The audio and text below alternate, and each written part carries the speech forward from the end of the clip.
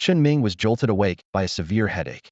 As he opened his eyes, he saw his reflection in the mirror, his face covered in blood, with a revolver pressed tightly against his cheek. Looking around, he found himself in a typical office, with 2 documents on the desk, a side bet agreement for the little Sun Tzu, and a will. Checking the revolver, he noticed 1 bullet missing from the chamber. Suddenly, a cold mechanical voice echoed in his mind. Detecting God-level species cultivation system. Host, Chen Ming. Identity, head of Little Sun Kindergarten, Zoo director. Status, deceased, not quite, more like shot. Skills, pet training, veterinary. Unexpectedly, the system detected a perfect 100 match with Chen Ming's inherent skills. At that moment, memories pierced his mind like daggers, revealing the original owner's life story. The system also provided a beginner's package, which included a contract spell, species detection spell, and a species awakening card. Before Chen Ming could collect himself, the office door burst open. Uncle Zhang, holding a tranquilizer gun, and Mo Xiaoro, dressed in a blue work uniform, rushed in. Seeing the will on the desk, Mo Xiaoro delivered a flying kick that sent Chen Ming crashing into the wall. Mo Xiaoro, the zoo's ticket seller and security guard, was strikingly beautiful but not very bright, yet incredibly strong. Uncle Zhang was the zoo's veteran, a jack-of-all-trades handling everything from cleaning to veterinary duties. Once assured that Chen Ming had calmed down, Uncle Zhang took away the revolver, leaving him to ponder alone. The side bet agreement revealed the zoo's dire situation. Chen Ming's parents had borrowed money to develop the park, with a 3-year deadline to turn a profit. Only 25 days remained, and the zoo's operations were deteriorating. As Chen Ming was deep in thought, a white cat quietly leapt onto the desk. This reminded him of the system's abilities, prompting him to use the species detection spell. The results showed the cat contained 2 white tiger blood. However, when he attempted to form a contract, the system indicated that the animal's identification was required. I've got it. Chen Ming's eyes lit up, and he dashed out of the office. Before Uncle Zhang and Mo Xiaoro could say a word, he ran towards the adjacent room, shouting, "Don't follow me. I'll explain later." Chen Ming quickly slipped into the room next door, locked the door, and, still feeling uneasy, moved a table in front of it for extra protection. His eyes then fell on a cockatiel that was sneakily turning off the TV. The bird was entirely silver-white, with a pale yellow head and a pair of red spots on its cheeks. Its tuft of hair on its head was particularly adorable. This mischievous parrot, who loved watching TV, had even learned to surf the internet, and was often scolded by Chen Ming. It could say, "Hello, boss. You're great, boss." It could even carry on conversations and whistle. However, Chen Ming didn't have time to scold it now. He used a detection spell, revealing all of its attributes. Species cockatiel. Age 3 years. Bloodline 0.5 Divine Phoenix bloodline. Skills none. Talent none.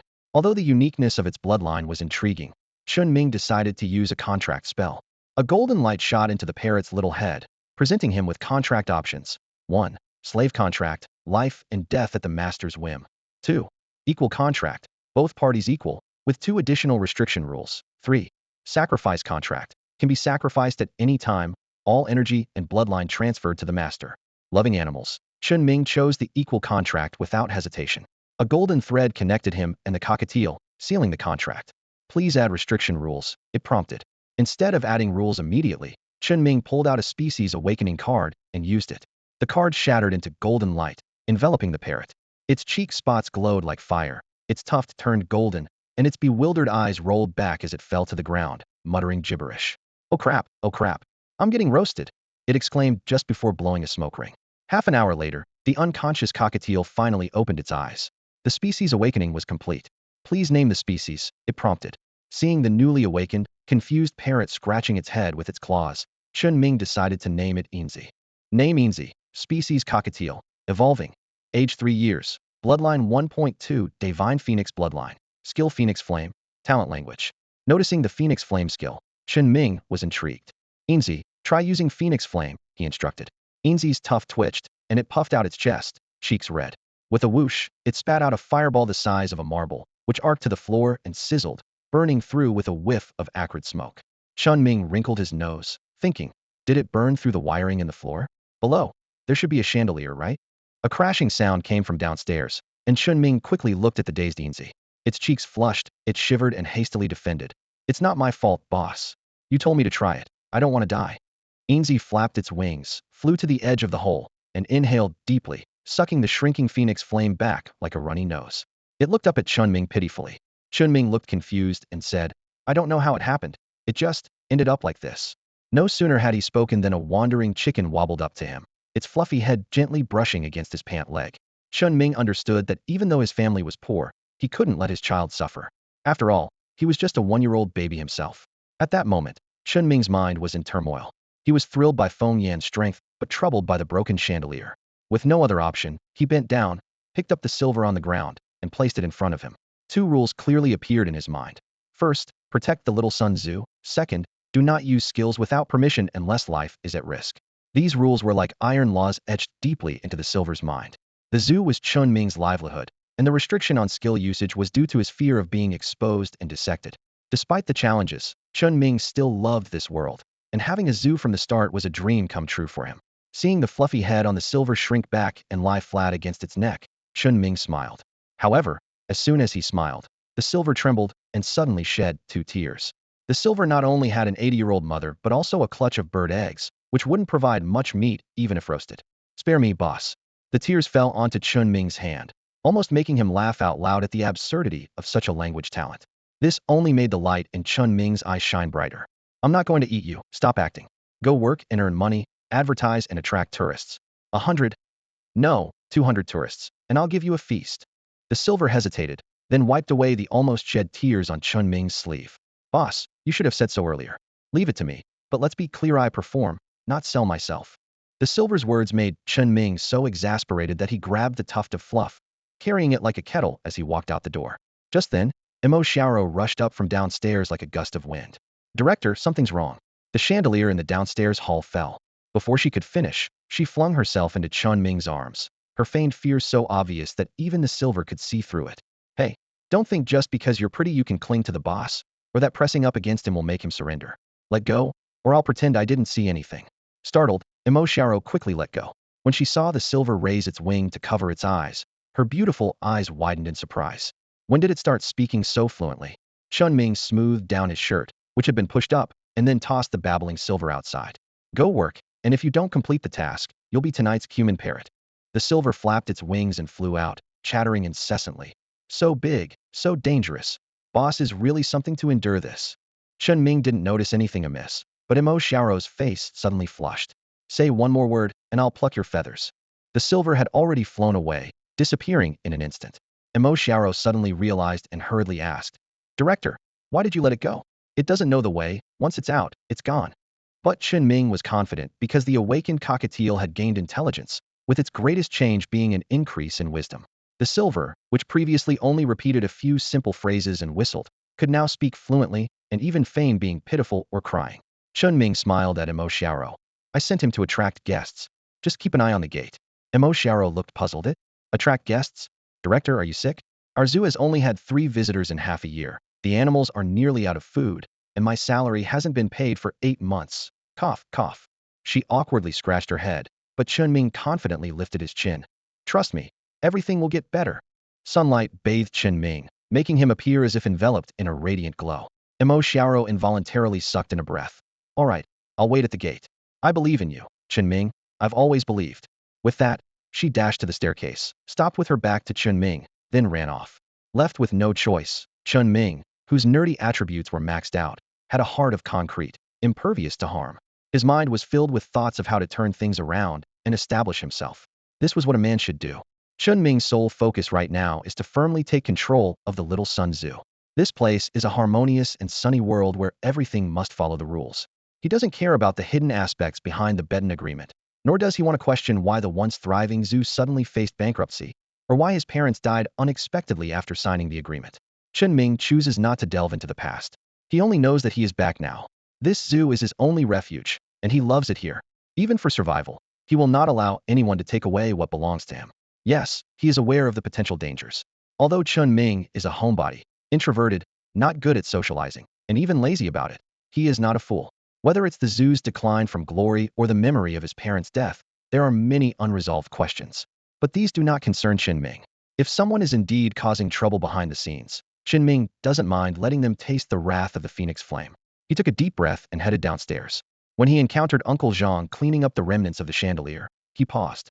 Uncle Zhang, don't clean up, come walk with me. Okay, but I can only walk with you for a bit. I need to get back to making food. The animals' feed will only last another 3 days. That statement hit hard. Looking at Uncle Zhang, who was nearing 50, Chen Ming reconsidered and decided against it. I'll walk by myself then.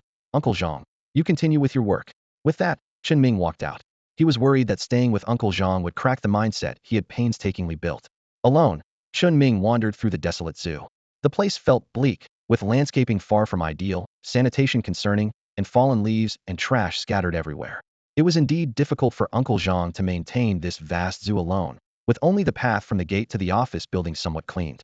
Chen Ming looked at the dilapidated zoo, where the animals, with ribs and hip bones clearly visible, called out weakly from hunger, and his heart grew heavy. At this moment, he only hoped that Enzy could attract some visitors. Even a small number would help ease the pressure. After all, Chinming still held a sliver of hope in Enzy's linguistic talent. Little did he know, Enzy was on the verge of tears. It desperately pitched to anyone it saw, but people only wanted to catch it. A parrot that speaks so well? Catch it. Selling it to the circus, it could do a whole talk show, surely worth a lot.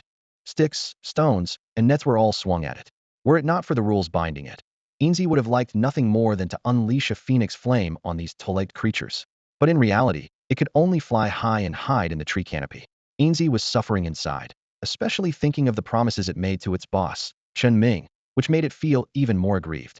It scratched its head with a claw, cleared its throat, and said, Little Sun Zoo warmly welcomes all visitors. Tickets are just 50 each. Lions, tigers, red pandas, sunflower seeds, peanuts, mineral water. Oops, got mixed up. Did you hear what it said? Get more people. We have to catch it today. This feathered creature is worth more than we thought. Below, a group of people were arguing, and Enzy's irritation was growing. The word beast particularly grated on its nerves, fueling its anger. Its owner and leader had never insulted it like this. The tuft of golden feather on Enzy's head, initially drooping with gloom, began to stand upright. You damn fool, you're the beast, your whole family's a bunch of beasts. Do you really think Enzy has a good temper? Enzy roared furiously, thinking to itself, you lemon head, rat eyes, hawk nose, crooked eyebrows, fan ears, big mouth with ghostly teeth, uneven legs, short arms, chicken chest, dog belly, barrel waist, stinking of rotten eggs. Dare you come up here? The noisy crowd fell silent, exchanging glances, as if thinking Enzy's insults were meant for someone else. However, Enzy's next words shattered their false sense of security. Don't look around like idiots. I'm talking about all of you. Afraid to look in the mirror since birth. Scared you'd frighten yourselves to death? It's bad enough you're stupid, but you're also ugly as sin, unloved by anyone. Truly pitiful. I spit on you. Under the tree, the reddest-faced, thickest-necked, plumpest man shouted angrily, Catch it. If we can't catch it, let's go to Little Sun's zoo and nab it. I don't care about money anymore. I want to pluck its feathers, tie its beak, and freeze it. I'll fry it. Its insults are worse than my wife's. The crowd under the tree began discussing various tortures, but this gave Enzy a new idea. Chen Ming had tasked it with attracting visitors, and as long as it brought them to the zoo, the mission was complete. Success wasn't about how to lure them, but simply getting them into the zoo. Enzy realized it had been on the wrong track. If the conventional way wasn't working, it could try a different approach. Enzy raised a claw to smooth the tuft on its head, thinking, this is the leader's true intent. The leader is upright and sunny, though a bit poor, but treats me well and wouldn't say it outright. Believing it had uncovered the truth, Enzy's eyes shone with a holy light, thinking, if that's the case, let Enzy bear this burden, and tonight the leader must reward me. Will I get a chicken leg? Can I eat a chicken leg? Seems like I can. Excitedly, Enzy flapped its wings and took off, opening the door to a new world. As it swooped down, it dropped a barrage of droppings, shouting, Enzy doesn't change names. Little Sun Zoo's Xianfeng parrot, Enzy, is here. The plump man, waving his net, was hit directly, a brown dropping landing right in his open mouth. Ugh, his stomach churned, and he retched uncontrollably. Others fared no better, with droppings landing on their heads or faces. The accuracy of the bombardment was perfect. By the time they finished retching and looked up, Enzy had already flown away. We got schooled by a parrot? One person said angrily. Can you wipe that crap off your face before talking to me? Ugh. Another person, equally upset, said, Isn't Little Sun Zoo that one about to close down? Let's go demand an explanation. I can't swallow this insult. You're having trouble swallowing that dropping, aren't you? A group of them, calling friends, headed towards the zoo. Meanwhile, someone was already posting about it online, because in this era of content, anything new can generate traffic. And what is traffic? It's money. TikTok records the good life, and it can even improve quality of life. Truly a win-win. But Enzy did not return. Due to the significant difference in the number of people compared to the 200-person task Chinming mentioned, Enzy is still on the lookout for new targets. While flying, Enzy suddenly spots a group of beautiful women leaving a shopping mall, surrounded by luxury cars, and carrying numerous shopping bags, which makes his little eyes light up with excitement. He mumbles to himself, one beauty brings 3 more, a dozen could bring. How many? Although Enzy's math skills are lacking, it doesn't matter, as long as he knows these beauties can boost the head count. Enzy lands on a branch in front of the women, exclaiming excitedly, wow, little rich ladies, so many beautiful little rich ladies, as lovely as a painting, like fairies. Enzy, the cockatiel from Little Sun Zoo, greets the ladies. The dozen or so girls stop in their tracks, looking up at the cockatiel with blush spots on its cheeks and a tuft of golden feathers on its head, all exclaiming, what a cute cockatiel, so smart. Did you hear what it said? It even knows about rich ladies, haha. It's quite poetic. Come down and go home with me, and you'll never worry about food and clothing. The sight of such an adorable talking cockatiel fills the girls with joy. However, their happiness is short-lived. Enzy rolls his eyes, his tuft shaking, and then delivers a sharp, yet meaningful remark. It's simple, really. After all, it's not every day you see beauties who can carry an airport with them. The girls look at each other, not understanding at first, but the red-haired girl leading them suddenly realizes, stomping her foot. It's mocking us for being flat-chested, this annoying bird. The girls, realizing the insult, become furious, but Enzy has already taken flight, leaving a group of nearly tearful, bewildered beauties behind. The red-haired girl grits her teeth, pulling out her phone. Ladies, let's call reinforcements, head to Little Sun Zoo, we must catch this annoying bird today. The red-haired girl hung up the phone, tossed her head, and raised her chin defiantly. Butler, bring the family bodyguards, and come find me. I've been bullied. Dad, come save me, I'm at. Yongwei, didn't you say you liked me? Well, I've been bullied, so what are you going to do about it? Her voice was filled with helplessness and anger. Daddy, I was harassed at the zoo, someone dragged me into. Her voice echoed with a sense of resignation. All right, if I can't punish this pesky bird today, I'll dye my hair green tomorrow. Her determination was unwavering, as if she feared no consequences. Sister Han, my dad is bringing over 400 workers. Isn't that a bit much? Her friend beside her expressed some concern. Too much? It's a nearly abandoned zoo. If it doesn't work, we'll just tear it down. Her tone carried a hint of disdain, as if everything was under her control. A storm was brewing, with countless people gathering from all directions towards the Little Sun Zoo, ready for a showdown. At the eye of the storm, Chen Ming was oblivious, and Silver had no idea its efforts would be so effective, still worried about not meeting its task quota. Silver leisurely soared through the air, weaving between skyscrapers, searching for targets. When it spotted a crowd gathering in the city square, it immediately flew over. Down below, the scene was bustling, and upon closer inspection, Silver realized it was a company CEO hosting a proposal ceremony. Despite its small eyes, Silver had a keen gaze. Perched atop a lamppost, it watched from above, sensing something was amiss. The woman being proposed to wore a happy expression and had a great figure, but her eyes kept darting toward the distance. Following her gaze, Silver noticed a man smiling while scrolling through his phone. At that moment, the proposer called out his name, Ding Bin. Ding Bin looked up, quickly put away his phone with a sycophantic smile, and ran over with a ring box. Best wishes to Mr. Shui and his wife for a long and happy life together.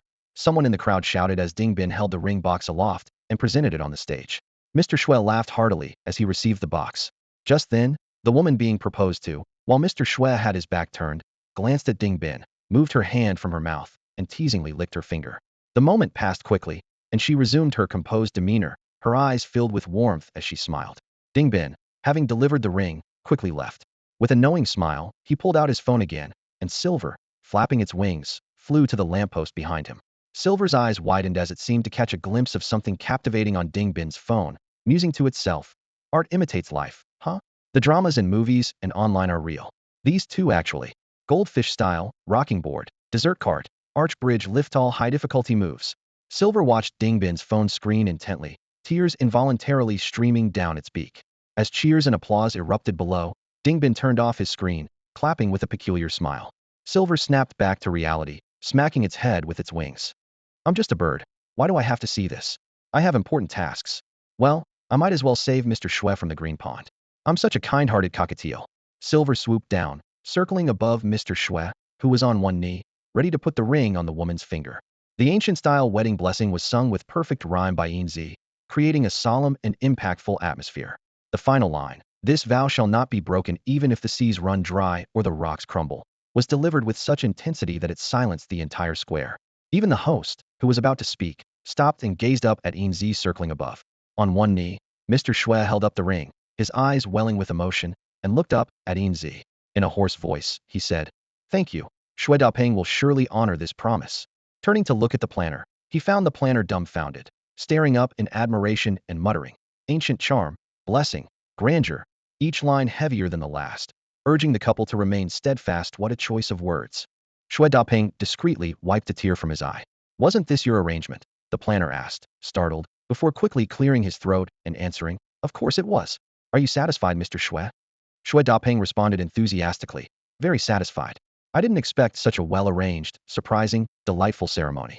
I'll pay 8 times more for good luck." He was so pleased that he even asked, "Is this parrot for sale?" The planner, unnerved, had no idea if the parrot was for sale. The prospect of earning 8 times the fee, over $1 million, without having to pay for the city square venue, was overwhelming. His face flushed with the sudden windfall, but he held his composure. "Not for sale. This parrot is the store's treasure." Shui Daping regretfully glanced at Enzy before turning back to put the ring on his bride-tobe. Suddenly, Enzy swooped down and landed on Shui Daping's shoulder. Having watched countless movies, Shui Daping's sincere gratitude was a significant factor in Enzy's decision. Understanding human nature, Enzy didn't shout but sidled up to the bewildered Shui Daping's ear and whispered, "Buddy, if I were you, I wouldn't put that ring on her." Everyone was puzzled by the absurd scene on stage. Wealthy Mr. Shui knelt with the ring, holding his fiancée's hand, while the parrot, who had just delivered a blessing, whispered in his ear. Shui Daping turned to Enzy, confused by the parrot's sudden change in message. Enzy leaned closer, whispering, "You seem like a good person, so I'm giving you a heads up, but you have to promise me something." Owning several minds, Shui Daping sensed something was off. It wasn't just the planner's odd reaction, but also Enzy's words and tone, which were beyond normal expectations for a bird. Shui Daping grew serious. "Take people. Take as many as you can to visit the Little Sun Zoo. Promise me, and I'll tell you." When Shui Daping nodded, frowning, Enzy added a warning. "Don't get so excited that you keel over, and you can't break your promise. You have to do it today, and then I'll tell you, okay?" Enzy's words made Shui Daping's expression gradually become more solemn. Because of its logical nature and the repeated emphasis on the seriousness of the situation, it was something no ordinary bird could achieve. The bride-tobe bent down, tentatively calling out, "Daping?" Shui Daping knelt on one knee, using the hand holding the ring to stop the bride-tobe, and nodded solemnly. Enzy recounted what she had just witnessed, and Shui Daping's brow furrowed deeper, yet he remained exceptionally calm and composed. Despite this, Enzy keenly noticed the subtle trembling of his shoulders. The bride-tobe beside him cried out in surprise, "Daping, you're hurting me." Shui Daping still held the bride-tobe's hand, even unconsciously gripping it tighter. Instead of looking grim, he waved the ring and called, "Dingbin, come here." Dingbin quickly ran over with a smile. "Chairman, what can I do for you?" "Give me your phone." Dingbin paused, his smile becoming slightly stiff, but he quickly took out his phone, unlocked it, and handed it over. Shui Daping took the phone, opened the photo album, but found it was filled with company documents and nothing else. His tense body gradually relaxed, and he was about to breathe a sigh of relief when Enzy scorned him. "You're too honest, brother. With a few operations, you can unlock another system." How naive. Shui Daping was surprised to learn such a thing. A phone with 2 systems. Shielding the view of the others with his body, he followed Enzy's instructions and operated the phone. The screen interface changed, and when he reopened the album, Shui Daping could no longer control his expression, his face becoming increasingly grim. "Someone, take Dingbin to the car. We're going to Haichuo Mountain." With that, he pocketed the phone and stood up, pulling the bride-tobe along. "I've arranged an even bigger surprise for you. Let's go together." At this moment, Enzy had already taken flight, fearing that an enraged Shui Daping might take his anger out on him. But after descending from the platform, Shui Daping paused. "I will keep my promise, but it'll be a bit later. I won't break it, and thank you, please keep this secret for me." Enzy soared through the air, blinking his small eyes. "Don't worry, brother. If you break your promise, I'll spread the word everywhere, huh?" Enzy happily returned to the zoo. However, as it flew closer to the zoo, something felt off. Cars and crowds were forming a long line heading to the zoo, far beyond what it could calculate. Hesitating for a moment, Enzy accelerated toward the zoo. Crossing the main gate, it began to shout, "Something's wrong. Tourists are invading in droves. Boss, help." As Enzy shouted all the way, Chen Ming came running out with a bowl of water just as they approached the office building. When Enzy gently landed on his arm, Chen Ming immediately said, "Don't rush to talk. You must be thirsty after flying all the way. Have some water." Instinctively, Enzy fluffed up his feathers and thought to himself, "The boss is so considerate. Enzy might just fall in love with you." Chirp chirp. Watching Enzy drink, Chen Ming led him and Uncle Zhang, who had come over after hearing the noise, upstairs. By the time they reached the office, Enzy had quenched his thirst. "Boss, Enzy is devoted to you and the zoo, ready to endure any hardship to carry out this spirit." Enzy's voice dwindled under Chen Ming's gaze.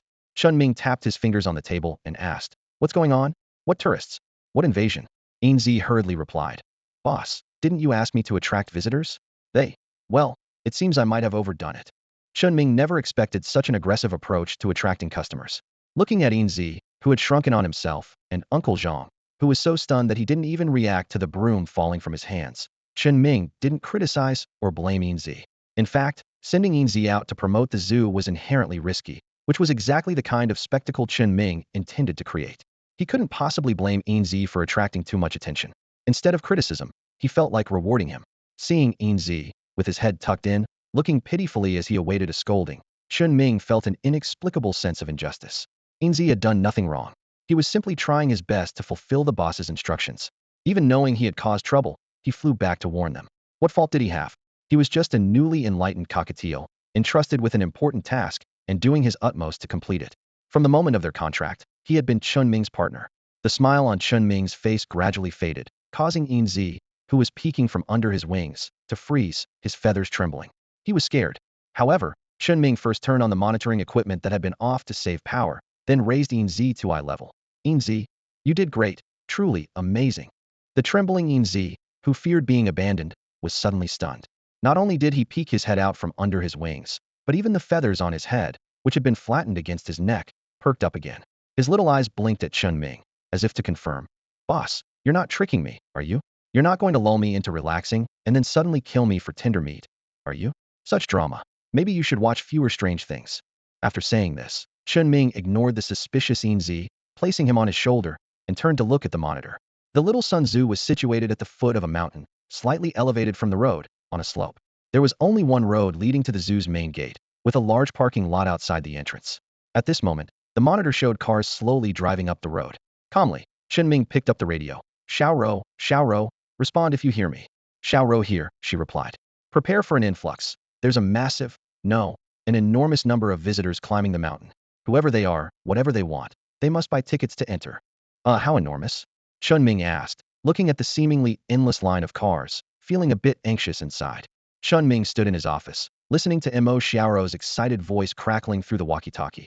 Director, guess how many visitors we had today? Over 1,000. Whoa, cough, cough. Chen Ming choked on the number, coughing repeatedly. With a frown, he said, Mo Xiaorou, just because you're the director doesn't mean you can joke around. Our zoo hasn't had more than 500 visitors all year. Chen Ming's tone grew serious. Listen carefully, guard the gate. No ticket, no entry, got it. Mo Xiaorou's voice immediately deflated. Got it. But the ticket is only 50 yuan, and it's already discounted by 20. This suddenly reminded Chen Ming of something. He glanced at Uncle Zhang, who was standing there dumbfounded, then reached out to pat Enzy on the shoulder. Enzy's bright eyes were fixed on him. Double the ticket price, 100 each. Chen Ming ordered decisively. Director, are you crazy? We finally have some visitors. Mo Xiaorou's protest was cut off by Chen Ming. Do as I say. Uncle Zhang and I are heading over now. All right then.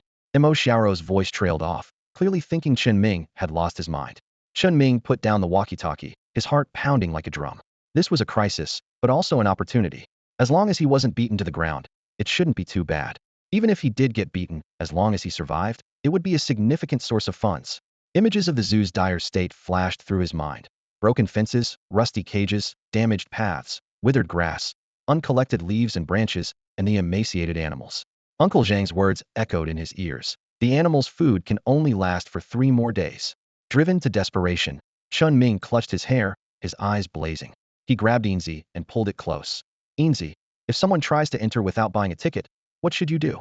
Enzy looked into Chen Ming's eager, fiery eyes, nervously gulping. Its golden tuft of fur stood on end, and the fur on its neck bristled. I keep taunting them. Enzy ventured. Louder. Chen Ming's eyes widened. I want you to taunt them so much they'll be furious enough to come in and catch me. And to do that, they have to buy a ticket first. Enzy's voice was so loud that the window frames buzzed. Chen Ming nodded in satisfaction. Don't get caught, and don't insult their parents or families. Everyone has parents, so you can provoke them, but don't go too far. Try to make money peacefully. With that, Chen Ming laughed. The phrase, make money peacefully, sounded ironic, but he couldn't worry about that now. Uncle Zhang, go support Xiaorou at the gate. Chen Ming turned to Uncle Zhang. The seasoned Uncle Zhang looked at the clearly agitated Chen Ming and Enzy, asked no questions, and silently picked up a tranquilizer gun before leaving. Chen Ming didn't follow immediately. He sternly instructed the seemingly harmless Enzy, unless it's a life or death situation, don't use your phoenix flame. And If we get beaten, don't intervene. Reluctantly, Enzy shook its tuft of fur. But it was Enzy who attracted those people. What if they really hurt you badly? No buts, Chen Ming insisted. If I die, you leave and find a safe place to live. Understand? He smiled as he ruffled Enzy's head, speaking both to Enzy and to himself. Everyone dies eventually, and opportunity is right before us, so be fearless. With that, Chen Ming grabbed the walkie-talkie on the table and rushed to the zoo entrance. This was do or die. However, Chen Ming didn't notice that after he left the office, Enzy didn't follow. Instead, it quietly opened the cage of the white cat. Chen Ming rushed straight to the zoo entrance and saw a crowd gathered from afar. Mo Xiaoro was known for her fierceness, and these people had likely looked up information about the Little Sun Zoo online. In fact, Mo Xiaoro's reputation might even surpass that of the zoo itself. By the time she arrived, Chen Ming had already taken over the zoo. With her youthful beauty and striking figure, Mo Xiaoro's presence at the zoo quickly spread online, and even when the zoo was struggling, her appearance attracted quite a few visitors. However, Mo Xiaoro's beauty was only skin deep. When wealthy playboys tried to entice her with money, offer high-paying jobs, or gift her bags and cars, everyone realized she was not easily swayed. Once, a playboy, accompanied by 2 bodyguards, attempted to assault her, and the outcome was shocking. If Chinming hadn't arrived in time, those 3 might have been in serious trouble. Ultimately, all 3 ended up in the hospital together. Without surveillance footage, they would have had to pay a hefty sum. This wasn't an isolated incident, and word even spread online. Given her reputation, it was clear that bullying ordinary people might be minor, but messing with Mo Xiaoro could result in immediate consequences. Her methods were not to be taken lightly. When Chen Ming arrived at the entrance, he saw over 40 people, led by a fat man, confronting Mo Xiaoro. To be precise, Mo Xiaoro was single-handedly holding them off. The fat man shouted, "You need a ticket to enter, whether Little Sun Zoo is run down or not. No ticket, no entry. We just want to go in and find a bird, nothing worth seeing anyway. Can't understand human language? Come on. If you step in without a ticket, left leg in, I'll chop the left leg. Right leg in, I'll chop the right leg. Let's see if I do it." Chen Ming couldn't help but gasp, thinking how fierce she was. The Mo Xiaoro he remembered was tough, but not this tough. Maybe my earlier tone wasn't great, and she took it out on these people? He calmly walked up behind Mo Xiaoro and asked, "What's going on?" Mo Xiaoro instantly changed her demeanor, smiling sweetly and lowering her voice. "Director, they want to enter without buying tickets."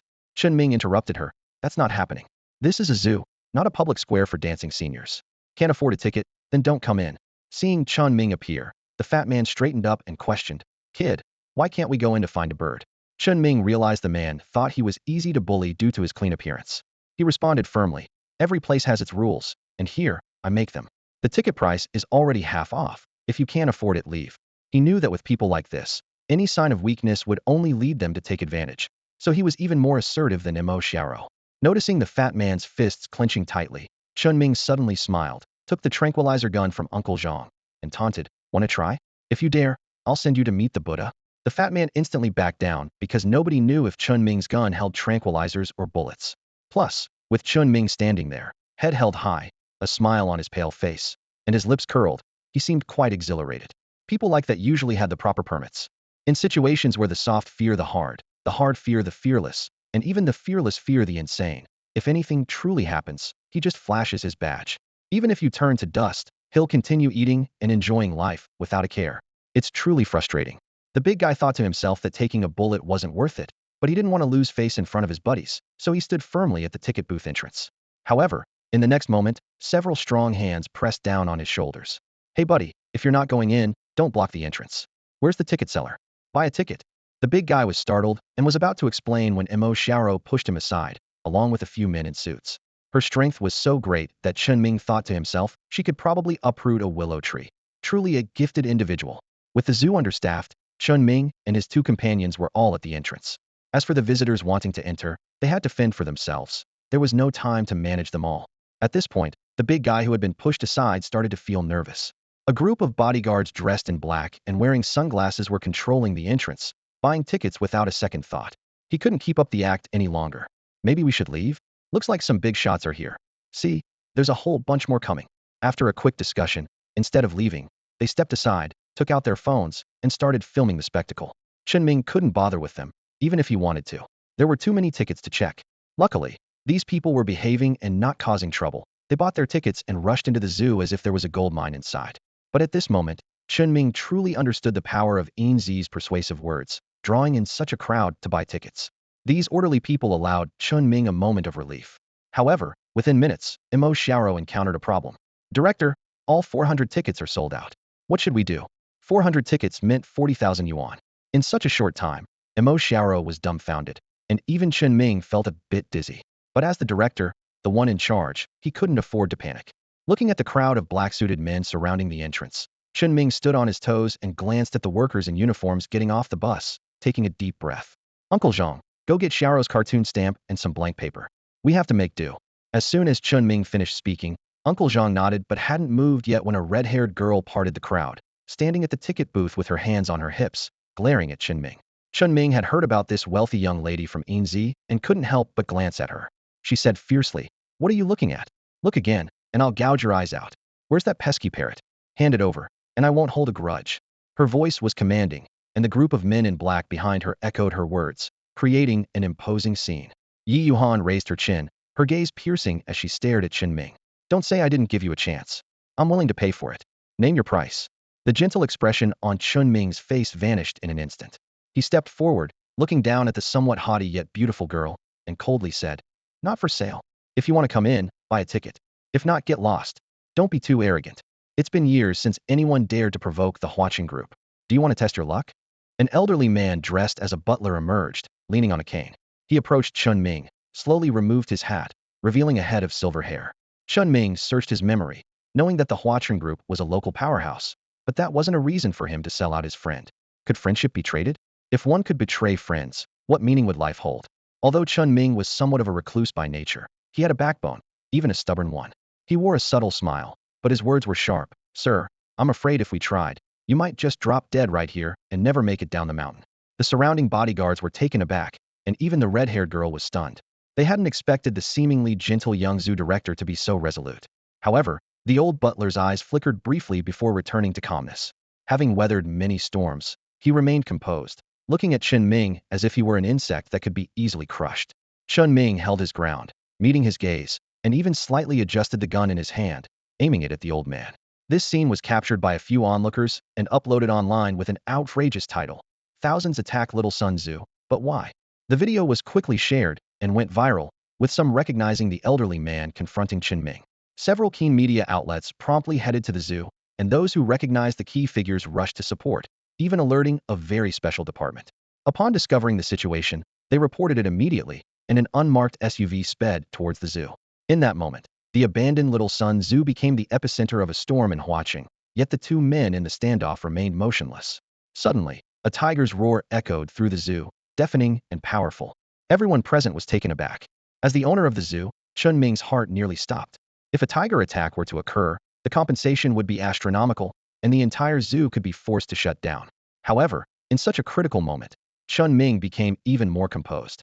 He quickly thought through the situation. The zoo surveillance ran 247, so if a tiger had indeed escaped, they could identify the culprit. Moreover, he had an ace up his sleeve. Although Enzy wouldn't directly use Feng Yan, it would at least give a warning.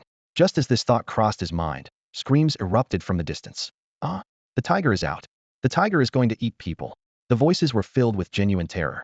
Chen Ming's heart sank, while the old steward opposite him gave a meaningful smile. "So, young man, do you still want to persist?" Before he could respond, a dozen people came running frantically from afar, followed closely by a massive Siberian tiger. Strangely, despite its emaciated appearance, the tiger did not exhibit any desire to attack the fleeing crowd. Even though it was so hungry that saliva dripped from its fangs, it maintained an eerie restraint. This completely overturned Chen Ming's understanding of wild animals. He forced himself to remain calm, watching as the tiger's slightly cloudy eyes drew nearer. The tiger approached step by step, finally sitting down next to Chen Ming and letting out a deafening roar. The hot breath sprayed out, even splattering onto the old steward's face, who stood frozen at the ticket entrance, too scared to wipe it off. The red-haired girl beside him was similarly sprayed, her face turning pale. After the roar subsided, the tiger panted heavily, warily watching the dense crowd outside the ticket entrance. Then, surprisingly, it gently tilted its head and began licking Chen Ming's fingers. Feeling the wet touch of the tiger's tongue and its warm breath, Chen Ming suddenly realized this must be the backup Enzy had secretly arranged. Although he didn't understand the specifics, it was clear the tiger was there to support him. This scene appeared dangerous, but was actually full of hidden meaning. In this world, any animal with a legal status was strictly protected by law. If anyone harmed or killed them, they would face severe penalties. The panic on the face of the Flower City Group's steward showed that even with the group's backing, such responsibility could not be avoided. Conversely, if these animals actively attacked humans, they would immediately lose their protection and could be killed without any liability. In contrast, wild animals without legal status, wandering in human habitats, were handled by a mysterious and powerful special department. Harmful species and invasive species would be directly eliminated, while harmless ones would undergo strict observation to determine their fate. This department had immense authority, beyond the reach of ordinary citizens. Chen Ming cautiously raised his hand, gently stroking the tiger's head, his heart now completely at ease. It didn't resist at all. Instead, it slightly squinted its eyes, appearing to enjoy the moment. Only then did Chen Ming look up at the old butler and ask, "Did you say you wanted to try?" The tiger hadn't attacked anyone, and the old butler, with drool on his face, kept his eyes fixed on Chen Ming's hand stroking the tiger's head. He was about to say something tough when a whistle suddenly sounded from above. "Lots of big shots in a small pond, huh? You there, the old guy with the stick?" "Yeah, you, the one with the white hair. Aren't you tired of living? Ready to move on to the afterlife?" The butler urgently shouted. "Butler, it's that bird." "Yes, that bird is harassing us." Everyone looked up, except for a few smart fellows who kept their mouths shut and heads down. Meanwhile, the bird named Enzy hovered in the air and mocked. "Oh, who do we have here? Just you little rich ladies, huh? Sorry, Enzy doesn't like them too small. People might mistake us for siblings if we go out together." The group of girls flushed red with anger, but they were helpless against Enzy in the sky, desperately looking to their reinforcements. "Catch it, I want to shut its mouth." Even the broad-minded butler was fuming at this point, but with Chen Ming and the tiger blocking the entrance, there was no way inside. The butler thought to himself that this scrawny, weak tiger might be here to stir up trouble, but considering the potentially dire consequences, he swallowed his anger. Other housekeepers, managers, and relatives had also arrived, and Enzy taunted from above. "Think numbers will help? Today, Enzy is taking on all of you, even with bodyguards. Can you protect them?" The bird began a dive-bombing attack, causing a chorus of screams. Even Yi Yuhan, who already had drool on her head and now got hit with a piece of droppings, was brought to tears. She had never been so humiliated, with the enemy right in front of her yet untouchable. Others looked equally displeased. A woman stepped forward, seeing the situation at a stalemate, and offered, "I'll pay $1 million to buy this cockatiel. Can you part with it?" "Part with it? In your dreams." The rude reply didn't come from Chen Ming or the circling Enzy, but from someone at the back of the crowd. The dense crowd turned angrily to look. While they couldn't hit the tiger, hitting a person was no problem. Even the old butler squinted towards the back, raising a hand, ready to teach the newcomer a lesson. However, the next second, everyone froze as the voice rang out again. "Joint Investigation Bureau business. Clear the way." The crowd quickly parted to the sides. The Joint Investigation Bureau, the Global Special Events Investigation Bureau, wielded immense power and fame, but didn't deal with ordinary people or events. Ever since its inception, no one knew their exact responsibilities. But whenever they appeared, nobody else had a say. There were only 4 people, led by someone barely 1.7 meters tall, but incredibly sturdy, like an iron pillar. With a buzz cut, his head looked like a cube, very square. He walked to the ticket gate, looking straight at Chen Ming and the tiger by his leg, a slight smile on his face. "Is this thing safe?" Despite feeling nervous, Chen Ming maintained a calm tone as he replied, "It's very safe. It has legitimate identification and hasn't stepped out of the zoo, let alone harmed anyone." His response was firm and confident. The square-headed man seemed to have more to say, but someone behind him pushed him aside. "Ha ha, I'm Zhang Tianran. Is that parrot up there yours, young man?" the old man asked with a smile. Chen Ming nodded slowly, puzzled by the man's intent. Zhang Tianran adjusted his glasses and continued with a smile. "Cockatiels can learn to whistle and say simple phrases, but this is unprecedented." Without waiting for Chen Ming to respond, he turned to the team leader and instructed, "Block the road behind. Bring the equipment quickly. Keep these people here for observation. No one is to leave. I want to discuss a deal with this young man." After giving his instructions, the old man looked kindly at Chen Ming. "Is it all right to temporarily close the zoo?" he asked. Zhang Tianran seemed to understand Chen Ming's thoughts and added to the team leader, "Count the people and compensate this young man according to the ticket prices." Chen Ming let out a sigh of relief. Although he realized they were interested in the money, he couldn't refuse. However, Zhang Tianran pointed to the tiger at Chen Ming's feet and joked, "Can you send it back first? I'm afraid it'll bite me." Chen Ming wasn't sure how to send the tiger back, so he stroked its head while pondering a solution. Just then, a faint meow sounded, an ordinary cat's meow, nothing special. But the tiger at Chen Ming's feet suddenly looked up, licked his fingers, and then got up to walk away. Chen Ming paused, exchanging a bewildered glance with Zhang Tianran. Later, as Zhang Tianran entered the zoo and was led into the office, a swarm of media that had just arrived was blocked on the road. News of the mysterious background of the Little Sun Zoo spread quickly, and Zhang Tianran, representing the enigmatic Joint Investigation Bureau, revealed the purpose of their visit to the public. In the second-floor office, Chen Ming and Zhang Tianran sat facing each other. Zhang Tianran, while watching the surveillance footage, directly expressed his intention. I represent the Joint Investigation Bureau and would like to purchase this cockatiel. Don't rush to refuse, and there's no need to be nervous. The Bureau won't pressure you, rest assured. After speaking, Zhang Tianran's gaze returned to the surveillance screen, his brow slightly furrowed. Your zoo is quite run down. I heard you signed a betting agreement. Do you need my help? Chen Ming was silent, gently tapping the table with his fingers, feeling inevitably tense. After all, the reputation of the Joint Investigation Bureau was immense and awe-inspiringly mysterious. However, he gradually calmed down, believing that everything should follow the rules. At least in his memory, the world had rules. He looked at the elderly man who casually poured himself a glass of water and calmly expressed his true thoughts. Enzy has a legal identity. I don't see him as a pet or an animal, but as a partner and a friend. He is free. Zhang Tianran paused his drinking, a glint appearing in his eyes behind his glasses. You say it's free? So if it chooses to leave, you'll support that choice. Zhang Tianran's charitable smile vanished instantly as he set down his cup and looked at Chen Ming seriously. Chen Ming nodded calmly, firmly replying, yes, exactly. Hearing this response, Zhang Tianran's tense face suddenly broke into a smile, wrinkles crinkling across it. The concept of a partner and friend is excellent. Freedom, we'll see about that. As he spoke, his eyes shifted to the surveillance monitor. How did you train that tiger to return to its cage on its own? Chen Ming was at a loss for words, wondering how he could possibly know why the tiger was so obedient. Fortunately, Zhang Tianran didn't press further, seemingly just curious. Just then, the intercom crackled to life. Director, Xiao calling the director. This blockhead wants to temporarily take over the zoo. Should I throw him out? Uft. Blockhead, that's quite descriptive, haha. Zhang Tianran choked on his water with laughter, while Chen Ming quickly responded, no need, come back. Hearing Imo Xiao's somewhat disappointed voice, Zhang Tianran looked at Chen Ming with curiosity, raising his eyebrows as if quite gossipy. Is this girl always so bold? Are you worried about domestic violence in the future? Chen Ming was speechless. When Imo Xiao arrived, Uncle Zhang had also secured the tiger cage and came to the office. Meanwhile, Chen Ming saw many people with strange equipment exploring the zoo through the surveillance. Zhang Tianran offered no explanation, simply smiling and remaining silent. It wasn't until Captain Fong arrived with his team that Zhang Tianran set down his teacup, looked around, and slowly spoke. Let me talk to him. Whether we come to an agreement or not, your zoo is safe, old man. With that, Zhang Tianran stood up and formally introduced himself. I'm Zhang Tianran, head of the Global Special Events Joint Investigation Bureau's Huaqing branch, and this is Captain Fong. Chen Ming immediately stood up and responded. Chen Ming, director of Little Sun Zoo. As soon as he finished speaking, he moved to the window and softly called, Enzy, come back.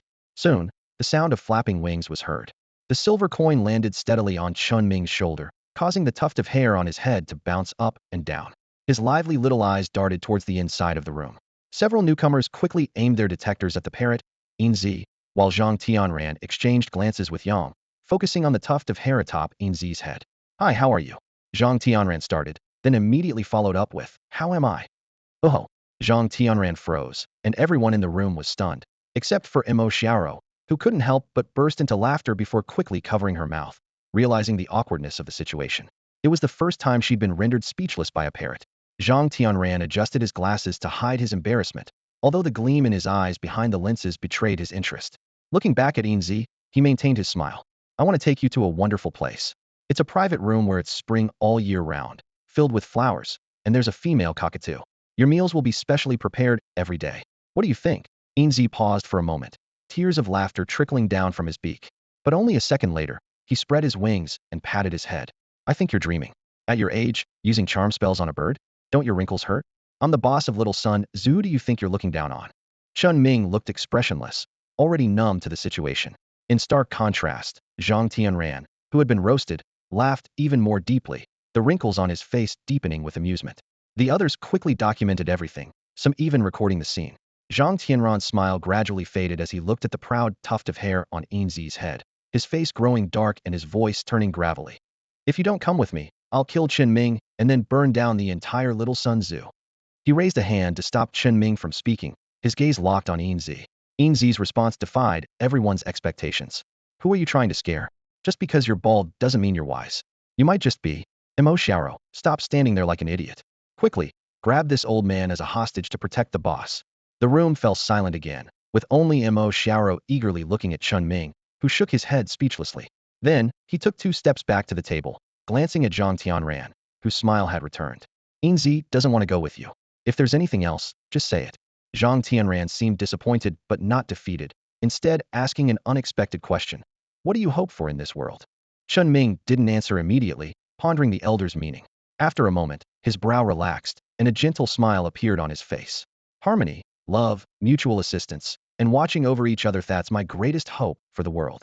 However, as soon as he finished speaking, Zhang Tianran suddenly stood up and gestured for everyone to leave. Very well, we're leaving. The Level 1 external consultant certificate from the Joint Investigation Bureau will be sent over tomorrow. Captain Fong, leave him a phone number. From now on, the Joint Investigation Bureau's got his back. Captain Fong promptly took out a pen and paper, leaving a phone number. Then, everyone swiftly exited the office, leaving Chen Ming and his companions bewildered, completely unclear about the purpose of their visit. As Zhang Tianran and his team left the office building, a technician approached him to report, Director Zhang, there's no energy reaction detected within the zoo. The parrot only has a faint reaction, nothing strong. The strongest energy reaction is from that ticket seller. Zhang Tianran paused, looking quizzically at his subordinate. Zhang Tianran was filled with doubt. The technician in front of him exhibited an energy response that was more than double that of the squad's. Just moments ago, when she seemed eager to act, her energy surged to 3 times its usual level, indicating she was ready to make a move, and the squad wouldn't have been able to stop her. Zhang Tianran swallowed nervously, realizing that the biggest threat wasn't from Enzy as he had initially thought, but rather from the seemingly delicate ticket seller. He furrowed his brow and slipped his hand into his pocket, prepared to make a call at any moment. Was she really human? After scanning her structure and conducting unknown energy tests, the results confirmed she was indeed human. With no discrepancies in her record, she was simply extraordinarily gifted. Zhang Tianran breathed a sigh of relief, realizing Chen Ming's instincts were right. With Enzy's presence and now a girl with innate super strength, this zoo clearly had issues. Though the exact problems couldn't be identified yet, as long as their intentions remained aligned, it was worth considering recruiting her, as there might be unexpected benefits. His tone grew heavier.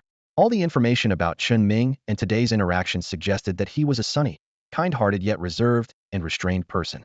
In recent years, incidents of animal mutations had become increasingly frequent, even resulting in casualties. Tomorrow, he would send a clever person to deliver a certificate to him, while secretly assigning someone to observe him for a while. Yes, as Zhang Tianran exited the zoo gates, leaving Captain Fong to handle the crowd, he glanced up at the rusty gate and turned away. Little did he know, the moment he stepped out, Chen Ming's mind was suddenly filled with a series of reward notifications. Congratulations to the host for successfully handling the crisis, rewarded with 10 portions of high-quality feed. Congratulations to the host for successfully protecting the contract species, rewarded with 2 species awakening cards.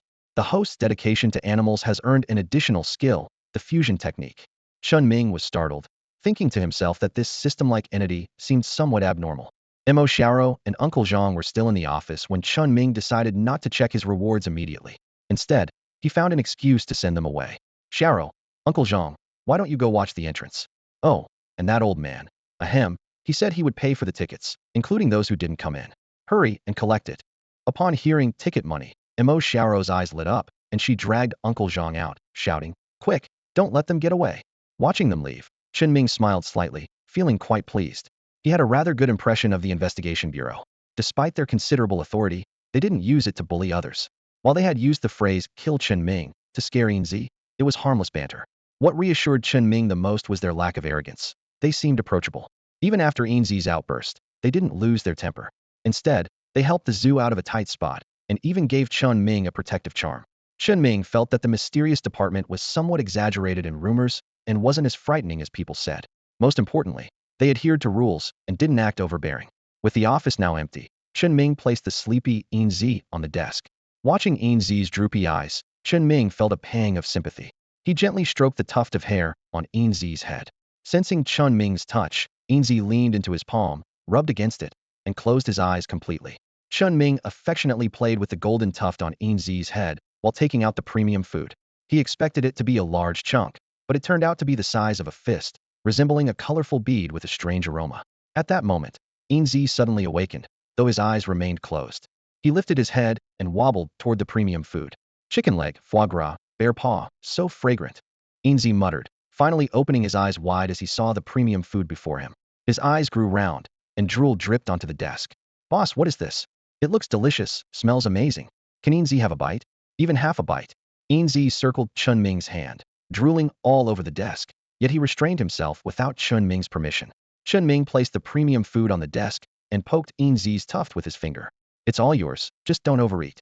Enzy eagerly responded and, before finishing his sentence, took a big bite of the premium food. Chen Ming considerately handed him a water cup. Eat slowly. No one's going to take it away from you. Don't choke. With his mouth full of food, Enzy made a series of muffled sounds.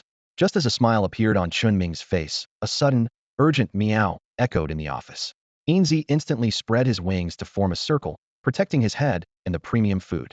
In the next moment, a white cat leaped onto the desk, emitting a low growl, its tail wagging like a fan, with tears unwillingly welling up at the corners of its eyes. The raised paw seemed poised to swipe at Enzy, but hesitated, trembling in midair before its amber-slit eyes fixed on Chen Ming. Meow? The white cat leaped up and suddenly dashed into Chen Ming's arms. Its tiny paws flexed and relaxed as if kneading dough, and it eagerly nuzzled against Chen Ming, trying to please him. Chen Ming couldn't resist such affection, laughing heartily as he pulled out another packet of premium cat food. The white cat's kneading paws stopped abruptly, all its attention drawn to the food. It wisely refrained from trying to snatch it with its paws, and instead nestled quietly against Chen Ming's neck, looking up at him expectantly. Chen Ming, not wanting to tease it, especially since his collar was already damp from its drool, said, "One for each. No fighting. Eat at the table." He placed the food on the table. With permission granted, the white cat immediately pounced on the food, clutching it tightly with both paws, and began to devour it. It made indistinct mm and oh-ho sounds, as if it had never eaten before, illustrating the allure of the premium food. And this was just the beginning. As the aroma spread, the monkey hill closest to the office building suddenly became restless. Despite the chaotic cries sounding feeble, the urgency and longing were unmistakable. Subsequently, in the long silent bear enclosure, the last remaining grizzly stood up, raising its head and sniffing the air foolishly. The lion and tiger cages roared in turn, and even the few red-crowned cranes and peacocks in the aviary began to squawk. Meanwhile, the usually sluggish sloth turned its head toward the office building at its fastest speed, resulting in it falling from the tree, saving at least 15 minutes of descent time. As for the golden python that had long been curled up in its cave, so emaciated its joints were visible, it finally slithered out, raising its head and flicking its tongue. Unable to roar, it spun around anxiously, nearly tying itself into a knot. The little Sun Tzu, which had been silent for years, suddenly came alive without warning. Mo Xiaoro, who had just finished collecting money at the entrance, froze for a second before turning and rushing into the zoo to check on the situation, followed by Captain Fong from the investigation team. Despite his best efforts, he couldn't keep up with the seemingly delicate ticket seller. The seasoned Captain Fong felt a sliver of disbelief breaking apart inside him. Initially, he hadn't believed the technician's assessment. Could a young girl really defeat him, a seasoned fighter? Absolutely not. Now he believed. When he caught up with the halted Mo Xiaoro, Captain Fong watched her side profile, noting her rapid running without any sign of breathlessness, and wondered, what happened? Mo Xiaoro shook her head, pulled out a key to open the bear enclosure gate, and without hesitation, stepped inside. She jumped up and slapped the grizzly bear, which was roaring at the sky, on the nose, then pulled the standing bear down to the ground. Why are you making such a fuss?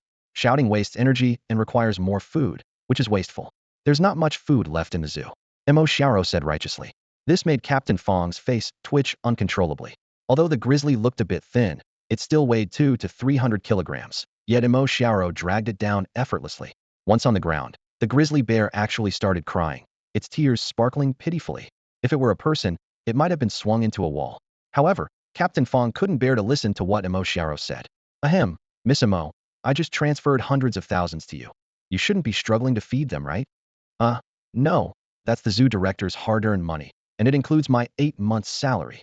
The thought of finally receiving 8 months' salary made Mo Xiaoro's wide eyes suddenly curve into crescent shapes, her mood instantly improving. She bent down and patted the grizzly bear's head. Be good, okay? I'll go find the director. Today, you'll get an extra meal, just one more bone. Captain Fong was speechless. The delicate young girl who hadn't been paid for 8 months was smiling, while the fierce grizzly, which could only get one extra bone, was tearfully pitiful. He couldn't quite understand who the real beast was. He felt this obscure zoo was utterly absurd. Meanwhile, Chen Ming also discovered something extremely absurd. The metal lock on the cat cage door had somehow melted. Chen Ming stared at the cat cage in the corner, filled with confusion. He distinctly remembered locking the cage door to prevent the white cat from running away. After all, this white cat was a stray he picked up from a park in the northern part of Huaqing. Animals without legal status would be taken into custody, so Chen Ming had no choice but to lock it up. However, now the latch was missing, with only a few metal beads on the ground hinting at its previous presence. His gaze shifted back and forth between Enzy and the white cat, who hadn't gotten along since they first met. Cats and birds just aren't meant to be friends, are they? Chen Ming recalled the white cat making several attempts to catch Enzy, who had launched a few aerial attacks while the cat was asleep. In desperation, he had to keep them in separate rooms to avoid any confrontation. But the current situation was clearly different. Watching the two little creatures eat voraciously, Chen Ming absent-mindedly tapped his fingers on the table, feeling like he was missing something. Suddenly, he frowned, recalling the faint meow when the tiger came to the forefront. At the time, Chen Ming was at a loss on how to send the tiger back. After that soft meow, the tiger licked Chen Ming's fingers, obediently returned to its cage, and helpfully bit the iron door shut. Chen Ming's finger tapping suddenly stopped as he finally understood. The two little ones had teamed up to release the tiger to hold the fort. Although this conclusion was quite absurd, Chen Ming knew the white cat had the bloodline of a white tiger, albeit only 2%, but far exceeding Enzy's mere 0.5%, so some strange occurrences were not impossible. As he watched the two little creatures devouring their food, a smile gradually spread across Chen Ming's face. Enzy had opened the cat cage and released the white cat, which then brought the tiger to reinforce them. Unexpectedly, the two little ones had quite the coordinated effort. However, just as he was teasing, the white cat suddenly rolled its eyes and collapsed, legs stiffened, revealing its pink paw pads. Amused, Chinming couldn't help but laugh. What is this? Playing dead? Nice acting. You've only eaten less than a fifth, not even as much as Enzy. It was then that Chen Ming realized something was wrong. The white cat wasn't pretending. Its body was shaking uncontrollably, almost like a seizure, and a black stripe suddenly appeared at the tip of its pure white tail. Chen Ming scooped it up into his arms and found the white cat had lost consciousness, the black stripes spreading from the tail tip, splitting into two lines, leaving faint dark patterns like ink stains across the white fur. Just as Chen Ming frowned, preparing to take the white cat to the observation room, Enzy, having finished its gourmet meal, hopped to the table like a little bouncing chicken, seemingly trying to reassure him. Boss, don't worry, he just overate. He'll recover after a rest. He's not like me, Enzy scratched its head, struggling to articulate its thoughts. However, Chen Ming understood what he meant. Enzy had already awakened her talents and skills and was even in a state of evolution. Meanwhile, the white cat, despite having the bloodline of a white tiger, had not awakened. As the trembling of the white cat in his arms gradually subsided and its breathing returned to normal, Chen Ming used his detection skill and was surprised to find that the white tiger bloodline had increased by 0.2. However, at the same time, Chen Ming felt dizzy from using the detection skill multiple times. He gently placed the white cat back onto the soft cushion of the cat cage and turned to look at the shrinking Enzy. I'm not blaming you, so why are you scared? Chen Ming said. Upon hearing this after eating the high-grade food, Enzy's drooping tuft of hair suddenly perked up, her retracted neck extended, and her lowered body gradually stood upright again, regaining her spirited state. Oh, the boss isn't angry? I thought I'd get scolded for hiding it from him.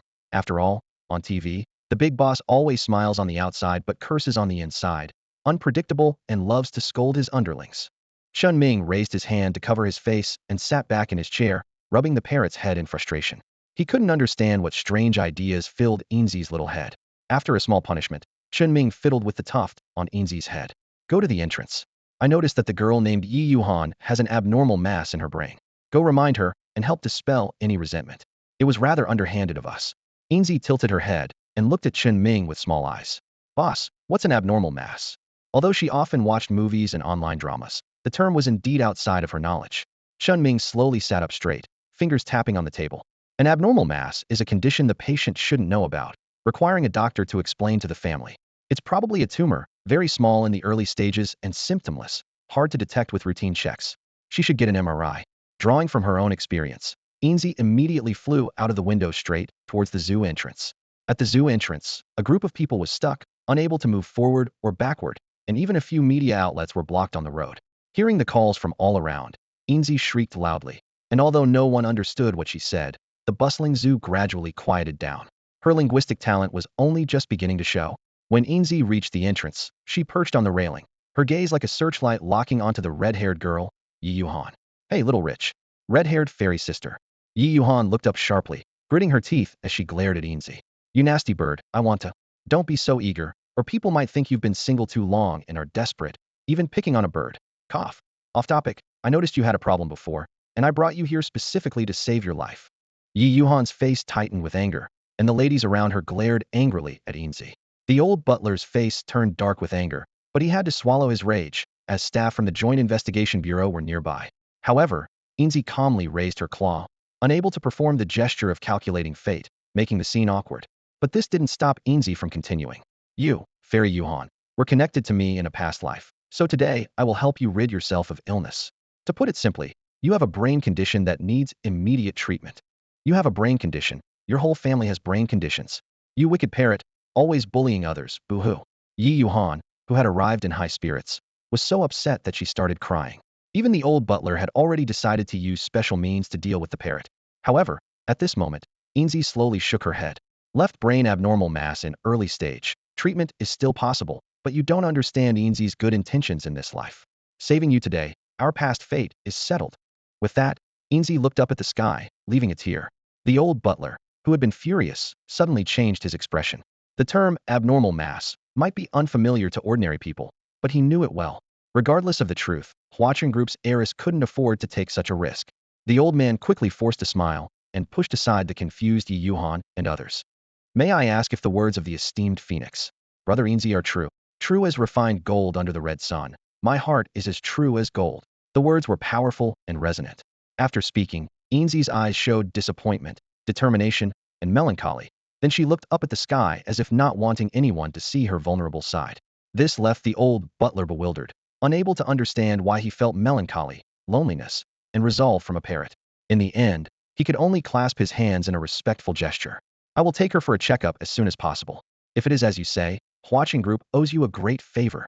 The past is settled, no need to mention it again.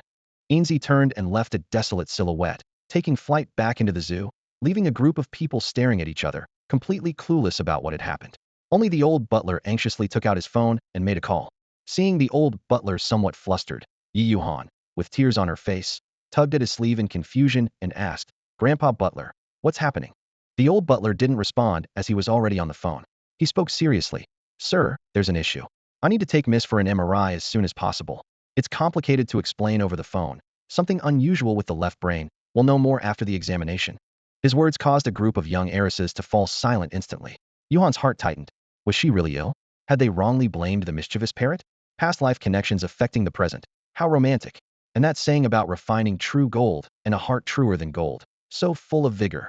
Yuhan stopped crying, her mind echoing with those phrases. A brain issue? Unusual growth? Past and present lives? Past connections severed? Seeing the old butler hang up, his face serious, she couldn't help but grab his arm and urgently ask, Grandpa Butler, say something. The old butler gently wiped away her tears but didn't explain, only comforting her.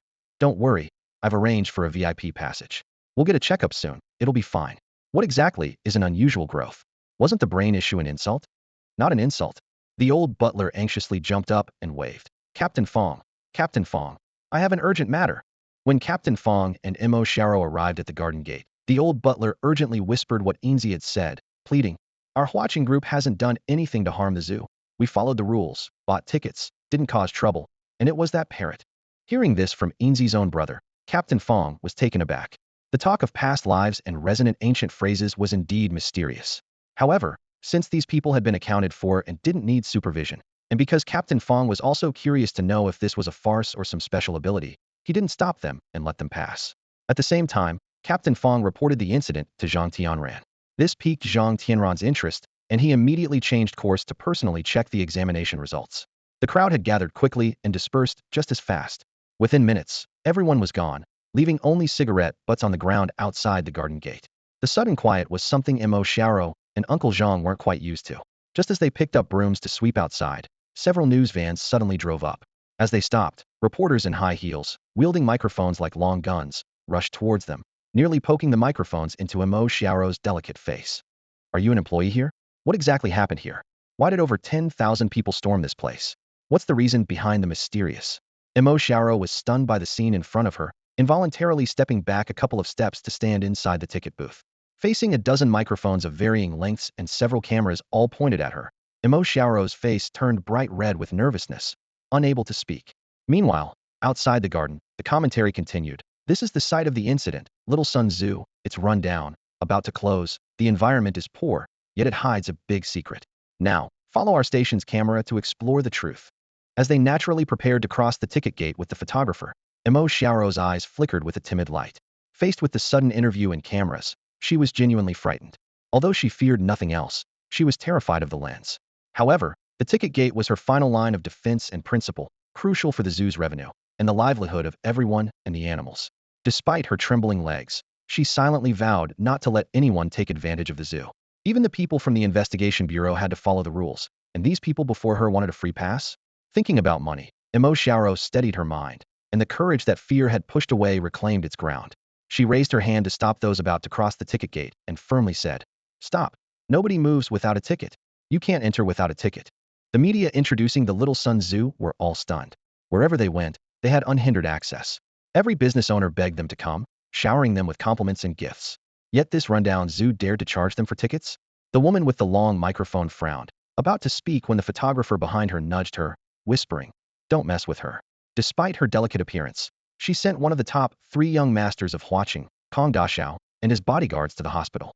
Plus, the zoo director has a mysterious background. I heard even the investigation bureau needs a ticket to get in. Cough, cough, cough. The leading reporter from Huaqing TV lost her composure, initially planning to teach Emo Xiaoro, in her blue uniform, a lesson about the seriousness of the situation. But after a few coughs, she quickly changed her tone, smiling brightly. "Of course, we must buy tickets. Supporting Huaqing's industries is everyone's responsibility." However, the problem was that tickets were already sold out before Fong Dawei arrived. Everyone knew who she meant by Fong Dawei, but no one dared to call Captain Fong that to his face. Emo Xiaoro's image in everyone's mind rose even higher, achieving significant gains before even entering the zoo. Who would believe this girl had no connection to the cold and ruthless Captain Fong? Calling him that without a connection would mean a death wish. Several media outlets curbed their arrogance and pomp from earlier, politely purchasing tickets without actually taking them, even comforting themselves. Isn't this the same treatment as the investigation bureau? With that thought, they instantly felt elevated. Meanwhile, Chen Ming, who had been notified by Uncle Zhang, reluctantly made his way over.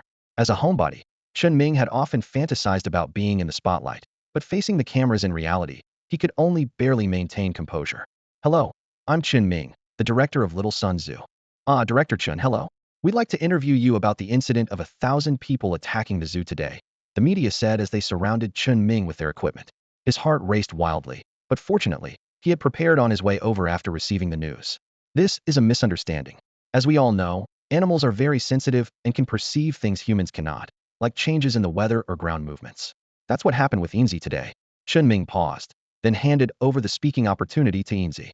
The direction was set, and Enzy's linguistic talent couldn't be wasted. Enzy's head feather instantly perked up. "Ahem, where's the cameraman looking? Hold the microphone higher." Indeed, personality is innate, and Chen Ming thought Enzy's social prowess was unbeatable. The media obediently raised the microphones and aimed the cameras at Enzy, perched on Chen Ming's shoulder. After all, in the incidents circulating online, this parrot was clearly extraordinary. Enzy was ready to bear infamy, saying, "Little Sun Zoo warmly welcomes visitors from all around.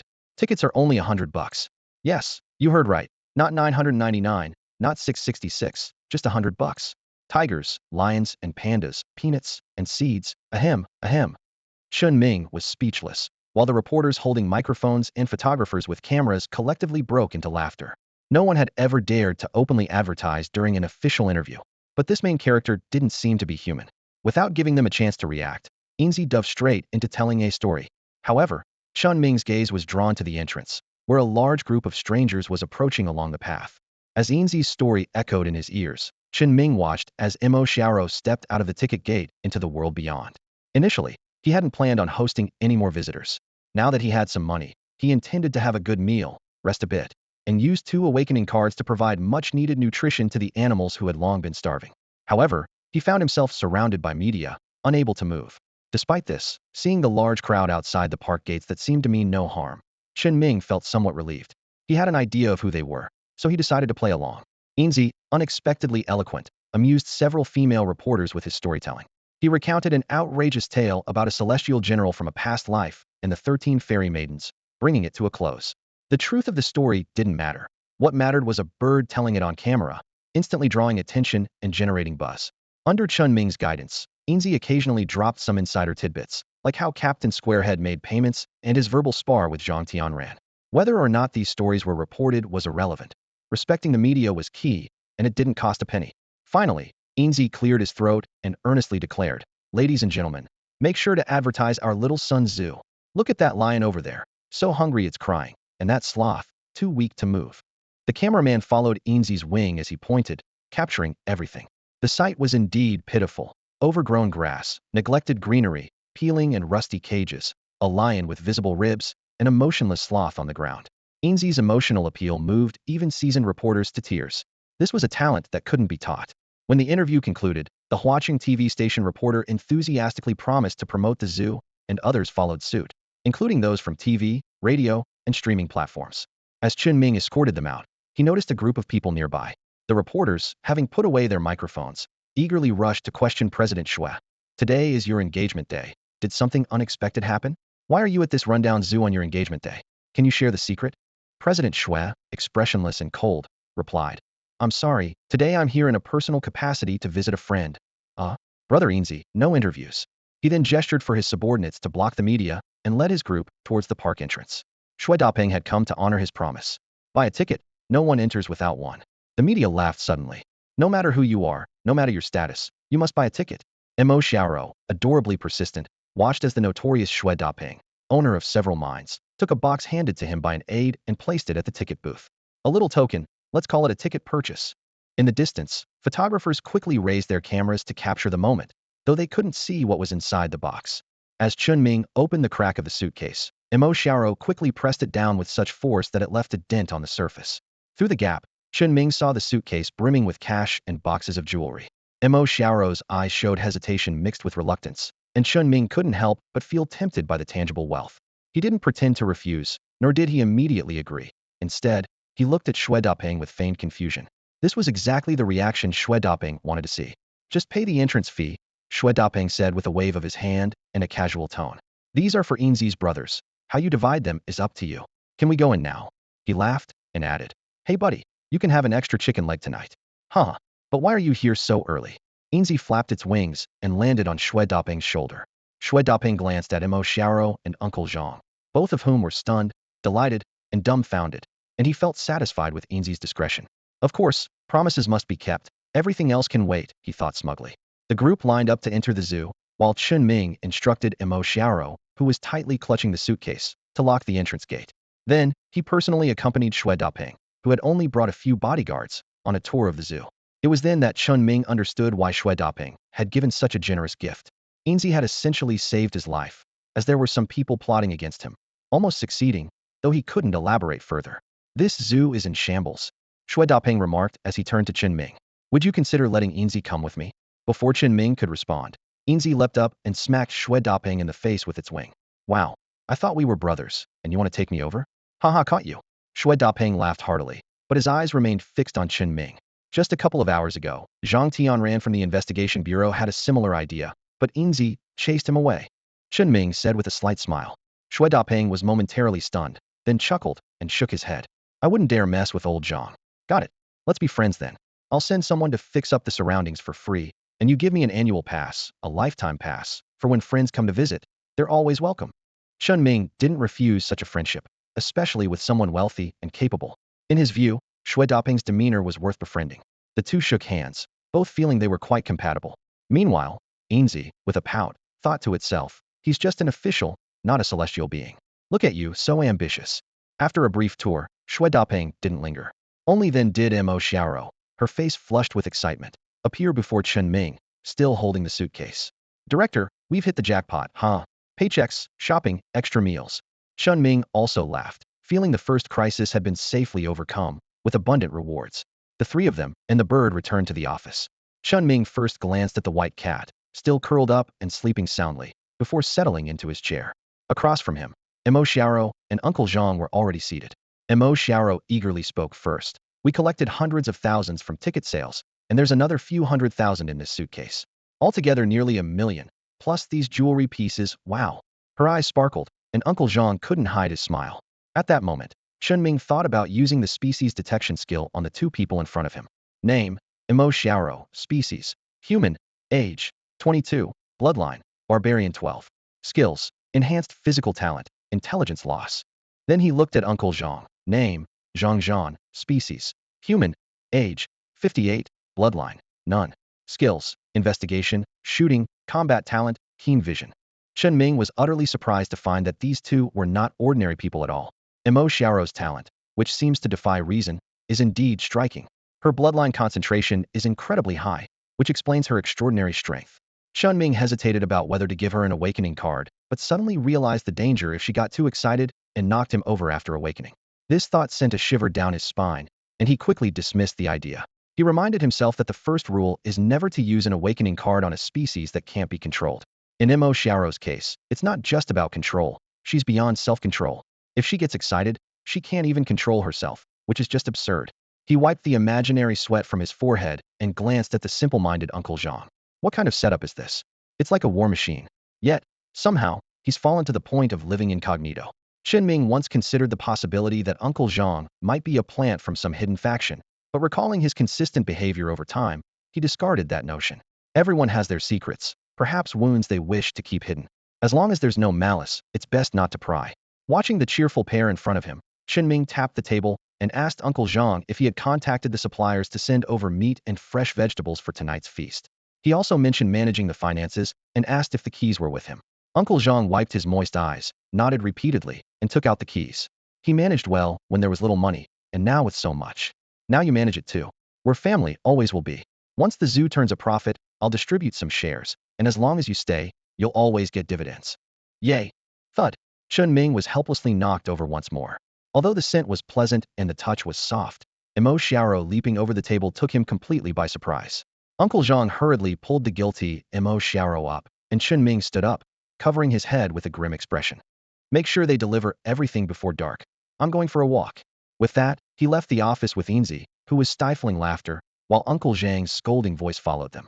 Chen Ming wasn't actually angry. He was rather relieved, thankful that he hadn't used the awakening card on Mo Xiao knows what might have happened. Leaving the office building, Chen Ming headed straight to a species he had already chosen. It wasn't a fierce beast, but a sloth, known for taking an entire day to use the bathroom. This creature is gentle by nature and not overtly aggressive. Although it didn't have any extraordinary bloodline under the detection spell, its ability was unlocked but not activated. Chen Ming suspected its ability might be driven by urgency. Because this slow-moving, sluggish creature actually had a cleanliness obsession, it had to climb down the tree and run quite far to use the bathroom, which seemed exhausting to Chen Ming. Thankfully, its cleanliness meant it wouldn't feed its droppings to its young, unlike its tree-dwelling cousin, the koala. Chen Ming approached the sloth, which was climbing a tree. He didn't know how long it had been climbing, but he grabbed it by the scruff and pulled it down. Name: unnamed species, sloth. Age: 2.8 years. Bloodline: none. Skill: lightning ability not activated. Talent: none. It's still a baby, not yet mature. Chen Ming felt that its real talent should be laziness. Looking at the sloth, now lying obediently on the ground after being pulled down, Chen Ming took out the high-grade food the white cat hadn't finished. The sloth suddenly lifted its head, its eyes fixed intently on the food in Chen Ming's hand. Yet, its head raised at an incredibly slow pace, only about 5 millimeters. Chen Ming could sense its eagerness, but even though the food was within reach, it would take the sloth at least 5 minutes to touch it. Just watching it made one anxious. Chen Ming put away the premium food and, after forming a bond, took out an awakening card and placed it on the sloth. The sloth instantly froze, then slowly lay down on the ground. Unlike Enzy, it didn't show any changes in its bloodline or any actual lightning. It was as if it had merely fallen asleep. 10 minutes later, the sloth opened its dark eyes and slowly looked up at Chen Ming again. By this time, the awakening card had been fully used, taking much less time than with Enzy, and its abilities were now activated. Chen Ming didn't immediately test its abilities, but instead gave it a name: Lazy Fish. Born to be lazy, Chen Ming felt quite proud of his naming skills. Since he didn't think such a lazy creature would cause trouble, he began setting rules. The first rule was that it couldn't use its powers to harm other species at will. The second was to protect all animals in the zoo and assist them. Once the rules were set, the connecting thread between them disappeared. Only then did Chen Ming feel at ease and said, "Let me see your lightning ability." However, Lazy Fish remained motionless, still staring blankly at Chen Ming. After the bond was formed, its gaze had become affectionate, even a bit confused. Chen Ming finally realized the problem. This lazy fish didn't understand human language. Fortunately, Chen Ming had brought Enzy along, who had already sensed the issue and started translating.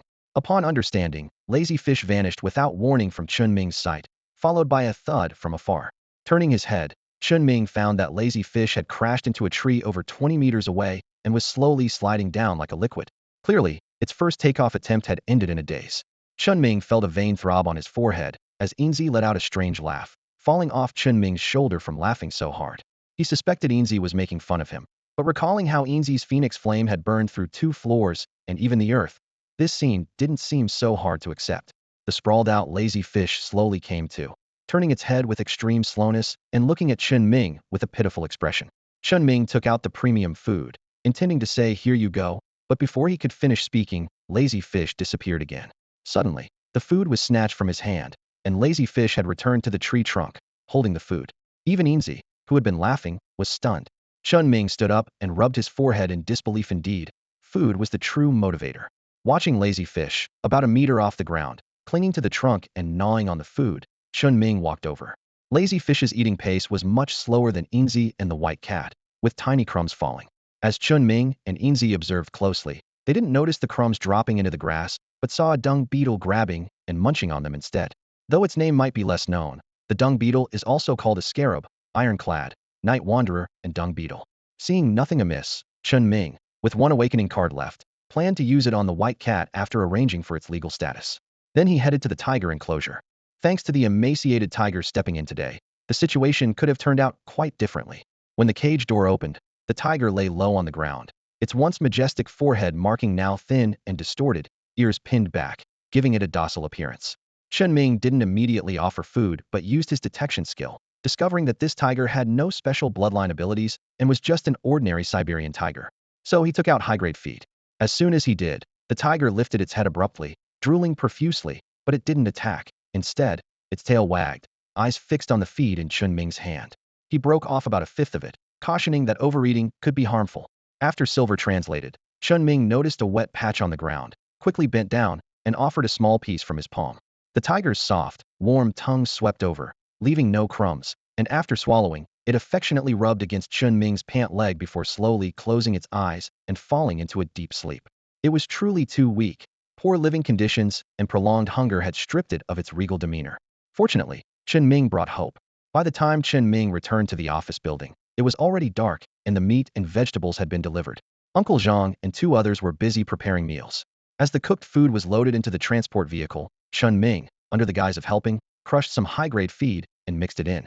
Today, not only would all the animals get an extra meal, but it would be fortified too. Silver had already gone ahead to notify them. The entire zoo buzzed with excitement as all the animals waited patiently by their enclosures. This scene left Uncle Zhang and Mo Xiaoro, who were there to feed them, amazed.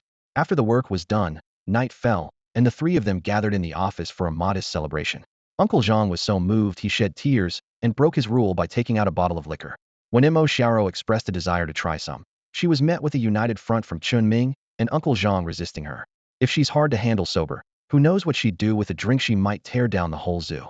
At the dinner table, Mo Xiaoro ate without any regard for her image, chatting away. Yay, we've turned things around. I was actually prepared to consider my unpaid salary as a dowry. Such a pity, but it's even better now, haha. In stark contrast to her unabashed joy was Uncle Zhang's silence. He occasionally wiped the corners of his eyes, unable to conceal his mixed feelings of sadness and excitement. Uncle Zhang only said one thing. The Chen couple would be proud of you if they were watching from above. All these years, it's my fault for not being capable enough. He had truly given his all, even going above and beyond for Chen Ming and the entire zoo. In Chen Ming's memory, this weathered old man was always busy, taking on multiple roles. Chen Ming, who didn't drink alcohol, raised his glass of soda and proposed a toast to the rebirth of Little Sun Zoo. The 3 clinked glasses, 1 with liquor, 2 with soda. Amidst the laughter, Mo Xiaoro's smile was gradually overtaken by tears. Her face still beamed with an innocent joy, yet the tears wouldn't stop flowing. The upturned corners of her mouth slowly flattened and turned downward, breaking into a sob. Wow. It was so hard before, not only cleaning up everywhere, but also with no visitors coming, and worrying that the pressure on you, Chen Ming, would be too much. Boo. With her crying, Uncle Zhang, who had been trying to hold back, also had reddened eyes, and the cheerful atmosphere was instantly dispersed by the sound of tears. Chen Ming didn't stop them or offer comfort. The repressed emotions needed to be released, or else it could lead to illness. However, he did not cry. It wasn't because he had only spent a day at the zoo and wasn't emotionally attached, but because he had already experienced all those memories of joy and sorrow, and the pressure had always been on him. That was his nature. Neither triumph nor defeat could sway him. He remained composed in adversity and humble in success. He put down his glass, stood up, reached across the table, and gently touched Mo Xiao's delicate cheek with his thumb to wipe away the tears that had slid down. Xiao, don't cry. A new beginning should be joyful. It should be full of smiles. You look best when you smile, and now you're crying like a big mess. Mo Xiao swallowed hard. The scene before her was something she had imagined countless times, yet it couldn't compare to the reality of this moment. Heat immediately flushed her neck and spread to her head, and her delicate, fair face instantly turned red. It was as if a nuclear bomb had exploded in her mind, leaving her senseless. Suddenly, a chair broke, the door was flung open, and Mo Xiao dashed out of the office. Uncle Zhang wiped away his tears, smiled, and shook his head with a sigh. You too. Nearby, Enzy scratched his head with a paw, muttering, wow, really impressive. The boss is indeed the boss, hiding so deeply, unfathomably deep. Chen Ming calmly sat back down, picked up his chopsticks to grab some food, thinking she needed to let it all out.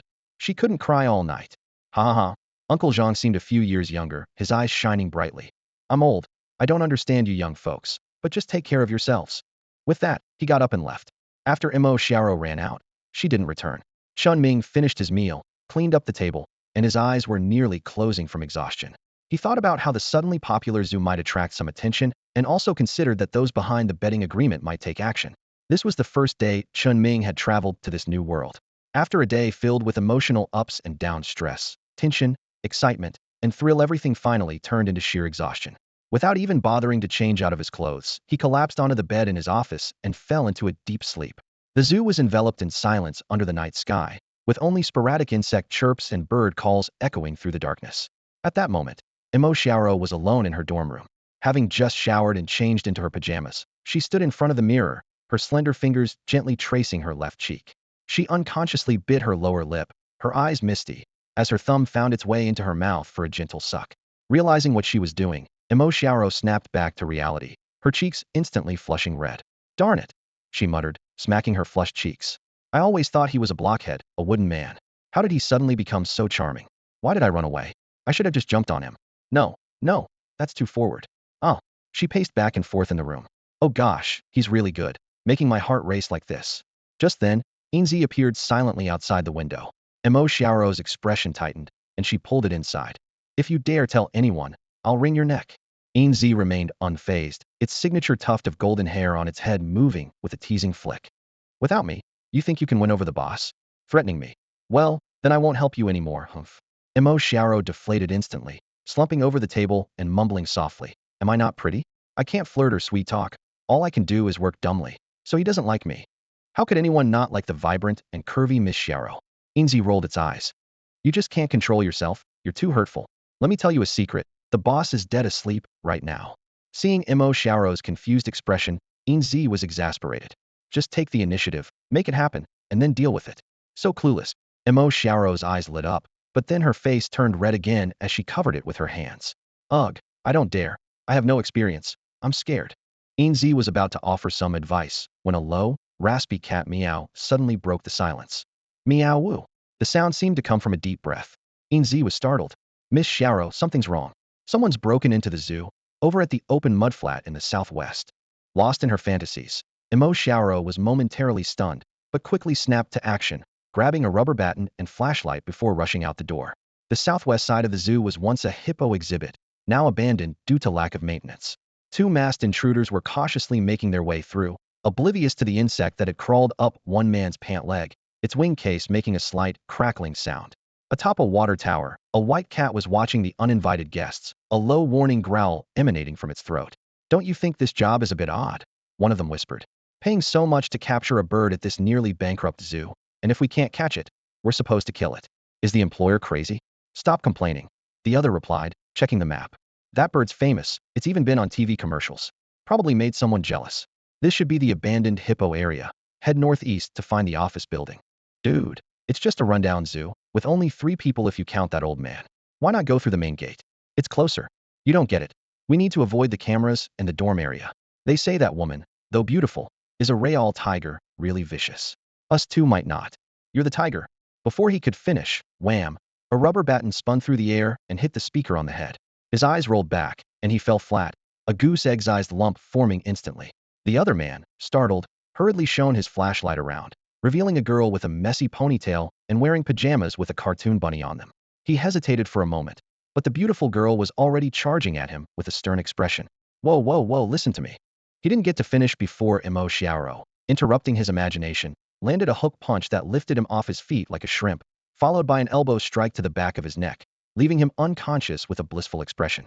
The little Sun Tzu returned to its quiet state. The white cat, perched at the highest point, suddenly turned its gaze towards the entrance, where several cars were approaching along the solitary road. Meanwhile, in the office, Chen Ming's phone screen kept flashing with the contact name Captain Fong. But none of this mattered to the deeply asleep Chen Ming, who was having a particularly sweet slumber. Chen Ming was not only sleeping soundly, but also snoring and occasionally smacking his lips. His phone on the bedside table, although its screen flickered, remained silent due to the do not disturb mode. This left Captain Fong, who was on his way to the zoo, feeling helpless. Generally, anyone calling him would be treated with utmost urgency. No matter the time, even if it was the middle of the night, if he made a call, it would usually be answered within 3 rings. This was because the Joint Investigation Bureau wouldn't call lightly. A call meant one of two things. Either you were in trouble, or you weren't, but needed to cooperate on something. In either case, everyone had to handle it cautiously. After all, being connected to the powerful Joint Investigation Bureau could potentially be life-saving. Therefore, calls from Captain Fong were usually set to special alerts. Internal calls had an additional note. There was an urgent task that required immediate action. The current situation, where the call went through but no one answered, was a first for Captain Fong. It was just past 11 o'clock, and yet he was sleeping so deeply. Meanwhile, Zhang Tianran lay with his eyes closed, leisurely resting. Perhaps he had enabled Do Not Disturb, or was busy with something else, because that girl was indeed quite charming. They were almost there, and waiting any longer wasn't an option. Let's go in, he thought, as his playful words turned into a decision. At this moment, Zhang Tianran was preoccupied with thoughts about Enzy's special abilities. Indeed, the MRI had long been completed, along with several other tests. A comprehensive, all-encompassing check had been conducted from head to toe, inside and out. Yi Yuhan had been diagnosed with an early-stage brain tumor, barely even early stage, as the lesion was smaller than a soybean and not yet life-threatening, with no symptoms like dizziness, nausea, transient blindness, or headaches. Being in the early stage, it could be treated with minimally invasive surgery on the cartilage inside the left nasal cavity. The exact nature of the lesion could only be determined through a postoperative biopsy. Doctors were curious about who could have detected such an anomaly without any equipment. The Yi family of Huaqing group was even more shocked, as the situation they initially intended to cause trouble with ended up saving their daughter. The mysterious past lives and reincarnation now seemed somewhat credible. Zhang Tianran was equally startled, but not by the notion of past lives and reincarnation, which was likely just the parrot boasting his subordinates had already found multiple similar lines. What Zhang Tianran cared about was whether Enzy truly had the ability to diagnose conditions in advance. Language mimicry could be considered a slight evolution at most. Yes, every word Enzy said had been compared by technicians, and the results showed they were all internet slang and movie dialogue, identified as mimicry skills. This ability wasn't highly regarded, but if it was indeed a diagnostic talent, Enzy's value would increase exponentially. The car stopped in front of the zoo's locked gates, and Zhang Tianran opened his eyes at the right moment. The Yi family from Huaqing had already gotten out of their car, unsure of how to proceed. They had planned to come with a generous gift to express their gratitude the next day, but upon hearing that Zhang Tianran was also visiting, they decided to join him. After getting out, Zhang Tianran looked at the locked gate and couldn't help but chuckle, thinking, they really don't take us seriously. Captain Fong quickly climbed over the gate, but just as he was about to jump down, a sharp voice stopped him. Are you trying to sneak in without a ticket? Zhang Tianran rubbed his face in exasperation as he watched Fong Dui, who was about to jump down, freeze and stare at Emo Xiaoro in her dirty cartoon pajamas. Chief Zhang, it looks like this girl is dragging 2 bodies. They seem to be real, not dummies. Should we be on alert? Everyone was stunned, and even some members of the Hua City group started to back away. Zhang Tianran moved closer to the gate, his old face poking through the bars. Girl, it's old Zhang Tianran. I was here earlier today. What are you holding? 2 thieves knocked out. With a collective sigh of relief, everyone relaxed. As Emo Xiaoro approached, Zhang Tianran finally saw the large bump on one man's forehead and the rising and falling of his chest, indicating he was still alive. We're looking for Chen Ming and Enzy. His phone hasn't been answered. The director is probably asleep. His phone is on silent. As she spoke, Emo Xiaoro unlocked the gate. Her hair was tangled with leaves, her face was dirty, and her pants were torn. With a stern expression, she stretched out her hand. Buy a ticket. No ticket. No entry. Even if you're looking for the director, she said with a yawn as the Yi family looked at Zhang Tianran. It was hard to imagine someone daring to charge the investigation bureau an entrance fee. But Zhang Tianran focused on the 2 people Emo Xiaoro had dropped at her feet. Fong Dui, wake them up and interrogate them again. Mo Xiao thinks they're thieves, but I don't. The presence of Enzy has been reported, and we must take this seriously regardless of their intentions.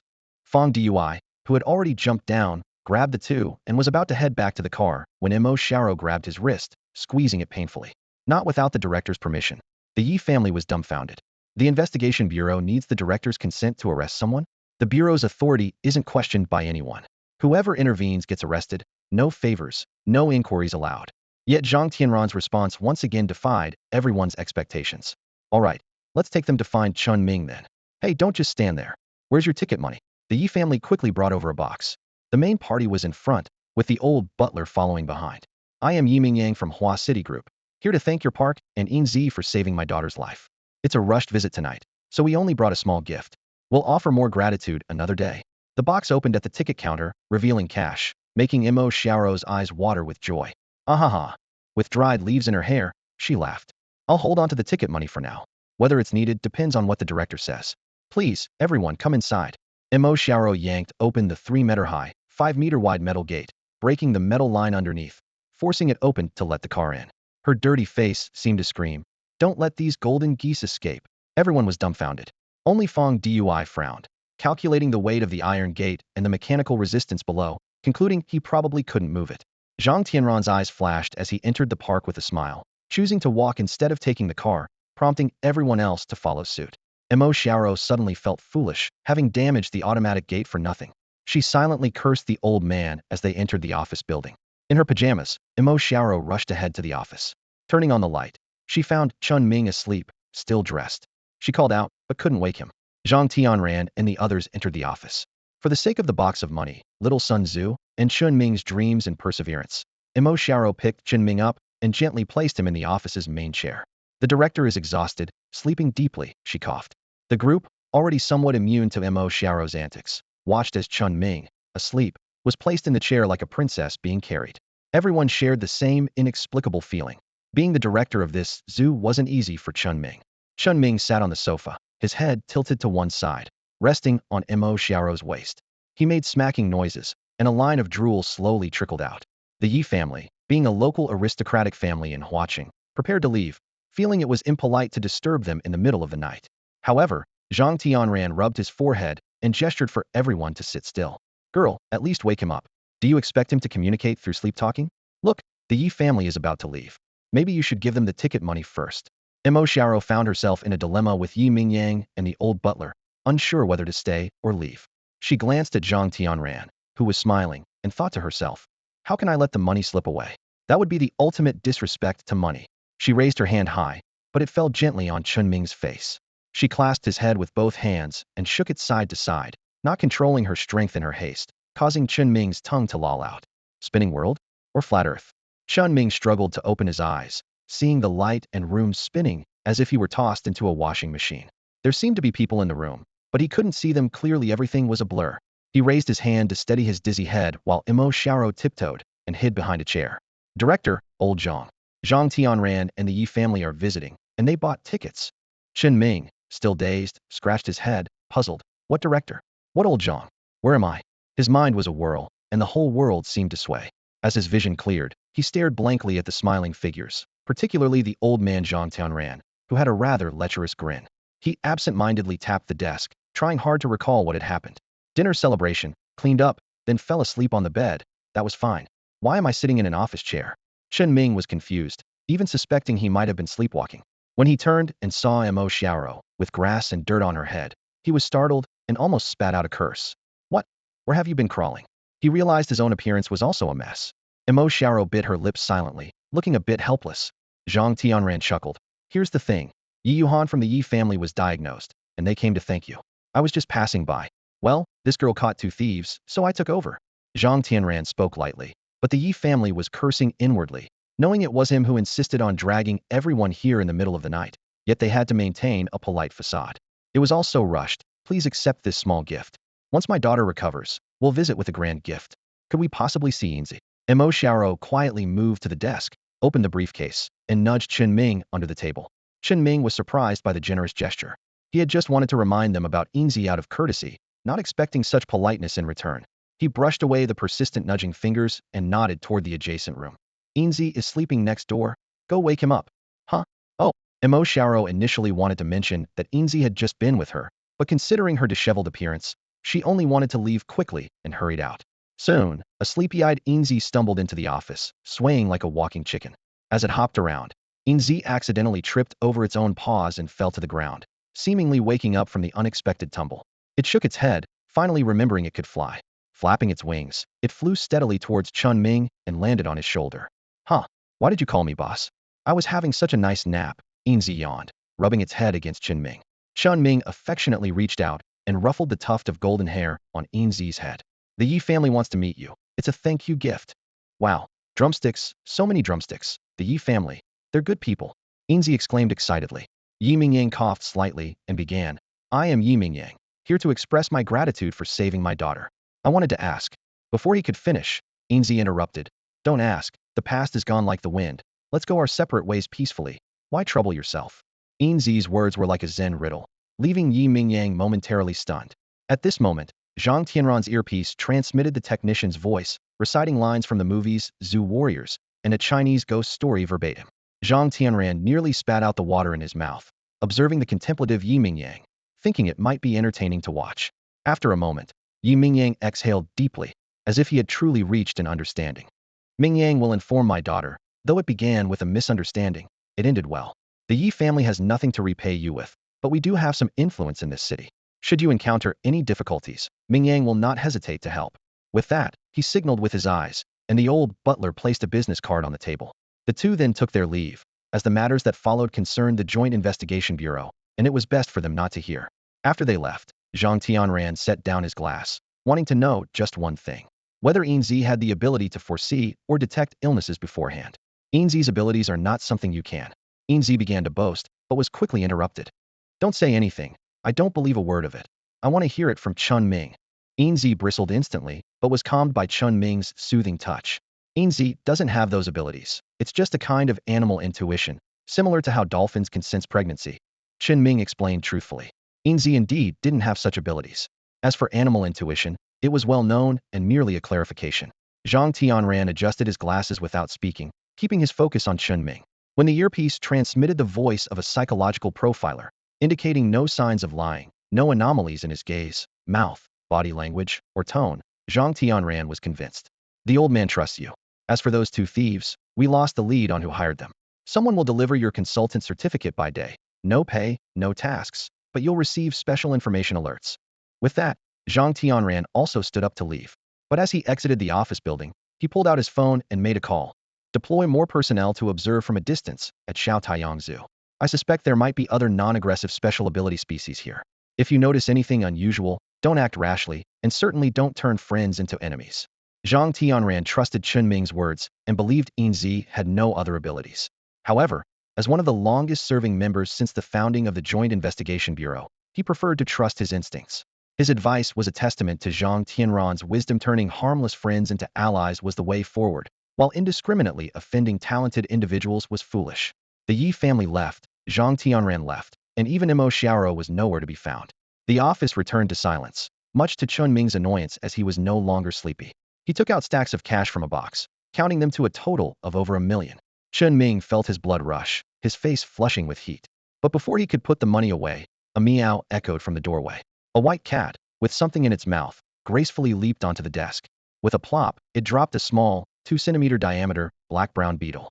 It was a dung beetle, commonly known as a scarab, lying on its back on the desk, frantically kicking its legs, looking adorably silly. The white cat nudged it towards Chen Ming, making him think the cat was trying to offer it as a gift. After all, it's common for pet cats to catch mice or insects as offerings to their owners. Just as Chen Ming was about to refuse, he remembered that the white cat was not without intelligence and shouldn't be treated like an ordinary pet cat. Gazing into its round pupils, Chen Ming used his species detection ability on the dung beetle. Name: none. Species: dung beetle. Age: for months. Bloodline: ancient split armor beetle 1. Skill: split fusion not activated. Talent: cleaning. What on earth? Chen Ming hadn't expected even a dung beetle could stir up such trouble. The lifespan of a dung beetle is typically short, usually not exceeding a year, but this particular beetle exhibited an unusual lineage and dormant skills. Chen Ming stood in his office, deep in thought, with a furrowed brow. Could this zoo be hiding an unknown secret? In his hand, he held an awakening card, originally intended for the adorable white cat. However, the seemingly insignificant insect was precisely what the white cat had brought back. Known for his decisiveness, Chen Ming quickly made up his mind. First, he performed the contract spell. Then, without hesitation, he aimed the species awakening card at the dung beetle that was still struggling to right itself. In an instant, a golden light enveloped the beetle's head, and its struggle came to an abrupt halt. What happened next was astonishing. The dung beetle began to swell at a visible rate, like a balloon being inflated. As it reached nearly a meter in diameter, its sharp, bony claws almost grazed Chen Ming. He had to quickly step back to avoid being injured by the sudden transformation. When the awakening process was finally complete, a menacing giant black beetle stood before Chen Ming. Its back was covered in spikes, even piercing through the office desk. Considering the possibility that this giant insect couldn't understand human language, Chen Ming gestured for Enzy to act as a translator. "Show me your skills," Chen Ming commanded. No sooner had he spoken than the scene changed dramatically again. The giant beetle vanished, replaced by a pile of ordinary-sized dung beetles, spilling over the desk and clattering onto the floor. "Wow!" Chen Ming couldn't help but exclaim. The scene was as magical as a conjuring trick. But the surprises were far from over. The scattered beetles began an efficient cleaning operation. They crawled into floor cracks and sofa crevices, extracting hidden dust, paper scraps, and other debris, rolling them into small balls. In no time, these balls merged into a soccer-sized garbage ball. Chen Ming watched in shock. He had never imagined that his seemingly tidy office could harbor so much dirt. This sight reminded him of the litter scattered in the zoo and the dung beetle's reputation as nature's cleaner. An ingenious idea flashed in his mind. He promptly set some rules. First, do not let any human see you in your fused form without permission. Second, do not harm the existing animals in the zoo. These restrictions were meant to prevent the powerful beetle from harming other animals, such as tigers, after fusion. Then, Chen Ming instructed Enzy to translate his orders. "Clean up the zoo's trash, and you'll be rewarded for good performance. From now on, you'll be called Night Wanderer." With that, Chen Ming took out half of a high-grade cat food left over by the white cat. Instantly, thousands of dung beetles turned in unison, their eyes fixed intensely on the food, a sight that made Chen Ming uneasy. He quickly put on a stern face and emphasized, "Rewards are for good performance only." Whether they truly understood or the previous translation took effect, as soon as Chen Ming finished speaking, the dung beetles collectively opened their elytra, producing a synchronized clicking sound. With fearless determination, they shattered the glass and flew into the night sky, disappearing within moments. Chen Ming and Enzy stood in stunned silence, staring at the broken glass. Enzy's little eyes darted around, and it chirped. They said, "Charge, click, click, click, clean the trash, click, click, click." Chen Ming's mouth twitched, and he murmured, "Hopefully, nothing will go wrong." Meanwhile, the white cat calmly licked its paws and groomed its fur, letting out a contemplative meow. Chen Ming stood by the window for a moment, but the darkness revealed nothing. He turned away, grabbing his suitcase to find Uncle Zhang for safekeeping. He recalled that when his parents were alive, the safe was under Uncle Zhang's care. However, just as he descended the stairs, Uncle Zhang's voice suddenly echoed from the shadows around the corner. "I'm here." The unexpected greeting startled Chen Ming, even causing Enzy to flutter its wings and take flight in surprise. "Whoa, you scared the life out of me, Uncle Zhang," Chen Ming exclaimed, his heart racing wildly. Uncle Zhang stepped out of the shadows wearing his work uniform and holding a tranquilizer gun. His face was flushed, and his eyes were bleary as he rubbed his head, responding, "Getting old. After drinking, my reactions slowed down. I didn't even realize someone came to the house in the middle of the night." As Chen Ming noticed the smell of alcohol on Zhang's breath, a thought suddenly crossed his mind. Had there been any dangerous incidents in the past that Uncle Zhang quietly took care of? He scratched his head and handed the suitcase to Zhang. "A gift from the Yi family to show their gratitude, 1 million in total. Please, Uncle Zhang, keep it safe and deposit it into the park's account tomorrow." "Sure, sure. The young masters and misses of wealthy families are all so precious. If it weren't for, you should be just as valuable, not inferior to them. Getting old makes me talkative. Look at my mouth." Uncle Zhang wiped his face, took the suitcase with a look of joy, as if his own child had been admitted to a prestigious university. Chen Ming's eyes suddenly flashed, and his heart tightened. Uncle Zhang had worked hard all these years. Had there been night attacks before? He coughed to interrupt his thoughts. "Don't overthink things that never happened. It's too late. I'll put the money away and deposit it tomorrow." Zhang's previously bleary eyes instantly became alert.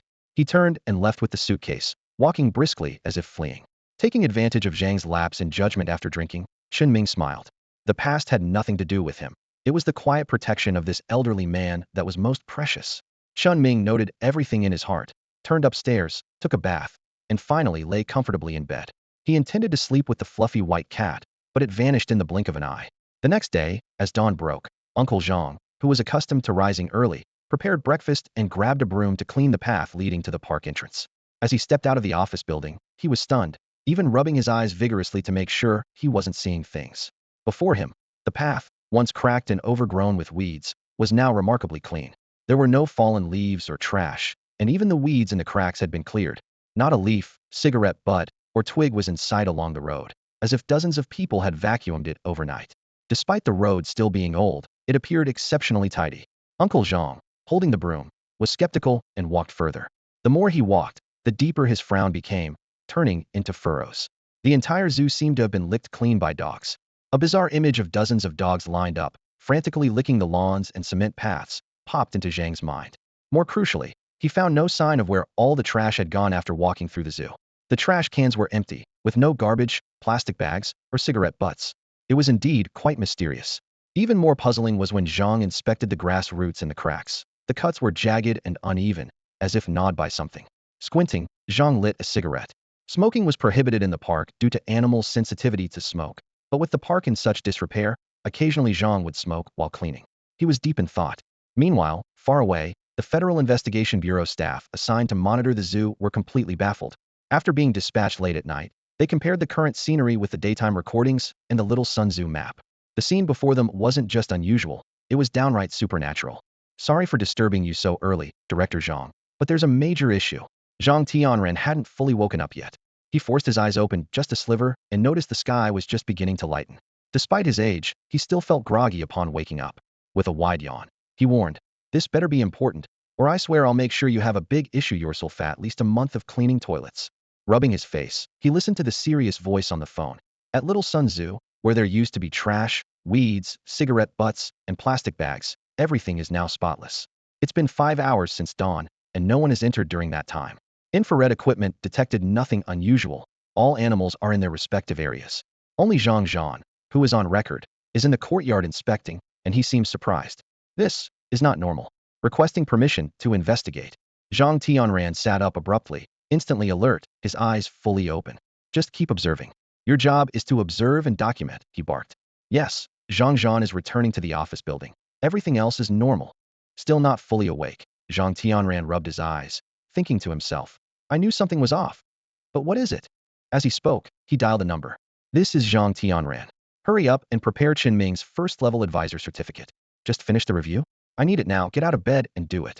He hung up the phone and began his morning routine, pondering over all the possibilities. When Chen Ming's calm face flashed in his mind, Zhang Tianran muttered around his toothbrush, something's not right with that kid, he's too calm. Meanwhile, Chen Ming was sleeping soundly.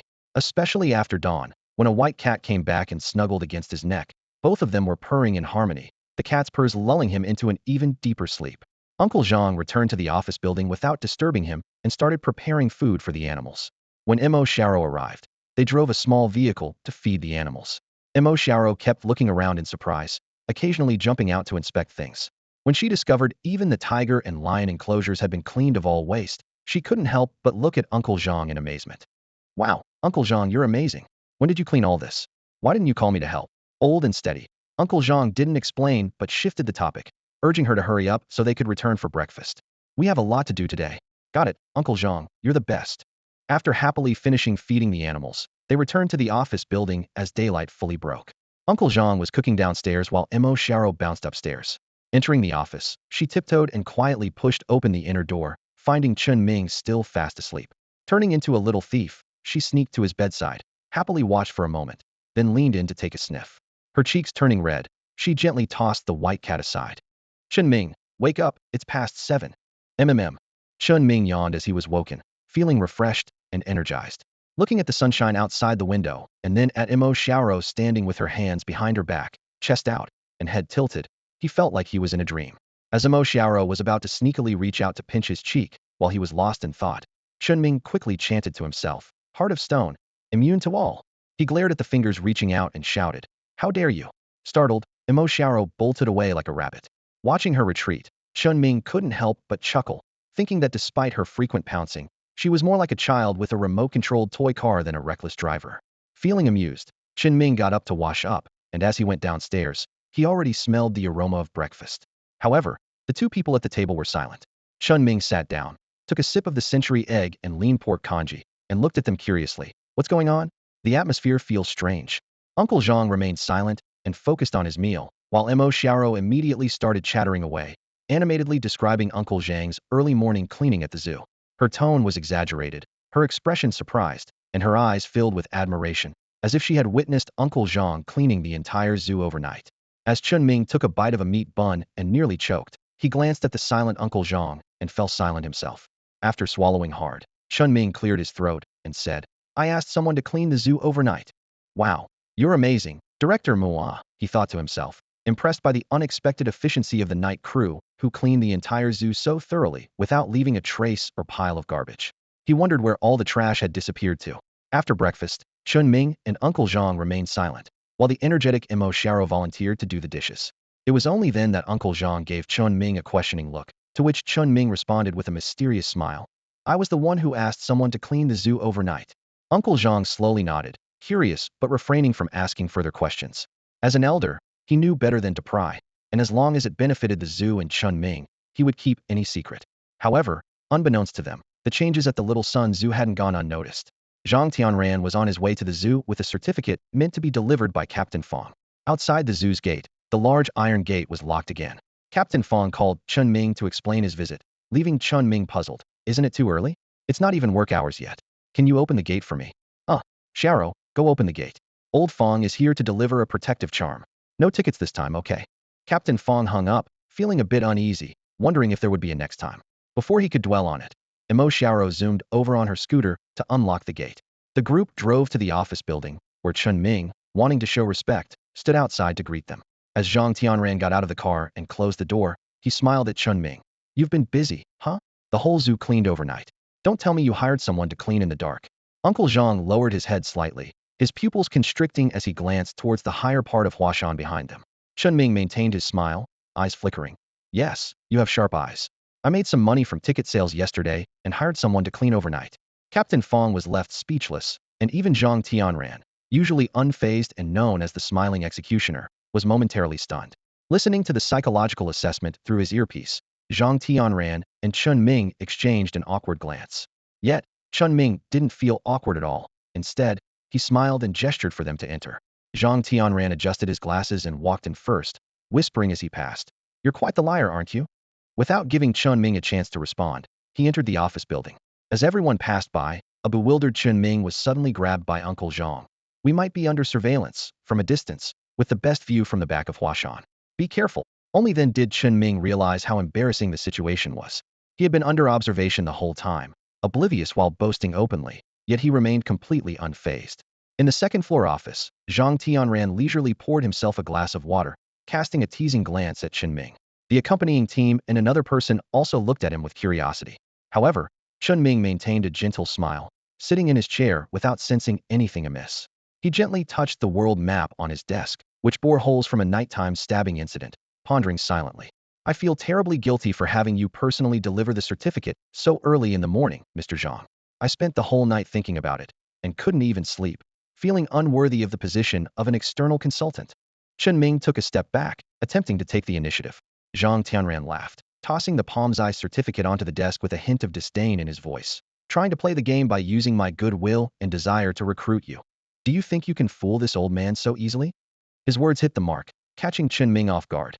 Zhang then put down his glass, stood up, and leaned on the desk, looking down at Chen Ming with a now serious expression. I admit I want to recruit any potential allies for the investigation bureau, and if not, at least become friends. But the precondition is that there must be no threat, no unexpected harm to humanity. This is the ultimate principle. Zhang's eyes were piercing as he fixed them on Chen Ming. The investigation bureau exists solely to protect humanity and eliminate all threats.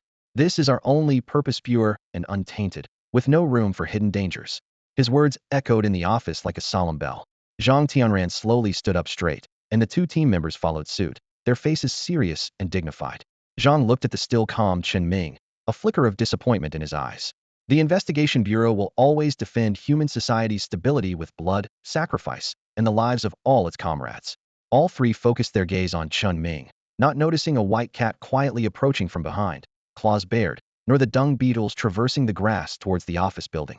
Meanwhile, Chen Ming was also unaware of the changes, but his calm expression began to shift subtly, his mouth turning downwards, fingers tapping unconsciously on the desk as he met their gaze without backing down. The zoo has secrets, leading to its decline, and then my parents both died unexpectedly, leaving me alone. Over the years, we've lost numerous employees and couldn't even afford to keep the animals, giving many away. Do you think I don't want to know the truth? Chen Ming's eyes reddened, recalling the grievances and helplessness he felt before his own demise. I just hope the zoo can continue to operate, earn a little money, and take care of everyone, whether animals or people. As long as they're in this zoo, I have the responsibility to care for them. Tears rolled down his cheeks, making Chen Ming appear both wronged and agitated, like a bullied child. This scene left Zhang Tianran momentarily stunned. He had initially worried that Chen Ming's youth and curiosity might lead him to dangerously harbor animals with strange abilities, threatening humanity. Thus, he applied pressure under the guise of duty.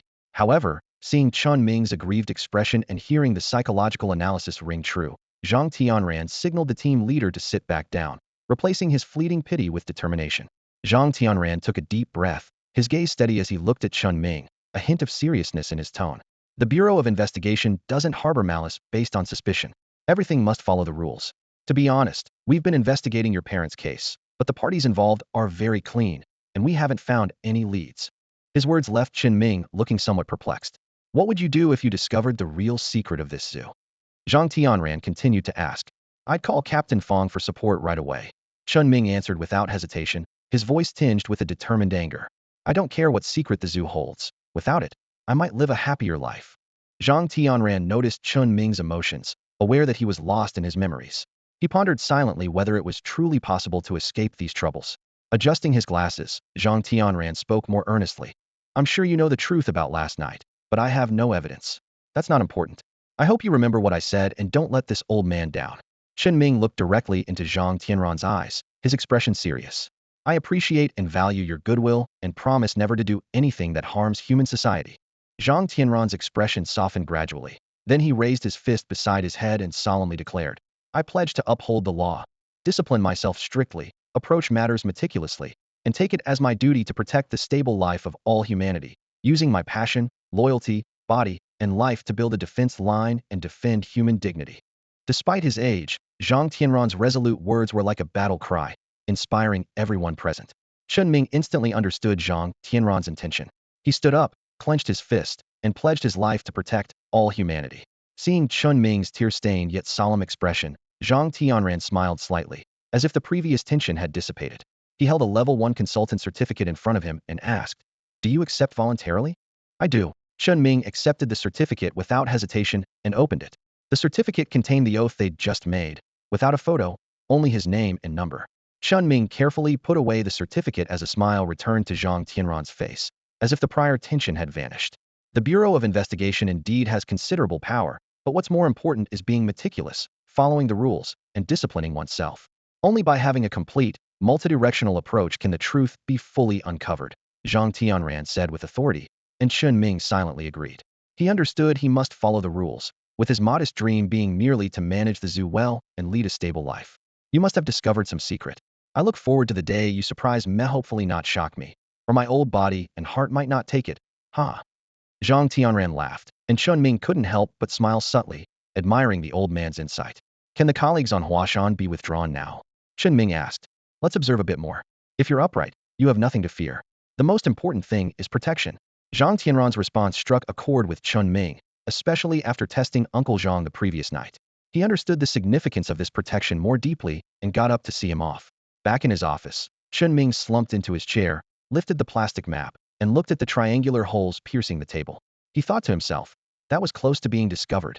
What a close call. Chen Ming, who had been tense, slumped into his chair, finally relaxing as cold sweat poured down his body. Although he trusted the fairness and rigor of the investigation bureau, he couldn't shake off a sense of unease. Enzy's skills and the sudden zoo cleanup event were hard to explain. Wiping the sweat from his forehead, Chen Ming decided to take a shower to clear his mind. After his shower, he walked out of the bathroom with a towel on his head and suddenly saw a head with a crooked ponytail peeking out from the corner of the wall. As their eyes met, Emo Xiaoro turned to flee, but Chen Ming called out to her with a mix of amusement and exasperation. Hastily, she called Uncle Zhang to the office to arrange some tasks. Huh? Oh, okay. Emo Xiaoro responded and left. while Chen Ming returned to his office feeling at ease. A white cat jumped into his arms, curled up, and basked in the warmth. Stroking the fluffy cat, Chen Ming thought to himself, I'll take you to get an adoption ID later, so you won't be a stray cat anymore. Just then, a dung beetle laboriously crawled onto his desk, gesturing with its front legs at Chen Ming. He understood that this little fellow's efforts had caused quite a bit of trouble, but he didn't intend to blame it. Hard work is never wrong, and cleaning up the zoo wasn't wrong either. Even if unexpected incidents drew attention and excitement, Chen Ming felt it was his lack of explanation that caused them. This little guy before him was not only blameless, but actually commendable. He first soothed the white cat. No stealing food, okay? You'll have plenty in the future. This is a reward for night tour. Even though he wasn't sure if the cat understood, Chen Ming placed a whole portion of premium food on the table. This is your reward. Keep it up. And be discreet. Don't let anyone find out. After speaking, Chen Ming realized night tour might not understand, but its reaction surprised him again. It crouched on the desk, seemingly nodding. Then, over a dozen split bodies quickly crawled in through the window, working together to grab the premium food, opened their elytra, and flew up, sneaking away a meter off the ground along the wall. Two remained to pick up any fallen crumbs, leaving nothing wasted. Chen Ming was stunned the entire time, his smile a bit stiff. It wasn't until night tour disappeared that he came to his senses. This little creature seemed smarter than Xiao. Speaking of Xiao, she arrived too. Here I am, director. Mo Xiao bounced into the office, her crooked ponytail bouncing with her. Having been knocked over by her many times, Chen Ming instinctively extended his arm. Stop, sit down. Mo Xiao, a bit disappointed, pouted and obediently sat down. At that moment, Uncle Zhang entered the office, closing the door behind him. Chen Ming pushed a certificate towards them, a consultant certificate from the Investigation Bureau, which was like a life-saving card, ensuring they needn't worry about sudden incidents. Wow, Chen Ming, you're amazing. Mo Xiao exclaimed excitedly, grabbing the certificate and even rubbing it against her face. Uncle Zhang, equally pleased, used his eyes to ask about the people on Huashan. Chen Ming rubbed his non-existent cold sweat on his forehead and forced a smile. We passed, don't worry about them. We have nothing to hide, and as long as we stay true to ourselves, there's nothing to fear. Uncle Zhang understood, knowing Chen Ming wasn't someone who sought fame and fortune or courted trouble. Seeing the two happy, Chen Ming tapped on the table to get their attention. The map was accidentally knocked over, revealing the pierced holes beneath it. Mo Xiao, holding her certificate with a proud expression, was oblivious to this, but Uncle Zhang squinted slightly, his brow furrowed. At that moment, Chen Ming raised his hand to stop them and shook his head slowly. The park is closed today. Uncle Zhang, please handle the funds later. Xiao, you stay home. I'll take the cat to get its legal identity. Why is it always me staying home? I want to go shopping and buy new clothes too. Xiao complained discontentedly. We only feel secure with you watching the house. If trouble arises, we'll rely on you. Chen Ming replied, a tactic that never failed. Instantly, Mo Xiao was revitalized, brimming with determination, as if she was about to stand up, hands on hips, and laugh loudly, declaring, who else but me? Chen Ming turned his gaze to Uncle Zhang and continued, let's replace this desk and get everything everyone needs all at once. That's all for today. Oh, and double the overdue wages. Before he finished speaking, Uncle Zhang waved him off, sit down. Chen Ming nearly fell over but managed to dodge, then retrieved the documents and picked up the white cat, placing it in a carrier. That's settled then. Just as well, Shui Dapeng said he would find a team to help rebuild the fence for free. During the break, everyone can do their own thing. I'm off. As Chen Ming took a step, Mo Xiao wrinkled her nose and looked up, but we just gained a bit of fame. Closing now will lose us a lot of ticket sales. Before she could finish, Chen Ming playfully pinched her nose. It's called scarcity marketing. Keep it mysterious, you little money grubber. Letting go, Chen Ming ran off with the cat carrier, leaving Mo Xiao stunned, her cheeks gradually turning red. Uncle Zhang just laughed heartily. In truth, Chen Ming was reluctant to leave the zoo. Being a homebody, he preferred his own little world, and leaving made him feel uneasy and unfamiliar. As he drove, he felt a bit uncomfortable. Fortunately, the traffic in Huaqing wasn't congested, and he soon arrived at the Animal Management Bureau. After explaining his purpose, the staff kindly handed him over a dozen species inspection registration forms, leaving Chen Ming momentarily dumbfounded, as if struck by lightning. The three most painful things in life: doing homework, submitting resumes, and filling out registration forms. And now there were over a dozen to fill out. Chen Ming felt numb and shakily pulled out his Level 1 external consultant certificate from the Joint Investigation Bureau, forcing a sycophantic smile, looking like a student claiming they forgot their holiday homework. My homework. Cough cough. Can this certificate allow me to fill out fewer forms? No certificate can help. Since 10 years ago, the management of animals. The staff interrupted him. Wait a moment. Your certificate needs to be verified. You can wait in the internal waiting room to rest. At this point, The staff's expression was even more enthusiastic than Chen Ming's, smiling warmly, nodding and bowing excessively. The roles reversed in an instant, the previously indifferent staff now rising to greet him with a smile. This was the first time Chen Ming realized the reputation of the Joint Investigation Bureau was truly not to be underestimated. But precisely because of this, a thought of fairness and rigor crossed Chen Ming's mind. He knew he couldn't relax his standards because of his identity. He had to lead by example to honor Uncle Zhang's goodwill and this responsibility. I won't go to the waiting room. No special treatment needed. I'll just wait here. The forms just look overwhelming, he said. All right, please wait a moment. I'll verify it immediately. Chen Ming stood waiting at the window, while Captain Fong, on a special mission, felt his composure starting to crack. The recent events surrounding that dubious zoo have been quite distressing, and Captain Fong is deeply affected by it. He knows that even though it's a minor issue, anything related to Chen Ming must be reported to him first. After some consideration, Captain Fong decides to take it seriously, authorizing immediate action by directly contacting Director Zhang for his opinion. After hanging up, Captain Fong's expression turns grim as he glances at his fallen colleague beside him, feeling an urgent sense of anxiety. He quickly instructs, get them to the hospital for venom analysis, seal off the area, and we must catch this mutated species today. Meanwhile, Zhang Tianran answers the phone, feeling a bit resigned. How did a trivial matter like registering a pet's identity end up on his desk? However, he quickly inquires about Chen Ming's behavior. Upon learning about Chen Ming's attitude, a gentle smile appears on his face, thinking, just handle it normally, no special treatment needed. I recall there aren't many species check registration forms. He then gives a quick reminder before hanging up, smoothing his hair with a chuckle, and muttering, that kid's not too bad after all. At that moment, Chen Ming sneezes outside the window, wondering, who's talking about me? It must be that silly Mo Xiaoro. The staff member leans down towards the window and politely says, hello, your identity has been verified. Please keep your documents safe and kindly hand over the form. Chen Ming promptly hands over the form, watching as 2 sheets are pulled out from the stack and handed back to him. The staff member reminds him, please fill them out carefully, and the cat needs to be examined. Seeing the difficulty reduced from holiday homework to a break time task, Chen Ming is overjoyed, nodding eagerly, and hands the cat carrier to the staff before stepping aside to fill out the forms. Everything proceeds smoothly. When he receives the identification card, he can't help but gleefully ruffle his cat's head, turning to the surrounding staff with a smile, saying, sorry for the trouble. Feel free to visit Little Sun Zoo sometime. No entrance fee, ha. Amidst the surprised and honored looks from everyone, he walks away. The staff whisper among themselves, aren't the agents from the Investigation Bureau supposed to be stern and intimidating? This consultant seems pretty amiable. You don't understand? I've heard they. Unaware of all this, Chen Ming is also oblivious to a looming dangerous incident approaching the zoo. At this moment, he is happily humming a tune, heading home. Chen Ming got into the car and opened the cat carrier. The white cat gracefully jumped out and nestled into Chen Ming's arms, finding a comfortable position as it quietly awaited the journey home.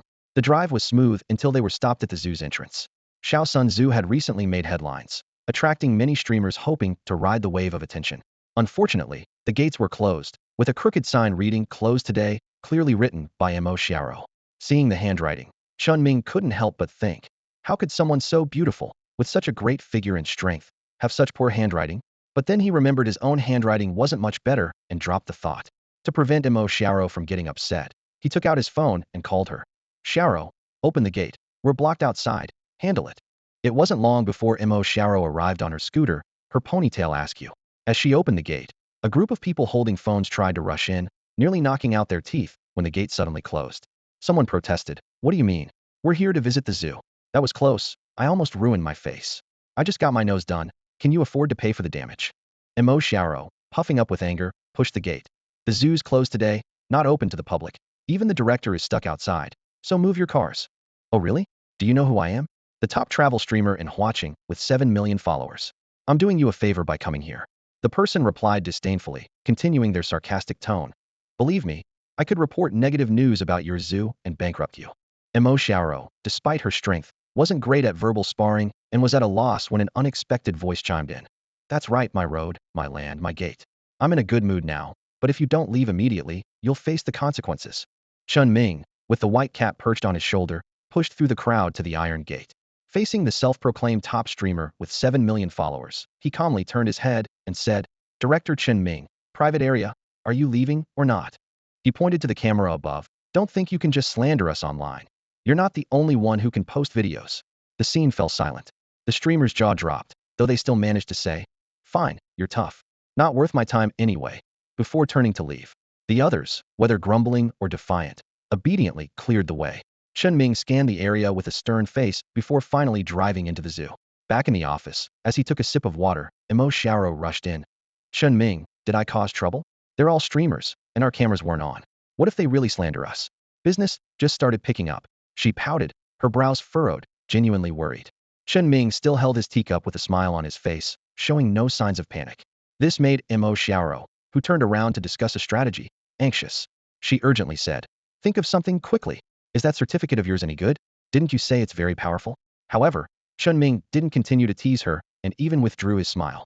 He said seriously, the certificate is about responsibility, honor, defense, and protection. It can't be used for personal gain. Don't worry, our camera isn't on, but others are. After saying this, Chen Ming waved like a child, signaling Emo Xiaoro to come closer. When she learned that people were watching Huashan and the surrounding area, her brow relaxed, and she let out a long sigh of relief. She was always so simple, but in the next second, her relaxed brow furrowed again.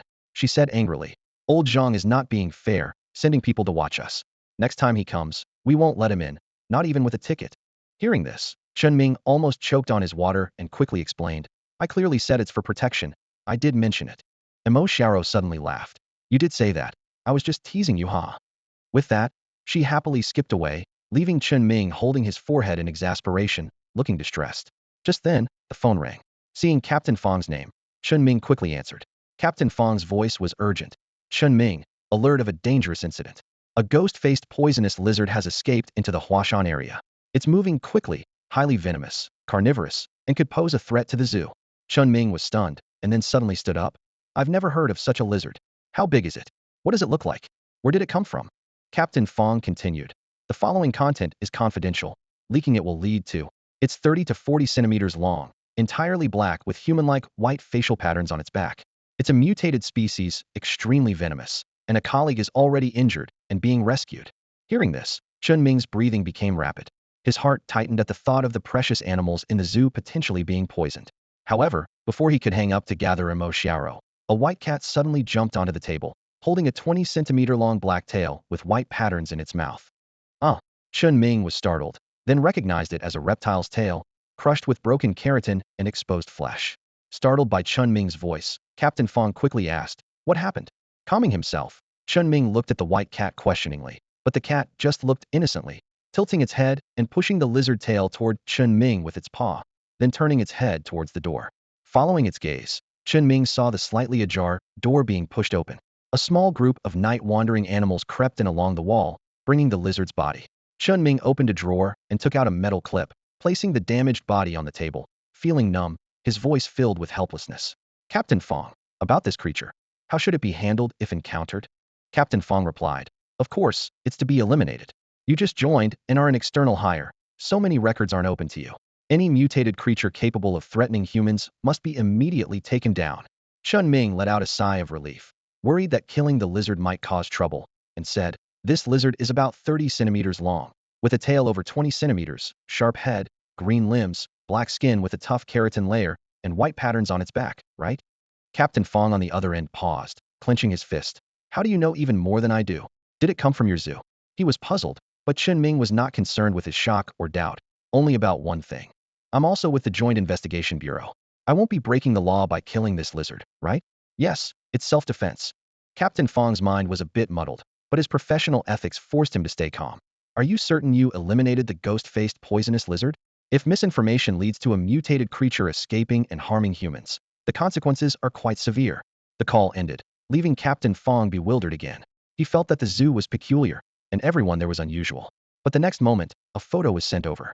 Seeing the broken corpse of the ghost-faced poisonous lizard lying on that familiar desk, Captain Fong realized Chen Ming had taken a picture. But the peace sign next to the lizard's body made Captain Fong's finally relieved expression twitch again. Team, notify Director Zhang that Chen Ming has eliminated a level 2 mutated creature, the ghost-faced poisonous lizard. The photo has been sent. Mission change. Proceed immediately to Little Sun Zoo. Several search teams quickly gathered at the zoo, followed closely by a fully equipped detection vehicle departing from the headquarters of the Joint Investigation Bureau. In the passenger seat, Zhang Tianran anxiously rubbed his face, muttering, it's that guy again. That thing is incredibly poisonous and fast. How can we catch it without a specially designed trap? He was puzzled, wondering how such a hard exoskeleton could break in two. He had considered whether Mo Xiaoro had smashed it with a stick, but he knew that mere strength wouldn't be enough to hit the lizard. Captain Fong and his team were fully armed and had shot it, injuring but not killing it, which showed just how tough that exoskeleton was.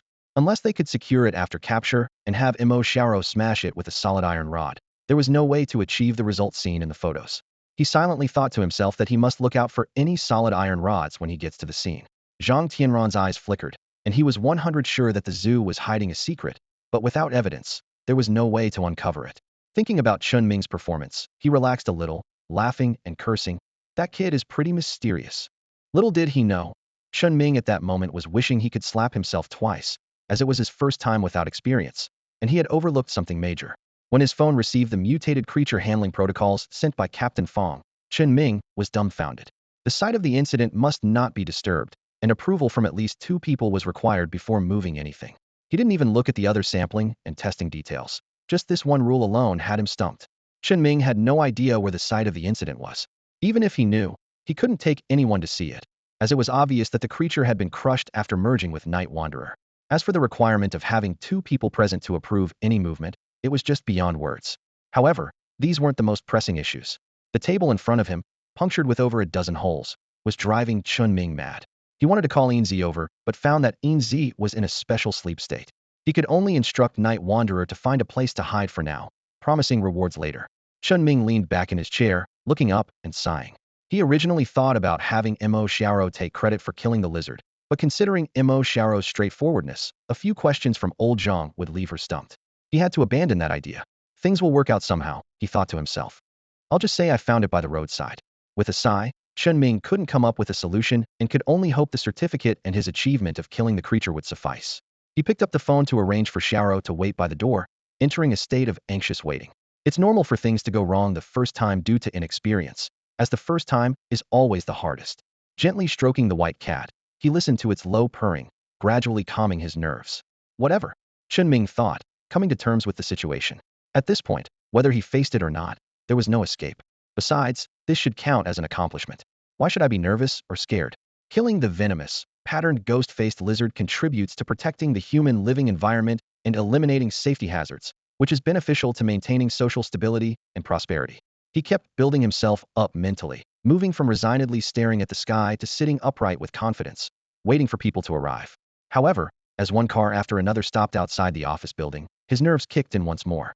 The sound of footsteps grew closer, and Chen Ming's long-built mental fortitude began to waver like a crumbling wall. Just then, Zhang Tianran, wearing her uniform, entered the office with a smile. Following her, a team of fully armed members from the Joint Investigation Bureau, led by a squad leader, rushed into the office. They started inspecting the bathroom and every corner of the suite, then secured the doors and windows. Seeing this large-scale operation, smelling the mix of sweat and earthy scents from the officers, and hearing commands from downstairs to guard all key points, Chen Ming's mental defenses collapsed instantly. This was not just a minor disturbance. He had not expected such an overwhelming response. Zhang Tianran's expression shifted with the changing situation, eventually breaking into a smile. She approached the desk, put on gloves, and peeled back a layer of plastic wrap. Why use plastic wrap? The squad leader said it was to preserve the scene. However, Zhang Tianran immediately realized this was not the actual crime scene. On her second glance, she noticed a hole in the desk under a map, scratched by a lizard's scales. On her third glance, she looked at Chen Ming with a mix of anger and amusement, pointing at the dead ghost-faced poisonous lizard on the table, and challenged him. Go ahead, Level 1 External Consultant Chen Ming. Please explain. Dozens of eyes fixed on Chen Ming, filled with surprise, doubt, curiosity, and scrutiny. Chen Ming gathered the remnants of his shattered composure, took a deep breath, and tried to remain calm. Clearing his throat, he began, I brought a white cat today. Then when I parked the car, something fell off. I got out and found I had run over an animal. Coincidence? Does this count as a contribution? Zhang Tianran's face twitched slightly, and others had similarly odd expressions. Finally, unable to hold back, Zhang Tianran waved her hand. Squad leader. The squad leader approached the table, asking Chen Ming to step aside. Then she drew a knife, sparks flying as she struck. But it wasn't over. After sheathing the knife, the squad leader pulled out a gun and fired, yet it couldn't penetrate the tough mutated scales. It was then that Chen Ming realized he was dealing with a severe information gap. He had no idea the ghost-faced poisonous lizard had such strong defenses. It was like showing off a knife in front of an expert and losing the blade. The atmosphere grew intensely awkward. Zhang Tianran, seeing the speechless Chen Ming, reassured him. It's okay. Everyone out. Leave the forensic team. The others exited the office, and the technicians began collecting samples with their equipment. Zhang Tianran approached Chen Ming with a softer tone. This was a contribution, maintaining social stability and protecting human life, but you should at least come up with a believable story. Chen Ming, feeling defeated, wiped his face helplessly. I'm just ignorant of such things. Who knew creatures like this existed? Even as a zookeeper, I've never heard of such a thing. He shrugged, resigned to his inability to explain but still prepared to stand his ground, as there was no evidence against him. Determined to persist, he was surprised when Zhang Tianran ruffled his hair. Say what you can, the old man won't turn a good deed into a bad one. Avoiding casualties by eliminating a dangerous mutated creature is a good thing. The technicians and the remaining squad leader were momentarily stunned but quickly resumed their tasks. Chen Ming was also taken aback, but he truly had no explanation, at least not one that would reveal the existence of his nocturnal activities. The fact that Yu managed to kill the dangerous mutant creature, the ghost-faced poison-patterned lizard, clearly indicates that he is even more dangerous than the lizard itself. Protecting the animals in the zoo is Chen Ming's top priority. He slowly shook his head, sighed, and thought to himself, it's hard to explain now. Just give me some more time. This time, Zhang Tianran was surprisingly agreeable, perhaps because he acknowledged Chen Ming's efforts or because killing the lizard was truly important. Regardless, Zhang Tianran patted Chen Ming's shoulder with a serious tone, saying, all right, old man will give you time, but don't disappoint. Meth consequences will be severe. Could it be worse than exposing the ancient armored bug and the divine phoenix? Chen Ming muttered under his breath, but outwardly he nodded repeatedly, putting on a grateful expression, making Zhang Tianran almost want to smack him on the head. A simple investigation confirmed that this was indeed the lizard that Fang's team was tasked to capture. The next step was to return it to the vehicle for a thorough examination back at the lab to get complete results. The good news was that antibodies were present in the lizard's body, meaning the colleague who was being treated could be saved. As Zhang Tianran was leaving, he jokingly said to Chen Ming, I don't want to come back a fifth time anytime soon. You rascal. Also, for your contribution, your level 1 certificate will be upgraded by 2 levels, and the database will be open to you. If you have questions, ask Fang's team. Everyone left, taking not only the lizard but also dismantling and taking the office desk. Chen Ming didn't stop them. He was quite relieved at that moment. He sat on the guest sofa, took a sip of water, and pulled the white cat into his arms to feel slightly at ease. Chen Ming felt as if he had just finished an exhausting college entrance exam and suddenly relaxed, his mind going blank. However, before he could fully unwind, he saw a Yu pushing a marble-sized bead toward him, following a hidden command. It pushed the bead along the wall and circled around to Chen Ming's feet. Before Chen Ming could react, the white cat in his arms seemed to sense something and eagerly jumped down, hugging the bead and rolling around with it. Even the usually dormant Enzy flew over, excitedly exclaiming, what a fragrance! What's that smell? Wow! Supersized drumstick. Chen Ming felt his already shattered nerves completely fall apart. What on earth is this now? Chen Ming didn't snatch the marble from the child. Instead, he directly asked Enzy about it, hoping to uncover the truth. Clack, clack, clack. Enzy's mouth made a rattling sound, while Night Wanderer responded with its hard elytra. Tap, tap, tap. Cleaning up garbage buried underground, I suddenly dug up something. There were many things I could smell but couldn't open, including a basin, no, a secret room, a tomb. Enzy's small eyes widened in surprise. A tomb. There's a tomb beneath the office building. The hole that was broken through, but Night Wanderer couldn't get in. The location is, Enzy exclaimed, the tuft of hair on its head alternately flattening and standing up. Boss, it seems like I should spit fireballs to burn through that spot. Chen Ming's inner turmoil subsided somewhat, his mood shifting from helplessness to excitement. However, before he could speak, a prompt suddenly echoed in his mind. Congratulations to the master for eliminating an invasive, dangerous species, protecting the zoo, and earning 10 portions of high-grade ingredients as a reward. Congratulations to the master for safeguarding the contracted species, successfully passing the review, and receiving a species awakening card. The master's affection for the contracted beast moves heaven and earth. Master, I love you. This declaration of Master, I love you, blared like a horn, nearly causing Chen Ming to jump off the sofa. He always felt there was something off with this system. It came and went like a shadow, always startling. Steadying his pounding heart, Chen Ming now had 16.5 portions of high-grade ingredients in hand, along with the species awakening card for the white cat. Indeed, surviving a disaster brings good fortune, and this time it's a double blessing, bringing immense joy. Chen Ming worked to calm his mind, knowing that the more joyous the occasion, the more he needed to remain composed. He decided to first thoroughly understand the situation before considering his next steps. Through Enzy's translation, Chen Ming gradually pieced together the sequence of events. It turned out that Night Wanderer was digging a pit underground to dispose of garbage and accidentally encountered a ghostly patterned toxic lizard, which then burrowed into the waste transport channel. Upon meeting, it attacked, attempting to devour Night Wanderer. Since it wasn't a zoo species, Night Wanderer quickly merged and grew larger, sprouting spikes, but couldn't pierce the lizard's mutated exoskeleton. Similarly, the lizard's venomous fangs couldn't penetrate Night Wanderer's shell. The two wrestled in the soil, veering off course, and suddenly fell onto an unbreakable hard object. Ultimately, the ghostly patterned toxic lizard was crushed to death by the merged Night Wanderer. Part of Night Wanderer sent the corpse to the office, while the rest continued exploring, intending to use the underground space for garbage, only to be drawn by a mysterious aura, discovering a marble and a hole. With the entire situation clarified, Chen Ming looked at the excited Enzy and asked, "What use is this marble?" Enzy replied, puzzled, I don't know, I just really like it, it smells delicious, even better than the ones the boss gives, but I can't eat it." Chen Ming inwardly sighed, though outwardly he remained solemn. He knew this must be the zoo's true secret. What does a tomb signify? Wealth? Endless wealth. And the current issue isn't just about wealth, but also involves animal mutation and evolution.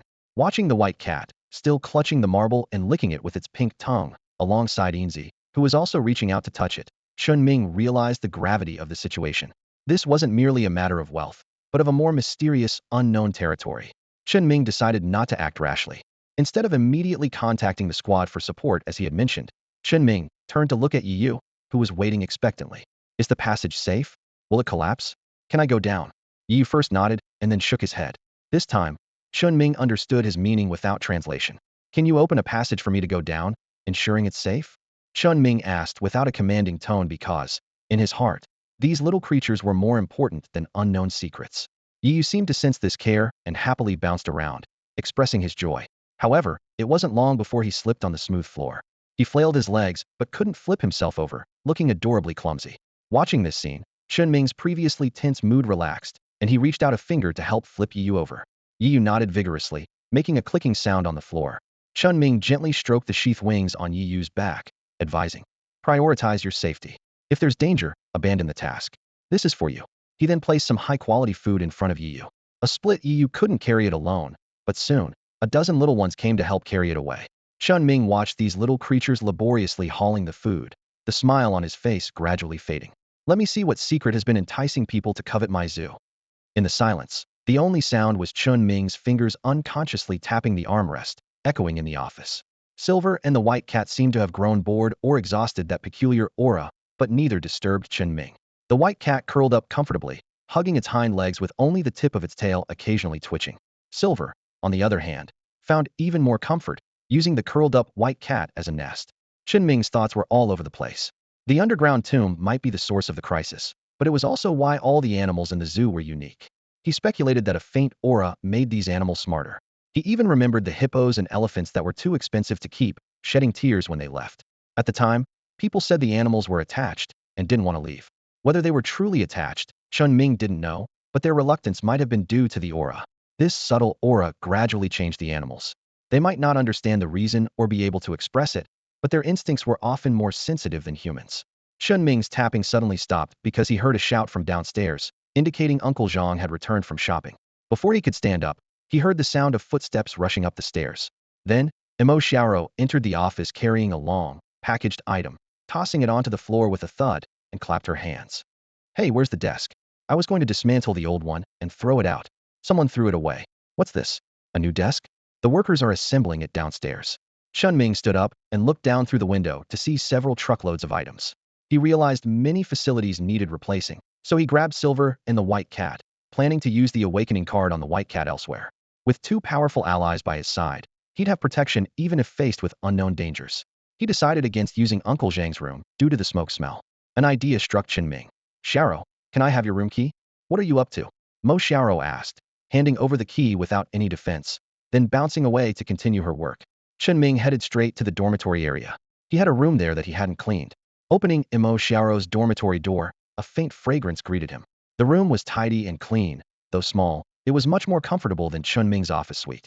To avoid misunderstanding, Chen Ming didn't sit on the bed but instead settled into a single armchair, closing the door.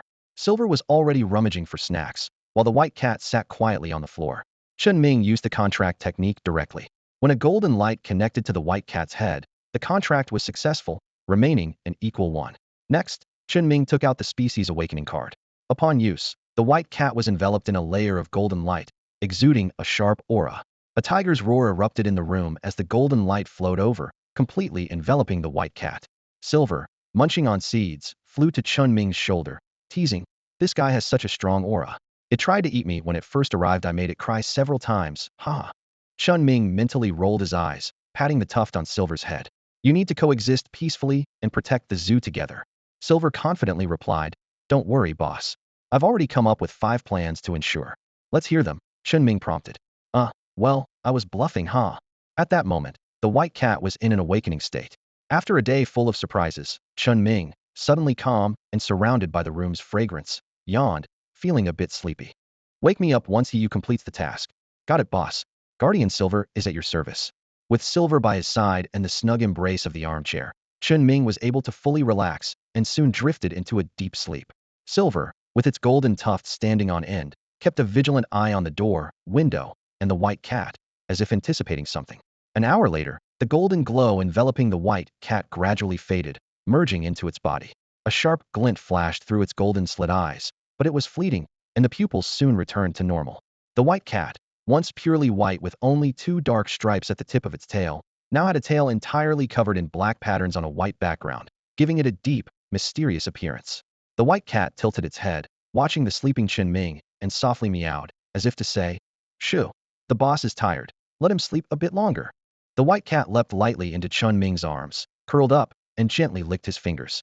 The room was quiet, filled only with a pleasant, subtle fragrance. However, in just a moment, both the white cat and Silver turned their attention to the slightly ajar door, which opened silently. The first thing visible was a slanted ponytail, followed by Mo Xiaoro's mischievous little head. Expecting to catch Chen Ming snooping through her private things, Mo Xiaoro was momentarily surprised to find him asleep on her armchair. She quietly picked up a thin blanket, first tossing the white cat aside, then covering Chen Ming with it. She squatted beside him, watching contentedly for a while before getting up to leave. This left the white cat, unceremoniously tossed to the ground, quite displeased, its whiskers twitching in indignation. It was the nth time Mo Xiaoro had yanked it away from Chen Ming. Although the clever white cat would not show any unusual behavior in front of others, it certainly held grudges, as cats often do. Chen Ming slept soundly, and it wasn't Silver who woke him for an urgent matter, but rather Mo Xiaoro who came to rouse him once everything was tidied up. She whispered, "Chen Ming, wake up, it's almost dark. Come and check out the newly arranged office with me." Rubbing his mouth, Chen Ming opened his eyes to realize he had slept for over 3 hours, and it was already afternoon. He stretched lazily, but as he got up, his left leg went numb, causing him to lose balance and stumble forward, landing on the bed where a dazed Mo Xiaoro was. Silver instantly spread its wings, pretending to shield its eyes, but in reality, its little eyes were peeking through the gaps, closely watching the pair. Instinctively, Mo Xiaoro raised her hands to push Chen Ming away, but he struggled to stand, his mouth dry as he stammered, My leg's numb. Don't grab me." She blinked in confusion at her hands, thinking, "Huh? I was trying to push you away. How did I end up holding your shirt?" Silver laughed and fell off the sofa, and the flustered Mo Xiaoro quickly let go, allowing Chen Ming to finally stand up, albeit hunched over. Suddenly, Mo Xiaoro grew concerned. "Did you hurt your back?" "Let me see." Chen Ming, not daring to let her check, quickly said, "You go ahead. I'll be right there, trust me." Reluctantly, Mo Xiaoro left the room, but just as Chen Ming was about to straighten up and adjust his pants, the door swung open again, and the ditzy ponytail had made a surprise return. "Get out." Mo Xiaoro, seeing nothing, closed the door with disappointment, suspecting Chen Ming was hiding a secret. This made Enzy, who was nestled in the sofa, laugh uncontrollably, and even the vertical pupils of the white cat turned into circles. Chen Ming dared not pull up his pants again, but instead turned to face the wall, standing silently for a few minutes until he fully composed himself. Enzy laughed so hard that it started foaming at the mouth, but when it saw Chen Ming turning to leave, it quickly shook off the foam and flapped its wings to land steadily on Chen Ming's shoulder. "Boss, Sister Xiaoro is adorably silly yet clever, and she even made a comeback." "Huh?" Enzy exclaimed excitedly. Chen Ming was speechless and flicked Enzy with his finger. "Be careful, she might get back at you." Enzy seemed to recall some unpleasant memories and instantly fell silent, turning to wink at the elegantly striding white cat.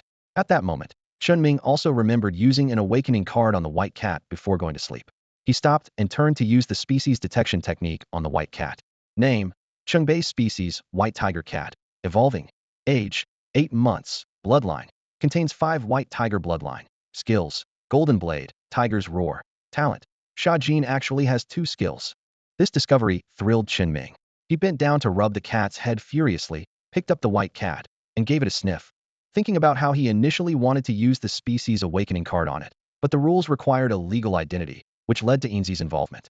Looking at the white cat with faint stripes on its tail, Chen Ming recalled finding it in the park north of Huaqing.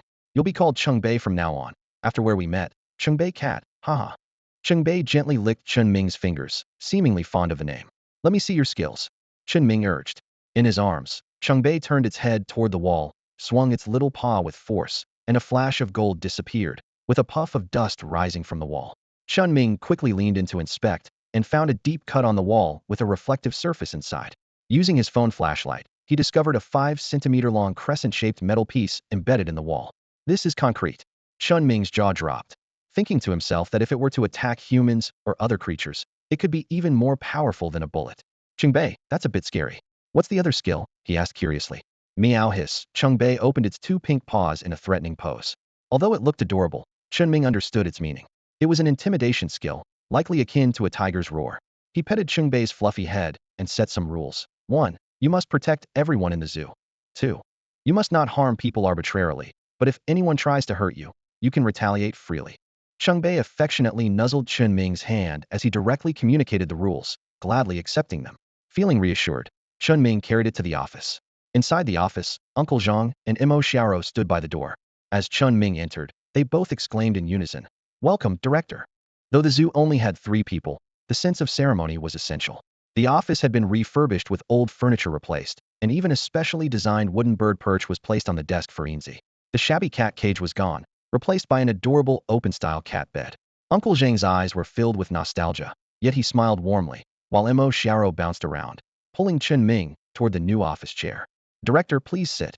Chen Ming obediently let himself be guided and sat in the new chair. "Everyone sit down. Thank you. Thank you for always being by my side." Uncle Zhang and Mo Xiaoro happily took their seats, but as Chen Ming spoke, he stood up and bowed. "Without your encouragement and support, I wouldn't be who I am today, and the Little Sun Zoo wouldn't be where it is now." This was not just polite talk. In his memories, everyone else had left, leaving only these 2 who stayed, even when they hadn't been paid for 8 months. This bond, whether for the former Chen Ming or the current one, was something he had to cherish and never take for granted. Chen Ming's expression softened. The zoo will get better and better, and soon, the whole place will be renewed. Yay, Chen Ming is so handsome. Mo Xiaoro jumped up with joy, while Uncle Zhang quietly pulled out a cigarette, only to remember this wasn't the dormitory. Just as he was about to put it away, Chen Ming, carrying a lighter, walked around the desk. "Uncle, let me light it for you." With a click, the flame flickered. Uncle Zhang hesitated for a moment before placing it in his mouth and leaning towards the small flame, exhaling smoke tinged with a hint of melancholy. Uncle Zhang's hands trembled slightly as his gaze fell on the gentle Chen Ming in front of him. As he grew older, his emotions when reminiscing about the past became more intense. He softly said, "I'll just go outside for a smoke. It'll be more comfortable." Just as he was about to get up, Chen Ming stopped him. "Uncle, you can smoke here. There's no need to go out. And besides, I have more to say." The 2 were at a standstill for a moment before Uncle Zhang nodded silently. Chen Ming then turned around, lightly hopped onto the desk, and let his feet dangle in the air. "The next few days are crucial, and no one is allowed inside the office building. This concerns the safety of the entire zoo," Chen Ming said, his tone turning serious. "Shui Dapeng's team will come to help with Xiao Rou's reception duties, and she also can't enter the building." Just moments ago, Mo Xiaoro was cheerful, but now she pouted in discontent, ready to object, only to be stopped by Chen Ming raising his hand. "It's not that I don't trust you, Xiaoro. You're so pure and lovable. Everyone trusts you, but I'm worried someone might pry information out of you. The situation is very sensitive these days. The back door of the office must be locked, and Uncle Zhang, you're in charge of guarding the front door." Uncle Zhang's hand, holding the cigarette, trembled slightly as he squinted at Chen Ming. Though puzzled, he didn't question him, simply nodding slowly and reminding, "Don't underestimate this old man. No one gets through the front door, not even the investigation bureau." Though the situation wasn't as dire, Uncle Zhang's vigilance was not to be underestimated. Uncle Zhang paused suddenly, realizing that only Chen Ming's parents knew this secret. He wondered how Chen Ming had learned of it.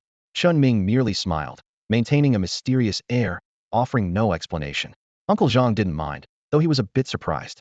He flicked the ash into his palm, extinguished the butt with his thumb, then got up to leave, taking with him Mo Xiaoro, who was lost in her own whimsical thoughts. Meanwhile, Chen Ming's expression had turned serious. A nocturnal creature had quietly crawled in along the door's edge, quickly hiding in the corner.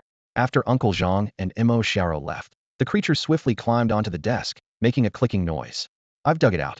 The passage is safe. We can go now. Chen Ming quickly pocketed the creature. There's still 3.5 hours until dark. We'll go after nightfall. The interior needs time for the air to circulate. Otherwise, I won't be able to get out once I go in. The leader was wise, and Enzy's admiration for him was as boundless as the Yellow River.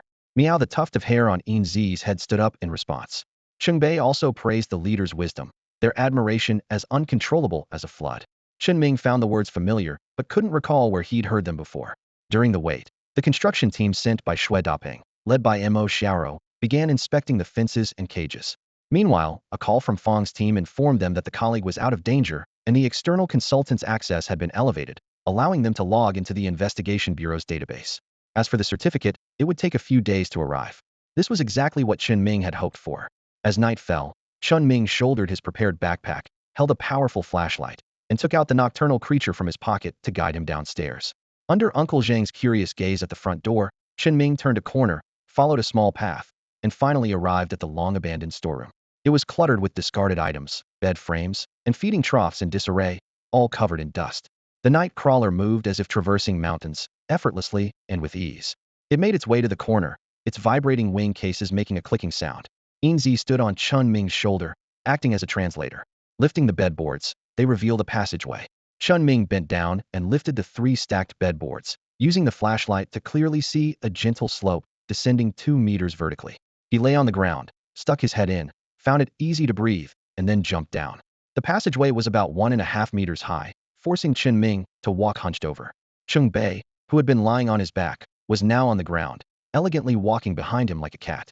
Enzy transformed into a ground-walking chicken, avoiding flying due to the risk of crashing into walls in the darkness. The 3 moved quickly forward, occasionally joined by night crawlers. The path sloped downward, and although it wasn't far, Chen Ming felt his eardrums being compressed, indicating a depth of over 10 meters. After a few more minutes, they reached the end of the passage, where a circular opening appeared. Chen Ming realized this was where a collapse had occurred. He removed his backpack, secured a wedge inside the passage, and attached a safety rope before moving to the opening to look down. It matched the night crawler's description. 5 meters below was a flat area, about 20 meters in diameter. Tossing the rope down, the night crawlers descended first. Chen Ming, carrying Cheng Bei and with Enzy perched on his head, slid down the safety rope. Once on solid ground, he felt a dampness, and a group of night crawlers surrounded him, opening their wing cases as if welcoming him to their world. This experience was entirely new to Chen Ming, and the thrill and excitement of the adventure invigorated him. He then took out 3 portions of high-grade food and handed them out, as if rewarding his troops. The 3 little creatures ate happily, while Chen Ming retrieved a hammer and began tapping around. The echo was dull and heavy, making it difficult to discern the material. Assuming it was thick stone slabs or rocks, he tried using a hand drill with an alloy bit, but the bit's alloy layer wore down significantly, achieving no effect. Guided by one of the night crawlers, Chen Ming found a hole. He took out a handheld pump air detector and probed the hole, discovering that the oxygen level inside was below 10, indicating an oxygen-deficient state. Fortunately, there were no harmful gases or flammable gases like methane detected. Chen Ming waited quietly for the 3 little ones to finish eating and then said to Cheng Bei, "Give it a try." The crisp sound of a collision echoed in his ears. Cheng Bei responded, "Meow." The attempt to cut with a golden blade was abandoned. Next, Enzy, moving like a ground-walking chicken, approached the hole and emitted a glass marble-sized phoenix flame from its mouth. Sizzle. The phoenix flame entered the thumb-sized hole, evaporating moisture, before Enzy tilted its head back to reclaim the flame, which had shrunk somewhat. "I smell something." Cheng Bei meowed, and a clicking sound was heard. Chen Ming was puzzled, as he only detected a faint, earthy odor. As the hole's temperature gradually returned to normal, a night crawler attempted to pass through but got stuck. Enzy used the phoenix flame again to widen the hole, and by the time it retracted, the flame was only the size of a soybean. Enzy appeared exhausted, sticking out its tongue, seemingly drained. Finally, the passage was wide enough for a night crawler to crawl headfirst inside. The underground space was silent. After waiting for over 10 minutes, the clicking sound suddenly resumed, originating not from the crawler that had descended, but from those waiting at the opening. They were a collective. Enzy, weakly, began to translate.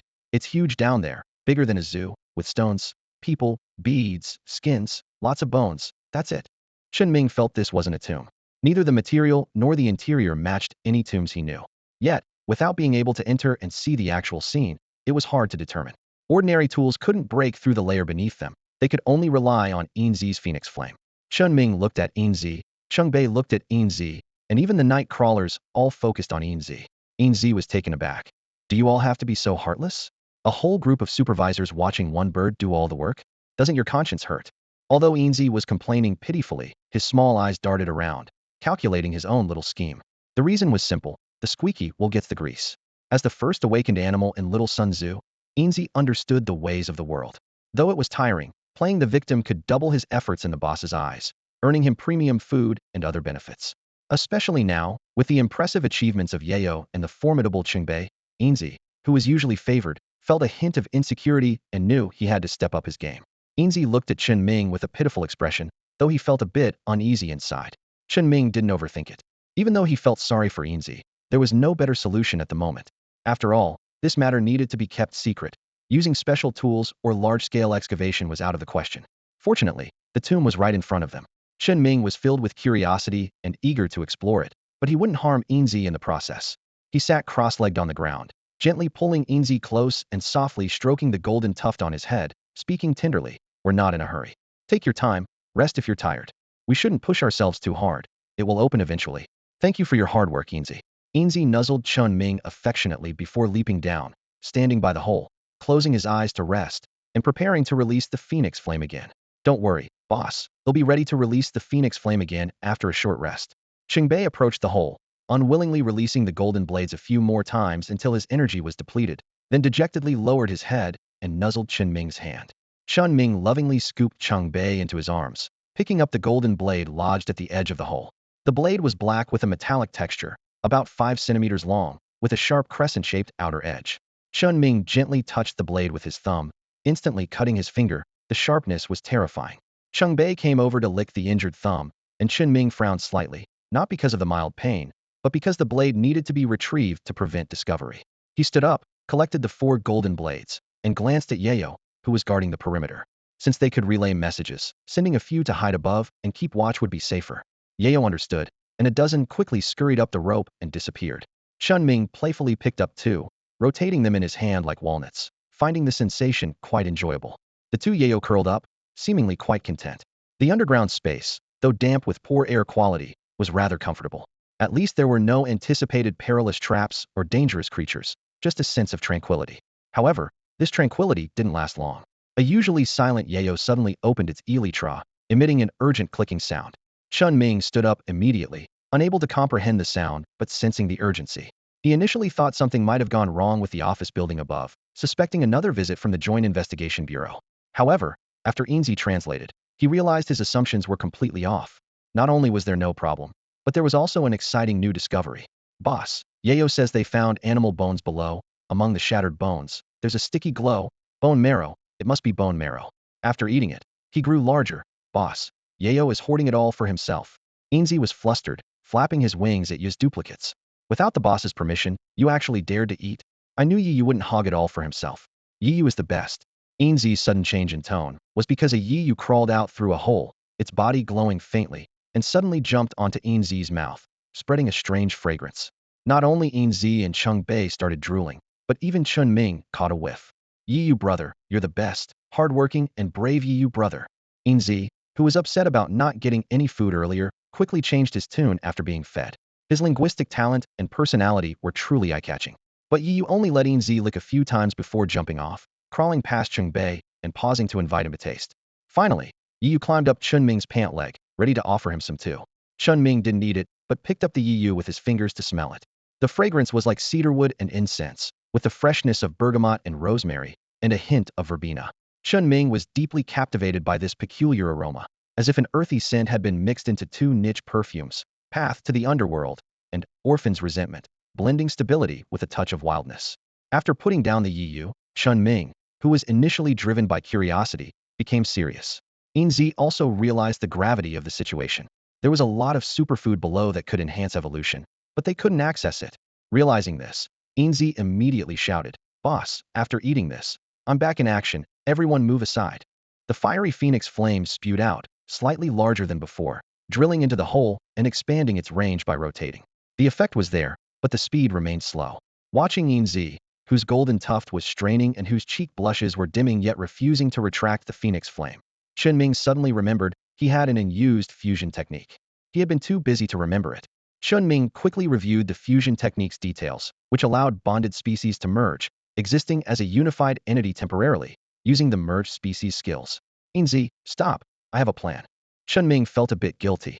Too much had happened recently, and he was overwhelmed.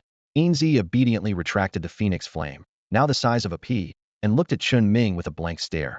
Boss, Enzy can hold on. Just really hungry, but if the boss commands, I'll complete the mission even on an empty stomach. Enzy can do it. The white cat Chingbei couldn't help but roll its eyes. Chinming quickly offered some high-grade food. Don't say such silly things. No matter how good the stuff below is, it's not more important than Enzy. Boss, delicious. Chinming got up and looked around. Not knowing the exact effects of the fusion technique, to avoid any accidents, Chinming asked Yu and Chingbei to step back a bit. When Enzy was ready to release the phoenix flame again, Chinming stopped him, lifted Enzy, and activated the fusion technique. Enzy melted into star-like particles, merging into Chen Ming's body, warm and comforting, filling him with strength. When the fused phoenix flame was directed at the hole, an intense wave of heat surged from his abdomen, rushing up and forcing its way out through his throat, spewing from Chen Ming's mouth, as large as a basketball. Upon landing, it generated scorching heat, causing the ground to crackle, and Chen Ming smelled the scent of burned hair. Then everything went dark as he lost consciousness, falling backward. Cheng Bei dashed forward, cushioning Chen Ming's head. Enzy fell out from him, also unconscious.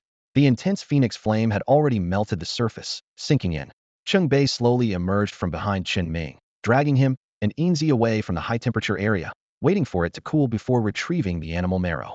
Chen Ming was unconscious for over an hour. Before passing out, he felt utterly drained, as if his brain and marrow had been expelled.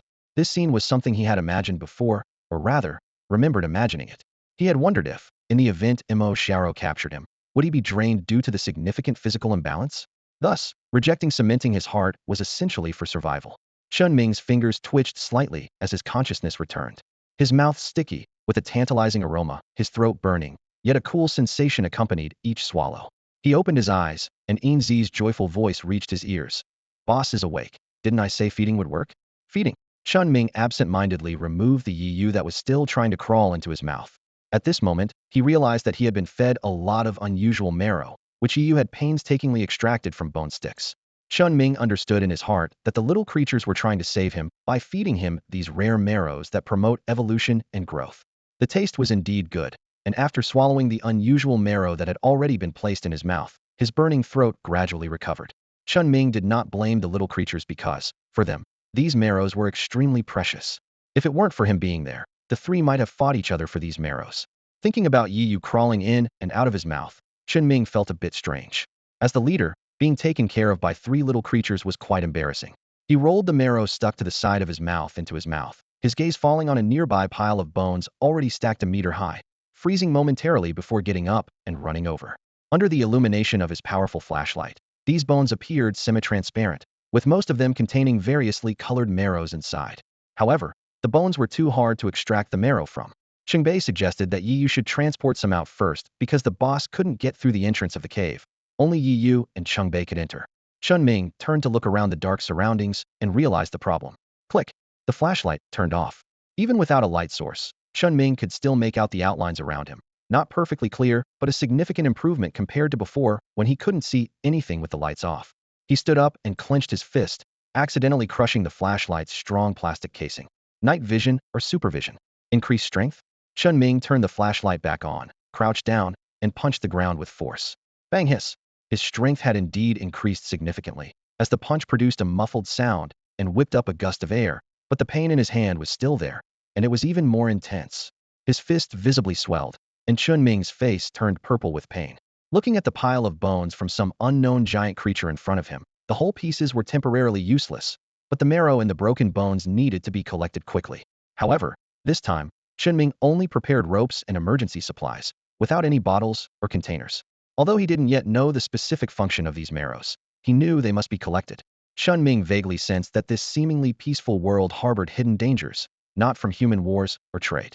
The existence of the Joint Investigation Bureau already indicated this, especially after gaining access. Chinming found many documents to be unclear, with the only common factor being animal mutations. It seemed that insufficient access prevented a full understanding. He stroked the tuft of fur on Enzy's head, deciding to leave Qingbei there while he and Enzy went up to fetch containers to collect these items. Meow. After making the arrangements, Chen Ming got up and walked towards the rope, finding what he thought would be a strenuous climb surprisingly easy. He crouched as he swiftly moved through the passage, emerging from the abandoned warehouse. Although covered in dust and dirt, he was in high spirits. Upon reaching the first-floor lobby, it was already close to midnight, and seeing Uncle Zhang sitting on the steps outside the main entrance, Chen Ming smiled. Before Zhang Shu could get closer, he noticed Chen Ming, who was dirty and disheveled. Without asking any questions, he watched as Chen Ming sat down and drained Zhang Shu's large teacup with a satisfying gulp. Chen Ming told Zhang Shu, "Call Xiao Rou over. We need lots of bottles and jars, ones that can be sealed. Today, I'm going to do something big. It's better if Xiao Rou doesn't know about it. She's prone to letting things slip." Although Zhang Shu had an inkling of what was going on, he still gave a word of caution. However, Chen Ming had already made up his mind. He believed Xiao Rou was innocently naive, but she understood the importance of secrecy. As long as she didn't want to talk, no one could pry anything out of her. Seeing Chen Ming's resolve, Zhang Shu went ahead and made the call. Chen Ming got up and headed outside, warning, "Don't leave the door unattended. I'll be right back." With that, he dashed out swiftly.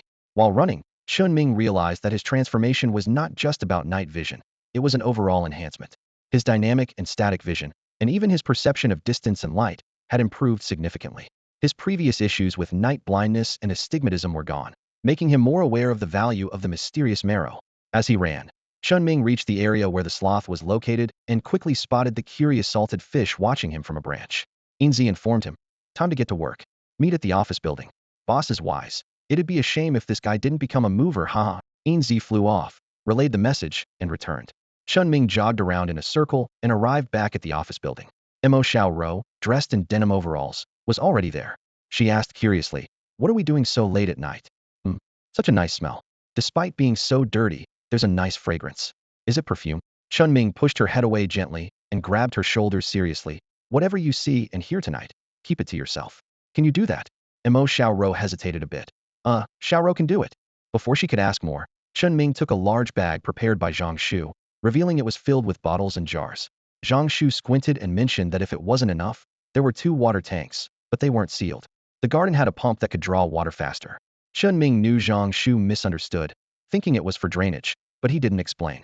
Instead, he followed Enzy's wing, spotting the salted fish lurking in the shadows at the corner of the wall. The creature had crept over silently.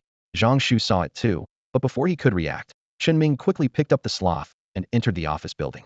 Xiao Rou followed with a flashlight. "I'm coming, hurry." Oh. Both of them and the sloth disappeared into the hallway, leaving Zhang Shu puzzled and unable to make sense of Chen Ming's actions. Inside the abandoned warehouse, Chen Ming jumped into the underground passage first. "Be careful." "Never mind," he said, as Mo Xiao Rou had already jumped down, shining her flashlight around curiously. "Hey, why is there a passage here?" "Don't ask, just do what you're told," Chen Ming said sternly. Though Mo Xiao Rou dragged out her words reluctantly, she knew the importance of the situation and kept silent, following Chen Ming closely. When they were 10 meters from the end, Chen Ming stopped. "Wait here, don't move a step." "Can you do that?" Mo Xiao Rou. "Yes, no problem. I'm just curious." "Don't be curious. Keep quiet and hold on to the secret. Tonight, you were never here." Xiao Rou acknowledged obediently. When Chen Ming got truly serious, Mo Xiao Rou immediately complied. Chen Ming gave her a deep look before sliding down the safety rope with the salted fish and the large bag in tow. As soon as he hit the ground, Chen Ming dropped the salted fish, leaving Enzy to organize the tasks. He opened the backpack, taking out various sized jars and cans, placing them on the ground and filling them with the peculiar marrow. The pieces that couldn't be extracted were set aside for later. Speed was essential. In the north of the city, they began sorting the beast bones, with Enzy directing the salted fish to use its lightning skill to transport the bones. Using its flying ability, it continuously moved in and out of holes the size of soccer balls. The night was bustling with activity, divided into 3 groups. One for moving things below, another for extracting marrow from inside the bones and placing it into jars, and the last for keeping watch around the office building. Chen Ming wasn't idle either, taking care of the thick marrow from large bone fragments. The collective effort was like a production line, and whenever they got tired, they consumed some of the mysterious marrow. One by one, the glass jars were filled, and even plastic bottles were used until all marrow from the fragmented bones was extracted. However, a third of the complete bones, still containing the rare marrow, remained. Chen Ming glanced at the time. It was already 3 a.m. Before him lay not only a complete set of hard bones, but also some scattered beads of varying sizes and colors. He speculated that these beads might be the legendary inner cores or other forms of energy condensations, though this was merely conjecture since they were steeped in myth. Considering the presence of the mythical phoenix, white tiger, and ancient beetle around him, it didn't seem entirely unfounded. There were also numerous online discussions suggesting that traces of powerful extraordinary beings once existed in this world. The specific verification of these findings would have to be handled by the Joint Investigation Bureau. Indeed, Chen Ming had already decided to hand over these discoveries. The Bureau's authority was vast, commanding global respect, and he held a favorable impression of the organization. Additionally, after Zhang Tianran's several gestures of goodwill, he felt compelled not to disappoint the elderly man. Moreover, this was an opportunity to expose the hidden hand behind the attacks on the zoo. And, of course, there was the prospect of rewards for contributions. Chen Ming wasn't power-hungry, but he hoped to gain greater access to understand and prepare for future crises. His current level of clearance left him anxious about the unknown. In his mind, the zoo belonged to him, and he knew this well. As for global affairs, Chen Ming was indifferent. The world was vast, and he preferred to take it easy. He only cared about anomalies around Huaqing and would help secretly if necessary. Chen Ming packed the bag filled with viscous marrow and most of the beads, leaving only a small one. He struggled to lift it and tied it to a safety rope. He climbed up the rope, making sure Imo Xiaoro, who was watching him, didn't come too close. Instead, he tossed the extended rope to her. "Pull it up with me, slowly." "Got it." Imo Xiaoro, though curious, refrained from prying. She took the rope and followed Chen Ming's pace to haul the bag up. After untying the knot, she tossed the rope back down. Chen Ming wiped the sweat from his forehead, smudging his face. "Step back a bit. Wait for me. Don't open it. Don't look." "Don't worry, I won't look." "Is it antiques or jewelry?" Imo Xiaoro couldn't help but ask. Chen Ming took the opportunity to lightly tap her not for a prominent nose. "Be good." MMM. Startled by the sneak attack, Imo Xiaoro became unusually compliant, even a bit dazed. Chen Ming then returned to the underground space with another bundle of rope. The bones of the exotic beasts that the little creatures could move were all their giant skulls, mysterious statues, and elevated structures that couldn't be shifted. A few of the little creatures rested around the bone pile. As Chen Ming approached, he threw down the rope. "Enzy, Yiyu, Xianyu, go down and tie up the bones that can fit through the hole. Last batch. Once it's done, we're finished." Xianyu vanished instantly, already descending, and Enzy flew into the hole. The silent underground space echoed only with the sound of breathing. Chen Ming and the four little creatures, like land-licking maniacs, took everything they could carry.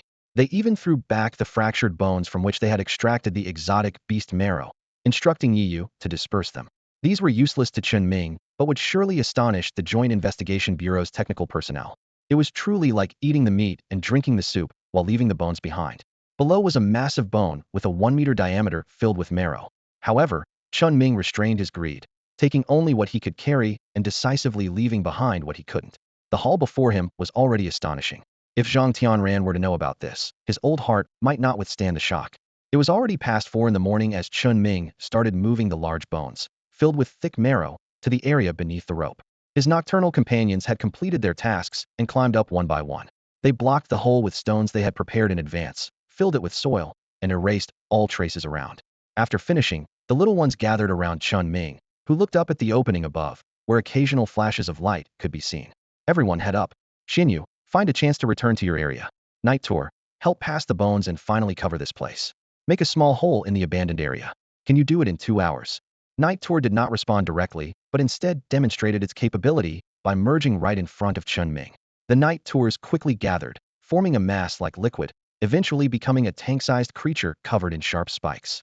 As the first to discover this place, the night tours had grown rapidly by consuming the strange bone marrow. Chen Ming hadn't expected that the night tours had grown to such an extent, with their simple and hard-working nature. He patted the head of the night tour, which was lying on the ground, and said softly, "Thank you for your hard work. Let me know when you're done." Crackling sounds followed by a crash as the small night tours scattered. Chen Ming climbed up the rope with peace of mind, setting Xinyu down and leaving the north of the city. His face was covered in soot, and he flashed a white smile at Imo Xiaoro's puzzled gaze. "The last batch, don't be scared. You didn't bring out the bodies, did you? If they come back to life, I'll take them apart. I brought a stick." Imo Xiaoro wasn't naive. Seeing Chen Ming mysteriously entering the underground passage to transport things, she guessed it was a tomb raid. With Uncle Zhang's discretion and Chen Ming's careful handling of the packages, Imo Xiaoro had no idea what was inside, only imagining imperial tombs, gold bricks, jewels, and antiques. Chen Ming didn't bother explaining. Seeing Xinyu had slipped away, he tossed the rope. Stay there and don't move.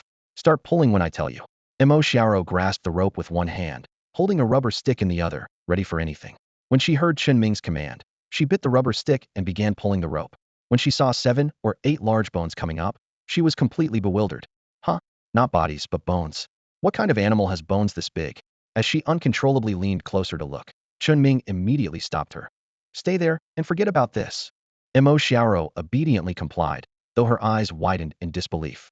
The bone was over 2 meters long, with a faintly glowing viscous substance inside, beyond her understanding. She watched in a daze as Chen Ming untied the rope and tossed it down again, pulling up bundle after bundle, 5 in total. Chen Ming slung the rope over his shoulder and turned, saying, Let's go back. Aren't we taking these? Smack. Her backside was sneakily tapped, and Mo Xiao instantly fell silent, obediently picking up the large backpack to head back. At that moment, her heart raced, her mind a blur. Chen Ming was also helpless. In such risky ventures, extraordinary measures were necessary. In urgent times, he could only resort to unconventional tactics. When the two returned to the warehouse, the large bag was still in its original spot. Chen Ming took out 2 small bottles from it, leaving the rest covered with the floorboard. He knew he couldn't carry these items with him and would have to wait until things calmed down to retrieve them. Chen Ming, with the silent and reserved Mo Xiao, walked back to the hall. Uncle Zhang was still sitting on the front steps, having kept watch all night, and the sky was beginning to lighten. Uncle Zhang, come upstairs with me, Chen Ming said in a low voice. Uncle Zhang nodded silently, looking around before slowly entering the office building. Once in the office, Chen Ming drew the curtains before turning on the light. His face was smeared with dirt, making it appear dark, but at this moment, he smiled silently and handed the 2 bottles to Uncle Zhang. Drink this, and you'll feel the benefits. Then go wash up and change clothes. Leave these clothes to you for disposal. Uncle Zhang frowned in confusion. This was not the treasure or antiques he had imagined. However, trusting Chen Ming, he unscrewed the bottle cap. As soon as it opened, a strange fragrance filled the air, instantly invigorating Uncle Zhang, who hadn't slept all night. Mo Xiao finally came to her senses and exclaimed, Wow, that smells amazing. Uncle Zhang drank it all in one gulp, while Mo Xiao sipped it slowly, seemingly reluctant to finish it, intending to save some. Seeing this, Chen Ming walked over to her and said, If you don't want to drink it, give it to me. Keeping it will get us all in trouble. Mo Xiao quickly drank it down, even licking the bottle clean like a little puppy. Chen Ming took back the bottle with some residue, and then went to wash and change clothes, reminding them, Don't mention any changes in your body. The two left one after the other, and after washing up, all the clothes were handed over to Uncle Zhang. Chen Ming sat in his chair, waiting for the signal from Yiyu, while Mo Xiao's emotions fluctuated, sometimes frowning, sometimes joyful. When Uncle Zhang returned, the Yiyu in his pocket nudged Chen Ming. With a simple gesture, Enzy flew out of the office. Looking at the slightly brightening sky outside, Chen Ming's lips curled into a mischievous smile as he pulled out his phone and dialed Captain Fang's number. Do you know what time it is? Fang's voice came through the phone, sounding gritted. It's 6:07 in the morning. Can't you read a clock? You better have something extremely, very, particularly serious to tell me. Chen Ming replied cheerfully. I found an underground tomb. That should be extremely, very, particularly serious, right? There was a sound of sudden movement on the other end of the line. What did you say? It might be an underground tomb, and all I have is a single bead with a strange fragrance. I can't get in. Enzy fetched it. A bead? What kind of bead? Describe the scent, Captain Fang asked urgently. The call ended abruptly with a beeping sound. Captain Fang furrowed his brows, and when the notification sounded, he recognized the green bead the size of a pill in the photo that came through. His breathing quickened as he enlarged the picture for a closer look, even wishing he could smell it. But from just a photo, he couldn't confirm if it was what he thought it was. He needed to see it in person and have the technical department test it. Captain Fang quickly called back. What reaction did Enzy have to the bead? He, clung to it. You can't do that. Immediately seal the bead in a container. I'll get there as soon as possible. Are there any other beads? Where is it? Captain Fang instinctively lowered his voice, as if worried about being overheard. On the other end of the line, Chen Ming was holding 2 nocturnal creatures, the location being the zoo. As a member of the Joint Investigation Bureau, even as a low-level external consultant, he had the responsibility to report the situation immediately. Got it. Protect the scene until I get there, he said before hanging up, muttering to himself. What's there to protect? Then he turned to look at the 2 people in front of him, who were staring in shock. Last night, he went to sleep normally. Well, Uncle Zhang had insomnia, and just then Enzy brought back a precious pearl. That's the whole story. He knew nothing else. Oh. Mo Xiao nodded vigorously, speaking with a hint of regret. Why tell them? Couldn't we dig it up ourselves? Chen Ming replied righteously. Because we need to have a spirit of dedication, responsibility, and awareness. Although Mo Xiaoro seemed to half understand, Uncle Zhang's eyes flickered uncertainly. After all, Chen Ming had been busy all night, personally preparing those bottles. After drinking that strange, viscous liquid, he felt much lighter, with even more changes he hadn't had time to experience. Clearly, Chen Ming had taken the lead. Thinking of this, Uncle Zhang raised his hand to ruffle Mo Xiaoro's hair. Do as Chen Ming says. Got it, she replied. The office returned to silence. When Enzy came back, it perched on Chen Ming's shoulder, playing with his hair. Meanwhile, the Global Joint Investigation Bureau would be thrown into chaos by thunderous news this morning. After hanging up, Captain Fong rubbed his cheeks, dialing another number as he got dressed. The other side picked up quickly, but with a terrible tone. Captain Fong, do you know what time it is? Do you know that the old man is over 60, with one foot in the grave? Zhang Tianran, despite his age, had the same morning grumpiness as he did in his teenage years. You better have something earth-shattering that only I can solve, or… Never mind, my old arms and legs couldn't beat you anyway. Captain Fong broke out in a cold sweat. He wasn't afraid of Zhang Tianran's temper, but feared his cryptic words in a fit of rage. This meant Zhang Tianran was holding a grudge and planning something. Captain Fong quickly summarized everything, pushing it all onto Chen Ming. Report to Director Zhang, Chen Ming called. A subterranean tomb was found at the zoo, and Enzy brought back a pearl suspected to be a beast's core. I am not authorized to handle this and need your personal oversight because the quantity is unknown. Zhang Tianran, his mind clouded with sleep, suddenly snapped to attention, even suspecting he was hallucinating due to old age. But his professional instincts quickly brought him back to calmness. Notify the technical inspection department to send a team, do not submit a task backup, and do not alert anyone else. Bring small detection tools, and wait for confirmation before proceeding. I will authorize immediately. Zhang Tianran didn't even wash his face, hurriedly dressed, and drove directly to the zoo. At the zoo gate, Mo Xiaoro was already waiting. Zhang Tianran and his team of 4 entered the office, getting straight to the point. Can you take responsibility for what you said? Captain Fong asked, finding it hard to believe. However, Chen Ming simply took the pearl out of the drawer and tossed it over. It's this thing. What responsibility do I have? Captain Fong instinctively caught the pearl, but then his eyes widened. Didn't I say to seal it in a container? You just… Chen Ming spread his hands. I can't just throw it in a soy sauce bottle, can I? Mainly, all the soy sauce bottles were gone, and every usable bottle was filled with the peculiar bone marrow. Fong Dui wanted to say something, but Zhang Tianran, standing nearby, directly handed the bead to the examiner. The network quickly analyzed it and determined that it belonged to the Huacheng Joint Investigation Bureau. The current mission was in a non-backup state, meaning the results wouldn't be uploaded to the global headquarters. If the results were false, Chen Ming wouldn't be implicated. It was a protective measure. The results were owned by the Huacheng branch, and if they were genuine, no one could claim credit. Not backing up signified that this mission didn't exist. The examiner nodded vigorously and excitedly scraped a layer off the bead's surface to begin the separation process, while the bead itself was placed in a sealed box for X-ray analysis. The office atmosphere was tense in the silence when Mo Xiaoro walked in with a tray. Director, it's time to eat. Zhang Tianran and the other 3 looked at Chen Ming in confusion. In such a serious and tense moment, you still think about eating? This wasn't arranged by Chen Ming, but in his memory, Mo Xiaoro would always bring meals upstairs when she didn't feel like going down in the morning, which changed Chen Ming's habit of not liking breakfast. Ignoring the 4, Mo Xiaoro placed the tray on the desk, containing millet porridge, large buns, and a stack of pickled vegetables. Eat up, skipping breakfast is bad for your health. Zhang Tianran and the others felt a bit offended. Forget eating, Zhang Tianran hadn't even washed his face. Clearing his throat, Zhang Tianran said, Girl, get an old man a bowl too. Came here in a hurry, huh? Chen Ming then said, I'm going to the washroom.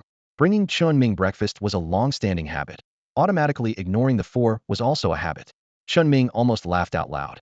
Xiaoro, please bring more breakfast up later. We have a busy day ahead. Thanks. Oh, okay. After Zhang Tianran quickly washed up, Mo Xiaoro brought up another large tray, placing it on the desk. Zhang Tianran quickly thanked her. Just as he took a big bite of a bun, a piercing alert sounded. Director Zhang, the preliminary analysis is out. It's a beast core, and it's ancient. We can't bring large equipment. We need to return to confirm. Zhang Tianran grabbed 2 more buns. Chen Ming, take us to where you found it immediately. Fong Dui quickly made calls to summon people. The Joint Investigation Bureau guarded the zoo, while brother departments sealed off the surroundings, fast. Chen Ming finished his millet porridge and ran outside. He hopped on a small electric scooter and headed towards the southwest wasteland. Enzy was already circling in the sky above the wasteland. Found it in that mouse hole down there. Oh, and the bead is mine. As he spoke, Enzy landed on Chen Ming's shoulder. Chen Ming stopped Enzy from pestering him for the bead and stood by the hole. It was called a mouse hole, but it was actually over 10 centimeters in diameter. The examiner took out a handheld device and inserted a hose into the hole.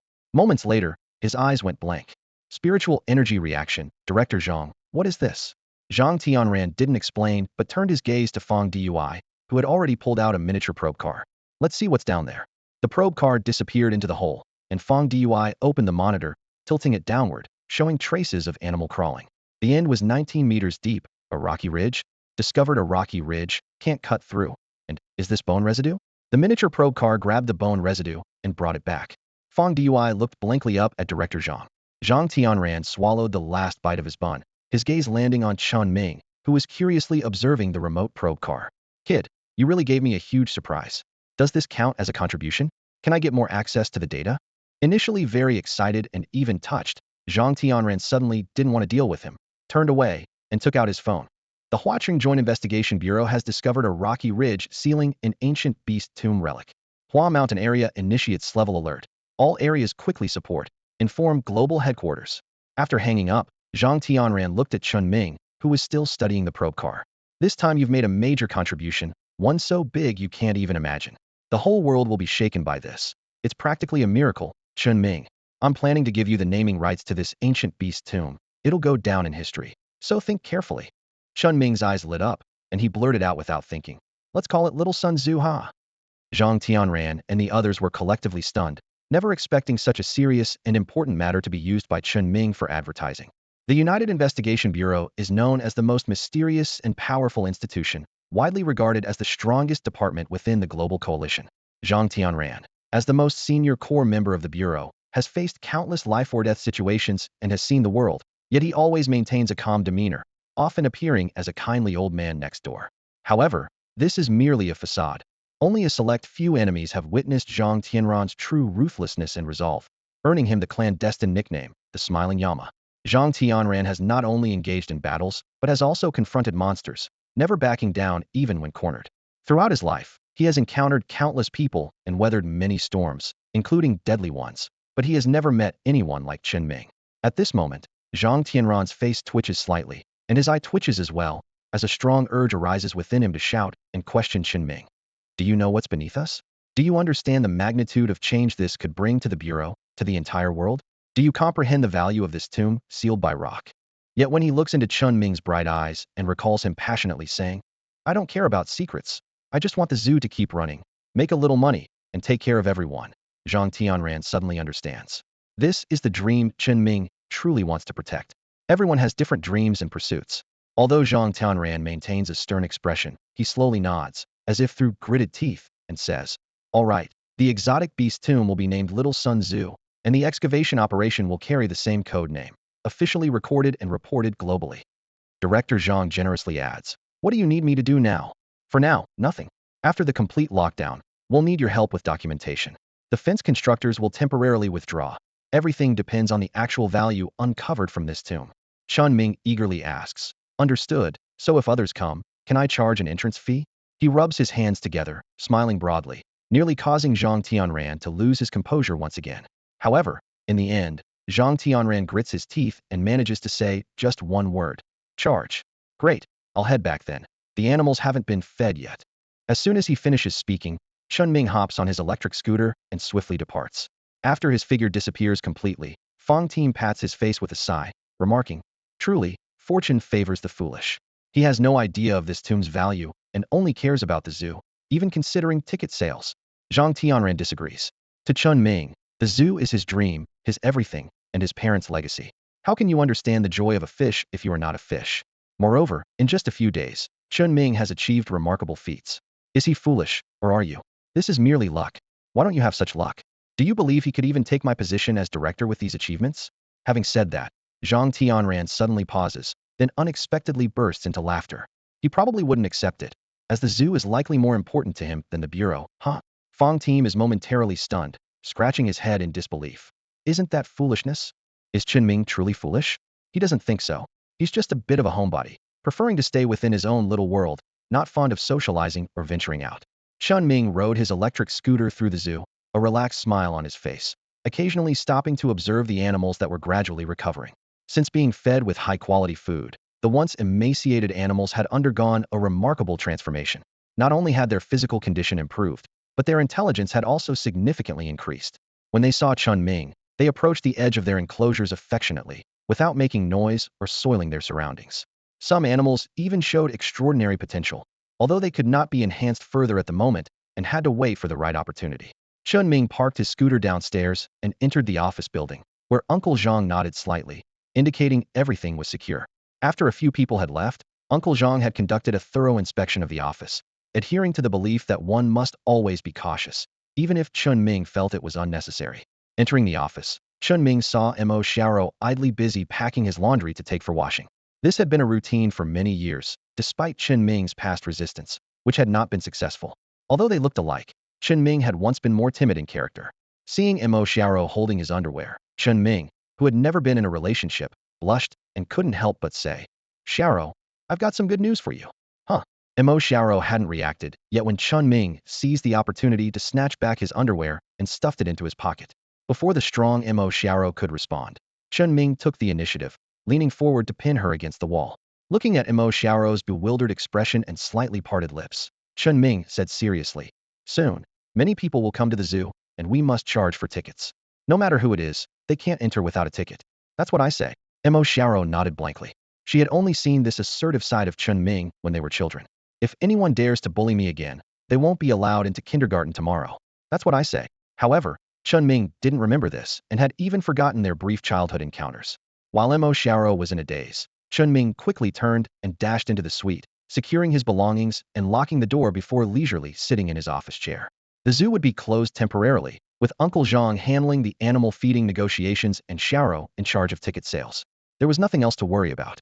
Mo Xiaoro left silently, holding the clothes, and after stepping outside, she vigorously waved her small fist. "Darn, always catching me off guard.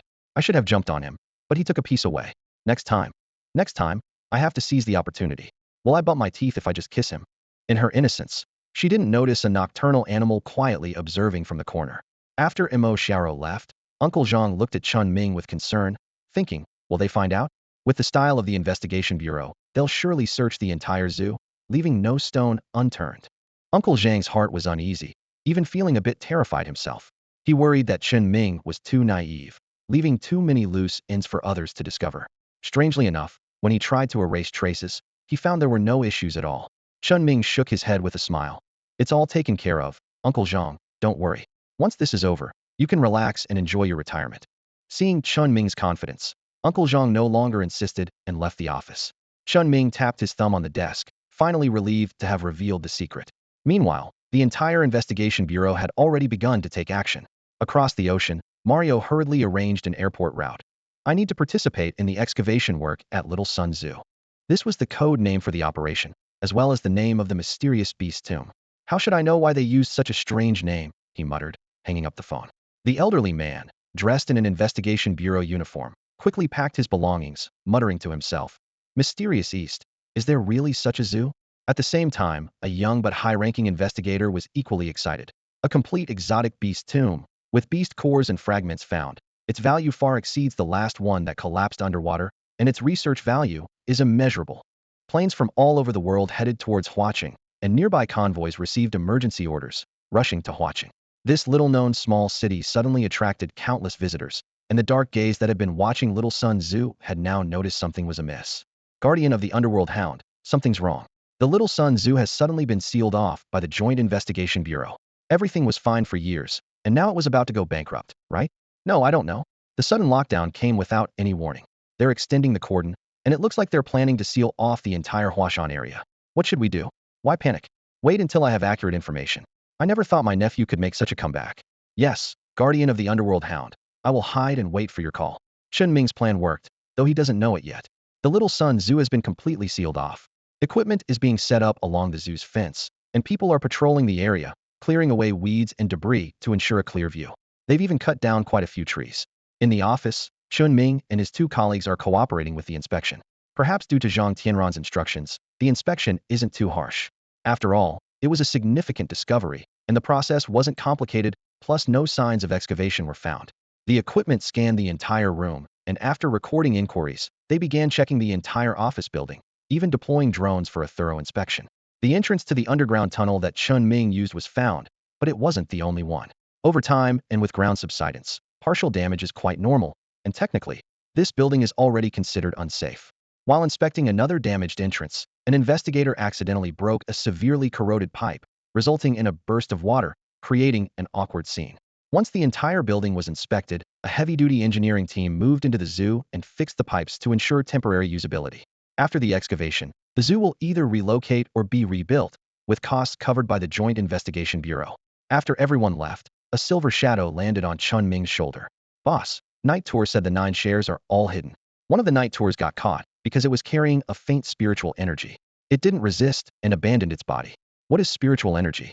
Chen Ming isn't sure what it specifically refers to, as his clearance level isn't high enough yet. However, he guesses it's an intangible, formless substance that can promote biological evolution. With his hands resting on the windowsill, Chen Ming watched the investigators checking around. He instructed the dispersed night tours to stay hidden and to avoid cleaning up for now. If they can't hold back, they should go far away. He also reminded Silver to warn the slacker that if exposed, he might end up being sliced and cooked. Every animal and person in the zoo shows a faint spiritual energy response, which is considered normal since the tomb's spiritual energy has been detected seeping out. This area is temporarily considered a treasure trove, and as long as no skills are used, there won't be significant fluctuations to draw attention. Chen Ming headed downstairs and saw Uncle Zhang, who was once again acting as the gatekeeper.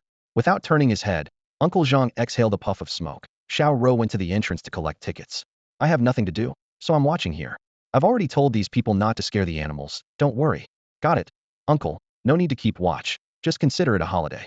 Chen Ming is assured, but he knows not to appear too confident, as that might seem suspiciously guilty, and people are naturally curious. He hopped on his electric scooter, with his special work badge from the Joint Investigation Bureau, and went to check each animal area to prevent any from being frightened. They headed straight to the excavation site, with Enzy following closely behind. Just a few hours ago, this place was a small hole, but now it had turned into a large pit, thanks to the rapid excavation progress. At the edge of the pit, a group of technical investigators were having a heated discussion. As the excavation continued, the readings on the spiritual energy detector kept rising. We had no experience in excavating a complete mythical beast tomb. This would be the world's first-hand information. Professor Ning, come quickly, someone shouted excitedly. We found a piece of beast bone and half a bead. It wasn't broken during excavation. It was originally half. This was truly a miracle. The beast bone from countless years ago hadn't fossilized. Its density was incredibly high. It was a world-shattering discovery, so beautiful and astonishing that it left the elderly professors flushed with excitement, even trembling and uttering exclamations that could be easily misunderstood. It wasn't just shock, they were numb with amazement. Watching the crowd marvel at the bone, Chen Ming felt speechless inside, but his face was full of curiosity. He thought, do you know, kid, just this piece of bone and half a bead are worth more than the tickets you collect. There might be even more below. Chen Ming turned to see Zhang Tianran approaching him. He smirked, thinking to himself, the zoo is mine, and it's only right for me to collect tickets. I earn this money with a clear conscience and sleep soundly. But this tomb belongs to the country, to all of humanity, not just to me. You're already a director. How can you lack such awareness? After speaking, Chen Ming looked Zhang Tianran up and down, his gaze peculiar, just like when others looked at him collecting tickets, full of doubt and disdain. Don't measure morality with money. It's an insult to both. Zhang Tianran had meant to tease Chen Ming, expecting him to regret being a money grubber, but instead, Chen Ming lectured him righteously, leaving him unable to refute. After speaking, Chen Ming ran off to join the experts and professors, eager to learn, leaving Zhang Tianran questioning himself, pointing to his nose, and turning to look at Fong Team. He thought to himself, was he talking about me? Did I insult money and morality? Do I lack awareness? If I heard correctly, he was looking down on you. Both were left speechless. The supposedly money-crazed Chen Ming suddenly didn't seem so greedy. Moreover, his reasoning was sound, taking the moral high ground, making it impossible to argue against him. Zhang Tianran was almost amused despite himself. This stubborn kid had strong principles and high awareness. Although sometimes infuriating, he had his own unwavering beliefs. If something didn't belong to him, he wouldn't even glance at it, which was quite rare. Fong Team couldn't believe this was the real Chen Ming either. Director Zhang was right. They had misunderstood him before. They thought he was money-obsessed, but he was just clinging to this rundown zoo. When it's rebuilt, they should help him out more. That's the right way to think. Just as Zhang Tianran finished speaking, his phone rang. Zhang Tianran, this is Lawrence. Why is there a girl at the entrance charging for tickets? Has the excavation work finished and open to the public? Profiting from this is wrong, and I protest. Protest my foot. Do you believe I won't twist your head off and shove it back in? That's the zoo entrance fee. Even I have to buy a ticket to get in. Also, You'd better not anger that girl. She could take on at least 50 of you. Hearing Lawrence's surprised exclamation, Zhang Tianran almost burst out laughing. He figured soon all the investigators at the Global Investigation Bureau would know Chen Ming as a money grubber. Then, mimicking Mo Xiao's serious demeanor, he sternly said, "Buy a ticket. No ticket, no entry." At the entrance of the zoo, a unique standoff was unfolding. Standing at the ticket gate was Mo Xiao, her crooked ponytail and blue denim overalls highlighting her youthful energy. At this moment, she resembled a dutiful gatekeeper, her gaze firmly fixed on the unexpected visitors before her. Opposite her stood the world-renowned professor of evolutionary biology, Lawrence. Wearing an old-fashioned hat and holding a cane, he had just presented his credentials, only to be denied entry. Now, he was angrily making a phone call, with a group of followers behind him, watching the ticket gate intently, as if ready to subdue the stubborn young woman at Lawrence's command. However, the atmosphere changed dramatically when Lawrence hung up the phone. He gently adjusted his collar, and to everyone's surprise, removed his hat, placing it gracefully over his chest as he bowed slightly. The role of a ticket inspector is sacred, and I was presumptuous to this beautiful lady from the East. We should abide by the zoo rules. May I ask how much the tickets cost? The ticket is 100, originally 200, but the director said colleagues from the investigative bureau get a 50% discount. 50% my foot. Lawrence cursed internally, yet maintained his elegant smile. We'll pay by card for all 72 of us. By the way, if we leave and come back, do we need to buy tickets again? Mo Xiao paused while processing the payment, her eyes lighting up as if she had discovered a new world. Well, Mr. Lawrence, the director didn't mention that. I'll inquire right away. Thank you for reminding me. Don't thank me. I'm just being nosy. Lawrence thought to himself, still smiling warmly. It's worth asking. Thank you for your hard work. You truly are beautiful. Even the sun pales in comparison. After signing off, Mo Xiao beamed as she opened the gate. Welcome to Little Sun Zoo. Enjoy your visit. An investigator from the Huacheng Joint Investigation Bureau, responsible for their reception, watched this scene, struggling to suppress laughter. Who would have thought that even a world-class professor could be stumped? Just as Lawrence's group entered the park, a familiar call echoed from behind. Professor Lawrence, wait for me. It's Park Changzue. Lawrence, who should have headed straight to the site, stopped in his tracks. It wasn't to wait for an old friend, but rather out of an old man's mischievous curiosity wanted to see how others reacted when stopped. Sure enough, as Park Changzue and his team reached the entrance, Mo Xiao immediately closed the gate, straightened up, and began silently counting heads. Buy a ticket. No entry without a ticket. I'm with the investigative bureau, here's my ID. Plus, I know Professor Lawrence inside, and Zhang Tianran from Huacheng knows me. It doesn't matter who you know. Entry requires a ticket, as per the director's orders. Park Changzue was completely bewildered. His bureau ID had lost its effectiveness? The director's authority was lesser than that of a zoo director? Just as his team prepared to negotiate, a parrot suddenly flew in, landing steadily on Mo Xiao's shoulder. Doesn't matter if you're Park Changzue, theft charge, or assault charge. You need a ticket to enter. Ha, cough, cough. Ha ha. Park Changzue was still processing the situation when Professor Lawrence, leaning against the car, burst into uncontrollable laughter. Even though the others tried to suppress their amusement, their twitching mouths gave them away. Lawrence, however, was laughing so hard that he ended up sitting on the ground, all semblance of elegance lost. Ha ha. I never imagined this name could be pronounced like that. This parrot. Ha ha. Silver's body remained still, but its head turned back. Watch yourself, old man, and take a couple of quick-acting heart pills before you laugh yourself unconscious. You're right, you're right. Lawrence's face turned an unusual shade of red, and his assistant quickly retrieved the pills from his pocket, placing them in Lawrence's mouth. Outside, Park Changzue's face was livid, ready to explode. At that moment, Lawrence, having caught his breath, approached. Buy a ticket. Everyone needs to buy a ticket to enter. We must follow local rules.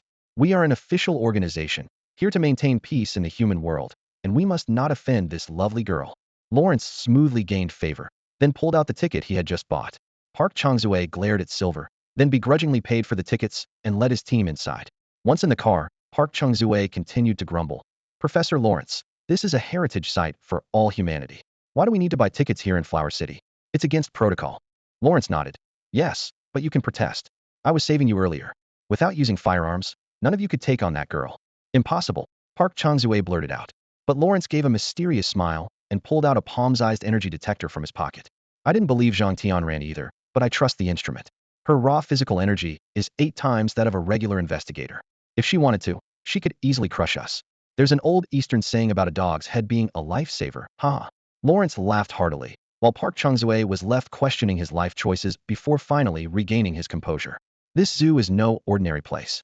The presence of the relic here has subtly accelerated species evolution. Perhaps we could negotiate with the zoo director. I hear he's just an ordinary person. Lawrence didn't respond, lost in contemplation of the possibilities. As the vehicle came to a stop, both of their phones buzzed with a special notification. It was from the Global Investigation Bureau headquarters. The relic belongs to the world, but the Little Sun Zoo is privately owned.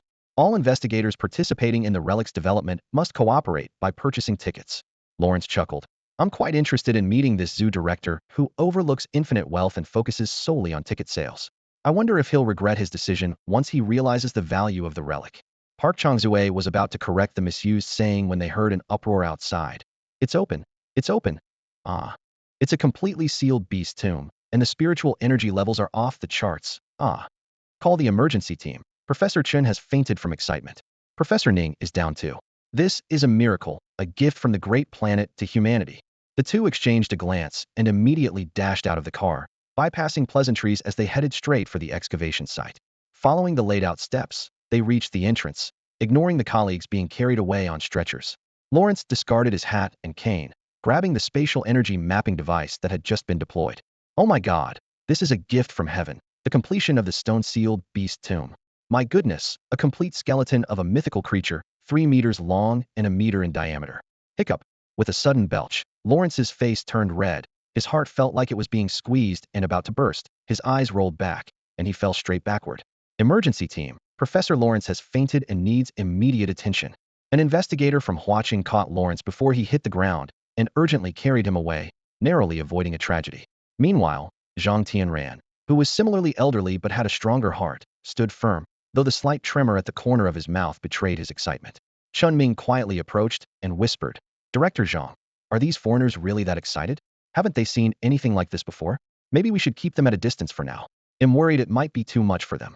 Zhang Tianran had no words in response. Truthfully, his own heart was pounding as if it might leap out of his chest. Although he wasn't one of those researchers who seldom moved, he had a slightly better tolerance. Chen Ming's suggestion was not unnecessary. In fact, it reminded Zhang Tianran of the potential complications if a top professor were to pass away on Huaqing's territory.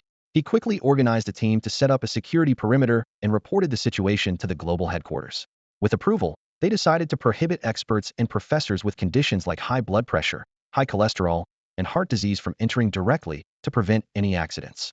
After all, each of these senior professors is a valuable asset to the world, and if any were to die from excitement over discovering a relic, it would overshadow what should be a globally celebrated event.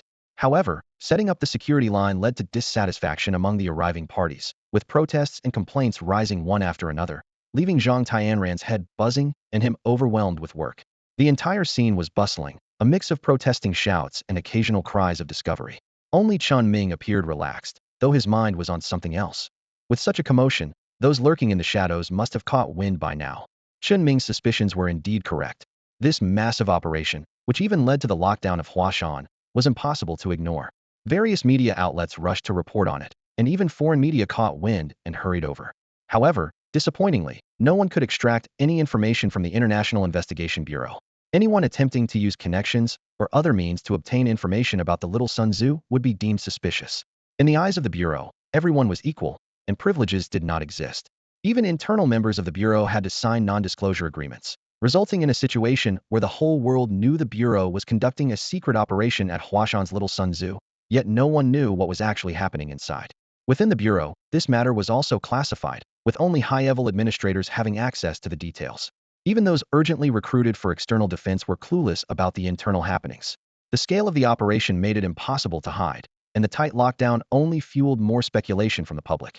Some even suspected that the obscure Little Sun Zoo was actually a deeply hidden den of criminals, masquerading as a rundown place, while secretly engaging in illegal activities. Now, this malignant tumor was finally facing the justice it deserved, as the Bureau would only take full action with solid evidence. Yet, the current operation seemed excessively grand. I think it might be a raid on a place like Tazai, one bystander suggested. Are you paranoid? The place is swarming with people, and I saw heavy equipment being brought in. Maybe they discovered a gold mine, another replied. Hello, I'm the head of the Liberty Goddess channel. Can I pay for an interview with you? Do you have any inside information? A journalist interjected. Whoa, don't get me into trouble. I'm just speculating. I don't want to be invited for a tea session for leaking secrets. He hastily denied. The wild speculations online not only attracted the media, but also countless streamers, though none could get close to the scene. Some legally ignorant individuals tried to fly drones to capture footage, but they were shot down before taking off, and the streamers were promptly detained. Anyone attempting to pry into the situation faced severe consequences, which only fueled the public's curiosity to uncover the truth. Meanwhile, inside the zoo, there was a flurry of activity. The area was filled with rocky structures, human-like statues, altars, and unknown scripts, with spiritual energy exceeding the limits of detectors. Drones hovered in the air capturing footage, while ground sampling vehicles were deployed. Each new piece of information sparked excitement, and the constantly refreshing data frustrated Lawrence and others who had just been rescued. This is first-hand data. The doctor said I'm fine. Why won't they let me in? He anxiously said. Zhang Tianran, we've been friends for a long time. You're making me sad. Lawrence continued to complain. Sad? Better sad than having your heart burst. Zhang Tianran replied coldly, standing stoically at the perimeter. Ordinary investigators dared not confront these seasoned academics, fearing they might feign injury. These scholars were adept at such tactics, lying down in protest if their seniority didn't work, a trick they seemingly learned from somewhere. But Zhang Tianran's stern demeanor was genuine. Anyone trying to exploit their seniority to breach the perimeter would find themselves in trouble. Physical altercations were out of the question due to the consequences, but dealing with academic personnel was straightforward. Pressing their necks and pinching their thighs, some couldn't help but cry. Someone had to play the bad guy, and Zhang Tianran took on the role without hesitation. However, this was only temporary. As a series of shocking news came in, everyone gradually adapted to the stimulation, and their mental preparedness improved. They still needed to continue their research. Zhang Tianran maintained a serious expression, keeping a close watch on the perimeter. Suddenly, the phone rang. All phones were left outside on the tarmac. No one was allowed to bring them into the excavation area. Internal communication was using a special line. So, when the ringtone sounded under the scorching sun, everyone instinctively looked at the owner, Chen Ming. Chen Ming casually answered the call. Mr. Shui, what brings you to call me? I forgot to tell you. The reconstruction is on hold for now. I'm fine, don't worry. I can't say much, but it's nothing major. We'll catch up later. After hanging up, Chen Ming put the phone back in his pocket and realized everyone was staring at him, even the technician operating the exploration equipment. Why are you all looking at me? Focus on the screen. We're about to hit a wall. The technician hurriedly concentrated on operating the equipment. But the elders outside the line weren't having it, and one of them spat while speaking, hitting Zhang Tianran's face. Zhang Tianran, explain why this young man can use a phone? And what did he mention about a boss? Have you forgotten the confidentiality rules? The noisy protests suddenly quieted, and everyone turned their attention to Zhang Tianran with eager eyes. Zhang Tianran's face was stern as he gestured for Chen Ming to come over. This man is the zoo director Chen Ming, whom you all wish to meet. He is also the discoverer of this tomb and reported it to the Joint Investigation Bureau immediately, which is why you are able to stand here now. Silence fell over the group, their gazes filled with admiration, sympathy, pity, and curiosity. After all, the exploration value of this exotic beast tomb was astonishing. If the essence within those giant bones remained active, it would be priceless, beyond monetary value. They even fantasized about whether they would hand over such a discovery if they found it themselves, and whether they would have selfish motives. The answer was yes, they would hand it over, but with some self-interest, ensuring they signed agreements to secure benefits. But Chen Ming didn't do that. He didn't overthink it, nor did he sign any compensation agreements. He simply focused on the insignificant zoo ticket sales, even using the opportunity to advertise. You might call him noble, yet he still charged for tickets. But his nobility couldn't be denied handed over a tomb of immense value without hesitation. As a result, many looked at Chen Ming with sympathy and pity, but also genuine admiration. They bowed collectively and said, "Thank you for your contribution to humanity." At that moment, everyone's emotions were complex. The young zoo director Chen Ming might seem a bit foolish, but his moral awareness far surpassed everyone present. Even Professor Lawrence, an expert in species evolution, if in Chen Ming's position, would demand the subsequent research results. These findings could potentially bring significant value in prolonging life or advancing personal evolution, even creating a team of extraordinary investigators. They supported and admired Chen Ming's actions, though they couldn't help but feel a bit sorry for him. In that moment, everyone seemed to think the same thing, still too young. However, Chen Ming didn't mind at all. To be honest, he wasn't familiar with the procedures involved. Even if he knew there was profit to be made, he might not care much. After all, he had already taken the beast cores and bone marrow from the tomb. Chen Ming politely responded to each person. Director Zhang stated that he had received approval for him to use the phone, but he couldn't speak freely. Handing over the helipad was also fine since it was all within the zoo. Chen Ming replied, "No need, since it's already approved. Please continue using it." The previously proud and argumentative old professors, who had even quarreled fiercely with Zhang Tianran, now appeared unusually courteous. After all, once research results emerged, They were all participants and beneficiaries. At that moment, Park Changzue suddenly walked up behind Chen Ming and asked, "Do you regret it?" The scientific value of the beast tomb aside, the economic value it could bring might catapult you onto the global rich list. Chen Ming slowly turned around, his gaze sweeping from the top of Park Changzue's head to his feet, and then back to his eyes. He said coldly, "How did someone with your mindset get into the Joint Investigation Bureau? Have you forgotten the oath you took when you joined? What makes you only think of profit?" With his back to the sun, he slightly raised his head, looking solemn. "Uphold the law, be strict with yourself. Defend human dignity with passion, loyalty, body, and life. Have you all forgotten? Look at these senior figures. They would make the same choice as I did and never regret it. Only take pride in their contribution." Chen Ming's powerful and resonant words struck a chord with countless investigators. Even the construction workers sitting in the excavators watching the commotion gave a thumbs up from afar. "Well done. That's the spirit of our Joint Investigation Bureau, unyielding and unwavering." Applause erupted like a tidal wave, while Park Changzue's face grew increasingly flushed. He realized that his attempt to mislead Chen Ming had backfired, leaving him looking foolish and schooled by an external consultant. Such is the price of youth. The old professors nearby also felt a twinge of guilt. They weren't as noble as Chen Ming described, nor would they hand over findings without hesitation and regret, only driven by self-interest. They would certainly fight for what they deserved, but agreements on handing things over had to be negotiated. However, none of them would admit this. To support Chen Ming's narrative, they all adopted stern expressions and frowned at Park Changzue. There was no helping it. Why did you rush to use profit to tempt such questioning? Everyone was curious and wondered if Chen Ming would regret it, but none of us would ask directly. All around, professors, technical staff, and even ordinary investigators focused their gaze on Park Changzue. Though their eyes couldn't harm him, the pressure was as tangible as it was heavy. This turned Park Changzue, who intended to stir trouble, into the target of everyone's disapproval in an instant. Looking at the flustered and red-faced Park Changzue in front of him, a faint smile gradually appeared on Chen Ming's serious face. He then put his arm around Park Changzue's shoulder. Everyone has moments when their thoughts stray, like when he often fantasizes about the zoo being bustling, having everything handed to him, and being surrounded by beautiful women. However, these stray thoughts need to be corrected, and fortunately, we're still young, don't you think? Park Changzue didn't expect Chen Ming to offer him a way out. After a few seconds of surprise, he quickly nodded and apologized. "I'm sorry, I was narrow-minded and impulsive just now, but please believe in my loyalty and determination to defend human dignity." With that, he broke free from Chen Ming's embrace and bowed deeply to apologize. He was extremely grateful that Chen Ming was willing to give him a chance. Otherwise, if he were labeled as having poor ideological awareness, he would have no possibility of continuing his position and might even be removed from the investigation bureau. Chen Ming's magnanimity surprised him, and even more unexpected was that Chen Ming did not help him up, but instead looked around and began to applaud. Everyone makes mistakes in life, but I believe we should give him a chance to correct them. Rather than losing a knowledgeable expert, we should let him benefit society. The room fell silent immediately. Chen Ming's words and attitude surprised everyone, and such magnanimity was rare in the world. As his applause began, thunderous applause followed. At this moment, Chen Ming finally helped the embarrassed Park Changzue up. "I hope we can be friends. If there are things I don't understand about animals, I hope you won't hesitate to teach me." "Definitely, I will do my best, thank you." The two shook hands, turning foes into friends. Chen Ming did this not because of the generous spirit everyone thought, but out of laziness. Too lazy to make enemies for no reason. Too lazy to ruin someone's future. Isn't this better? Having more friends opens more doors, and he gains everyone's goodwill. At least internally, no one will secretly try to harm the zoo. This way, he gains friends, a good reputation, and countless approvals and affirmations, which is far better than making enemies face-to-face. Making enemies for the sake of showing off is something only a fool would do. Park Changzue was full of gratitude, while the hundreds of investigators nearby felt only admiration.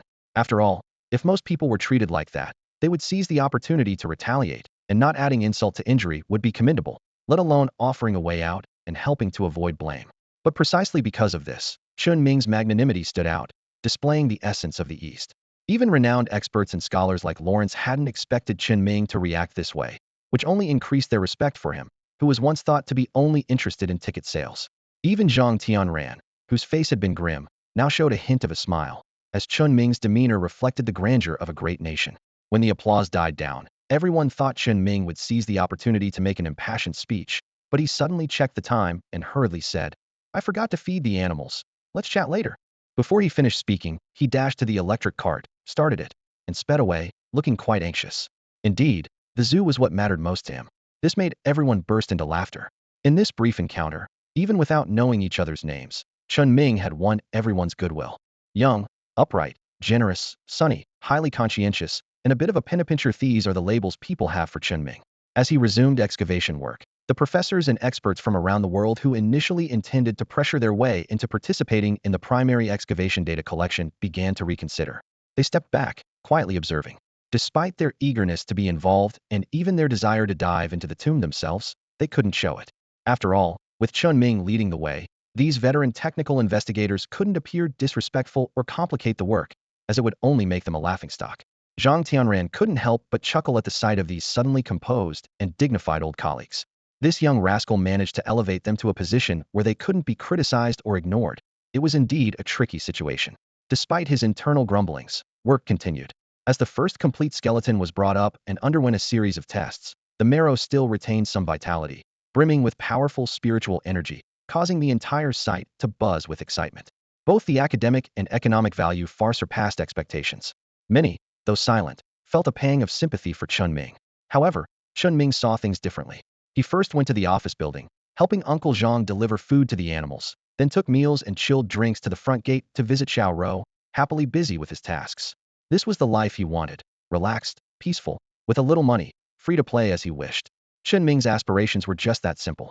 Watching Mo Xiaorou blissfully eating from a lunchbox on the steps without a care for appearances, Chen Ming felt a sense of belonging for the first time. Previously, he had been too focused on survival and making money to think of anything else, just trying to win the bet to save the zoo. Now, he could finally breathe a sigh of relief. Although the funds weren't fully realized yet, there was hope. The handover of the beast tomb wasn't dismissed with a mere certificate by the investigative bureau.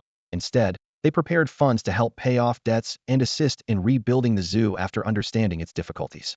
Although these funds hadn't arrived yet, Chen Ming believed the bureau wouldn't disappoint. After all, the old professor's eyes shone with excitement, and despite their exhaustion from long travels, they eagerly joined the excavation, some even fainting from excitement and needing medical attention. Chen Ming joked about it, but he knew true enthusiasts wouldn't be easily overwhelmed to the point of collapse. Now, finally able to relax, Chen Ming's only concern was the potential existence of a mastermind behind the scenes. Whether such a figure existed, he wasn't sure, but he suspected it and had already considered them as a hypothetical adversary. He hadn't discussed this with anyone, but was prepared for any eventuality. As dusk fell, Chen Ming wandered back to the excavation site. Seeing the massive beast bones being unearthed and the oxidized stone statues, he found Park Changzu carefully extracting marrow. "Am I interrupting your work?" Chen Ming asked. "Not at all. I'm just doing preliminary extraction. Detailed analysis requires dilution and preparation. Come in." Park Changzue sealed the thick-walled protective bottle he was holding, then removed his gloves and stepped out of the temporary enclosure. Chen Ming walked shyly into the examination room, his eyes sweeping over the fully equipped external investigators. He couldn't help but wonder who would dare to target the United Investigation Bureau. Park Changzue glanced at the door and then chuckled self-deprecatingly. "You don't have the clearance to see the information yet. Maybe once you get rewarded for this mission, you'll find out. So it's not really against the rules if I tell you now." Chen Ming nodded eagerly, without any false modesty or insincere remarks like, "Don't say anything if it's risky, it might affect you." His demeanor was refreshingly honest, driven by genuine curiosity, without any pretense. "It's no secret. Do you know what spiritual energy is? Do you know where it comes from?" Park Changzue asked. Chen Ming's bewildered expression revealed his inner confusion. Seeing this, Park Changzue didn't keep him in suspense and continued. "Spiritual energy has been called many things in the past, like celestial energy, magic, primal energy, divine energy, and so on.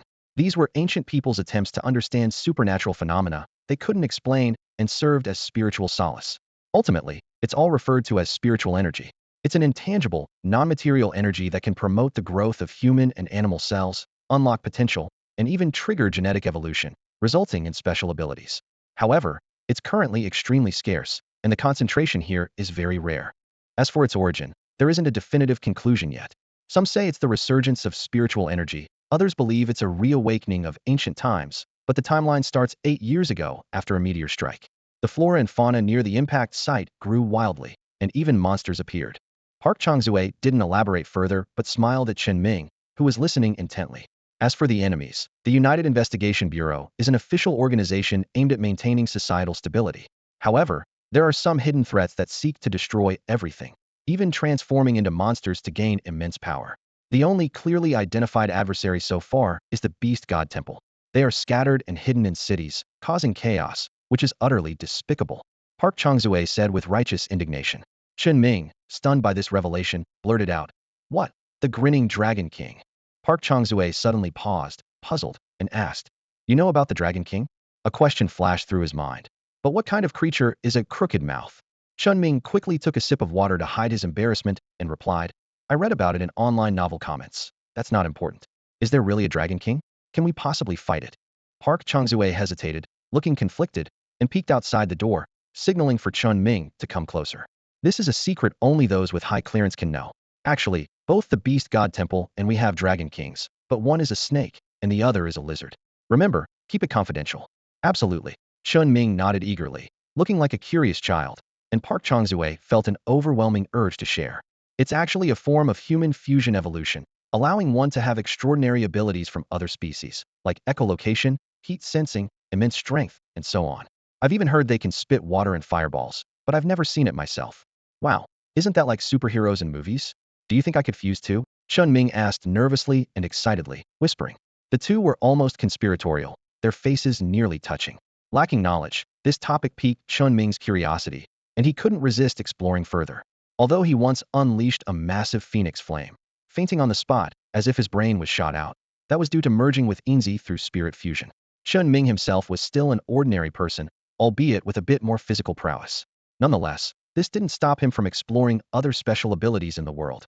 By now, Park Changzue was fully into the conversation, whispering a harsh truth into Chen Ming's ear. "Forget it. An ordinary body can't handle the fusion. The genetic chain would collapse. We have no chance. Otherwise, why do you think those old professors aren't extraordinary?" Extraordinary, another new term. Chen Ming felt delighted inside, though his face showed shock. He even raised his hand to cover his mouth, as if he'd discovered a huge secret, sheepishly turning to check behind him, confirming safety before leaning back toward Park Changzue, asking anxiously, "Extraordinary? Superpowers? Superheroes? Right. What if that temple's Dragon King comes at us?" Park Changzue looked calm, but his eyes revealed anticipation. "Come at us? Why do you think they hide like sewer rats? Right now, there are 6 extraordinary investigators in this zoo, and—" He didn't finish because water sprayed out of his mouth. Chen Ming turned to see Zhang Tianran standing coldly in the doorway, making things awkward. Chen Ming wiped his face, stood up, and his guilty expression was evident as he quickly shielded Park Changzue behind him. Before Zhang Tianran could speak, Chen Ming preemptively said, "We're just bonding, not doing anything wrong." "Why the long face?" Behind him, Park Changzue nudged Chen Ming's waist, reminding him to be careful. But Chen Ming confidently said, "Bonding is about building rapport. You wouldn't understand." "Two grown men bonding, huh? I wouldn't understand, right?" Zhang Tianran smiled brightly, stepping in and closing the door. "Tell him my code name, nickname, abilities." Park Changzue trembled, thinking, "The boss tells you to speak, so speak. You were so eager just now, weren't you?" Chen Ming was confused, turning to the nearly tearful Park Changzue, whose shoulders slumped as if his spirit had been drained.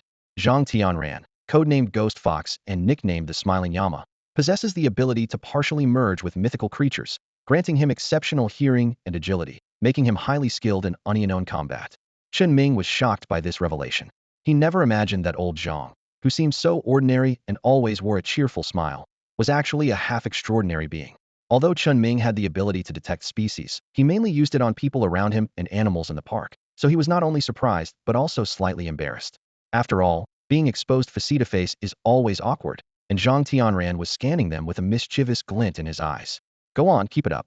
This old guy has never seen 2 grown men getting cozy up close." Chen Ming grumbled internally, while outwardly he accepted the situation with a resigned look, knowing that old Zhang had seen through him. Though he wasn't panicking internally after all, he had done his part. Pu Chanze, beside him, was sweating with fear, about to explain himself, when he heard Chen Ming mutter under his breath, "Great achievements. The beast tomb is invaluable, benefiting all of humanity. And yet I know nothing, like an illiterate fool. What a pity, I've been misunderstood." Pu Changzue was taken aback by Chen Ming's audacity. Did he really just say that? Zhang Tianran, seeing Chen Ming's "woe is me" expression, couldn't help but be amused. Based on Chen Ming's contributions, knowing some insider information wasn't a big deal. Although his rewards hadn't been issued yet, and his clearance hadn't been upgraded, it was only a matter of time. If Pu Changzue had leaked this to outsiders, it would have been a huge issue with unimaginable consequences. But for Chen Ming, it was just a matter of knowing a few days earlier, as this information wasn't a secret in certain circles, it was common knowledge. Zhang Tianran was merely using this as an opportunity to give a gentle warning, without intending to escalate the issue. The Bureau's approach wasn't narrow-minded or rigid. As long as it didn't involve matters of principle, they were relatively flexible. Otherwise, there would have been constant complaints and breaches. Even though Chen Ming didn't understand everything and hadn't made any demands, his contribution in handing over the invaluable beast tomb, leading to potentially beneficial scientific outcomes for humanity, was undeniable. However, what Zhang Tianran didn't expect was that before he could even start his warning, Chen Ming began to play the victim to gain sympathy. Anyone unaware of the situation might think the Bureau was suppressing a hero. Zhang Tianran, somewhat exasperated, pointed at Chen Ming, who appeared to be acting wronged. Don't try to pull that on me, kid. Don't think this old man can't see through your little mind games, and there's no need to shield researcher poo. After all, this isn't about leaking information. Chen Ming exhaled deeply, standing up straight with a sense of relief. I knew you had a broad perspective and a big heart. I'm just curious. That's why I pestered Brother Pooh for some explanations. It's not his fault. It's all on me for not knowing my limits. Chen Ming's willingness to take responsibility earned him Pu Changzue's deep gratitude. He thought simply, since he was just an external consultant without a salary, it didn't really matter. Zhang Tianran, not wanting to deal with Chen Ming's endless excuses without reprimanding him, decided to educate him on the basic knowledge of the world they faced and the sources of its crises, emphasizing, if any information leaks to ordinary people, even I won't be able to protect you. This was meant as a stern warning against leaking sensitive information, but Chen Ming's eyes lit up at the prospect, thinking to himself, is there really such a good opportunity? Unable to contain himself, Zhang Tianran lightly tapped Chen Ming on the head. Though the touch was gentle, it startled Chen Ming, who hadn't even seen Zhang Tianran's movement. He thought to himself that this elder was truly a master in disguise. After Zhang Tianran turned and left, the two closed the door and settled back into their seats. Even with permission granted, they remained closely huddled, as if only this proximity could justify the level of secrecy required and the thrill of whispering, often referred to as the thief's delight. The two engaged in a hushed conversation, and a mysterious world gradually unfolded before Chen Ming. Concepts of spiritual energy, the extraordinary, rare mythical creatures, a secret agency protecting humanity, a malevolent organization causing chaos, and neutral civilian groups all came to light. These mythical creatures, with their various supernatural abilities, roamed freely and claimed territories, acting mostly on instinct despite their strength. Meanwhile, extraordinary humans were impervious to weapons, capable of tearing things apart with their bare hands, breathing fire, expelling water, and moving with incredible speed. Although their individual powers were modest, their sheer numbers and intelligence enabled them to safeguard territories and ensure people's peaceful lives. Every year, numerous emergencies occurred, claiming countless lives. Ordinary individuals, unnamed, fought to uphold the dignity of human survival.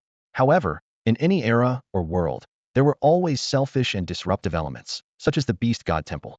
They preached the return of the Beast God to save the world, erecting statues of Nuwa and Fuxi, with human bodies and serpent tails, as supreme deities.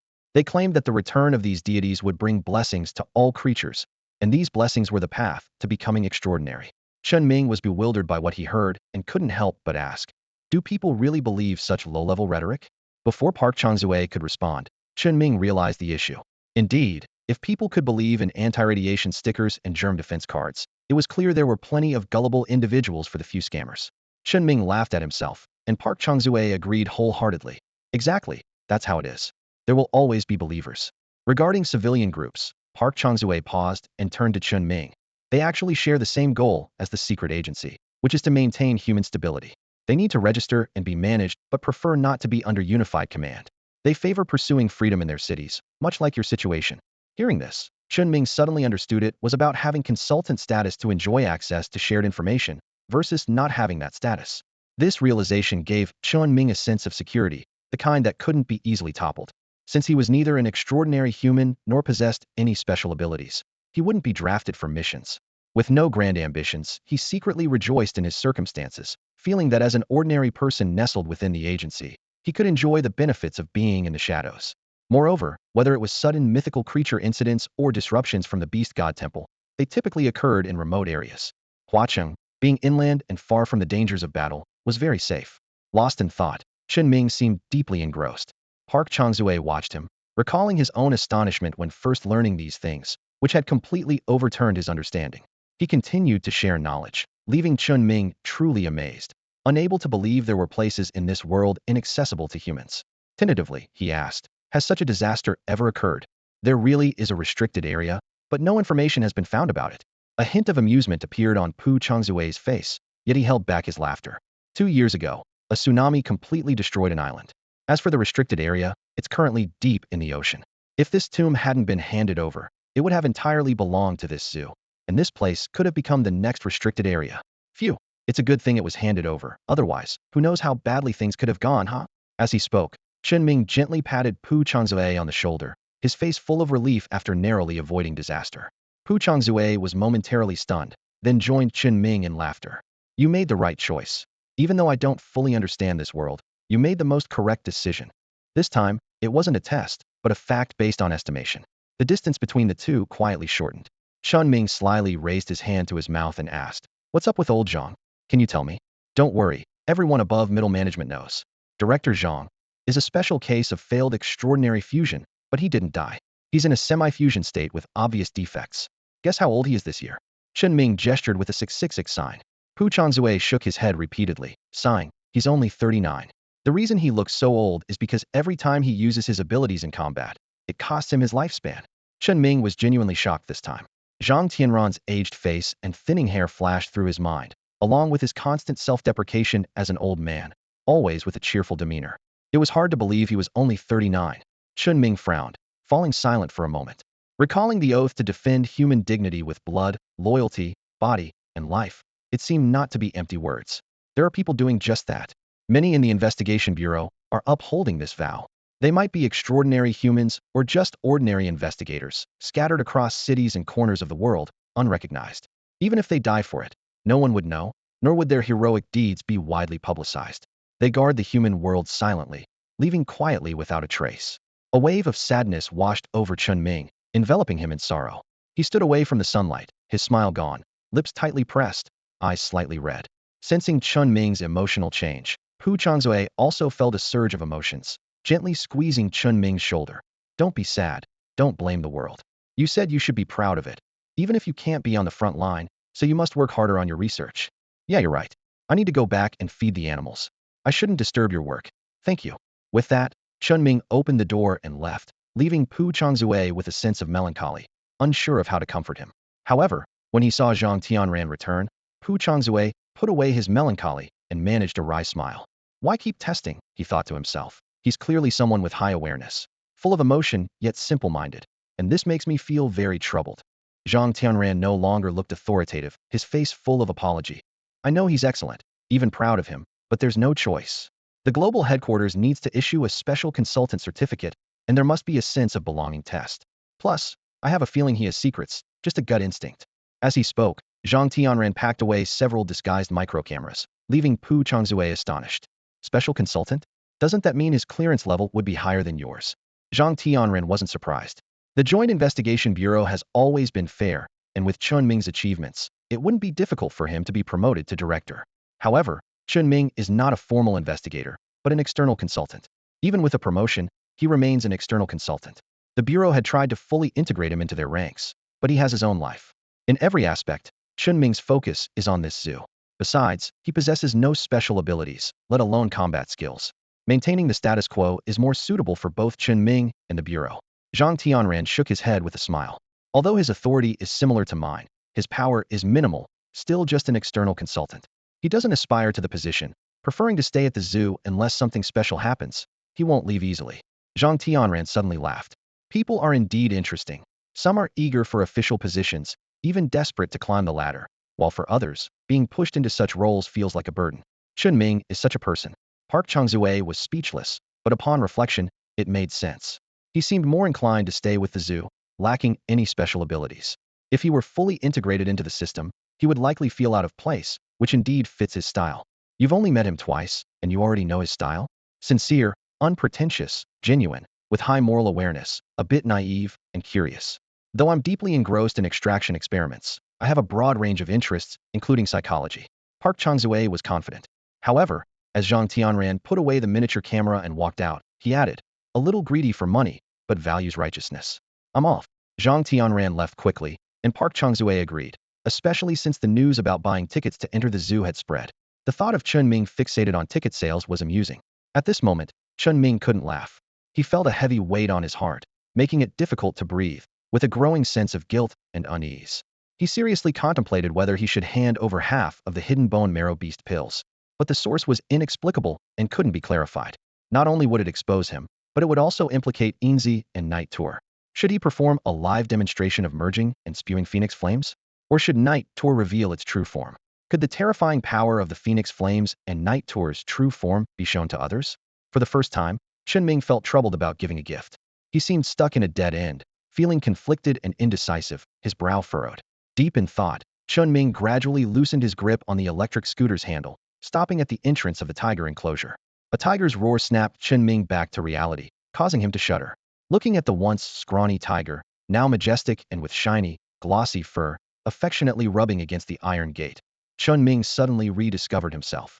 Uncle Zhang, Xiao Rou, Enzy, the northern city, Night Tour, and these animals, this zoo, they are what belong to me, what I should care about. The world is vast, but it's not mine. I just want to earn a living, be financially secure, and stay at home as a recluse. Saving the world is something for the big shots to worry about. Regaining clarity and recognizing his place, Chen Ming slapped his face firmly. Don't get ahead of yourself, Yuri, just a small figure who hasn't even sorted out your own affairs. Leading the zoo to prosperity and keeping it fed is what you should focus on. While reminding himself internally, Chen Ming added, well, if conditions allow and it's not dangerous, you can lend a hand appropriately. That's it. With this thought, the gloom in his heart vanished. Once he let go of the idea of saving the world and dedicating himself to solving problems for the Joint Investigation Bureau, Chen Ming felt a sense of relief wash over him. He looked at the dilapidated zoo, which was teeming with life. Even the robust tiger appeared to have a refined look. It was a male tiger. A gentle smile reappeared on Chen Ming's face as he secured his bike and walked towards the tiger enclosure, opening the gate and stepping inside. The tiger immediately approached, nuzzling and licking Chen Ming's fingers like a big cat, its tongue wet and soft. Even the tigress, who had been somewhat wary last time, was now lying submissively on her back nearby. After discreetly checking his surroundings, Chen Ming quietly took out a piece of premium feed, split it in two, and offered it to the tigers while softly praising. Good job, you deserve a reward. This scene was witnessed by an investigator in the distance, who was taken aback. After all, tigers are inherently fierce creatures with strong territorial instincts and aggression, and such a display of gentleness is rarely seen, even in circuses. Especially since Chen Ming was not their trainer, yet the interaction was so natural, showing the tiger's affection for him, which was truly astonishing. As Chen Ming stepped out of the tiger enclosure, the tiger thoughtfully extended its paw to help close the gate. Satisfied, Chen Ming locked it, pocketed the key, and rode his electric scooter back to the office building. With the area under lockdown, time passed quickly. The Joint Investigation Bureau took over all supplies, including animal feed and other necessities. Chen Ming spent his days wandering the site, absorbing knowledge, familiarizing himself with team leaders from various countries, and gleaning a wealth of information from their conversations. For instance, superhumans can be detected by instruments due to their inability to fully control their energy, as most are postnatal fusions. However, extraordinary animals don't trigger detection instruments. They have adapted to their bodily changes and rarely leak energy except during initial mutations or when using special abilities. This revelation greatly reassured Chen Ming, as he had been concerned that professors and researchers might discover anomalies within the zoo, but it seemed there was nothing to worry about. Silver City in the north is smart, and as for the idlers, they can be ignored. As for Night Wanderer, no one knows where he's hiding, not even Chen Ming.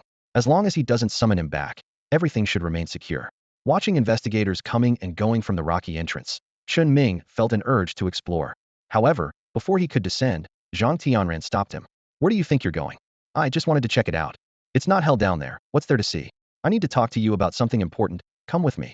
You make a good point. Chen Ming was bewildered as he was dragged away, fearing that one of his little friends might have been caught. Upon reaching the command center at Little Sun Zoo, he realized many people were waiting there.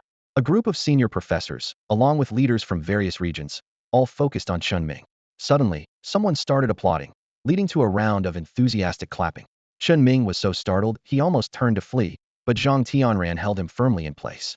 Zhang Tianran's eyes sparkled with amusement and a hint of teasing. Chen Ming's file had long recorded his stage fright and shaky legs. She leaned close to Chen Ming's ear and teased. Even you have your day, huh? However, Chen Ming couldn't quite catch her words as his mind buzzed with noise.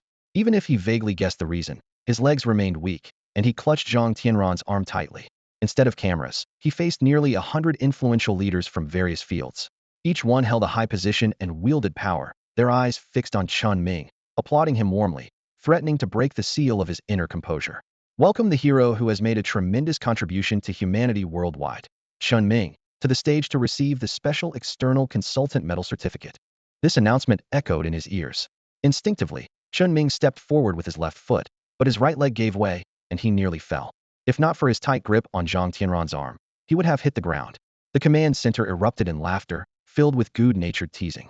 Don't be nervous, young man. When I first received an award, I crawled up the steps too, someone reassured him. It's okay, don't worry about making a fool of yourself. We've had people wet themselves receiving awards, so falling is pretty normal, huh? The teasing continued, creating a light and pleasant atmosphere. With everyone watching, Chen Ming struggled to pull himself up with the immovable Zhang Tianran, offering a shy smile and brushing the dust off his knees. Taking a deep breath, he walked towards the makeshift podium, his legs still weak and even the flesh on his face trembling. Chen Ming was anxious inside. He was just an ordinary person, though not quite ordinary. He had fantasized about standing on a podium under the world's gaze, but when the day finally arrived, with the audience being power brokers from around the globe, the invisible pressure was almost suffocating. He barely held it together, slowly ascending the podium, clutching the table where the certificate lay, turning to face the audience with a nervous, distorted smile, which once again elicited applause and laughter. Zhang Tianran joined him on stage, taking the certificate. In these special times, everything was simplified. What should have been a grand ceremony in the headquarters auditorium with thousands of spectators felt particularly understated. The thought of thousands watching turned Chen Ming's face pale, making him feel a bit unsteady. Seeing how nervous Chen Ming was, Zhang Tianran refrained from teasing and instead handed him the certificate and medal, quietly reminding him, even though the ceremony is simplified, you should at least say a few words. Holding the certificate and medal, Chen Ming turned to the suddenly silent crowd, facing those wise and kind eyes, and with a voice trembling but deeply serious, he began his speech. With passion, loyalty, body, and life, I defend the little Sun Tzu. The crowd, initially solemn and quiet, suddenly erupted into laughter. One elderly professor even clutched his chest and collapsed onto the floor. This kid is going to make me die laughing, haha. Did anyone record this? We have to replay this video back home. It's definitely more classic than that old guy who wet his pants. I'll kick you. On stage, Chen Ming's mind went completely blank. He couldn't understand what was wrong with using the oath of the Investigation Bureau as his speech, while the people below were laughing so hard they were doubling over, with even a couple of elderly folks pulling each other down to the ground. Although half of the audience was trying to remain serious, even those trained to keep a straight face couldn't help but let their expressions twist with amusement. Standing on stage with Chen Ming, Zhang Tianran covered his face with his hand, his shoulders shaking slightly. Was Chen Ming timid? He certainly often did unexpected things. Lying and speaking out of turn were not uncommon for him. But was he bold? He was so nervous on stage that he couldn't control himself. His legs were shaking, and even his mouth was trembling. The scene was both exasperating and hilarious. Luckily, the Investigation Bureau didn't put much emphasis on formality. Watching newcomers make a fool of themselves and create jokes during award ceremonies had become a tradition. If Chen Ming wasn't nervous, it would make these people feel like applying pressure was necessary. It seemed only by embarrassing oneself could one be considered part of the group. After all, for them, joy was a rare occurrence. Chen Ming's mind remained blank until Zhang Tianran helped him out of the command center, and he finally started to come to his senses. Why did reciting the Investigation Bureau's oath make everyone laugh so uncontrollably? One elderly lady even laughed until she foamed at the mouth and had to be carried out for emergency treatment. This question lingered in Chen Ming's mind. Once back in the excavation area, he gradually calmed down, sat on the ground, looked up at Zhang Tianran beside him, and asked, why did they laugh so ridiculously when I used the oath as my speech? Zhang Tianran glanced at the excavation site, his face twitching slightly. Log into the Global Investigation Bureau's intranet and see for yourself. Over the past 8 years, your performance ranks at least in the top 10. You'll probably have to wait until the excavation is completely finished to see it. Pausing for a moment, Zhang Tianran then moved to sit next to Chen Ming. He initially wanted to build a large laboratory above the tomb, but for safety reasons, decided it was better to relocate everything, including the rocks, and start reconstruction. The design plans are being redrafted, and you should like them. Chen Ming instantly forgot about the award, completely absorbed in the prospect of rebuilding the zoo. He hoped to rebuild it largely according to the original design, but it was too large for him to manage. And then there were the water systems and security. Suddenly, Chen Ming asked, by the way, can I get a discount on the water and electricity bills? Indeed, Chen Ming was still the same Chen Ming. The title of special consultant probably wasn't as important to him as a discount on utilities. Zhang Tianran was quite relieved he hadn't offered Chen Ming another choice.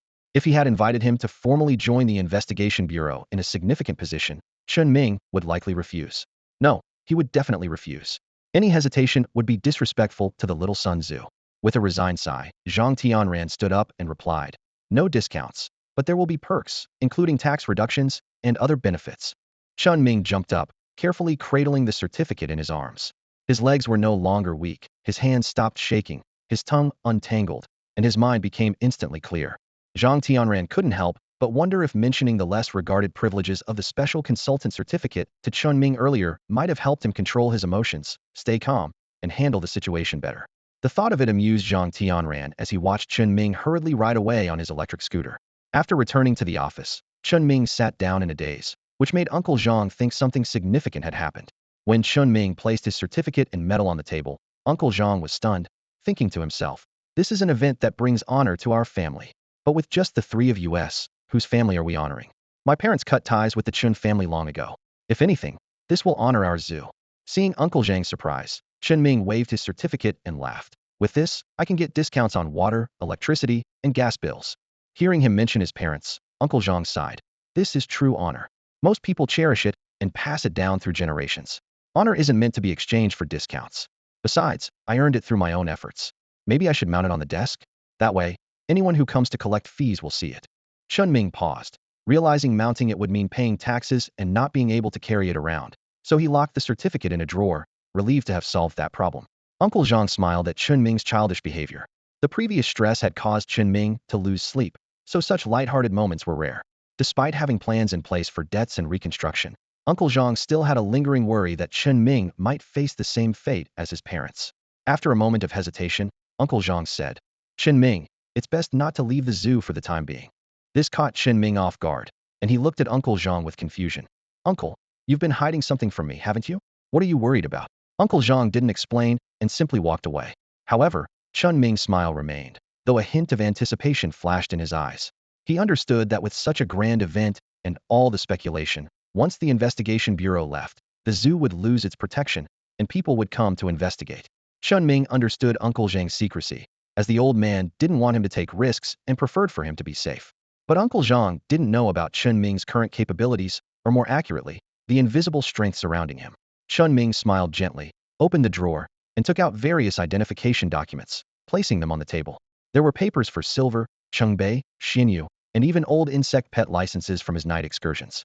Chen Ming wasn't sure if this documentation applied to the current dung beetle, given it was just a 4-month-old baby. However, that didn't matter. Having a legal identity was crucial. He reached under the desk and retrieved 2 nocturnal creatures on standby, placing them in his palm, ready to face whatever might come. If things got tough, the investigation bureau wasn't to be underestimated. 3 days later, the excavation work was completed. As everyone bid farewell, the importance of in-depth analysis and application research became increasingly evident. However, the looks directed at Chen Ming were somewhat peculiar, with some even bursting into laughter.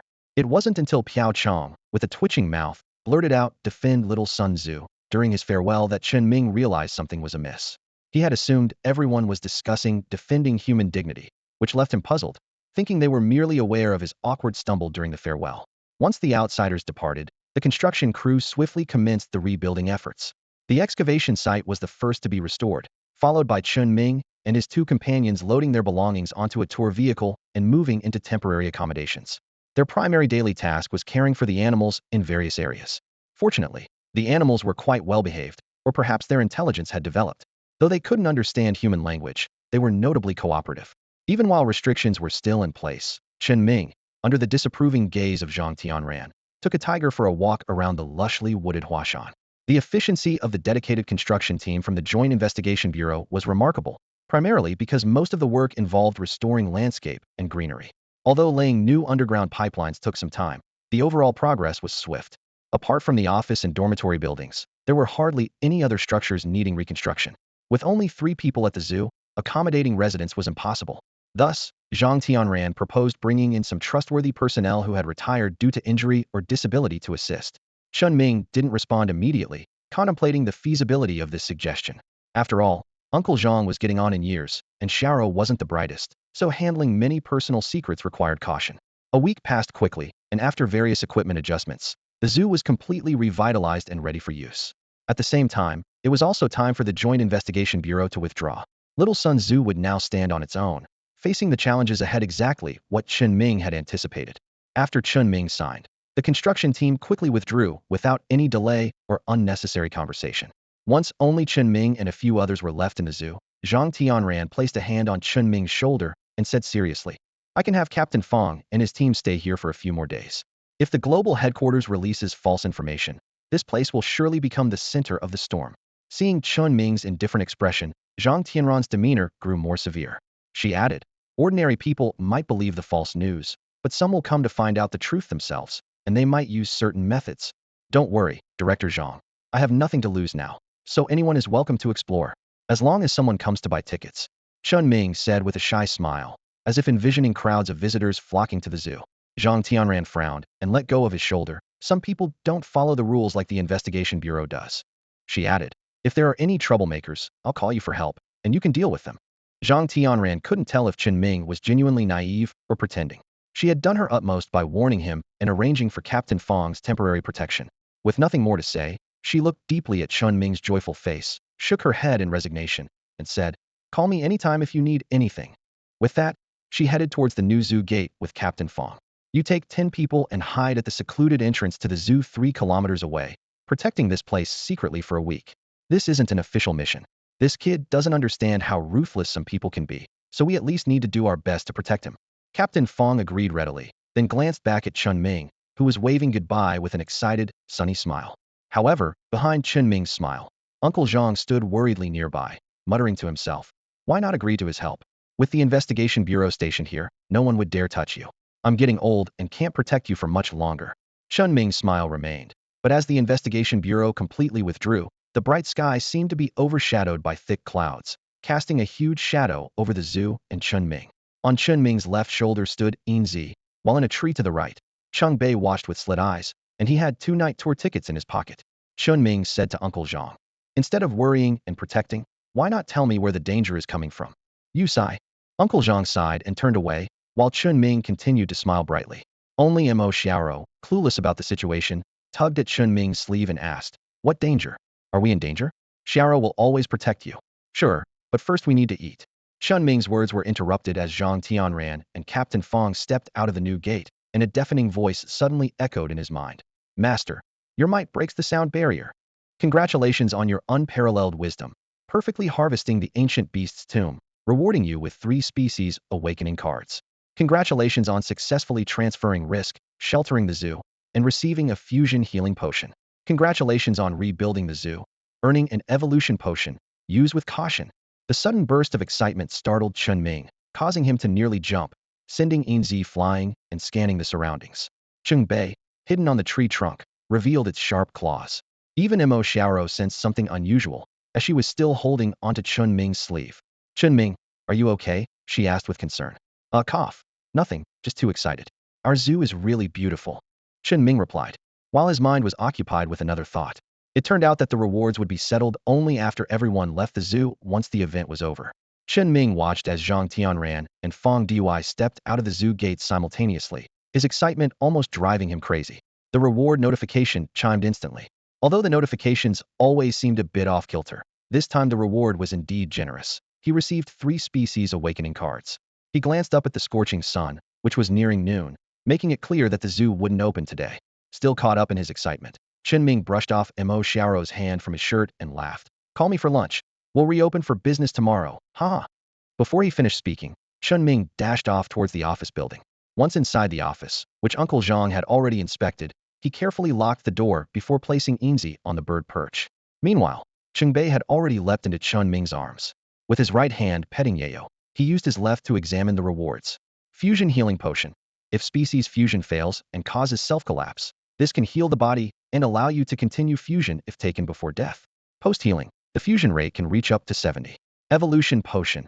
Enhances physical constitution from the foundational level, initiating extraordinary evolution. It eliminates useless parts and impurities to reshape and enhance potential, raising the evolution limit. The fusion healing potion seemed more like a gift, but this time Zhang Tianran's outstanding contribution to the zoo was undeniable. Although Chen Ming had heard the term fusion rate a few times, he didn't quite understand it, and the evolution potion seemed rather peculiar. To him, it was like cleansing the body and fortifying the foundation, but the cautionary note suggested the process wouldn't be pleasant. Chen Ming's fingers tapped absent-mindedly on the desk as Enzy drooled beside him. and Chungbei leaned on the desk with his front paws, looking very eager. Only Yayo, who was nearly asleep, remained unresponsive. Boss, this big drumstick smells so good. Slurp. Lost in thought, Chen Ming quickly put away the 2 vials. Which is better, beast marrow or this? Of course, beast marrow is better, but since we can't get it now, huh? Enzy said matter-of-factly, indicating the instinctive and inexplicable value of beast marrow. However, Chen Ming was not yet clear about the specifics and functions of beast marrow, but the purpose of the 2 vials was obvious. Should he use them immediately? Chen Ming hesitated, worried that if he took the evolution potion and ended up unconscious for several days, it would be troublesome. Sensing Chen Ming's hesitation, Chungbei, thinking he was worried about an unknown mastermind behind the scenes, licked Chen Ming's palm with a tiny pink tongue. Enzy, on the other hand, reassured him. Boss, don't worry. If anyone dares target us, Enzy will roast them to a crisp with phoenix fire and feed them to the big cat. Meow? The 2 little ones' reassurances filled Chen Ming with gratitude, making him smile like a proud father. Let's talk after lunch. As soon as he said that, there was a knock on the door. Chen Ming, lunch is ready. Why lock the door? Are you secretly doing something in the office? Huh. Meow. Chen Ming sighed, getting up to open the door. Mo Xiaoro, who was using her head to nudge the door, stumbled in, only to be stopped by Chen Ming's hand. Stop thinking about weird things all the time. Do you have a driver's license? Maybe you're the weird one, she replied, her eyes darting around the room. Though she found nothing suspicious, she still checked the trash can, just in case. Chen Ming's face turned dark, and he urgently called out, Mo Xiaoro, it's time to eat. Come on, let's go. Mo Xiaoro excitedly grabbed Chen Ming's hand, and they dashed downstairs like they were flying. The atmosphere at the dining table was somewhat tense. Uncle Zhang wore a frown. Chen Ming seemed deep in thought, but the simple-minded Mo Xiaoro was full of joy. The zoo's safety was secured, it wouldn't be taken over, and it had been revitalized. The pressure on Chen Ming's shoulders was lifted, allowing him to occasionally smile. For her, this was the happiest moment. After the meal, Mo Xiaoro busied herself with cleaning up, while Uncle Zhang followed Chen Ming to the office upstairs. He intended to mention potential dangers, but Chen Ming spoke first. Uncle, I know there's danger, but we can't guard against thieves forever. Please check the security system for backdoors. Don't worry about the rest. Also, make sure the 2nd floor entrance is secure. If I don't show up tomorrow, delay the opening date. With that, Chen Ming locked the office door before Uncle Zhang could respond. Uncle Zhang stood in silence for a moment, then turned to go downstairs, filled with doubt. He couldn't help but wonder how Chen Ming knew he understood security systems, and why they needed to guard against the investigation bureau. Though puzzled, he realized Chen Ming was no longer the same. It seemed like the Chen Ming from 3 years ago, who inherited his parents' legacy and was determined to revive the zoo, had returned. With the zoo's dazzling transformations, Uncle Zhang decided to support Chen Ming openly and protect him in secret, pondering how Chen Ming would handle the challenges ahead. Meanwhile, Chen Ming had already retreated to the suite and cracked the window open. During the reconstruction, many lush trees were purposely planted around the office building to facilitate the little creatures' comings and goings. The 3 little creatures gathered nearby, ready for action. Sitting cross-legged on the bed, Chen Ming took out the evolution serum and gulped it down. After half a minute, the expected pain didn't come. Instead, he tasted a hint of fragrance. Smacking his lips, he found it quite pleasant. But suddenly, excruciating pain surged through his limbs and body, as if his bones were being scraped and his flesh torn apart. His entire body felt like it was pierced with large needles, as if his dental nerves were extracted and strung onto an instrument, playing a heart-wrenching symphony through his pain receptors. Chen Ming cried out in pain. Despite mentally preparing himself and heeding the warnings to use cautiously, he hadn't anticipated such excruciating agony. The pain surpassed even that of childbirth or kidney stones, and the combination was unbearable. It seemed as if the body's protective mechanisms had failed him. The pain was beyond his limits, and he was on the brink of passing out, hoping that unconsciousness might offer relief and perhaps he would awaken as a superhero. However, the evolutionary serum operated unexpectedly, possibly causing the protective mechanisms to malfunction. He had to endure the pain consciously to better absorb the effects of the serum. At this moment, he felt as if he were bound in a torturous position, enduring 1,000 cuts, with his heart, liver, and lungs seemingly being gnawed by insects, all without any anesthesia. His eyes were bloodshot, and dark red droplets seeped through his pores, eventually leading to bleeding from his 7 orifices, resembling a vengeful ghost. The once tidy bedroom was replaced by a sour stench, akin to amplified filth from a navel. By now, Chen Ming had lost his sense of smell, biting a towel as he rolled onto the floor, feeling nothing even as his teeth shattered. The pain was so overwhelming that he could barely distinguish it, making a toothache seem trivial. Suddenly, the localized pain intensified exponentially, causing Chen Ming to stop rolling abruptly, his eyes nearly bulging from their sockets. As he uttered indistinct sounds akin to cries of crushing castration, the three little creatures nearby were frantically pacing, unsure of how to help. The golden tuft on Enzy's head quivered incessantly as it paced back and forth on the windowsill, its tiny eyes darting around, frantically searching for a solution. Purification and body remodeling energy. Yu cried out urgently. Quick, get the beast marrow. The boss might need an energy boost for the remodeling and evolution. Even if we're not sure it'll work, we can't just do nothing. Yu, who had been spinning in circles, suddenly stopped, looking up at the open window. Moments later, Chen Ming was huddled against the wall, banging his head against it. A group of Yu the size of fists dragged bottles into the room, and Enzy grabbed one, hurling it against the wall beside Chen Ming. Crash! The bottle shattered, and the marrow liquid drenched Chen Ming. Just as he was losing strength to bang his head, the warm sensation seeped into his body, slightly easing the pain. Seeing it was effective, Enzy excitedly continued the action, saying it worked for the boss. It then grabbed another bottle and started smashing it. The large plastic bottles were easily torn open by Cheng Bei's claws, with Cheng Bei clearing the glass shards while Yu pushed the splattered marrow liquid onto Chinming. Dozens of bottles of marrow liquid enveloped Chinming completely, mixing with blood, sweat, and the liquid to form a thin film. Despite the unbearable pain, he gradually calmed down, his cracked lips trembling as he weakly whispered, "Water, water." Enzy understood and flapped its wings to fetch water but abruptly halted, thinking, "There's marrow liquid here. Why drink water? The boss must be delirious from the pain. Yu go." The smaller Yu lined up, covering themselves in marrow liquid, pried open Chen Ming's lips, and slipped inside. At that moment, Chen Ming reflected inwardly, realizing that indeed, the wealthy rely on resources, while the less fortunate depend on mutation.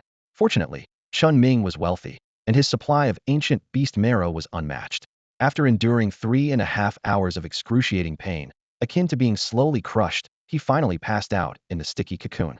During this time, his phone buzzed with notifications. Wild birds attempted to enter the house, but were shooed away by Enzy, and insects, drawn by the beast marrow, tried to make their way into the bedroom through the walls and door cracks, but were stopped by the vigilant night patrol guards.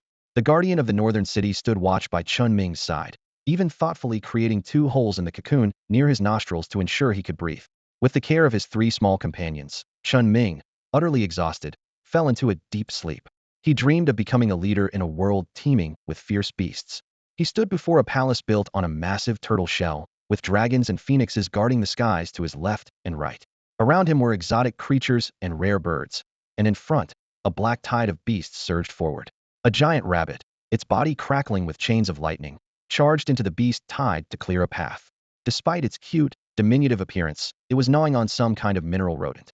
Enormous spiders crawled over the palace, tidying up the place. Could these be the ancestors of the night patrol? As Chen Ming pondered, his gaze involuntarily shifted to the top of the palace, where a nameless giant tree glowed brightly. Before he could examine it closely, his perspective shifted again, the ground parted, and tilted downward as an enormous turtle carried the palace underground. In the darkness, the sounds of fierce battles echoed, yet the turtle continued steadily. After some time, his vision returned to reveal an immense triangular portal surrounded by heaps of beast bones, adorned with faint symbols. Chen Ming seemed to hear a sigh, suggesting the portal could barely be breached, but who knew how many years would pass until the next awakening. Break it open. Boom. Whether it was breached or not, Chen Ming couldn't tell, but he knew the giant tree above showered its light to protect the palace. The impact jolted him awake. Upon waking, Chen Ming instinctively tried to rub his eyes, only to hear a cracking sound. His eyes wouldn't open, as if glued shut. To the 3 small creatures, Chen Ming moved slightly, and the crystallized shell encasing him shattered instantly, crumbling like weathered debris. He struggled to sit up with his eyes closed, peeling away the crystals stuck to his eyelids, and opened his eyes in confusion. Staring at the hard shell on his body, Chen Ming pondered, "Did I just make a cocoon? Congratulations, boss, on emerging anew, haha." Chen Ming spat out the debris from his mouth, his voice hoarse. "How long has it been? Was there any danger in the garden?" "About 9. Boss, see for yourself." Enzy intended to answer but couldn't count beyond 9, so it fetched the phone with its wings. Chen Ming brushed off the remaining debris from his hands. 15 hours had passed since he took the evolution serum, and it was now nearing 4 a.m. Enzy pecked away the crystal shell on Chen Ming's shoulder with its beak. Chen Ming was curious about the source of this outer shell. Enzy explained it was composed of beast marrow, impure blood, and sweat. Dropping the phone, Chen Ming rushed to the bathroom. After cleaning up, he stared at his reflection, contemplating the sharp, defined features. He looked like himself, yet subtly refined, as if a master had made minute adjustments, making him appear ethereal. Dressed and stepping out of the bathroom, Chen Ming surveyed the dried bloodstains on the bed, the small pile of debris on the floor, and the insect corpses by the window, understanding the whole ordeal. He sincerely thanked the three creatures. Without you, I wouldn't be here. How do you feel now, boss? They asked. Feel? Much lighter. Doesn't seem like anything else has changed. Crack. As he spoke, Chen Ming inadvertently crushed the metal bedpost with a slight squeeze. Chen Ming stared blankly at the bedpost, then picked up his water cup or other items. Everything seemed normal. He gripped the bedpost again and squeezed it hard. With a crack, the 1.5 thick iron pipe was crushed. It seemed there was indeed a change, and quite a significant one. Congratulations, Master, on successfully using the evolution serum, perfectly absorbing its effects, and reaching 100 evolution. You are now a fully evolved being, with skills upgraded. The voice in his mind seemed entirely normal to Chen Ming, though he still felt a bit unfamiliar. He scratched his head and began to examine the changes in his skills. The species detection skill hadn't changed much after the upgrade, except for more precise information. The contract skill now included a forced contract option, with only one slave contract available, and the number of additional restriction rules increased to 3. As for the soul fusion skill, it changed the most. It now allowed the fusion of 2 contracted species at once, enabling not only the use of skills, but also the special abilities of the species. This made Chen Ming's eyes light up instantly, and he thought to himself, if he fused with Enzy, could he fly? He was very tempted, but remembered how he once passed out after spitting out Phoenix Flame. He decided to hold off on that idea for now. Flying high only to faint and fall to his death would be too tragic. Chen Ming stretched, his body crackling pleasantly, feeling incredibly refreshed. Looking at his 3 little companions waiting for him, he felt full of confidence. Whatever challenges lay ahead, at least he had partners by his side who would never stab him in the back or betray him. They would always watch over each other. What was there to fear in this world? Besides, Chen Ming was naturally a homebody, with no ambition to conquer. He just wanted to take care of his zoo. Being a special consultant for the world's largest and most powerful department, the Joint Investigation Bureau, what else was there to worry about besides the hidden hand behind the zoo? He could comfortably make a living and enjoy life. Indeed, that was Chen Ming's grand dream. With a gesture, Enzy flew to his shoulder, the 2 often-handled night owls nestled into his pockets, and Changbei hopped into his arms. Chen Ming felt a surge of security, thinking to himself, boss, from now on, I'll take you to enjoy the good life, travel a bit, and live the perfect life. Enzy even learned to say moi. Chen Ming couldn't help but think, do you remember you're a male bird? He thanked the night owls transporting glass shards, and then left his bedroom to grab something to eat, his stomach growling with hunger.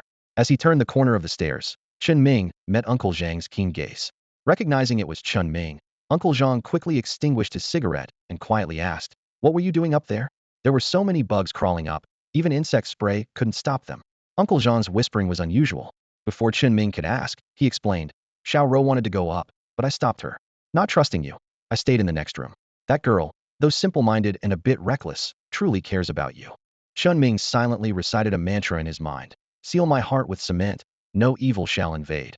But verbally he said, Uncle, I'm starving, so hungry. Uncle Zhang sighed and said no more, turning to head toward the dining room. I've kept it warm for you, come on over. Chen Ming then devoured his meal ravenously. Uncle Zhang hesitated for a moment before he started to speak. Before the incident with old Chen, someone sneaked into the garden. I knocked him out and threw him out. I warned old Chen and his wife, but they said it was a private matter and not to worry. You know what happened after that? Chen Ming slowed down his movements, but didn't look up, just chewing carefully. After taking over, I asked a few times, did Uncle know who it was? For times, the last time I wasn't sure if it was human. What? Chen Ming was stunned. What do you mean you're not sure if it was human? If it's not a human, could it be a ghost? Uncle Zhang kept a calm demeanor, but now he showed a conflicted expression. That thing. That person could crawl on walls, had a tail, and even after I shot it with a tranquilizer gun, it tried to fight back. I wanted to catch it, but I couldn't keep up, like a mouse. If these words hadn't come from Uncle Zhang, Chen Ming would have thought it sounded like something out of a dream. Suddenly remembering something, Chen Ming put down his bowl and chopsticks and got up to leave. Uncle Zhang, take a rest. We'll open the garden for business at noon. After saying this, Chen Ming ran upstairs and turned on his computer.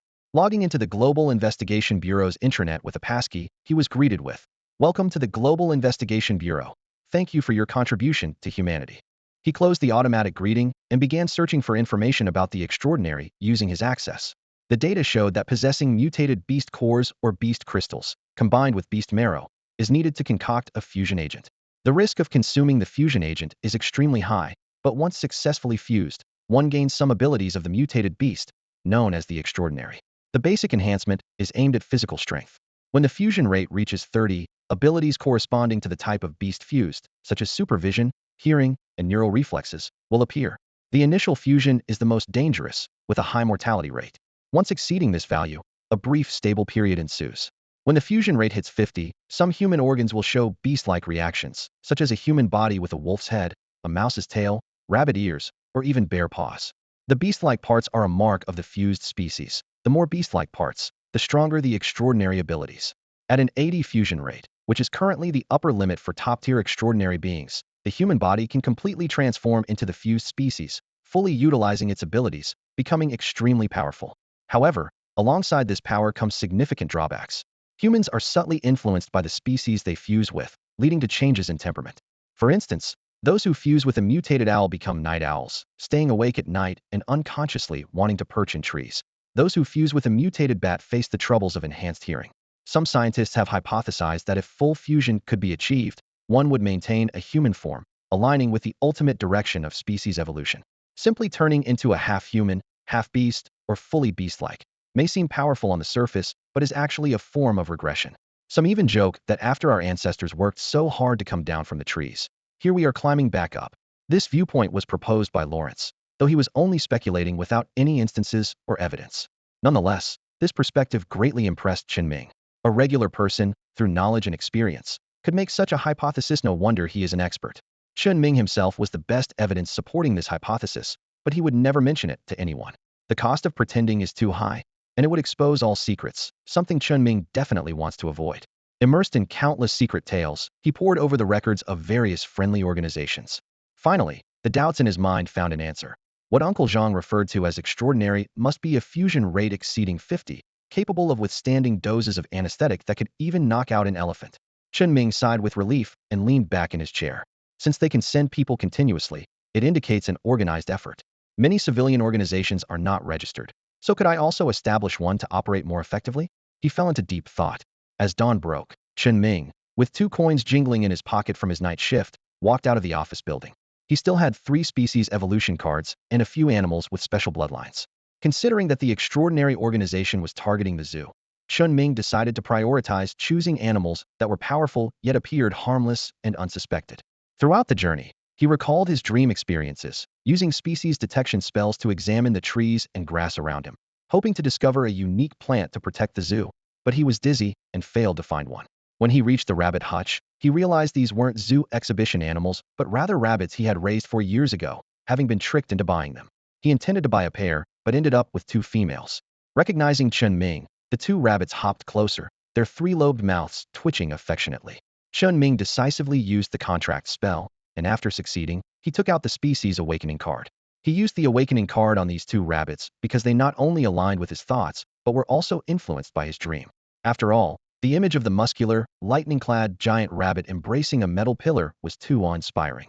Although his own rabbits were smaller, their bloodline was quite remarkable, possibly even linked to the giant rabbit from his dream. Once the awakening card was completely absorbed, Chen Ming checked their data again. Name, none. Species, little white rabbit in evolution. Age, for years. Bloodline, Thunder Prison Rabbit 6. Skill, Thunderstorm. Talent, Violence. Traits, fast movement, strong physique, lightning abilities. An image of the little white rabbit flashed in Chen Ming's mind, with its white fur, erect ears, and bright red eyes. He casually pointed a finger, instructing it to use its skill over there. Crackle. Boom. The electric light produced by the collision of the rabbit's ears instantly obliterated the rabbit hutch. The man, the bird, and the 2 rabbits were all momentarily stunned, with Chen Ming recovering first. This move was even more secure. If the mastermind dared to come, he would ensure they would never return. While Chen Ming was delighted, he couldn't shake a nagging worry. The name, Thunderstorm Prison Rabbit, sounded formidable, but given their violent tendencies, he felt these 2 adorable little bunnies might not be entirely safe. At the moment, Su Hui and Shou Wang were staring blankly at their brand new rabbit hutch, their eyes filled with confusion and grievance, even shedding clear tears that tugged at one's heartstrings. Feeling a bit embarrassed, Chen Ming hadn't anticipated being so precise with his casual gesture. Clearing his throat, he picked up Enzy, who was rolling on the ground, nearly laughing uncontrollably, and began explaining the rules they needed to follow within the Little Sun Zoo.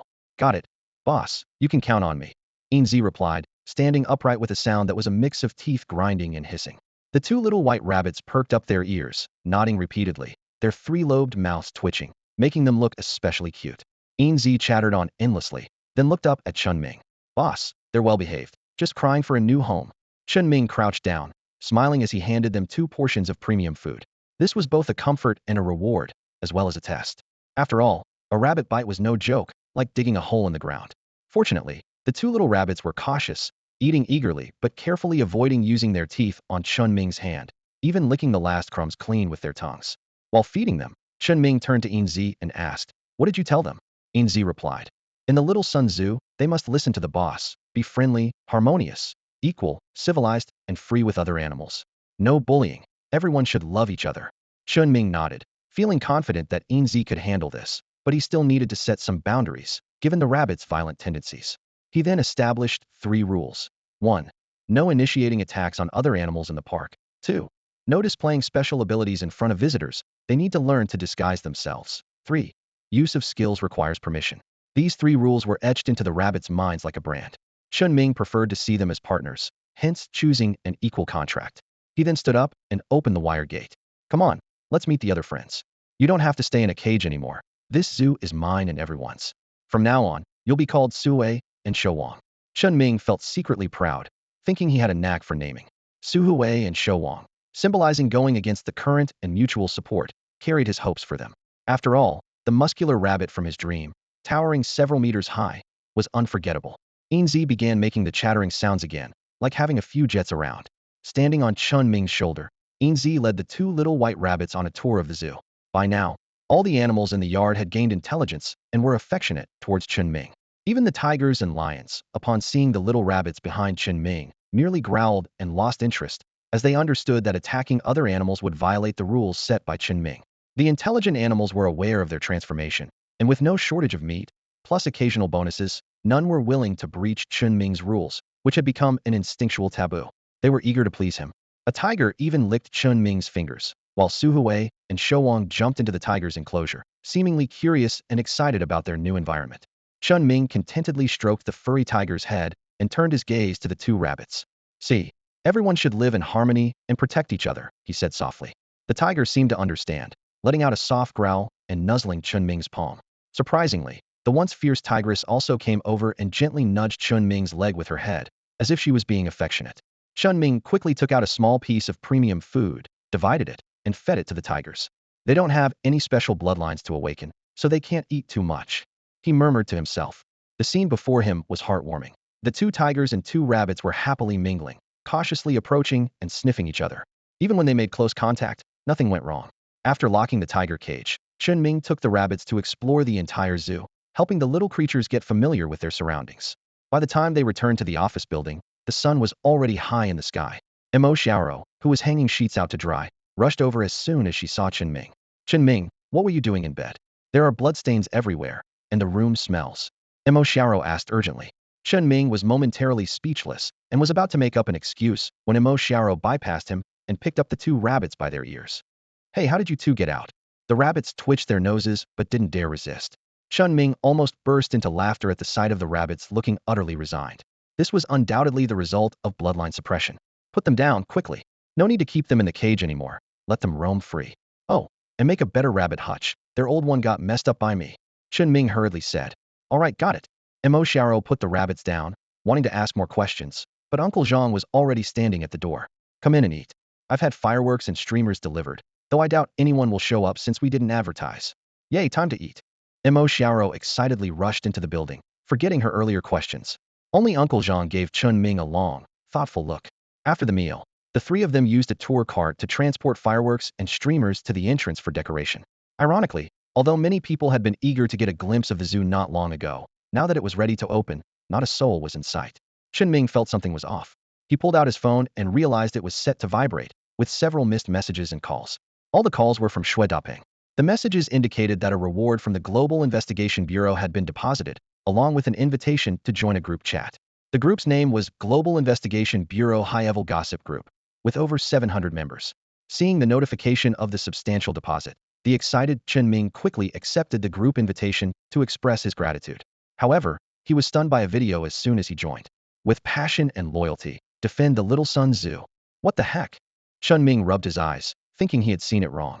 But the reality was harsh. Messages kept flooding the group. Welcome special consultant to the group to guide our work. Let's all defend the Little Sun Zoo together. Thanks to the special consultant for their generosity, no second admission fee. Congratulations to the special consultant for having their acceptance speech selected as the best speech of the year, making it into the top 8. Chen Ming was flabbergasted. No wonder those elderly folks had laughed so hard back then. And could they please stop bringing up the admission fee issue? What on earth was the best speech of the year? Chen Ming was so embarrassed he could almost dig a villa with his toe, yet he was reluctant to leave the group. Do these high-ranking people have any serious business at all? Feeling overwhelmed, Chen Ming decided to keep a low profile by muting notifications, leaving group chats, and just occasionally checking messages. He sighed and returned Shui Dapeng's call. As soon as the call connected, he was greeted with a string of teasing remarks. Brother, that's not cool, man. Reopening, and you didn't invite me? You promised a lifetime pass, then turned around and forgot about me? That hurts, bro. Chen Ming had no retort for the teasing, inwardly acknowledging that he indeed lacked business acumen and hadn't thought of inviting anyone. The lifetime pass is all about face recognition. I didn't think of inviting anyone. Right now, there's not a single tourist at the entrance. It's pretty awkward. Shui Dapeng's voice carried a hint of helplessness. Chen Ming thought to himself, this is really unexpected. I didn't think he'd be so direct. Aren't those media outlets just a phone call away from rushing over here? Shui Dapeng continued, causing Chen Ming to realize he had overlooked something. Forget it. If you want to come, just come. No need to make a fuss. I'm too lazy to deal with it. Chen Ming finally agreed. Soon after, Shui Dapeng arrived around noon as Chen Ming was about to light some firecrackers. Just as he was about to do so, Shui Dapeng shouted, "Stop! Don't light them yet." Chen Ming looked up to see over 10 cars parked by the roadside, with Shui Dapeng running over, adding to the lively scene. Who opens a business like this? At least record it. Shui Dapeng's voice was filled with humor. Chen Ming was stunned by the scene before him. A group of men in black were laying out a red carpet, unloading flower baskets from the cars to line the zoo's entrance. Even a grand opening banner was strung above the large iron gate, with flowers wrapped around the doorframe. Colorful balloons floated in the air, and an inflatable arch spanned both sides. In front of the gate, another group was quickly setting up a platform adorned with flowers and a backdrop. In contrast, the efforts of Chen Ming and his 2 companions looked particularly modest. Indeed, comparisons can be harsh. As the workers swiftly departed, another group began playing drums and gongs, and a lion dance troupe made their entrance, instantly enlivening the scene, with someone even filming the event. Chen Ming stood frozen, and Uncle Zhang was equally stunned, while Mo Xiao bounced around happily. Shui Dapeng, with a cigar in his mouth, nudged Chen Ming with his shoulder. Wasn't that lifetime membership worth it? Worth it, absolutely worth it. Chen Ming had imagined the setup for the zoo's reopening, but it was just a fantasy. He was not inherently a flamboyant person. With dozens of men in black standing neatly behind them as a backdrop, Chen Ming and his 2 companions were ushered to the front row. Watching the lion dance and hearing the exhilarating drum beats, as firecrackers crackled and the scent of fireworks filled the air, the festive scene felt like a dream to Chen Ming. For the first time, he, usually a homebody, took the initiative. If you ever face a life-threatening situation, I'll protect you. Chen Ming had imagined a grand opening ceremony for the park, but in reality, he hadn't even stepped through the gates, as Uncle Zhang handled all the affairs. However, this dream became a reality thanks to the generous help of Shui Dapeng. For the first time, Chen Ming made a promise, willing to lend a hand to a friend made through monetary ties. Yet, upon hearing this, Shui Dapeng suddenly laughed, slung an arm around Chen Ming's shoulder, and walked into the park. Our friendship is truly unusual, almost like we're kindred spirits. I don't want to mix any interests into it. I want it to be a pure friendship. Shui Dapeng chuckled to himself. It's not that I look down on you, but even if you're drowning in debt, I'd lend you money without interest, and it wouldn't matter if you paid it back or not. But clear accounts make for long friendships, so let's not complicate things with superficialities. Chen Ming wanted to explain, perhaps mention that he now had money or was actually quite capable, but Shui Dapeng continued. Besides, how could you help me? Lead a tiger to fight for me? Haha. Chen Ming stopped in his tracks, looking at the rough, yet loyal Shui Dapeng. I don't usually meddle in others' business, but you? Well, whether you believe it or not, if you ever find yourself in trouble with no way out, I'll help you once. Chen Ming's seriousness made Shui Dapeng's smile fade, though the amusement in his eyes remained. I believe you. If I ever face a life-threatening situation, I'll call you for help. Despite his words, Shui Dapeng clearly didn't believe it, saying it more to save Chen Ming's face. Chen Ming sighed inwardly, but felt even more that Shui Dapeng was a genuinely good person. Whether he believed it or not didn't matter. If a real life-or-death crisis arose, Chen Ming would step up, even if it meant revealing some of his capabilities. Friendship is reciprocal, and this time Shui Dapeng was helping Chen Ming fulfill his dream. Although Chen Ming was a bit of a homebody, All homebuddies have a passionate heart and a sense of loyalty. You brought so many people here, and I haven't prepared any food. How about we find a restaurant and watch? Chen Ming suggested. Don't worry about them. Everything's arranged. I'll let you in on a secret. That lion dance troupe was actually booked for a groundbreaking ceremony, but I kidnapped them. Huh? Shuedaping said excitedly. Wow, I like this bandit spirit. Chen Ming laughed in response, but then realized. We should pay them, or it might cause gossip. I'll ask Uncle Zhang to give them a bit more. Do you think it's your place to pay? I offered them 5 times the price to get them here. Otherwise, they wouldn't be performing so enthusiastically. Money is just a number. It means nothing to me. Shuedaping said confidently. Well, you make a good point, and I have no argument against it. Chen Ming replied with a wry smile. While wandering around the park, Chen Ming even introduced some of the animals, saying, these are our friends at the zoo. If I'm not around, make sure to protect them. He earnestly introduced 2 rabbits, even grabbing a sloth to ensure it remembered. Shuedaping suspected this was some kind of unique childlike whim of Chen Ming's. After a brief stroll, Shuedaping, who had squeezed in time from his busy schedule, left with his group. Chen Ming felt a bit embarrassed for not having prepared any red envelopes, and Uncle Zhang was even more flustered, having not considered it at all. Fortunately, Shuedaping laughed it off, not minding in the least. As the zoo returned to its quiet state, Chen Ming and the others looked at the decorations at the entrance, feeling a sense of gratitude. This was what an opening ceremony should be like. The 3 of them spoke in unison and then burst into laughter. Although there were no visitors at the zoo at that moment, their hearts were filled with joy. Mo Xiaoro, in particular, held a backup disc left by the photographer and was filled with anticipation. In 3 days, the edited opening ceremony film would be delivered. Chen Ming gazed into the distance. Xiaoro was still at the ticket booth, her duties unchanged. Turning back, he said, I'll contact Zhang Tianran to expand the team. Everyone was looking forward to the zoo's reopening because it was their shared home. Chen Ming had even planned to distribute a third of the shares as a bonus once the crisis was over. He understood well that those who stood by him in tough times should never be let down. Making money was just a means to keep the zoo running. He didn't have much interest in wealth. Even if he had money, he wouldn't bother going to the mall or buying luxury cars and watches for appearances. As a homebody, he'd rather stay at the zoo than go out. Xiaoro bought his daily necessities and clothes, while Uncle Zhang took care of the food. To Chen Ming, this life was paradise. However, even paradise needed visitors. On the first day of reopening, by 4 in the afternoon, not a single visitor had shown up. Chen Ming thought to himself that perhaps the previous pressure from the investigation bureau was too strong, or maybe the publicity wasn't enough. As he pondered whether to contact the media for more promotion, the walkie-talkie suddenly crackled with Mo Xiaoro's voice. Chen, director, the person from the bed is here, what should we do? Finally, someone appeared. Chen Ming's eyes lit up, and he casually picked up the walkie-talkie. Charge him the entrance fee and have him come to the office building to find me. Xiaoro acknowledged and left. Shortly after, Uncle Zhang brought a middle-aged man with a briefcase to the office. The man greeted with cupped hands. I heard the zoo had some trouble, so I came to check on things.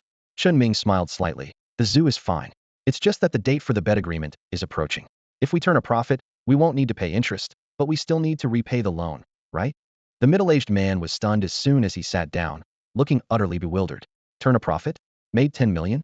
What on earth happened? Mr. Yang, let's stick to the agreement and not discuss anything else. Thank you for your timely help back then. It's time to settle this matter. Chen Ming said, placing the agreement on the table. Uncle Zhang took the agreement and gestured for the man to leave. Mr. Yang wanted to ask more questions, but was forced to leave the office. After they left, Chen Ming remained seated, absent-mindedly tapping his fingers on the table, muttering to himself, just a puppet pushed to the forefront. But the agreement is legal, and everyone must follow the rules. Boss, are the bad guys coming? Enzy flew onto Chen Ming's shoulder, puffed up with indignation. Qing Bei also jumped onto the desk, staring intently at Chen Ming. Even the night-wandering rabbit on his head came over. Chen Ming leaned back in his chair, his expression still gentle. Yes, they need to squeeze this soft target themselves to feel reassured. Get him. The night wanderer even dug a grave, and Enzy will burn him to ashes. The little ones chimed in one after another. Chen Ming couldn't help but laugh, for the first time, a bit boldly. By evening, Uncle Zhang returned after completing the procedures, and Mo Xiaoro locked the zoo gate and hurried to the office. Yay, finally paid off the debt. No more worrying about being evicted. Chen Ming smiled warmly. However, Uncle Zhang's expression was grave. The facade has been torn away. Surely there will be. Uncle Zhang began. Uncle, don't worry, I've already prepared. Chen Ming unhesitatingly took a revolver from the drawer and handed it over. Uncle, I'm hungry. Uncle Zhang glared at Chen Ming, who was trying to change the subject, before turning to cook. Mo Xiaoro didn't understand what the two were discussing, but just seeing Uncle Zhang with a gun made her feel uneasy. After dinner, as darkness fell, Uncle Zhang stood smoking at the office entrance. while Mo Xiaoro continued to press for answers. Girl, listen to uncle, go sleep in the back dormitory. She shook her head. No, you're hiding something from me. I'm very strong. Strength is only useful if you can hit someone, little beauty. A teasing voice suddenly sounded. Uncle Zhang stepped forward, shielding Mo Xiaoro, one hand holding a tranquilizer gun, the other gripping the revolver at his waist. Who's there? Crack. A shadow flickered, and the tranquilizer gun shattered. A slim, yellow-haired young man suddenly appeared before them. So it was this you used to ambush me last time. No wonder I kept wanting to sleep. This time I'm prepared. Uncle Zhang said coldly. The yellow-haired man was shocked, unable to move. Careful, don't fire accidentally. Uncle Zhang was about to speak when a voice suddenly came from behind him. All these years, and old Zhang's skills haven't diminished. The yellow-haired man in front of Uncle Zhang quickly regained his frivolous demeanor and vanished with a flash. His earlier shock and fear were all an act. Old man, you might be strong against ordinary people, but you're nothing to me. Snap. A blacktail knocked Uncle Zhang unconscious. The yellow-haired man looked at the leader holding the unconscious Mo Xiaoro and said coldly, Guardian, why not just kill them? They're just two ordinary people. The Guardian merely gave him a cold glance, carrying the unconscious Mo Xiaoro into the office building. The leader, two of them are heading this way, while one is on the rooftop, disrupting the surveillance. His wings resemble those of a crow in flight, and movements from the north of the city have already been reported. Enzy relayed the information received from Night Tour. Although Chen Ming was feeling tense inside, he leisurely sipped his tea. Moments later, a teasing greeting came from the doorway. Looks like my dear nephew is quite composed, must have something to rely on. A flicker of surprise crossed Chen Ming's face. He hadn't expected it to be a relative from his memory, his mother's elder brother, Xiao Feng. Xiao Feng noticed Chen Ming's astonishment and seemed satisfied with it. Seems your parents didn't tell you anything. Chen Ming didn't respond. At this moment, the species detection technique was activated, revealing Xiao Feng's details. Name, Xiao Feng. Species, human. Age, 48. Fusion, abyssal nether hound. Fusion degree 61. His skills included nether claw, nether flash, and soul devour, with a talent for dark attributes, fast movement, and eerie attacks. But the drawback was that beastly instincts could affect his rationality. Chen Ming's gaze flickered, then shifted to Mo Xiaoro in his arms. Seeing this, Xiao Feng shook his head with a laugh. Danger is near, and yet you only care about a woman. Truly disappointing. Exchange her for the secrets of your zoo? Fine. Chen Ming's response was very straightforward, which elicited a hint of disdain in Xiao Feng's eyes. However, he cautiously checked the miniature detector in his arms, discovering that Chen Ming's physical attributes were far superior to ordinary people, and there was no extraordinary presence in the office, which put him at ease as he tossed Mo Xiaoro onto the desk. Chen Ming carefully carried her into the suite, then returned to his original seat, his gaze resting on Uncle Zhang, who was being held by Huang Mao. Give him to me too, and I'll tell you the real secret. Chen Ming's voice was firm, prompting Xiao Feng to curiously ask, what are you relying on? The head of the Joint Investigation Bureau is wrapped up at the intersection. There's no extraordinary presence around, and no one can save you. As soon as the words were spoken, Xiao Feng noticed Chen Ming actually relaxing. However, Chen Ming wasn't sitting idly by. He had already used the fusion technique, integrating the Night Tour clone into his body. He jumped up and smashed through the window. I still have plenty of fragrant ancient beast marrow. Beast cores interested? In midair, Chen Ming pulled out a silver beast core the size of a fist, exuding a fragrant aroma. This made Xiao Feng, who had chased to the window, stare in disbelief. It's true. Everything this kid said is true. Catch him, break his limbs, and interrogate him slowly. As he spoke, Xiao Feng had already leaped out. Upon seeing the oversized beast pill, Chen Ming couldn't help but drool. Its fragrant aroma was irresistible. Although the pill's allure wasn't particularly strong for humans and animals, for extraordinary humans, it awakened a latent beastly nature, sparking an instinctual drive to evolve and a desire to devour. Chen Ming had capitalized on this. After a hard landing, he got up unscathed and sprinted away.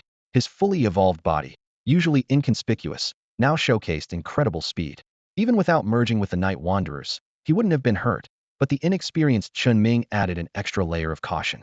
At this moment, he leaped over obstacles like a cheetah, racing towards Huashan. After landing, Xiao Feng shattered the concrete ground beneath him. His eyes were bloodshot, drool dripping as he roared skyward. Dark Crow, catch that brat.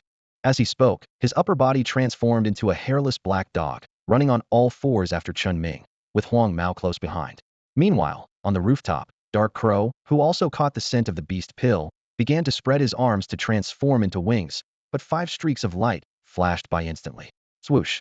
Crescent-shaped golden blades silently sliced into Dark Crow's neck. Just as he was about to take flight, his eyes widened in shock, trying to see who attacked him. Snap. The 5 golden blades spun in place, severing his vertebrae, and Dark Crow's head fell off. He finally saw his attacker, a cat. The cat's golden slit eyes weren't even focused on him. It raised a paw to retrieve the blades, then paused, disdainfully flicking off the blood droplets. Then, the cat turned and headed towards Huashan. Dark Crow's last thought was that the cat found his blood distasteful. In the north of the city, they succeeded. Rabbit cough. The lurking night wanderers were all ahead, silently following. Enzy reported the situation, and Chen Ming merely nodded, continuing to run without stopping. It wasn't until he entered the encirclement that he halted. Not out of breath, Chen Ming realized he had underestimated the capabilities of a fully evolved body, but it didn't matter. What mattered was that the enemy had caught up. Why did you stop running? Xiao Feng restrained his instincts, cautiously surveying the area. They were now in Huashan, surrounded by trees. Logically, Chen Ming, without night vision, shouldn't have been able to reach this place. Reveal your backup. What kind of extraordinary are they? Chen Ming didn't answer. At this moment, night wanderers were gradually merging under his feet. He looked disdainfully at the hairless black dog in front of him. What breed of mangy dog are you? So unsightly. You don't know anything. This is a powerful hellhound. Still a dog, isn't it? A dog can't change its nature. Xiao Feng raised a paw to slap the dog's head. Damn, this brat's mouth is filthy. Huang Mao. Break his limbs, get the beast pill essence, and we'll interrogate him slowly. All right, protector, sizzle boom. 2 small white rabbits jumped out from behind Huang Mao like thieves. Before Huang Mao could react, his waist exploded. His legs, still on the ground, remained intact, while his upper body was blasted over a meter away, hanging on a low tree. Protector, save me. Watching his legs still standing in place, he was terrified. However, Xiao Feng was equally shocked, instantly sobering up. Without a word, he turned and ran. The boss hasn't spoken, and you think you can run? Meow. Seeing the parrot flying in the air and the white cat perched on a branch growling down at him, Xiao Feng realized he had been tricked. Chen Ming had no backup or reliance. These pets were the most terrifying. Snap. Without warning, a sharp claw struck fiercely across Xiao Feng's face, leaving a deep wound down to the bone. This sudden attack left him bewildered. Despite having a 61 fusion rate with the hellhound, his prized speed and perception completely failed him. He couldn't even catch a glimpse of his attacker. Before Xiao Feng could gather his thoughts, 2 rabbits, each as tall as his knees, suddenly appeared and clamped onto his legs. With a strong tug, they forcefully pulled his legs apart. The rabbits then bared their sharp teeth, ready to bite. This bizarre scene left Xiao Feng utterly shocked. Standing nearby, Chen Ming's expression was grim as he commanded in a low voice, Su Hui, Shouwang. At his words, the rabbits' perked ears drooped instantly. They released Xiao Feng's legs and obediently hopped to Chen Ming's feet. Xiao Feng stared at Chen Ming in disbelief and blurted out, You can control mythical beasts? Is this the secret left by Qiao Nan and Chen Guangda? Chen Ming did not answer directly. Instead, he curiously asked, What drove my uncle to kill so ruthlessly? Why did he murder my parents? I didn't kill them. Xiao Feng retorted passionately. I'm lucky they didn't kill me. Huh. Chen Ming was momentarily stunned, not expecting such a response. In that brief moment of distraction, Xiao Feng's eyes flashed, and his skin glowed. Without warning, he lunged at Chen Ming with claws extended, each claw tip a foot long, glinting coldly under the moonlight. This sudden ambush carried no words, only deadly intent. None of the small creatures moved, remembering Chen Ming's instructions to capture him alive. Besides, with Chen Ming fully integrated with Night Wanderer, he had no fear of such an attack. However, as Xiao Feng lunged, his eyes shone and a shadow silently shot towards Chen Ming's forehead. I'll pull out your soul, and everything will be mine. Xiao Feng was confident, having ensnared many stronger than himself with this move. Chen Ming, already hit and his eyes unfocused, had a bulge forming on his forehead where the shadow seemed to pull something out. But in the next instant, a sudden change occurred. Chen Ming's forehead split open, revealing a colorful egg. A peculiar voice emanated from the egg. Great master? Oh wait, A hybrid abyssal hellhound? You dare use soul devour on a bastard? Even your ancestors wouldn't dare. Come here, become nourishment for the bastard. The colorful light spread along the shadow, entering Xiao Feng's eyes. Woof. Xiao Feng's mouth emitted both a human scream and a dog's bark. A half-dog, half-human soul was forcibly extracted from his eyes and shot into Chen Ming's forehead. The strange voice sounded again, this time with a hint of guilt. The relic from last time was delicious. Can't let the master find out I snuck a bite. Must leave no trace. The colorful light swept around and then vanished as if it had never been there. Chen Ming felt as if he had been locked in a dark room for a fleeting moment, but everything returned to normal in an instant.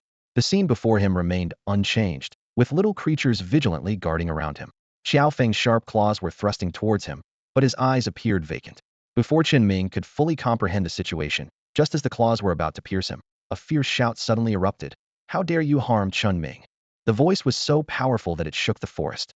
A figure, moving like a cannonball, quickly knocked Chen Ming aside, taking the hit to the abdomen and twisting fiercely. Crack! For claws glinting with cold light were forcibly broken. The dazed Xiao Feng offered no resistance, resembling a wet rag as he was swung and slammed to the ground. Thud! A muffled sound echoed as dust and leaves scattered. And this was only the beginning. A towering figure, standing 2.5 meters tall with a crooked ponytail, unleashed a frenzied assault. Xiao Feng was knocked unconscious by the second blow. By the seventh strike, his leg was torn off, and he was sent flying, crashing to the ground with countless broken bones. The giant-like figure paused in surprise, then began to shrink, slowly collapsing to the ground while muttering, "Don't be afraid. Xiao Rou will always protect you." Chen Ming, wedged in a tree trunk, struggled to free himself. Two rabbits, narrowly avoiding injury, limped back. Enzy and Cheng Bei, along with Xian Yu clinging to a branch, were speechless, staring wide-eyed at the now unconscious and shrunken Mo Xiaorou. Sister Xiaorou was so violent. Meow. Stop talking and get me out first. Chen Ming was bewildered. Thanks to the comprehensive enhancement from the evolutionary potion and the fusion with Yu, his defense was absurdly strong. Otherwise, this blow would have likely landed him in the ICU, with his survival uncertain. Chen Ming braced his hands against the tree trunk and forcibly extracted himself. Reflecting on Mo Xiaorou's earlier transformation and her unconscious words, he couldn't help but smile wryly. A quick scan revealed that Mo Xiaorou was in a state of forced activation of her savage form, exhibiting terrifying loss of intelligence. Her rationality was gone, leaving only a single memory. It was both touching and troubling, making it hard to be angry. Chen Ming checked and found she was merely unconscious from forcibly activating her savage form. He gave her a few sips of the beast marrow Yu had prepared in advance and tossed the rest to Su Huishou Wang, who had been accidentally injured by an ally. Then he approached the deformed Xiao Feng. Many questions still needed answers from him. Despite his extraordinary physique and tenacious vitality, Xiao Feng remained alive but unrecognizable. Even when awakened, his previously ruthless demeanor was replaced by vacant eyes and drool, as if his brain had been damaged from the fall. Chen Ming frowned and asked, "Enzy, did you notice anything unusual earlier?" "Unusual? No. Just Sister Xiao Rou saving the boss by taking the hit, accidentally embedding the boss into a tree. Haha. If you can't speak properly, then don't speak." Chen Ming turned to Huang Mao with a dark expression. Suddenly, he tensed and rushed to Huang Mao's side, only to find him lifeless and somewhat shriveled. His eye sockets were sunken, his skin wrinkled, almost resembling a mummy. Enzy, alarmed, flew up to survey the surroundings but detected no danger. Meanwhile, Cheng Bei circled Huang Mao and pointed to a small tree barely over a meter tall. Meow? Chen Ming didn't need a translation, instantly activating his species detection ability. Chen Ming rubbed his smooth chin, filled with confusion. It was like searching high and low for something, only to find it unexpectedly.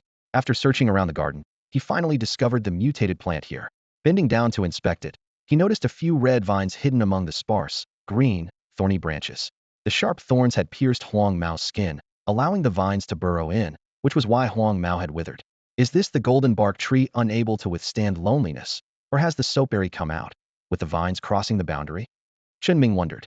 In theory, woody and herbaceous plants are entirely different species, but the existence of a special bloodline seemed to blur these boundaries. A few little creatures seemed to have startled it, as the slender vine embedded in Huang Mao's body slowly retracted back into the roots. Could this thing be alive? Enzy was startled, his fur standing on end, while two little rabbits seemed eager to take a bite, but Chen Ming raised his hand to stop them. He thought to himself, this tree, I must have it. The golden bark tree's fuzzy thorns are poisonous, even deadly, and the soapberry thorns are quite hard. Coupled with its innate wood poison, if it could be moved to the zoo, the safety level would skyrocket. But without legal documentation, a contract couldn't be established. Chen Ming slowly stood up, suppressing his discomfort, and pulled the withered Huang Mao away from the small tree. At the same time, he ended the spirit fusion technique, causing a pile of nocturnals to fall out, which then cleaned up the scene, erasing any traces. The salted fish from the north of the city took the others back first. Afterward, he took out his phone to call Zhang Tianran, only to find the line busy. He tried calling the Fong team, but it was the same. At that moment, the Fong team was recounting the attack to Zhang Tianran. Upon hearing the news, Zhang Tianran immediately sensed something wrong. A diversion tactic. Your square head is unbelievably stupid. He hung up abruptly, rushed downstairs, got into his car, and dialed while stepping on the gas. Chinming, you're in danger. Someone's keeping Fong team occupied. You need to evacuate immediately. No matter what happens, stall for time. I'm on my way. Zhang Tianran urgently instructed. Reporting to Director Zhang, the danger has been neutralized. One Huang Mao had a rat's tail, and there's just me, claiming to be a hellhound. The screech of tires came through the receiver, indicating how hard Zhang Tianran had hit the brakes. You. These two are both members of the Beast God Temple on the Joint Investigation Bureau's wanted list. Where are you? Zhang Tianran was evidently taken aback, instinctively doubting it, yet the information was precise, leaving him in disbelief. Chen Ming, having gotten over his discomfort, remained calm. I'm at Huashan. I escaped to Huashan. I'm on my way. Stay put and secure the scene. After hanging up, Zhang Tianran's tone was steady, but he was instantly agitated, flooring the gas pedal while connecting to the Fong team, unleashing a barrage of criticism. You've been a captain for 2 years and haven't improved. Calling you square-headed is a compliment. Is your brain filled with stinky tofu? Chen Ming has already encountered danger and taken down 2 extraordinaries, and you're still there analyzing how to repel the enemy.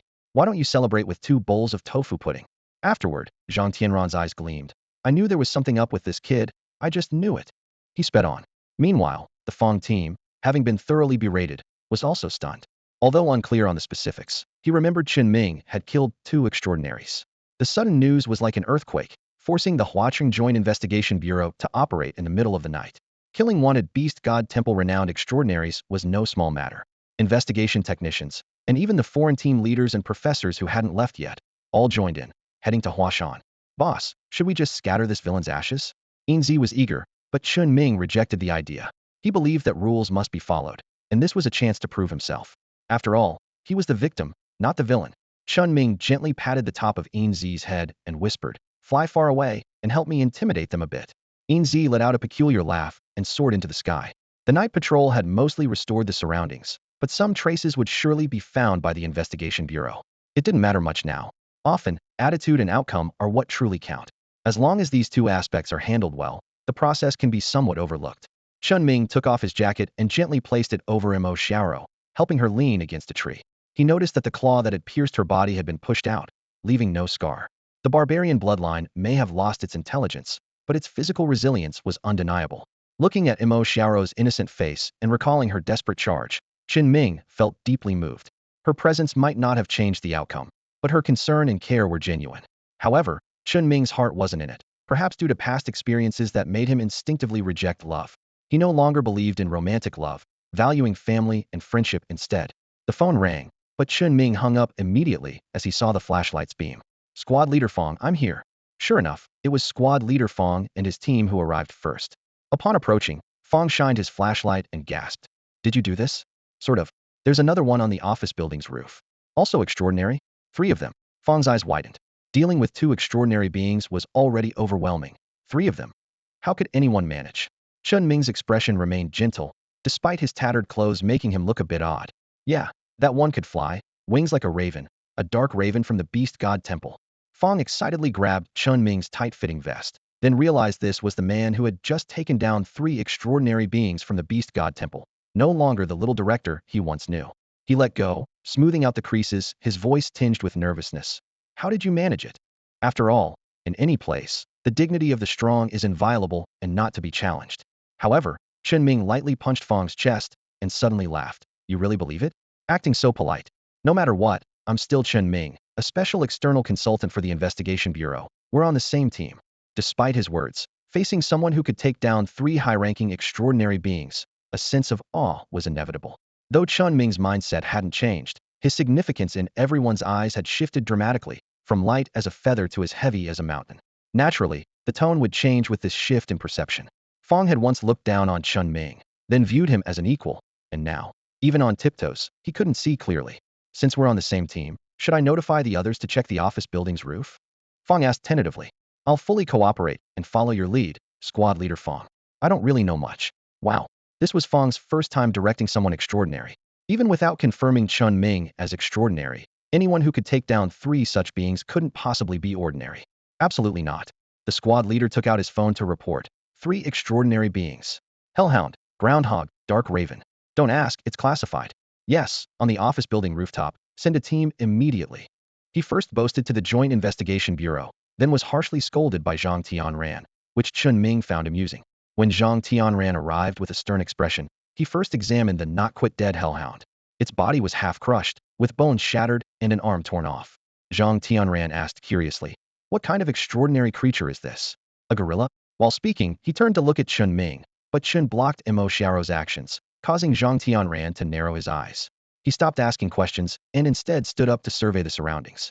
The identity was confirmed. The Hellhound was one of the 3 guardians of the Beast God Temple, ranked 21st on the wanted list. Previously, it only had a name and characteristics, with no recorded identity. I ended up being the one who killed it recorded. The squad leader was bewildered. Clearly, it was Chen Ming's achievement. But Chen Ming suddenly brightened up, giving a thumbs up. Director Zhang, you're impressive. It's everyone's duty to protect the top consultant. As long as you don't claim the credit, I'm fine. The squad leader was taken aback, thinking, are you kidding me? Do you understand the need to keep Chun, the special consultant, confidential? Yes. I understand. The squad leader stammered and then quickly left, with the investigators he brought along sensibly dispersing. At this point, Zhang Tianran gritted his teeth as he looked at the decapitated yellow hair. This person had killed 4 investigators, with a tail as hard as an iron chain, quick reflexes, and lightning-fast speed. Residual traces of lightning abilities? Zhang Tianran sighed. Don't tell the old man that you're a lightning-based extraordinary being, with at least 70 fusion, resulting in such a violent effect. Chen Ming maintained a gentle expression, his smile irritating Zhang Tianran more and more, almost making him lose his temper. Yet before he could act, a result came through his earpiece. Extraordinary identity confirmed on the office building rooftop, Beast God Temple's Dark Raven, ranked 27th on the wanted list, cause of death, multiple small sharp weapons severing the cervical vertebrae, suspected metal ability. At this moment, Zhang Tianran looked at Chen Ming, who kept smiling, thinking internally. The more I look, the more annoying it gets. Strength, metal, lightning even if the strength is related to that little girl. How do you explain the other 2? Zhang Tianran sat down on the ground, feeling bitter. I might not be able to handle this, at least give me the full story. I don't doubt your commitment and loyalty to the Joint Investigation Bureau. The results are clear, but no one would believe this if I told them. Seeing Zhang Tianran suddenly sit down like a rogue, Chen Ming scratched his head and sat beside him, cautiously checking the surroundings before whispering. To be honest, I joined a group yesterday called the Global Defender Superheroes. They? Cough, cough, cough. Zhang Tianran interrupted him with a violent cough. Are you making this up? What kind of organization would have such a childish name? Are they elementary school students? Zhang Tianran asked disdainfully. What's wrong with elementary school students? I'm telling you, old Zhang, they're sincere. Not only did they send 3 extraordinary beings to help me deal with the bad guys, they even admire you and left you a gift, Chen Ming said mysteriously, but Zhang Tianran didn't believe a word, looking up at the sky sarcastically. What gift? It's not a transformation potion and superhero underwear, is it? A healing potion for failed species fusion. Chen Ming's response made Zhang Tianran's expression turn sharp, looking at him like a blade. Chen Ming quickly explained. I didn't leak anything, they asked me to pass it on, saying it allows secondary fusion, increases to 70, non-toxic, no side effects. Zhang Tianran looked steadily at Chen Ming. Do you know that the Global Joint Investigation Bureau has gathered dozens of top scientists and still hasn't developed such a thing? That's why you have to use it on the spot, not even taking the vial away. As he spoke, Chen Ming took out the potion and then quickly put it away. Zhang Tianran, though unsure of the potion's effectiveness, could see the craftsmanship of the vial. An integrated crystal-sealed syringe? The Joint Investigation Bureau is still developing such injectors without success. Is there really such a childish-named organization? Feeling offended, Chen Ming tilted his head towards the hellhound and yellow hair, implying the obvious. Zhang Tianran pondered, recalling the pain each time he used his extraordinary abilities, thinking to himself, who wants to look 93 when they're only 39, with sagging skin? Who wants to be bald at a young age? Fine, I'll take the fall for this. I wanted to cover for you anyway. If it truly allows secondary fusion, I can announce the kill process on the dark web, taunt the Beast God Temple, and draw all the fire. But I must report this childish, mysterious organization truthfully as part of my duty. Zhang Tianran declared, clearly resigned. Chen Ming, on the other hand, cheerfully extended his hand. Deal? They shook hands. Zhang Tianran felt like he might have been tricked again, but this time, he was willing to go along with it. Zhang Tianran was tormented by his own extraordinary powers, which had failed to fully integrate with him. Although his abilities were far superior to those of a well-trained, ordinary person, the cost was substantial. Each use of his powers accelerated his aging process, and despite numerous attempts, the Investigation Bureau had been unable to cure him. Eventually, this once brave operative was forced to eke out a living in a corner of Huaqing. However, an unexpected investigation led him to a ray of hope in a dilapidated zoo. Originally, Zhang Tianran only aimed to protect and assist the younger generation, but he found himself being helped instead. Despite his usual jovial demeanor, he remained extremely cautious when it came to matters of principle. His priorities were first to verify the efficacy of the potion and then to figure out how to negotiate with the other party. The investigation bureau was willing to exchange technology of equal value, as their globally protective mission was evident from their bold and idealistic name. Yet, Zhang Tianran had an inkling that the authenticity of this organization was questionable. After his initial surprise, Zhang Tianran began to probe the organization's intentions, boundaries, and authenticity. At this moment, Chen Ming subtly signaled from behind, indicating their desire to remain mysterious, which was indeed a bit juvenile. Regarding authenticity, Chen Ming merely elongated his tone. Zhang Tianran squinted slightly, focusing intently. However, in the next second, he abruptly stood up, preparing for combat. A scorching fireball, the size of a fist, descended from the sky, not to attack, but to circle above them before swiftly departing. Chen Ming scratched his head, seemingly reminded of the Fire Kid from the superhero group defending the world, who was always wearing a gourd mask. Zhang Tianran was speechless, glancing down at the ability detector and muttering, "Ability intensity level 6, integration over 65, purely based on ability values, far surpassing the underworld hound." Indeed, this seemingly juvenile organization seemed to be responding to his doubts about their existence by showing off. Zhang Tianran smirked cunningly, gazing into the distance. However, unexpected news reached his ears. The starting point of the ability was detected, but no extraordinary humans were found. The lush vegetation of Huashan was full of birds and small animals, with no other large species or extraordinary humans in the imaging. Originally confident in his plan, Zhang Tianran intended to subtly confirm the truth and then reason with the organization. Instead, he found nothing but silence, leaving him slightly embarrassed and secretly alarmed by the formidable power of this superhero group. Zhang Tianran rubbed his face, deciding to tackle the immediate problem first before returning to the office to take the potion. He reminded Chen Ming that if the potion proved ineffective or had adverse effects, the risk was theirs to bear. Chen Ming turned to carry Mo Xiaoro on his back, while Zhang Tianran pondered and followed them down the mountain. Behind them, newly arrived investigators sealed the bodies of the two underworld hounds. Upon returning to the office building, the body of the dark raven had already been brought to the surface. Zhang Tianran glanced at the feathers sprouting on his arm, a flash of insight in his eyes. Taking down the highly vigilant dark raven, skilled in flight and ambush, in such a stealthy manner was indeed intriguing. He then addressed the investigators and technicians gathered around. "Guard the perimeter, we'll discuss everything else once I'm back." Chen Ming headed upstairs and found Uncle Zhang, who was awake and frowning in his office. Upon seeing Chen Ming return safely with Mo Xiaoro on his back, Uncle Zhang stood up in surprise and relief. "I thought. It's all my fault," he said, leaning in to whisper. "I didn't say anything, and the surveillance was sabotaged." Despite being whispered, Zhang Tianran's keen hearing caught it all, but Chen Ming wasn't worried since Uncle Zhang was unaware of his plans and capabilities. "Uncle, just tell the truth. Cooperating with the investigation is our duty. There's nothing to hide," Chen Ming said, winking as he handed Mo Xiaoro over to Uncle Zhang. "Take her to rest. I need a private chat with old Zhang. No one else is allowed in. Oh, and prepare some insecticide, just in case." Zhang Tianran, puzzled, asked, "Why would you need insecticide?" But Uncle Zhang understood, given a previous incident. The office was left with only Chen Ming and Zhang Tianran. Chen Ming looked around, satisfied to find no signs of a search after all. It was all his own people. Reflecting on his experiences, he reminded himself not to dirty the bed again. He motioned for Zhang Tianran to sit on the sofa. "It might hurt, not the kind you can faint from, or maybe," he said quietly. "I know, deep genetic fusion causing changes in the underlying cells, like a complete transformation, peeling skin and drawing tendons. I've endured it." "Wow, you're quick to answer." Chen Ming silently took out a vial as Zhang Tianran removed his shirt, revealing loose, age-spotted skin. Chen Ming was puzzled, his confusion evident to Zhang Tianran. "You don't know where to inject, do you?" Zhang Tianran pointed to his heart. Indeed, Chen Ming wasn't sure where to inject, but with his veterinary experience, subcutaneous injection seemed sufficient. This rookie move made Zhang Tianran, who was otherwise calm, inexplicably anxious. Since meeting Chen Ming, everything had seemed extraordinarily bizarre. Despite his inner embarrassment, Chen Ming's hand was steady and precise. Swoosh. The needle slid between the bones into the chest cavity, and the fusion healing serum was instantly injected. Chen Ming swiftly put away the vial, eyes fixed on Zhang Tianran. However, Zhang Tianran's expression was odd. No pain, no discomfort. Even his perpetually furrowed brows gradually relaxed, as if it wasn't painful, but rather soothingly cool. Chen Ming internally protested. "Why? It was excruciating for me." Yet old Zhang's relaxed? Just because he's bald. Zhang Tianran's expressions fluctuated, his eyelids gradually closing as if he were about to drift off. This left Chen Ming feeling extremely unbalanced, helpless. Yet Zhang Tianran's reactions dealt him another blow.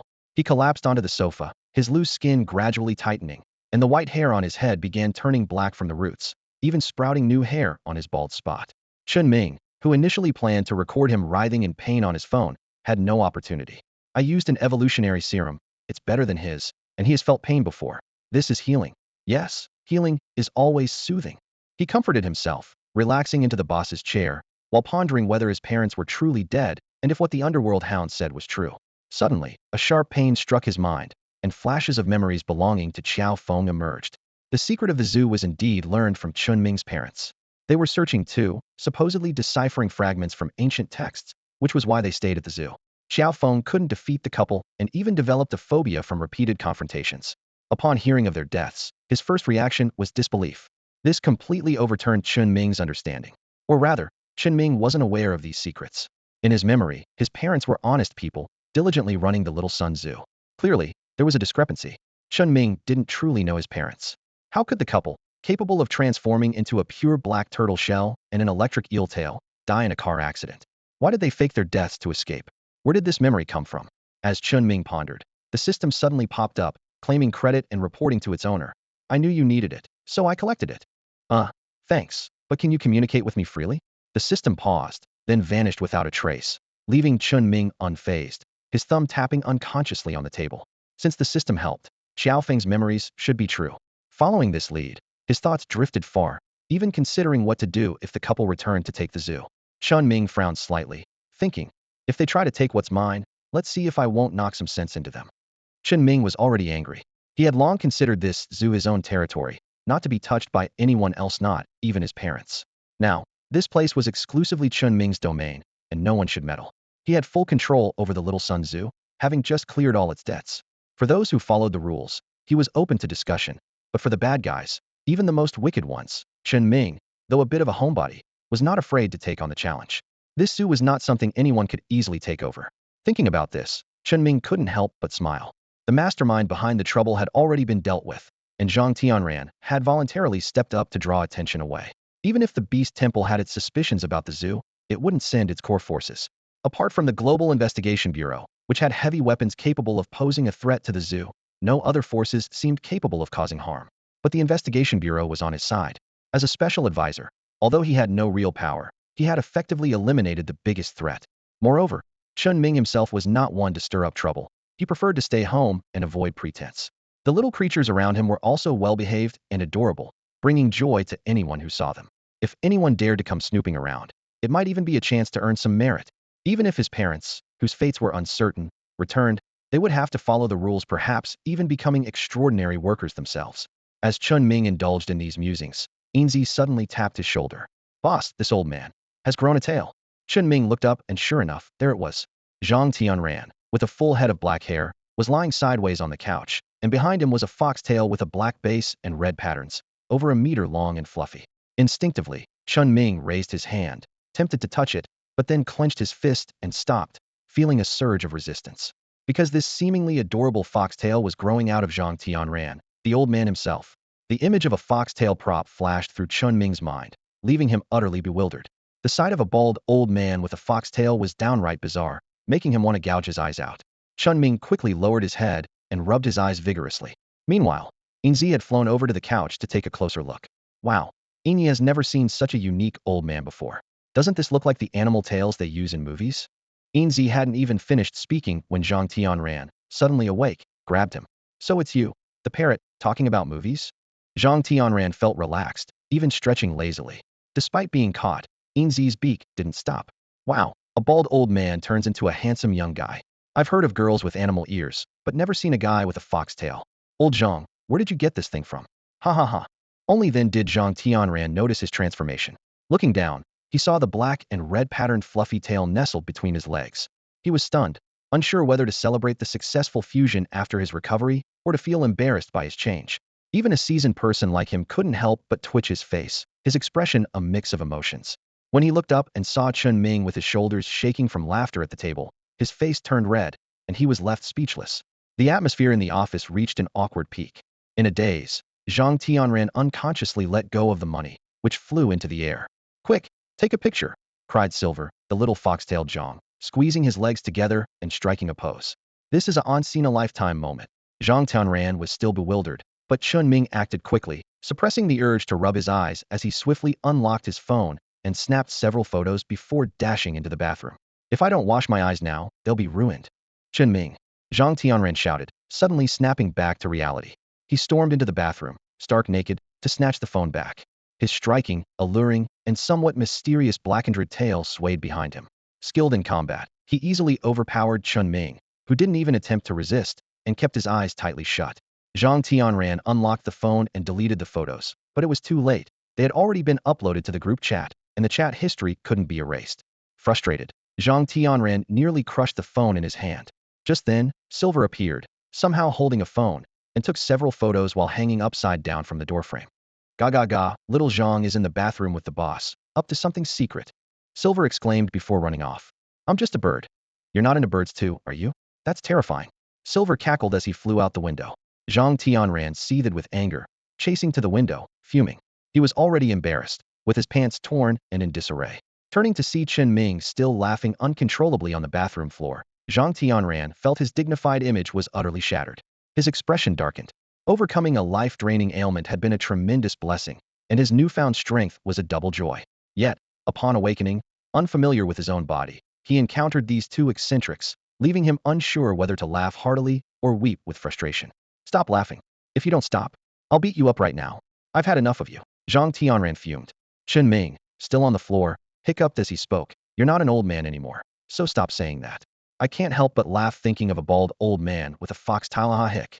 This reminded Zhang Tianran to slowly retract his tail while he held up his pants and quietly went to the bedroom to change. Looking in the mirror, Zhang Tianran saw his reflection, now with a full head of hair, sharp features, and rejuvenated skin and muscles. A smile finally appeared on his face. This is the real me. Let them take all the photos they want. The group chat has seen worse. Laughing at others, now it's my turn. Karma, isn't it? Zhang Tianran took deep breaths, quickly regaining his composure. He had fought through life and death battles. This was just a sudden mishap. Was it embarrassing? Of course, but the more he thought about it, the funnier it seemed. Like owner, like bird, he chuckled at his reflection. That annoying kid. After getting dressed, Zhang Tianran returned to the office, finding Chen Ming still on the bathroom floor, convulsing with laughter.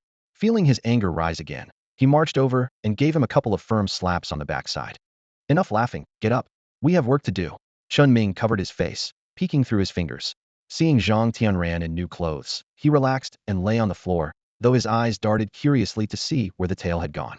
Only when Zhang Tianran's gaze grew more menacing did Chen Ming scramble to his feet. Congratulations on overcoming your ailment and regaining your strength, Director Zhang. Chen Ming said, hiccuping. Zhang Tianran's dangerous expression softened, although the comment didn't exactly thrill him. Chen Ming finally breathed a sigh of relief as he watched Zhang Tianran return to normal. The bizarre, blinding scene that had been so unsettling was finally gone. Though his laughter had nearly driven him to convulsions, he gradually calmed down. However, Zhang Tianran's gaze grew increasingly menacing. It dawned on him that overcoming his ailment and regaining his vigor wasn't meant for this situation. Just because I look old doesn't mean I'm impotent. No wonder something seemed off. This kid really needs a good thrashing. The more Zhang Tianran thought about it, the angrier he became. As soon as Chen Ming showed a hint of a smile, he was ready to turn him into a punching bag. However, Chen Ming simply composed himself, sat calmly in his office chair, and gave Zhang Tianran no chance to act. Ahem, shall we get down to business? Chen Ming said as he poured a glass of water and pushed it towards Zhang Tianran, forcing him to abandon any thoughts of retaliation. As Zhang Tianran accepted the glass, their eyes met. He felt a change in his body, as if shedding layers of heavy clothing, making him feel much lighter. The skill he had just used hadn't harmed him, and he was genuinely grateful. Thank you, he said sincerely. No need to thank me. You earned it. I mean, they respect you for your character. You're a good official, Chen Ming said, unusually serious. The people Zhang Tianran had dealt with were his doing and had nothing to do with Chen Ming or the superhero organization. The origin of the potion was up to him to handle, as Chen Ming couldn't contact those people. He just wanted to run his zoo and wasn't interested in meddling in other affairs, so he entrusted it all to Zhang Tianran. Chen Ming's sincerity made Zhang Tianran, who was still thinking about the healing potion formula, hold his tongue. Whether it was Chen Ming or that mysterious organization, they had indeed helped him greatly, even saving his life, and they had taken out 3 wanted members of the Beast God Hall, which was a significant achievement. Although Zhang Tianran had once doubted Chen Ming, the data clearly showed that Chen Ming was not extraordinary. He simply had physical attributes far beyond the average person, which could be explained by subtle influences from the ancient tomb's aura. Even though he wanted the formula to help more people, Zhang Tianran couldn't bring himself to repay kindness with betrayal or to pester Chen Ming relentlessly. He sighed and stopped pursuing the matter. I understand, but I must warn you, the Beast God Hall isn't foolish. They'll investigate in secret and might come after you again, Zhang Tianran cautioned. I'm just an ordinary person. They shouldn't come looking for me, Chen Ming said, rubbing his temples as if deeply troubled. But in his mind, he thought, anyone who comes will be dealt with. Do they really think I'm a pushover? Yet, to Zhang Tianran, this reaction confirmed one thing. The superhero had left no one behind. As expected, you can't rely on these dramatic types. They fight and leave, and the mess is left for the Joint Investigation Bureau to clean up. Zhang Tianran glanced at his watch. It was already 2 a.m.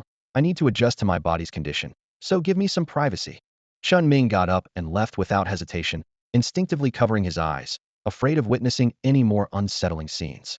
This made Zhang Tianran's temple throb once more. Back in his bedroom with the door securely shut, Chen Ming immediately opened a discussion group and sent 3 selected photos for everyone to admire the fashionable cosplay with a foxtail. The special consultant really knows how to play. I love it. A comment quickly followed. Whoa, what's this? Is this a guy? Gross. Be a human for once. Where did you get these revolting pictures? Wait, this side profile looks familiar. Isn't this ghost fox old Zhang? Foxtail guy, help. I'm blind. The facial comparison confirmed it was Zhang Tianran. Had he recovered? Chen Ming sat in his office, feeling incredibly irritated. He accidentally came across a photo of a man wearing a foxtail, which disgusted him immensely. He thought to himself, this is such an insult to the foxtail. He had the urge to gouge out his eyes to restore his former innocence. Meanwhile, the tech team was discussing how Zhang Tianran managed to regain his youth, while others were fixated on that striking photo, causing the chat group to explode with activity. Satisfied, Chen Ming closed the group chat, hoping he could temporarily forget about his acceptance speech. However, the silence was shattered by Zhang Tianran's thunderous roar from the office. Chen Ming. Half an hour later, Chen Ming emerged with a bruised left eye and swollen lips, obediently trailing behind Zhang Tianran as they left the office building. Everyone was curious about what had happened, and a few professors eagerly gathered around to see the youthful Zhang Tianran. Zhang Tianran raised his hand to stop their questions and coldly stated, today, I personally executed 3 members of the Beast God Temple by the Mihua River, northwest of Flower City. Dismiss the team. Everyone was stunned into silence, exchanging bewildered glances. Zhang Tianran's lips twitched slightly as he continued. Did you not understand dismiss the team? And you all? At that moment, he was still the smiling demon. Everyone hurriedly packed up their equipment, and a few senior professors exchanged looks. Despite their countless questions, they refrained from asking, simply greeting the swollen-lipped Chen Ming before quickly leaving. Zhang Tianran's claim of having executed someone was clearly problematic, and combined with his sudden rejuvenation, it was something everyone knew to take seriously. Chen Ming watched as everyone left, then closed the office doors with Uncle Zhang. On the way back to the city, the two walked side by side. Uncle Zhang hesitated before speaking. I saw that blonde guy, but I didn't know who was behind him. I'm really getting old. Couldn't help at all. Chen Ming asked, Uncle, what's your relationship with my parents? The unexpected question caught Uncle Zhang off guard, but he didn't hide anything, sighing. Life was hard. Didn't want to make money doing bad things. Your parents took me in to help run the zoo. At least I had a meal. I wanted to protect you too, as a way to repay them, Sai. Chen Ming chuckled, putting an arm around Uncle Zhang's shoulder. Uncle, from now on, you're the manager here. In a few days, old Zhang. Ahem, we'll arrange for some people to come and work. We'll do just fine. Uncle Zhang nodded repeatedly, though tears welled up in his eyes. Back at the office, Chen Ming told Uncle Zhang he didn't need to work the night shift. Unable to sleep, he rubbed his gradually deflating lips, thinking, Enzy, we need to inform all the animals about the zoo's management situation. We have too few animals and need to have something unique. Enzy replied, I'm good at that, but Sister Xiao's phone is almost out of battery. I want to use a tablet. Chen Ming nodded. It's best to gather them all for a unified lesson. We need to be unique to attract people and earn drumsticks. Chen Ming paused for a moment, realizing this was essentially a KPI assessment. Considering Enzy's math skills only went up to 9, Chen Ming decided to accompany them personally. Developing the zoo was a significant matter that couldn't be taken lightly. As night fell, Chen Ming turned off the lights, checked the newly repaired surveillance, and under the cover of darkness, opened the cages one by one, releasing lions, tigers, deer, and large pythons. There weren't many animals. Many big eaters had been sent away and hadn't returned yet. The dozen or so animals coexisted peacefully, following Chen Ming to the central garden. Clearing his throat, Chen Ming was about to deliver his opening speech when Enzy's strange cry interrupted him. A group of animals quickly formed a circle, lying on the ground, all looking at Chen Ming. Enzy excitedly said, "Boss, show them the treasure first." Resigned to his role as a tool, Chen Ming sighed, his opening speech abandoned, unable to communicate verbally. He took out some premium feed and a small bottle of beast marrow. The golden tuft on Enzy's head stood on end as he waddled around like a walking chicken. The little son training class officially began, with Enzy proudly and eloquently explaining, "Everyone needs to love one another and must have skills to earn rewards." Chinming couldn't understand a word and felt himself drifting into sleep. In the early morning, as the first rays of sunlight peeked through, darkness had yet to fully retreat. Chinming was sound asleep when he suddenly felt something brushing against his face. Groggily opening his eyes, he found Chungbei licking his cheek with its little tongue. Meow. Chungbei softly meowed. Only then did Chinming realize he had fallen asleep on the grass while listening to Enzy's lesson. Rubbing his eyes, he thought to himself. Indeed, almost all foreign language classes have a hypnotic effect, with English and bird language being equally soporific. He reached out to gently pat Chingbei's head, then looked around. The other animals had disappeared, leaving only Enzy dozing on a nearby branch. Chinming quietly got up, placed Chingbei on his shoulder, and tiptoed to the tree. With a mischievous grin, he extended his finger and lightly poked Enzy. "Ah!" Enzy was startled and flew up, exclaiming, "Who dares?" "Oh, it's the boss, quack." Recognizing Chinming, Enzy flew back and perched steadily on his other shoulder. "They've all gone home," Enzy explained. "Make sure to lock up when you go back." The big drumstick was shared, but I haven't distributed the super drumstick. "Boss, why did you fall asleep?" Yawning, Chinming replied. "I couldn't understand your babbling, so I dozed off." They started walking towards the different enclosures. Along the way, Enzy briefly recapped the lesson. The outside world is dangerous, and the boss protects everyone. Although they became smarter after enlightenment, they must learn to disguise themselves. If discovered, they could be captured and dissected by humans. "What is dissection?" Enzy said seriously. "Please watch the anatomy video materials carefully." It continued. "The little Sun Tzu belongs to the boss and to everyone. It's our shared home. Economic development relies on everyone. Labor is glorious, and everyone must contribute their share by attracting human visitors. Those who perform well will receive many rewards. The boss will offer big drumsticks and precious super drumsticks as rewards." Chinming listened in astonishment, marveling at the power of language. If he were to say these words, he couldn't possibly articulate them. He even felt it was a shame that this bird wasn't a motivational speaker. Just hearing the recap made Chinming's mind go numb, and he even felt a bit guilty for not working hard enough for everyone. In silence, Chinming quickened his pace. The super drumstick marrow hadn't been distributed yet. As the zoo's leader, he couldn't let the economic development fall behind. They entered each enclosure one by one. Chinming distributed a bit of marrow to each animal, watching them lick it clean before locking the doors securely. While many animals became smarter after enlightenment, those without special bloodlines remained ordinary. Chinming treated each one fairly, but ordinary animals couldn't handle too much marrow, so he only gave a few drops to each. Even so, these few drops excited the animals to the point they were eager to perform. For instance, a golden python with 0.02 dragon bloodline demonstrated the flesh-knot trick. If Chinming hadn't stopped it in time, it might have tied itself up too tightly. Chinming considered using the last awakening card on it, but seeing its laziness, clumsiness, and drooling issues, which might lead to exposure, he decided against it. After touring the entire zoo, Chinming fed the remaining marrow to Enzy and Chingbei. He casually tossed the empty bottle on the ground, knowing that the night patrol would clean up and collect it. Enzy informed him that these empty bottles could be sold for economic benefit to the zoo. Due to night shifts, Yu had accumulated quite a collection of empty bottles. Upon learning this, Chinming couldn't help but sigh to the sky. Everyone's better at managing life than I am. On his way back to the office building, he received a call from Xue Dapeng. "What's going on with your zoo? I heard it got shut down again last night. Are you reopening?" Xue Dapeng's voice was laced with mockery. "You're well informed. It was a surprise safety inspection. No worries, we're officially open now. Come visit when you have time." Chen Ming replied. "I'm busy, no time to play at your place. There's nothing there. How about I show you what real fun is? Ice and fire 9 layers, fishing for the moon underwater, desert storm, wanna try? I'll arrange the best for you." Xue Dapeng teased with a laugh. However, Chen Ming was taken aback. He heard Xue Dapeng's hearty laughter through the phone. "Haha, gotcha, didn't I? Just kidding." After the call ended, Chen Ming was still in a daze. As a homebody, he was a theoretical master of fun, though his practical experience was nearly zero. Chen Ming put away his phone, rubbed his face, and thought to himself, "I don't want to go play with you, humph." Feeling a bit smug, he tucked his phone away. The cat in his arms, Chengbei, was inadvertently petted a bit too vigorously, leaving it confused. "Meow? I'm a boy, boss, what are you doing?" Meanwhile, the bird on his shoulder, Enzy, covered its head with its wings, unable to watch. Initially, Chen Ming was quite happy, but his mood suddenly soured. It wasn't until he encountered Uncle Zhang downstairs that his smile returned. Uncle Zhang discreetly stubbed out his cigarette and asked, "Our zoo? There's been a lot of changes. We don't even need to clean anymore, but I just want to know if it's safe."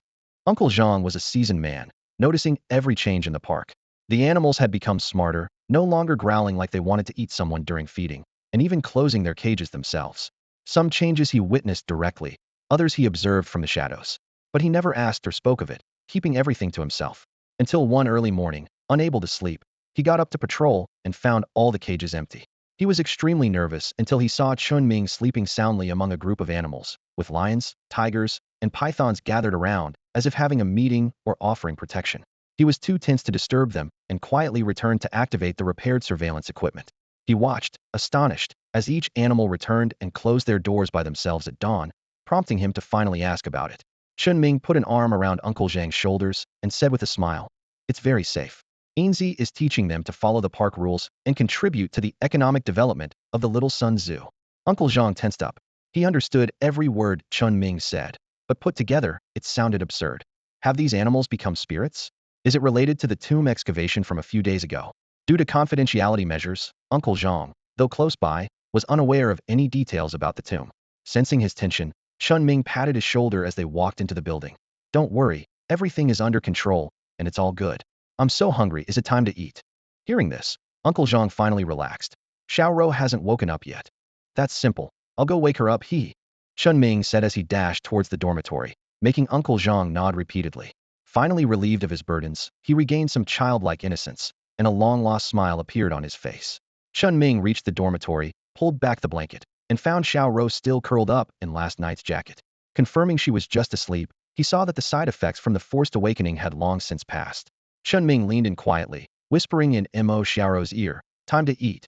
Pork knuckle, fried chicken, and sauced beef." His words were filled with excitement, as if urging her to get up quickly. Upon hearing this, Mo Xiaoro was startled and immediately sat up, blindly reaching for her clothes to change. However, she suddenly realized something was wrong. Her shirt was buttoned backwards across her chest, and the sleeves were tied in a knot behind her. She opened her eyes to see Chen Ming's mischievous grin and felt a rush of embarrassment and anger. Looking down, memories of the previous night flooded back, and she noticed that all her clothes, except for her underwear, were ruined. Her neck flushed with heat, and her cheeks turned as red as the sunrise. Clenching her small fists, she made a cracking sound, clearly mortified but on the verge of lashing out. Chen Ming was already by the door, ready to make his escape. Surprisingly, Mo Xiaoro managed to control her emotions. Her face flushed like she was drunk, and forced a very awkward smile. "Do I look good?" Being tackled, punched, or even bitten wasn't unexpected for Chen Ming. But seeing Mo Xiaoro so shy caught him off guard, and he couldn't help but picture the majestic image of red plum blossoms on a snowy mountain. In truth, he hadn't paid attention to these details at the time, only feeling a sense of panic. Faced with this situation, Chen Ming turned and ran, leaving Mo Xiaoro feeling awkward and helpless. However, Mo Xiaoro suddenly laughed, her embarrassment quickly fading, like a stunning flower in full bloom. In this strange atmosphere between them, breakfast ended. Mo Xiaoro changed into her work overalls, riding her scooter towards the zoo entrance, while Chen Ming paced back and forth in the office, puzzled. How did she suddenly figure things out? Isn't that more dangerous? He cursed inwardly. Damn it. Moments later, Chen Ming slumped on the sofa, muttering, "This doesn't make sense. How can someone who only knows how to tackle and hit suddenly change?" Just then, the zoo director came in, informing him of a visitor who had already bought a ticket and entered the zoo. Chen Ming sat up abruptly, curious. Who could it be? He recalled the red-haired girl who had caused trouble before, now with green hair, saying she was looking to rekindle a past life romance, which seemed silly. Turning, he locked eyes with Enzy, who had a tuft of golden hair sticking up, both silent. After a moment, Chen Ming gritted his teeth and widened his eyes. "As long as she pays, we can find not just past life romances, but even children from a previous life. I bet Night Tour could handle that." Enzy bristled, her neck thickening with anger. "Boss, that's too much." Silver was truly panicked, flapping towards Chen Ming, whose eyes were filled with amusement. "Boss, you said before that making money should be done with a conscience. I've worked my heart out for the zoo, you can't sell me. I'm just a bird, I've watched countless videos, but I can't actually do anything." Chen Ming couldn't help but laugh, picking up the flustered Silver and gently wiping the corner of his eye with his thumb. "I'm just teasing you. Who asked you to add drama about past and present lives and claim to have watched countless videos? From now on, all confiscated." Silver protested. "No, boss. How could you bear to take away my 5 terabytes of study materials?" As he spoke, he lowered his head and nibbled on the back of Chen Ming's hand. Annoyed, Chen Ming flicked his hand, tossing Silver away. You're a male bird. Don't act like that. Always up to no good. Silver instantly flew back to Chen Ming's shoulder, cleverly realizing that Chen Ming had no intention of selling him, nor would he make up stories for money. Chen Ming would never compromise his principles for money. Harmless teasing was fine, but he always adhered to his values.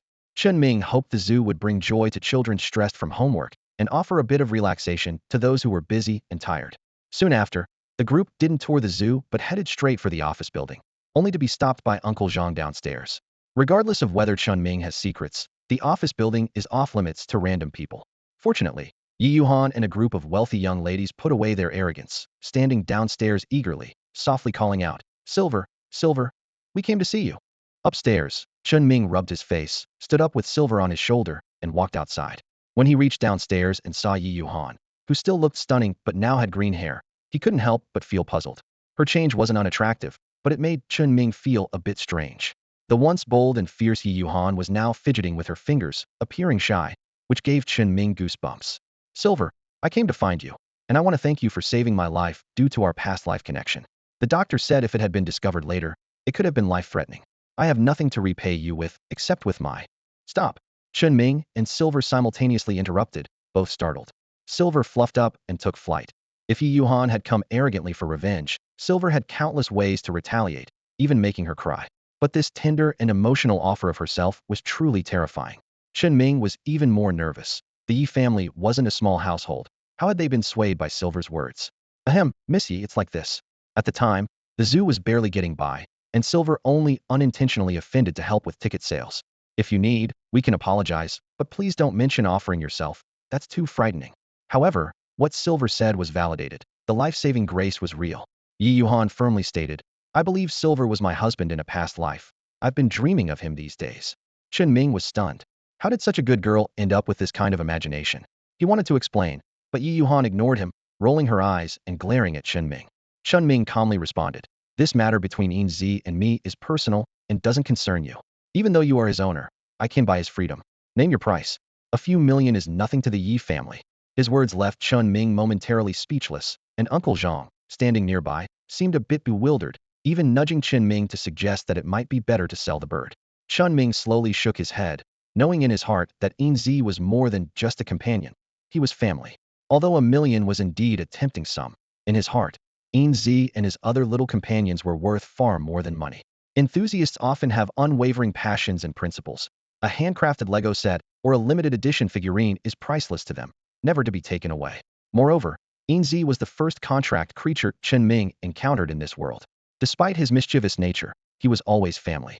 The gentle smile on Chen Ming's face gradually disappeared, replaced by a serious expression. He firmly stated, using money to measure family is offensive. I understand you might be young and naive. Money isn't everything, at least not in this zoo of mine. If you bring this up again, don't even think about entering the zoo in the future. Chen Ming, who was previously smiling politely, suddenly turned stern, his aura forcing Yi Yuhan and her group to step back. However, the stubborn Yi Yuhan still raised her chin and looked Chen Ming in the eye. I want to repay a favor, and it's not up to you. It's up to Enzy. I listen to the boss. Enzy immediately chimed in, feeling delighted with Chen Ming as his leader. Perched on Chen Ming's shoulder, Enzy nuzzled his cheek and then said, leave it to me, boss. I'll take them around and make things clear. With that, he turned to the young wealthy girls and invited them. Follow me. Enzy will show you around Little Sun Zoo. As Enzy led the girls away, Uncle Zhang felt a bit regretful, but he knew there was no changing Chen Ming's mind. Chen Ming, wrapping an arm around Uncle Zhang's shoulder, led him back inside, saying earnestly, from now on, the biggest rule at this zoo is that we and every animal are family, and family cannot be measured by money. Uncle Zhang was suddenly struck by this realization, turning to look at Enzy, who was leading the girls away. I understand now. Uncle Zhang was moved, while Chen Ming wasn't sure if he truly understood. Once inside, Chen Ming retreated to his office, opened the Global Investigation Bureau's intranet, bypassed the greetings, and began searching for information. He looked up extraordinary humans with black shells, male, and the results showed access denied. Then he searched for extraordinary humans, female, resembling eels, and again it was access denied. Is this special advisor access even real? Chen Ming was frustrated and immediately called Zhang Tianran. Old Zhang, why can't I access anything with my clearance? What does it say? It says access denied. What am I searching for? Two extraordinary people, don't ask why. Just tell me if it's possible to look them up. He hung up in a huff, then sent the relevant details to Zhang Tianran. Soon, Zhang Tianran replied instantly, and Chen Ming waved his hand in gratitude. Old Zhang is really something. But when he opened the message, he was stunned. Fifth on the wanted list, codename Xian Gui, specializes in defensive water-based powers, danger level B. Third on the wanted list, codename Layman, specializes in offensive lightning-based powers, danger level A. Chen Ming's heart tightened, relieved that the investigation bureau didn't know these individuals' true identities. Just as he relaxed, Zhang Tianran called again. What are you up to? Is that superhero planning to go after these two? Zhang Tianran's voice was filled with concern. These two are extremely dangerous and have been missing for over 3 years. If there's any news, the bureau can provide support. Ah, yes, something like that. Chen Ming quickly wiped his face, realizing that old Zhang had even given him an excuse. Zhang Tianran continued to persuade. Wherever they are, as long as it's a matter of justice, the bureau can offer effective support, even firepower coverage. They don't want to deal with officials. They said they can't even finish their homework and would be crazy to seek supervision. It's annoying. Zhang Tianran was speechless, as many civilian organizations had the same reason for avoiding management. All right, I'll give you a special website. Go watch the show on the dark web. Zhang Tianran finally relented. After hanging up, Chen Ming eagerly accessed the dark web, confident that he wouldn't be traced. But as soon as he opened it, he was greeted by a massive, screen-dominating red headline. The smiling Yama fiercely slayed the underworld hound of the beast god's temple, claiming 3 kills in a row. Wow, old Zhang's really got some skills. The scene shifted to the riverside in the north of the city, where he had even transported the body to take photos and upload them. The time, place, and people were completely different from the little Sun Tzu in Huashan. He taunted the entire beast god's temple with an extremely arrogant tone. A bunch of rats lurking in the sewers. Don't you have the guts to come and claim your guardian's body? You've seen the underworld hound's head. How about the dark raven's wings? You're courting death. The great beast god will surely bring punishment. Zhang Tianran, you're doomed. Do you really think the beast god's temple fears you? I heard that every time you use your skill, it consumes your lifespan. You must not be feeling well right now, right? Chen Ming watched with amusement, even grabbing some sunflower seeds and a drink. Old Zhang's mouth is pretty powerful too. Zhang Tianran's counterattack almost made Chen Ming burst out laughing. The great beast god, steamed or roasted. I heard eating it grants immortality? Kill me with your mouth? Sending the peacock saintess to use her mouth wouldn't be a bad idea. Insulting the beast god means death. Insulting the saintess means death. A group of fervent believers stood up to defend. Even the peacock saintess stepped forward to confront him. A half-crippled, failed, extraordinary old man. Where do you get your courage? Even if this saintess uses her mouth, can you handle it? Can you or not? Why don't you try? The photo. Zhang Tianran posted a very imposing and handsome selfie with a cold, evil smile. Not balding, not with age spots, no sagging skin, but a restored tough guy selfie showing off 8-pack abs. Wanna try? I've roamed the sea of flowers for years and never tasted a saintess, by the way. Here's an ad. The latest scientific achievement by the Joint Investigation Bureau, a fusion healing potion. I am the healing effect. He threw out a bunch of photos, from all angles, even one of him partially transformed. This left a group of people dumbfounded. The black web, which had been shut down multiple times, had been resurrected and rebuilt repeatedly. Instead of blocking it, it was better to manage it. Many friendly civilian groups also needed a platform to communicate without restrictions. The Joint Investigation Bureau decided to join in, occasionally sharing experiences and technology with various extraordinary groups, also serving as a deterrent, thereby attracting many extraordinary individuals to join. However, only through numerous assessments could one truly join the Joint Investigation Bureau, and those with ulterior motives could never pass the multiple tests, their ultimate fate unknown. It was truly killing many birds with one stone. Chen Ming watched with great interest, even saving old Zhang's photos. He put them together with the previous black photos and those sent by Enzy. No matter how handsome and fierce he is now, the title of Foxtail Brother can't be shaken off. Chen Ming took a sip of his drink, watching the fierce battles on the black web. No way, the Joint Investigation Bureau is shamelessly lying again. Many brothers were tricked and disappeared. I, Zhang Tianran, am now video calling you. Revealing addresses, knife fighting is not a problem. Just afraid you're bent. Dare? Who dares to reveal addresses with the Joint Investigation Bureau? No way you're fishing, I don't believe it. In fact, most people didn't believe it, with more people tearing down and discrediting. At this moment, a guy with the ID cane jumped out. I'll do it. Revealing addresses is nothing, everyone knows mine. Chen Ming thought this person was a supporter for the Joint Investigation Bureau, but it turned out that both the Joint Investigation Bureau and the Beast God's Temple, as well as other organizations, trusted him deeply. The old scholar always acted impartially and never fussed over small matters. His trust in the peacock saintess was evident as he turned to the elder vampire for verification. Zhang Tianran, come on, do a quick check. Once I'm done, I can come over to your place for an on-site inspection if needed. The two started a private video call for verification. From the conversation, Chen Ming learned that this Cain's address was almost universally known. He had fused with a mutated, golden-backed, bloodthirsty bat, amassed immense wealth, and possessed great power. Although he occasionally needed to drink blood, he adhered to rules, maintained peace in the vicinity, and even made direct purchases. Crucially, he never got involved in fights, focusing solely on research, and had even helped many extraordinary humans on the black web, earning widespread trust. After more than 10 minutes, Cain made a judgment.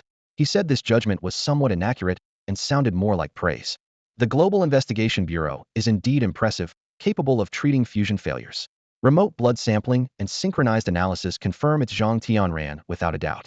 While appearances can change, his fundamental genes remain unchanged. It's a miracle. Zhang Tianran reappeared, throwing out several blood sample test results. Although most people couldn't understand them, each organization had its ways to verify them.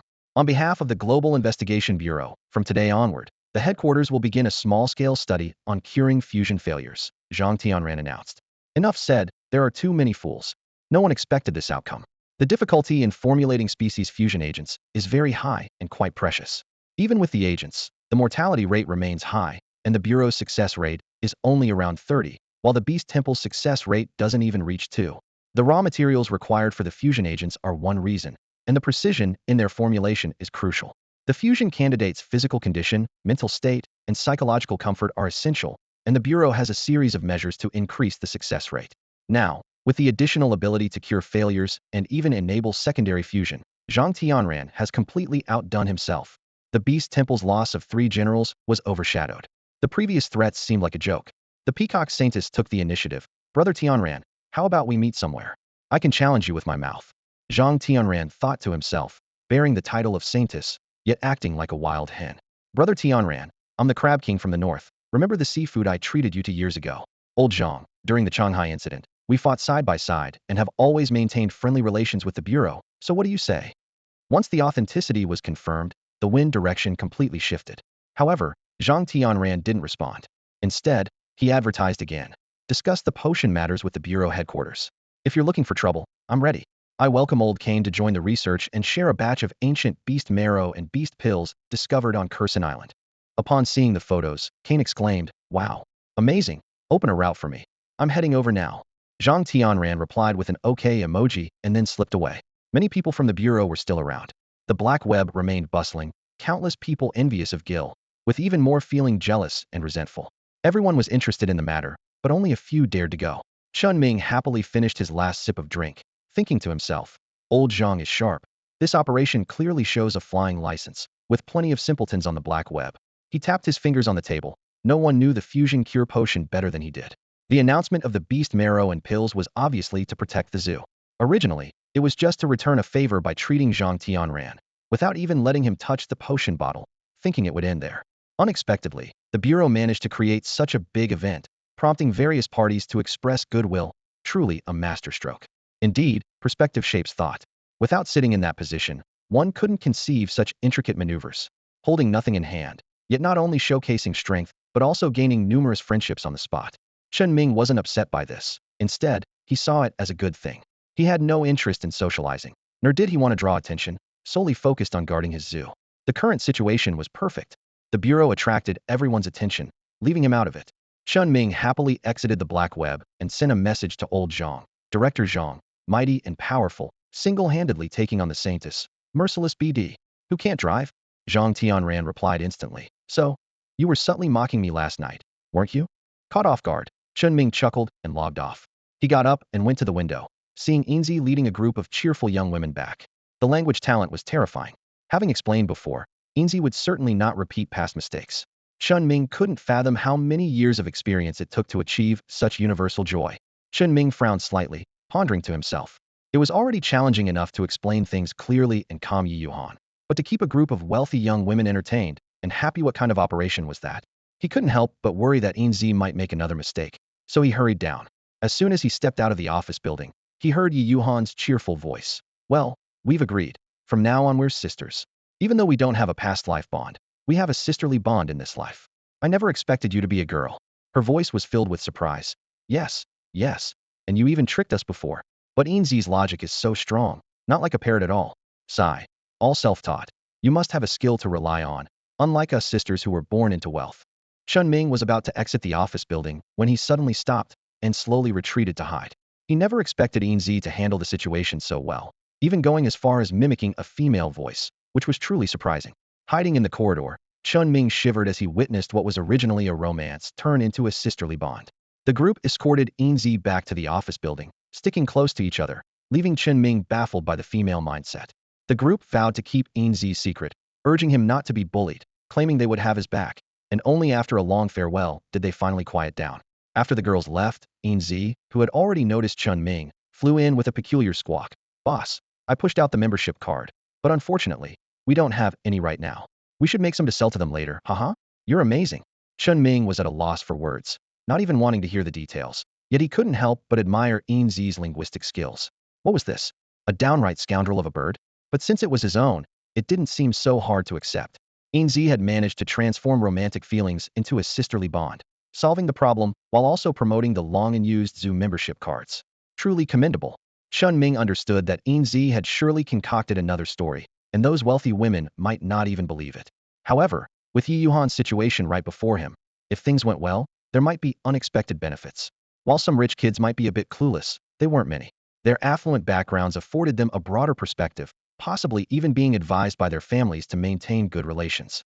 After all, the Yi family had witnessed Chen Ming's interactions with the investigation bureau, and with the zoo being sealed off due to the ancient tomb, it spoke volumes. Chen Ming didn't need to worry about their intentions.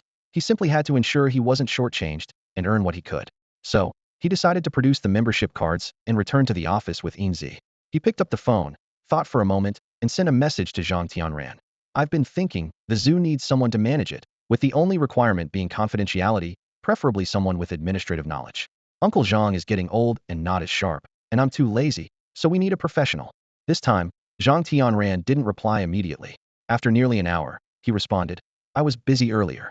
I can guarantee that the people sent will only answer to you. They're hard to integrate into society. Most have disabilities, and they don't want special treatment. They were once. Can you accept that? Sure. It's not like it requires physical labor, just maintaining order, collecting entrance fees, handling administrative tasks, that sort of thing. Chen Ming replied. No need for cleaning or sanitation. Those tasks are outsourced anyway. For now, I can only arrange for about 10 people. Zhang Tianran sounded puzzled. Got it. Chen Ming hung up the phone, still feeling bewildered. He initially thought the tasks would involve physical labor, but to his surprise, they were all easy positions. The strength and unity of the Joint Investigation Bureau are unmatched, thanks in large part to its robust logistical support. Even if investigators are injured, disabled, or become a burden due to being unable to care for themselves, they are never abandoned. Frontline investigators who are injured are moved to secondary roles, and those who are further disabled are provided with rehabilitation, with all expenses covered by the Bureau. Their family members are also offered jobs nearby, ensuring the investigators have no worries about their future.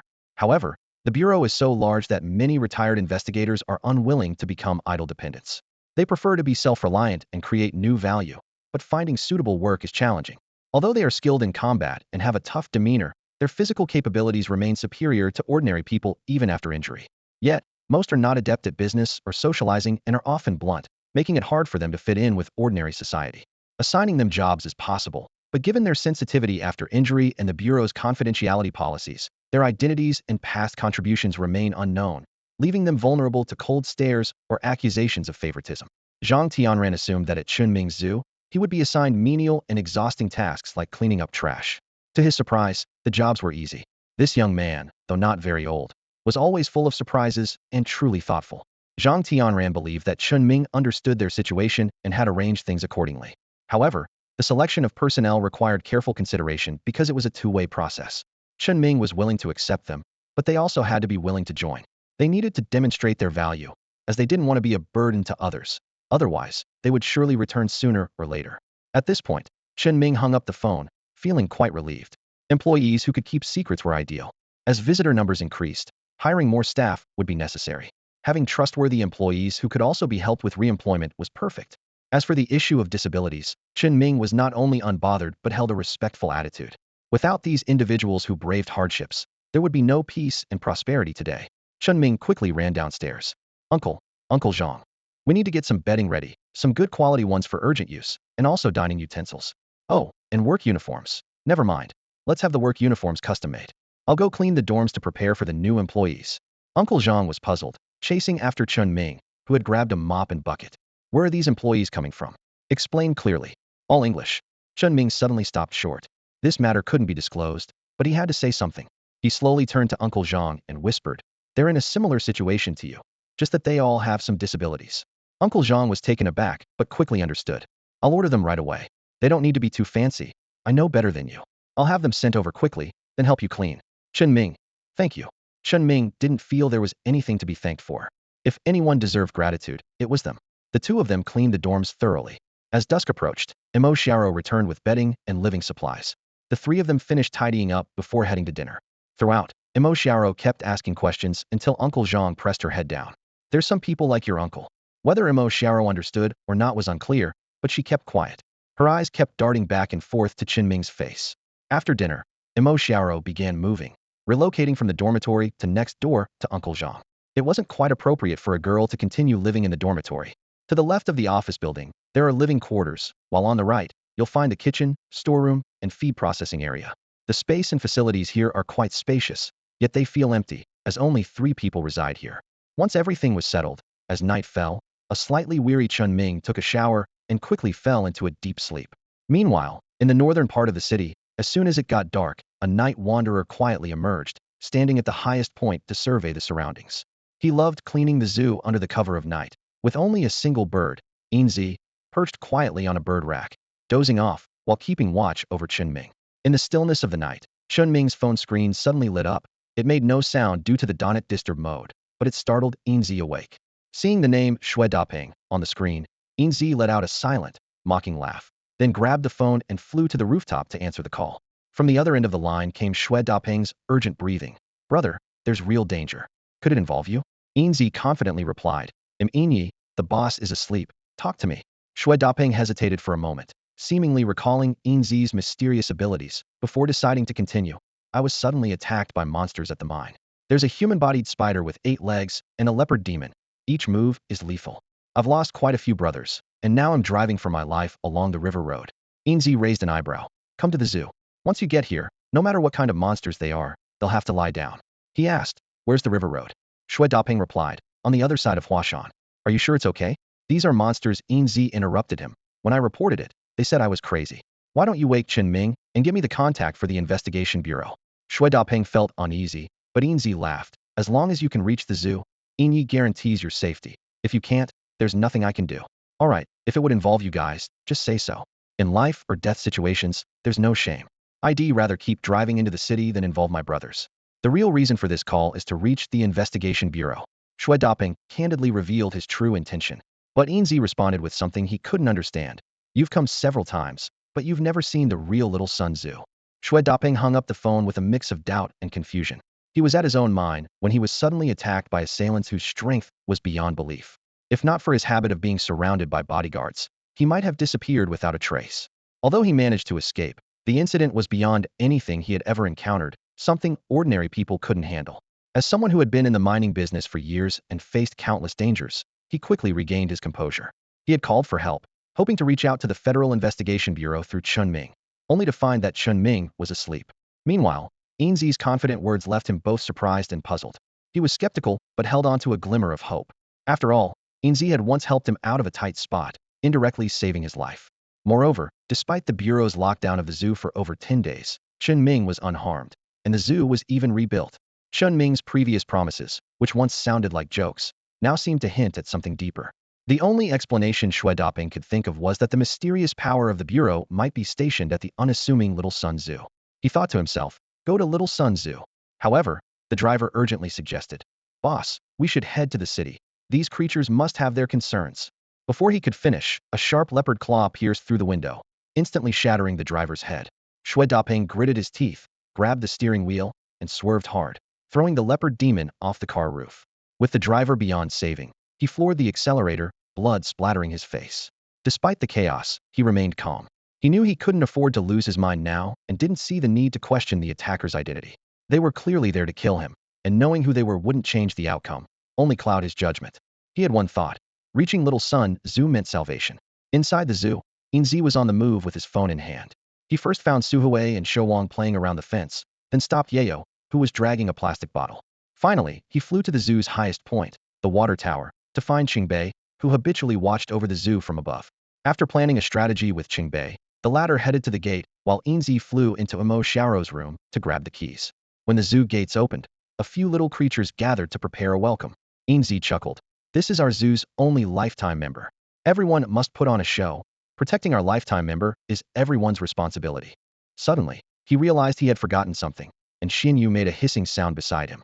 Enzy tapped his head with his wing, thinking, Xinyu, I forgot about you. Whoopee! With a shout, Xinyu crashed into the door frame, clinging tightly. Its cute little eyes sparkled with a silly light, and everyone was gathered. Enzy stood atop the ticket booth roof, while Qingbei sat alone on the beam above the gate. Salty fish clung to the doorframe, while Suihui Shouwang held on to a giant carrot. The shadows of more than 1,000 night wanderers lined both sides. A few little ones were ready, waiting to protect the lifelong member, Shui Daping. Meanwhile, the head of the zoo, Chen Ming, was sound asleep, completely unaware. 10 minutes later, blinding headlights pierced through the night, heading straight for the main entrance of the Little Sun Zoo. Shui Daping sat in the driver's seat, his face embedded with shards of windshield glass, his shoulder torn, looking fierce and gritting his teeth as blood trickled down his mouth. As he got closer, he noticed the zoo's open gates without a single person in sight.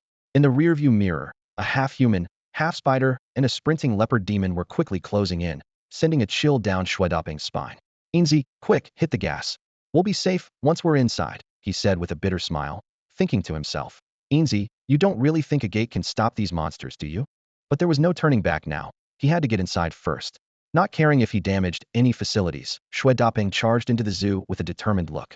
The three monsters followed closely behind, and there wasn't a single human in sight, only pet cats, birds, and rabbits, not worth a second glance. Shui, let's see where you run now. If you entered the city, we might be a bit cautious, but this remote zoo is your chosen grave. Bang! The SUV smashed into a display wall, and Shui Daping struggled to open the car door and fell out. Enzy, tell Chen Ming to run. The three beast-like extraordinary humans lunged simultaneously. The eight-legged spider let out a sharp female voice. Die. Her spider legs thrust like spears toward the fallen Shui Daping. Despair washed over him, but he managed a bitter smile, thinking, Enzy misled me. I shouldn't have come. Now, I've dragged my brother into this, and I can't die in peace. Just as the spider legs were about to stab him, a strange noise suddenly sounded. A giant beetle fused instantly, standing in front of Shui Daping. The crisp sound of impact and the screeching noise of glass-like friction rang out simultaneously. In the dim car light, Shui Daping looked at the black, giant carapace pressing close to his face, his mind blank and bewildered. The attackers were also startled, sparks flying, but failing to break the defense. What is this? A beast with super strong defense. As both pursuers and pursued were dumbfounded, clang. The zoo's iron gate closed, and everyone looked over in shock. At this moment, Shui Daping didn't dare move, observing through the gap between the carapace and the ground. Enzy flapped its wings and flew up. Protect the lifelong member, show him the member benefits, lock the gates, and unleash Qingbei. Meow? Qingbei seemed to curse and leaped from the doorframe, releasing a dozen golden blades that enveloped the three attackers. Damn, there's more than one. A leopard-headed extraordinary was about to dodge, but was caught in the face by Salty Fish's grip. The half-human, half-spider's rear just lifted as if to release a web, only to be crushed by the expanding night wanderer, leaving just 8 legs twitching on the ground, crackling and booming. The leopard extraordinary barely dodged the golden blades, but his legs were blown off. Another thunderbolt missed, piercing through Shui Daping's SUV and leaving a crater. The extraordinary caught by Salty Fish's face grip was the worst off, sliced into pieces by returning golden blades. Enzy hadn't even released the phoenix flame from its mouth before the battle ended. It was so frustrated it had to forcefully hold it back, releasing 2 smoke rings from the sides of its nostrils. You guys are too much. At least leave one for me. The extraordinary with severed legs was dumbfounded, and the struggling spider gave up. A shared thought flashed through their minds. Extraordinary humans with strong combat power being fought over to attack. And disappointment if they didn't get to? What's happening in this world? Where's this place? The lights at the entrance suddenly brightened, and the 6 golden characters of Little Sun Zoo gleamed brightly. Even the 2 well-traveled extraordinary humans were stunned, and Shui Daping felt like his brain was about to overheat. The zoo's name lit up before him, with silver coins and small cats and rabbits flying low, and a sloth slowly crawling back on the grass, as if the scene was stuck in slow motion. There was also a spider, as large as an off-road vehicle and covered in spikes, pressing down with an overwhelming presence. This scene was even more absurd than when he reported encountering a spider monster and a leopard demon. Xue Daping felt he might be severely shocked, hallucinating, and everything before him seemed imagined, like a near-death vision. He stiffly looked up at the Golden Zoo name and saw the opening ceremony banner and withered flowers that he had personally helped arrange a few days ago. The line between reality and fantasy was blurred, leaving Xue Daping bewildered. However, Silver's eyes suddenly focused on him. Satisfied with the lifetime membership benefits? Silver went all out to protect you. Satisfied. Is this not a hallucination? Silver flapped its wings, hitting Xue Daping on the forehead. Does it hurt? If not, let's try again. The sudden sting on his previously numb and swollen face made him realize that everything was indeed real. He couldn't help but recall Chen Ming's serious expression when making promises and understood the deeper meaning of Silver's words during the call. You've been here several times, but you've never seen the real little Sun Tzu. Despite trying to remain calm, his body trembled involuntarily. You guys? Are they humans or demons? What should I do next? Silver pondered. Although he could save Zhang Daping as promised by Chen Ming, he was unsure about the next steps. As he hesitated, the silence was broken by the dull thud of blades piercing flesh. A hint of gold returned from Chungbei's claws, which he shook off with disdain. Meow, meow. Chungbei's vertical pupils, like golden lines cutting through a black abyss, stared intently at Xue Daping. The scene of the two extraordinary beings being killed startled Xue Daping. He knew that what he witnessed tonight involved a great secret, and he felt a surge of anxiety, wondering if he would be silenced. However, this thought quickly vanished, and Xue Daping chuckled bitterly, understanding that if they truly intended to silence him, Silver wouldn't have taken the call, nor would he have been saved. Silver translated in time, letting him understand what the adorable, terrifying little cat named Chungbei was saying. Chungbei said, "Leave no survivors to eliminate future troubles. If you act, leave no one alive. As for you, you must keep this secret, or this will be your fate." After translating, Silver flapped its wings in dissatisfaction. How can you threaten the only lifetime member of this zoo? Despite the words, the two little creatures exchanged a satisfied glance, playing their roles as a threatening cat and a protective bird with perfect harmony and top-notch acting. Xue Daping quickly raised his hand to swear an oath. However, just as his hand went up, the giant black beetle shattered and scattered, quickly disappearing into the grass. The sloth, which hadn't moved more than 2 centimeters in minutes, vanished in an instant. The seemingly cute rabbit, munching on a carrot, turned around, revealing its short tail, and unleashed a violent spherical lightning bolt that pierced through the off-road vehicle. Xue Daping, who had stealthily jumped behind a tree to hide, was filled with panic, thinking he had encountered a formidable enemy. Just then, Enzy suddenly flew up, breaking the tense atmosphere. Uncle Zhang, I can see you, stop hiding. Xue Daping instinctively asked, who? Where? His eyes, resembling 2 eggs beneath his eyebrows, seemed capable only of blinking, not seeing. Xue Daping was at a loss for words. Moments ago he was enjoying membership benefits, and now he was speaking with such effort. Not far away, a figure emerged from behind a tree, holding a tranquilizer gun. As it approached, it became clear it was Uncle Zhang from the zoo. Uncle Zhang's lips trembled, and his hand holding the tranquilizer gun was also slightly shaking. What is this thing? To be precise, these 3 people weren't really a thing. Under the light that had illuminated the park's entrance earlier, Xue Daping knew it was dear Uncle Zhang who had arrived. Enzy said, "Take him to rest. Everything will be decided by the boss." Xue Daping struggled to pull out his phone and dialed. Yiming Mountain Mining Area, along the Riverside Road. Clean it up, say nothing, wait for my news. After hanging up, he shook his head with a wry smile, thinking, first, clean up the mess to avoid anyone investigating. Tonight I'm indeed like a stray dog, not even knowing who the enemy is. Thank you, he thought gratefully, but Uncle Zhang said, thank me for what? Do you really think a lifetime zoo membership only exempts you from the ticket fee? Let's go, there's no need to worry about this. Uncle Zhang glanced around, first at the SUV with a hole in it, then at the tree trunk where rabbit ears were peeking out, before helping Xue Daping up. I was in such a hurry, I didn't take the tour car, Mr. Xue, bear with it. Uncle Zhang said. Xue Daping quickly responded. No problem. As long as I'm alive, I can endure anything. I just didn't expect Brother Chinming's zoo to be so deep, full of hidden talents. At this point, Xue Daping finally relaxed, only to feel the pain, grimacing uncontrollably. Uncle Zhang also sighed. Yes, I didn't expect it to be so deep either. Xue Daping wanted to laugh, but didn't dare, with fragments still embedded in his face, thinking, it's normal for me not to know, but you work here every day, pretending not to know? He held back the words. After all, Enzy was perched on his shoulder, and behind him, the cute cat with an elegant stride was staring at him intently. It wasn't truly safe yet. The less said, the better. Back at the office building, Enzy originally wanted to wait for Chen Ming to wake up.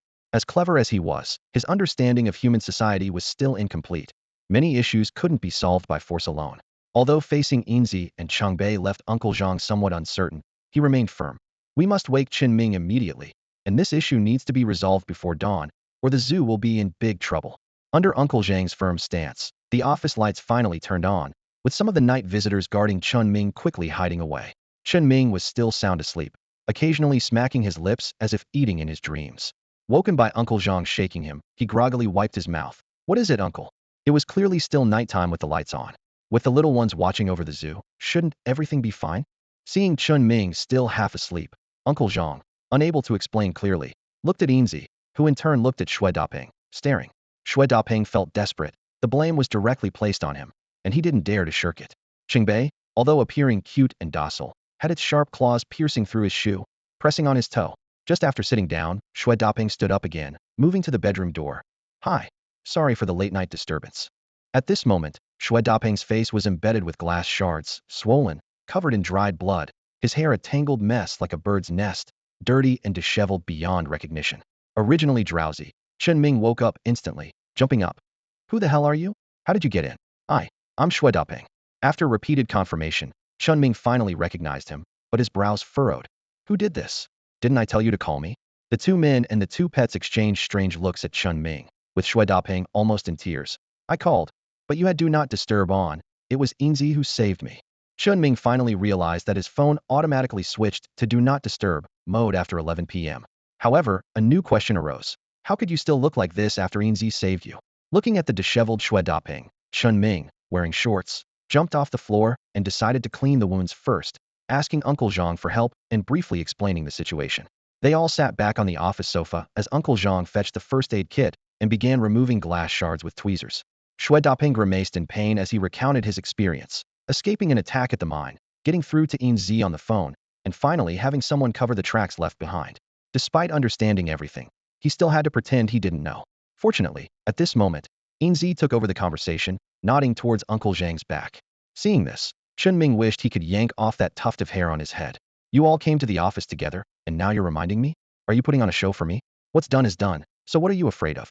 Following the leader's instructions and the responsibility to protect the only lifetime member of the park, I contacted Changbei immediately after receiving the call and meticulously planned. Chen Ming and the others all yawned simultaneously. It was supposed to be a recounting of an experience, but Enzy made it as long-winded as a school opening ceremony. Even Changbei had curled up in Chen Ming's arms, covering his head. Chen Ming petted the cat with one hand and covered his mouth with the other, thinking, stop with the moral lessons, I just woke up. Just get to the point. All right then, strictly following the leader's orders. Without stepping out of the zoo, the participants in this rescue operation included Chengbei, Suhui, Shouwang, Xinyu, Yeo, and myself, successfully saving the lifetime member. Smack! Chen Ming slapped his forehead. Chengbei cuddled his head, muttering, You can't see me, you can't see me. This prompted Enzy to fly directly to Chen Ming's shoulder and whisper in his ear, Boss, Uncle Zhang only saw me and Chengbei. Chen Ming glanced at the monitor, which had been deleted, thinking, You're still too young to really fool Uncle Zhang, who's naturally adept at investigation. However, Chen Ming didn't blame or reprimand them, as the incident had already occurred, and dwelling on it was pointless. He held on to the unchangeable facts, hating endless nagging. Even post-event summaries were a private matter, aimed at ensuring safety and growth, not for blame or reprimand. He tapped his fingers on the table, lost in thought. Having 3 extraordinary humans die in the park was absolutely unacceptable, but fortunately, Xue Daping was alert enough to handle the aftermath outside. Meanwhile, Enzy quietly reiterated how, even in despair, he was informed to run, proving his judgment of the person was correct. After a moment of contemplation, Chen Ming looked up at Xue Daping, who was nervously awaiting his fate's judgment. The two exchanged glances and suddenly broke into smiles. Chen Ming thought the once high-spirited brother now seemed quite pitiful, while Xue Daping sensed the deeply hidden strength of his genuine friend, who stayed in the zoo despite his power. Recalling past words, his face flushed with warmth. The two shared a knowing smile, and Chen Ming spoke first. Saving you is a promise I made, and it still stands. However, I'm lazy and find it troublesome to help you verify the identities of those 3 people. The sudden attack must have been by bad guys, and then a mysterious organization helped you, using the opportunity to connect with the Joint Investigation Bureau. Just follow their lead. Chen Ming thought his plan was perfect, distancing himself from the situation while helping Xue Daping and providing the Joint Investigation Bureau with a new way to accommodate personnel. However, Shui Daping found it ridiculous and felt it wouldn't withstand the scrutiny of the Joint Investigation Bureau. Yet, he vaguely realized that the powerful and mysterious Joint Investigation Bureau was actually meant to handle such matters. How many mysterious organizations can there be? I can't simply bluff my way past the Joint Investigation Bureau. Superheroes protect the world. Just say this organization revealed itself and aims to punish evil and promote good. Why worry? It's a meritorious act. These people, relying on their strength, disrupt human society's order and deserve to be eliminated. Chen Ming spoke confidently. Although he disliked causing trouble and was quite reclusive and lazy, he was ruthless when necessary. He bent down to pet his cat, feeling that the approach in the north of the city was fine, and Silver mobilizing friends to protect Brother Shui was also fine. The only issue was the need for secrecy and swift action. Shui Daping's eyes flickered with a wild intensity. He wasn't a weak scholar. He had a rebellious streak. If this organization, could the name be changed? It sounds like a group of unreliable, overzealous students. Can the Joint Investigation Bureau be trusted? Chen Ming felt offended again. If you change it, make something up, the Joint Investigation Bureau won't believe it. You could say there's someone claiming to be Enzy, along with Gourd Baby and the third baby, all wearing masks. Perfect. Shui Daping almost burst into laughter. Isn't this a mix-up of the investiture of the gods and Gourd brothers? But then he realized something was off. Could this organization actually exist? Correct, but there's no prize, haha. After being acknowledged, Silver's tuft of golden hair perked up again. Shui Daping was not an ordinary person, and he vaguely guessed the truth but kept it locked in his heart. I understand. Please ask Uncle Zhang to use a truck to take me and those extraordinary corpses away, as far as possible, to another mine I own in the east. I got the Joint Investigation Bureau's number from them. Snap. Chen Ming snapped his fingers, satisfied with Shui Daping's response. As long as it didn't involve the zoo, Chen Ming didn't care about the rest. He provided the phone number of Fang's team from his phone, and with a smile, Chen Ming stood up. Congratulations to Brother Shui for turning misfortune into a blessing and successfully getting on board with the Joint Investigation Bureau. But let me make it clear, no wrongdoing. Despite the pain on his face, Shui Daping laughed. There were some scandals in the past, but now he follows the rules better than anyone, improves employee welfare, and contributes to the development of Huashan. Chen Ming felt that Shui Daping was influenced by Silver. The official rhetoric was dizzying and seemed misleading. All right then, Uncle Zhang, please make the trip. Uncle Zhang hesitated, as older people tend to consider things more thoroughly. Chen Ming picked up Cheng Bei from the table, and with Silver accompanying them, nothing major would happen. Uncle Zhang turned directly to go downstairs and get the truck keys. Supporting the injured, Chen Ming headed downstairs, prompting Shui Daping to reflect. I misjudged you back then, thinking you were just trying to save face with an empty promise. You accepted me without judgment, recognizing that friendship is about mutual support. You didn't look down on me for my humble status, and after offering help several times, I naturally wouldn't pretend otherwise. You have a broad perspective, and I thank you for that today. Shui Daping looked at Chen Ming's gentle expression and felt deeply moved. Despite his great power, Chen Ming didn't resort to wrongdoing. He enjoyed protecting the zoo. Perhaps this is the mindset of a true master? In reality, Shui was overthinking it. Chen Ming was simply lazy, nothing more. Returning to the scene at the zoo entrance, both Chen Ming and Shui Daping were taken aback. There should have been a damaged SUV parked there, but now the area was empty, the car was gone. Chen Ming felt a bit embarrassed, knowing it must have been taken by the night crew to sell. But that wasn't just any random object. It was a car. Well, let's consider it the cost of repairs. Oh, okay. With so many bizarre events lately, Shui Daping didn't dare to ask more questions, and the claws of the cat behind him were practically digging into his skin. Chen Ming closed the zoo gates and watched as the truck departed. The ground behind him was covered with the blood and remnants left after the night crew's cleanup. Instead of returning, Chen Ming sat at the entrance, waiting for news. 2 hours later, Uncle Zhang finally sent a message, safely delivered, returning. It was extremely concise and efficient. The light from the screen illuminated Chen Ming's face as he smiled and opened the chat group of the small Hua City Investigation Bureau, which had only about 20 members. Captain Fong, urgent action report. Mining businessman Shui Daping triggered an extraordinary event. The Spider Woman and Cheetah brothers were killed, suspected to be by Shui Daping wielding a mysterious, extraordinary human. Smiling Reaper, what are you reporting? I called around and am already on the way. Second team captain, what's going on in Hua City? There have been frequent problems lately. Everyone, thank you for your hard work. Chen Ming started typing but then deleted his message. At this hour, he should be asleep and unaware of anything. He decided to wait until tomorrow to see the report. He was quite curious about how Shui Daping would handle the situation and what rewards might come from it. By the time Zhang Shu returned safely, dawn was already breaking. He drove his small truck into the zoo, just as Chen Ming was locking the gate. Suddenly, a mechanical voice devoid of emotion rang in his mind. Congratulations, Master, for your strategic planning. You have successfully maintained harmony and stability in the zoo, earning 2 portions of wisdom fertilizer. The voice was flat, with a metallic tone and no inflection, which made Chen Ming uncomfortable, even suspecting a system malfunction. Chen Ming pocketed the keys and sat in the truck, but once back in his office, he found himself wide awake. These past few days, he had been pondering how to obtain legal status for a small tree. Despite his efforts, he couldn't find a precedent. Typically, city parks manage plant care, and buying one seemed impractical. Who would contact the city parks department just to purchase a tree? People might think he was crazy. Using his consultant credentials from the investigation bureau would surely work, but it would also spark curiosity. Why would a top consultant go to such lengths for an unremarkable tree? After some consideration, Chinming thought it might be best to purchase a similar tree and replace it quietly. However, transplanting was not a simple task.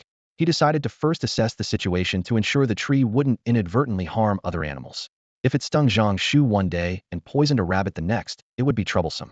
He thought it might be best to leave the tree on Huashan to grow naturally, without interference. If it ever posed a threat to the zoo in the future, it could be easily removed.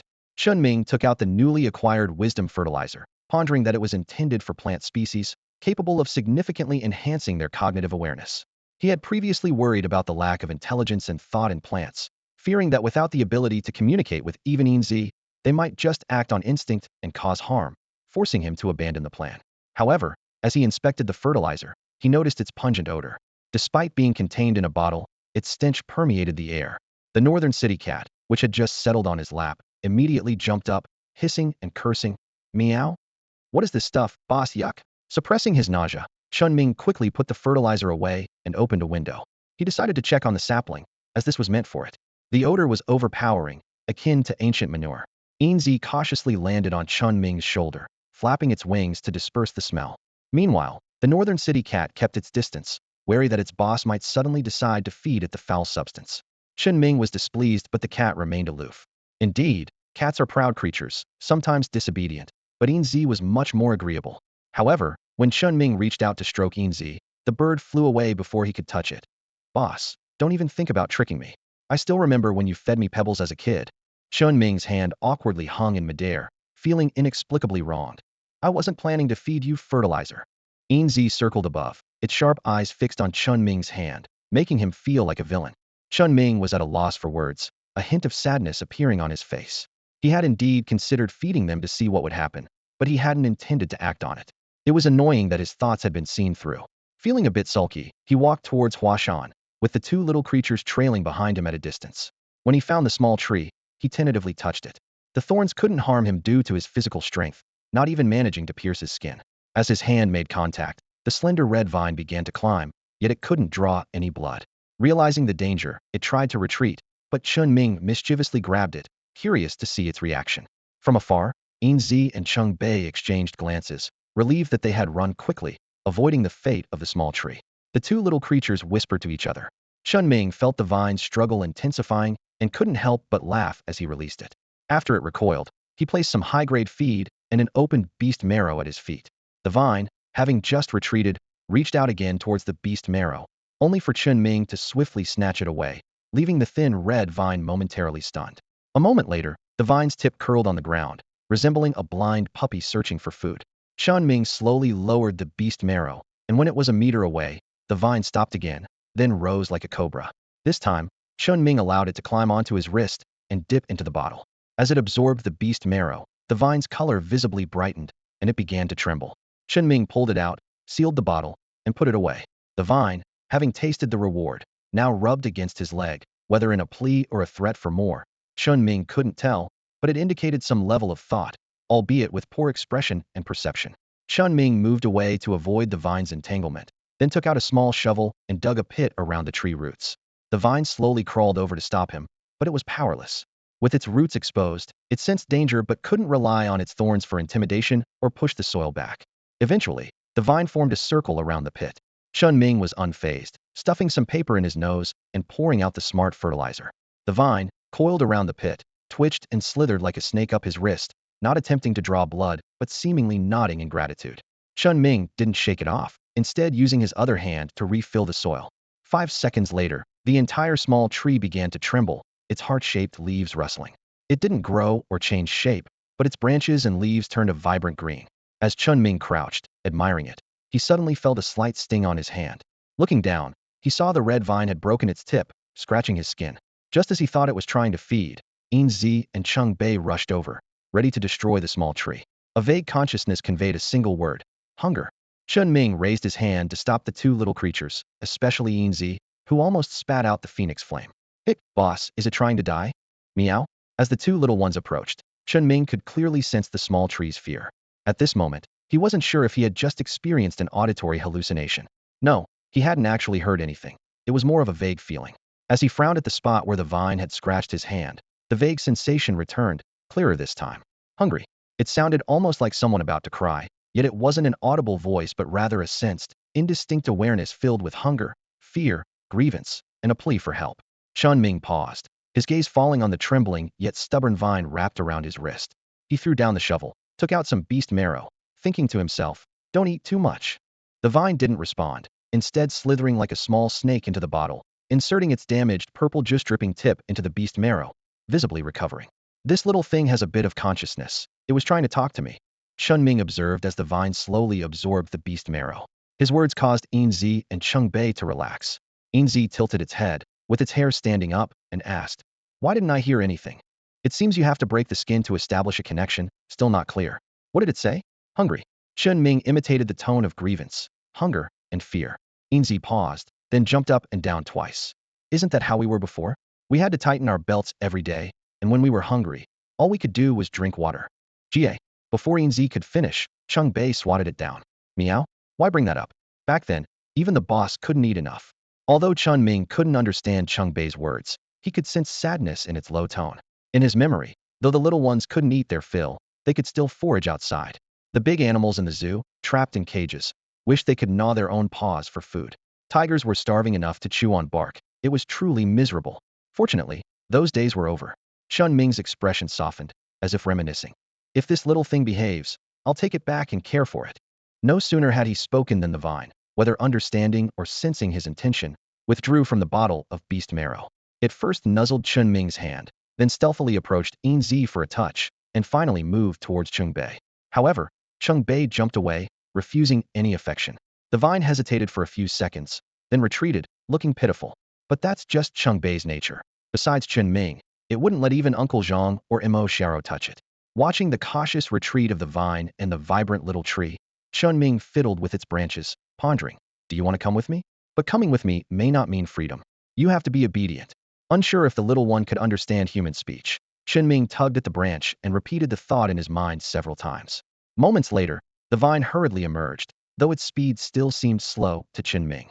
It anxiously found Chen Ming's hand, trying to pierce it, only to find the previous wound had healed, causing it to anxiously bump repeatedly. Seeing the freshly healed tip about to be damaged again, Chen Ming, exasperated, bit his finger to create a small wound and offered it. The little thing hesitated for a few seconds before turning to Chen Ming's finger. The moment of contact brought a flood of clear and rich consciousness. The nascent awareness was like a child learning to speak, and in Chen Ming's mind, he envisioned a little child nodding tearfully. "Be good. Wait for me to come get you." Chen Ming imagined this obedient scene. The simple consciousness responded, "Okay." As soon as the words were spoken, Chen Ming felt a suction from his fingers. The vine was actually drawing his blood, but not in a way he could understand. It seemed to be channeling through the vine's hair-thin golden threads to the roots. Despite the vine's strong suction, Chen Ming felt no discomfort. Thanks to the support of his fully evolved form, the small amount of blood was not enough to affect him. Moments later, the previously still sapling suddenly trembled, and golden threads visible to the naked eye emerged from the roots and began to spread to every branch. This scene even made Cheng Bei, who had walked away, run back. Enzy, standing nearby, asked, "Boss, what's happening?" Chen Ming was clueless. He only knew that the sapling had no ill intentions and seemed rather anxious. If not for his arm helping to transport it, it probably wouldn't have been able to draw any blood at all. Chen Ming watched curiously as the golden lines spread. When they reached the ends of all the branches, a consciousness of dependence emerged. At the same time, a stiff prompt sounded in Chen Ming's mind. "Congratulations, Master. A wood-type species with budding intelligence has voluntarily attached itself, willing to be a slave. Do you accept the slave contract?" Chen Ming was speechless. After all this, it had resulted in a voluntary slave contract. At this point, the vine stopped drawing blood, but the anxious and apprehensive consciousness remained. Looking around, Chen Ming noticed many small trees had been uprooted or cut down at the base and were long dead. No wonder this little guy was so eager. Having developed a simple intelligence, it feared being chopped down too. However, a slave contract wasn't necessary, even if it was voluntary. Chen Ming preferred partners and family, seeking ease and joy, and such a contract would bring him a psychological burden, conflicting with his character.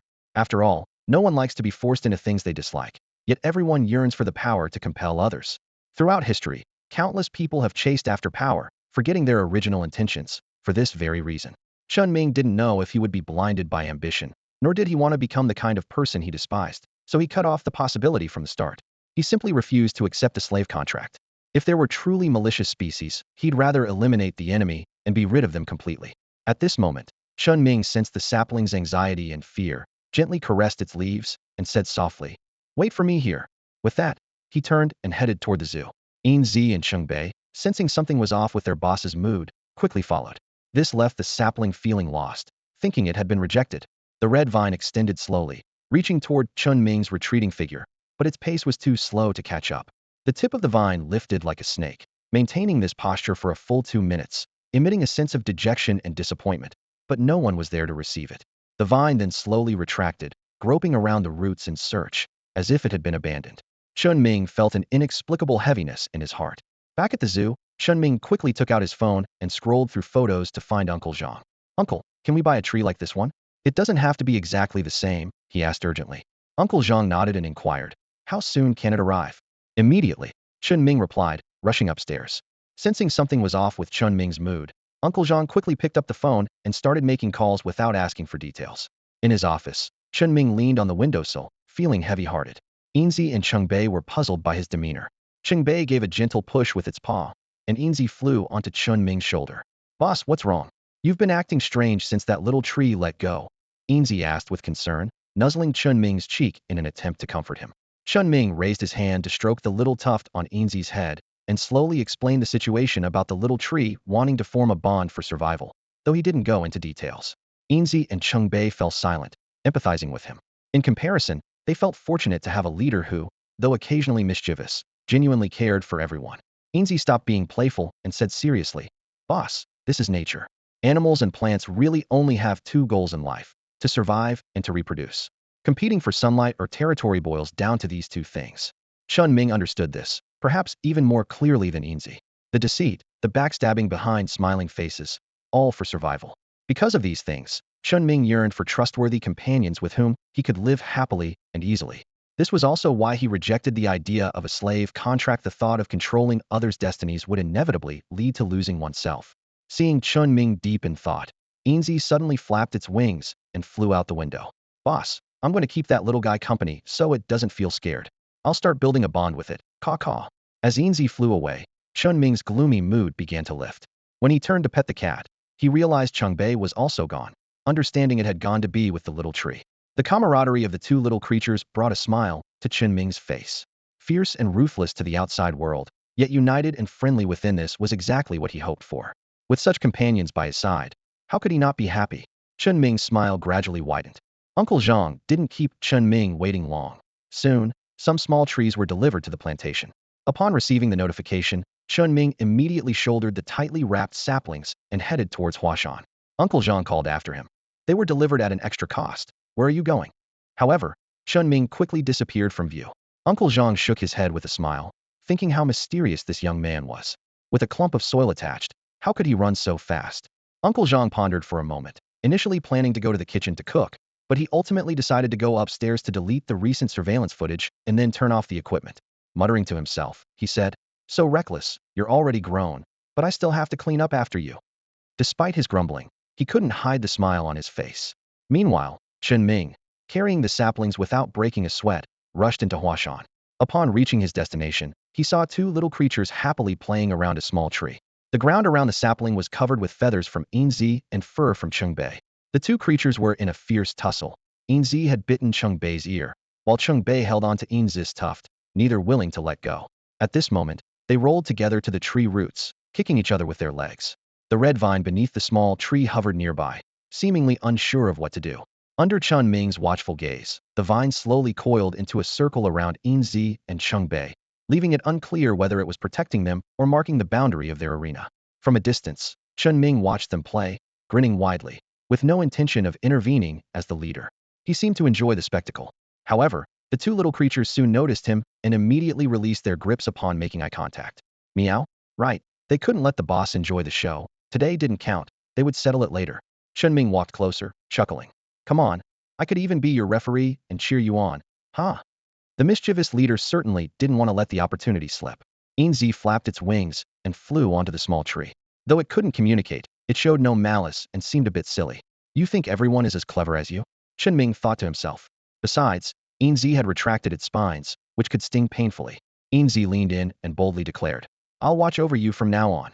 Chinming laughed as he set down the newly purchased sapling, having once considered secretly digging it up, but ultimately deciding against it. As the leader and a guardian, he couldn't act on a whim.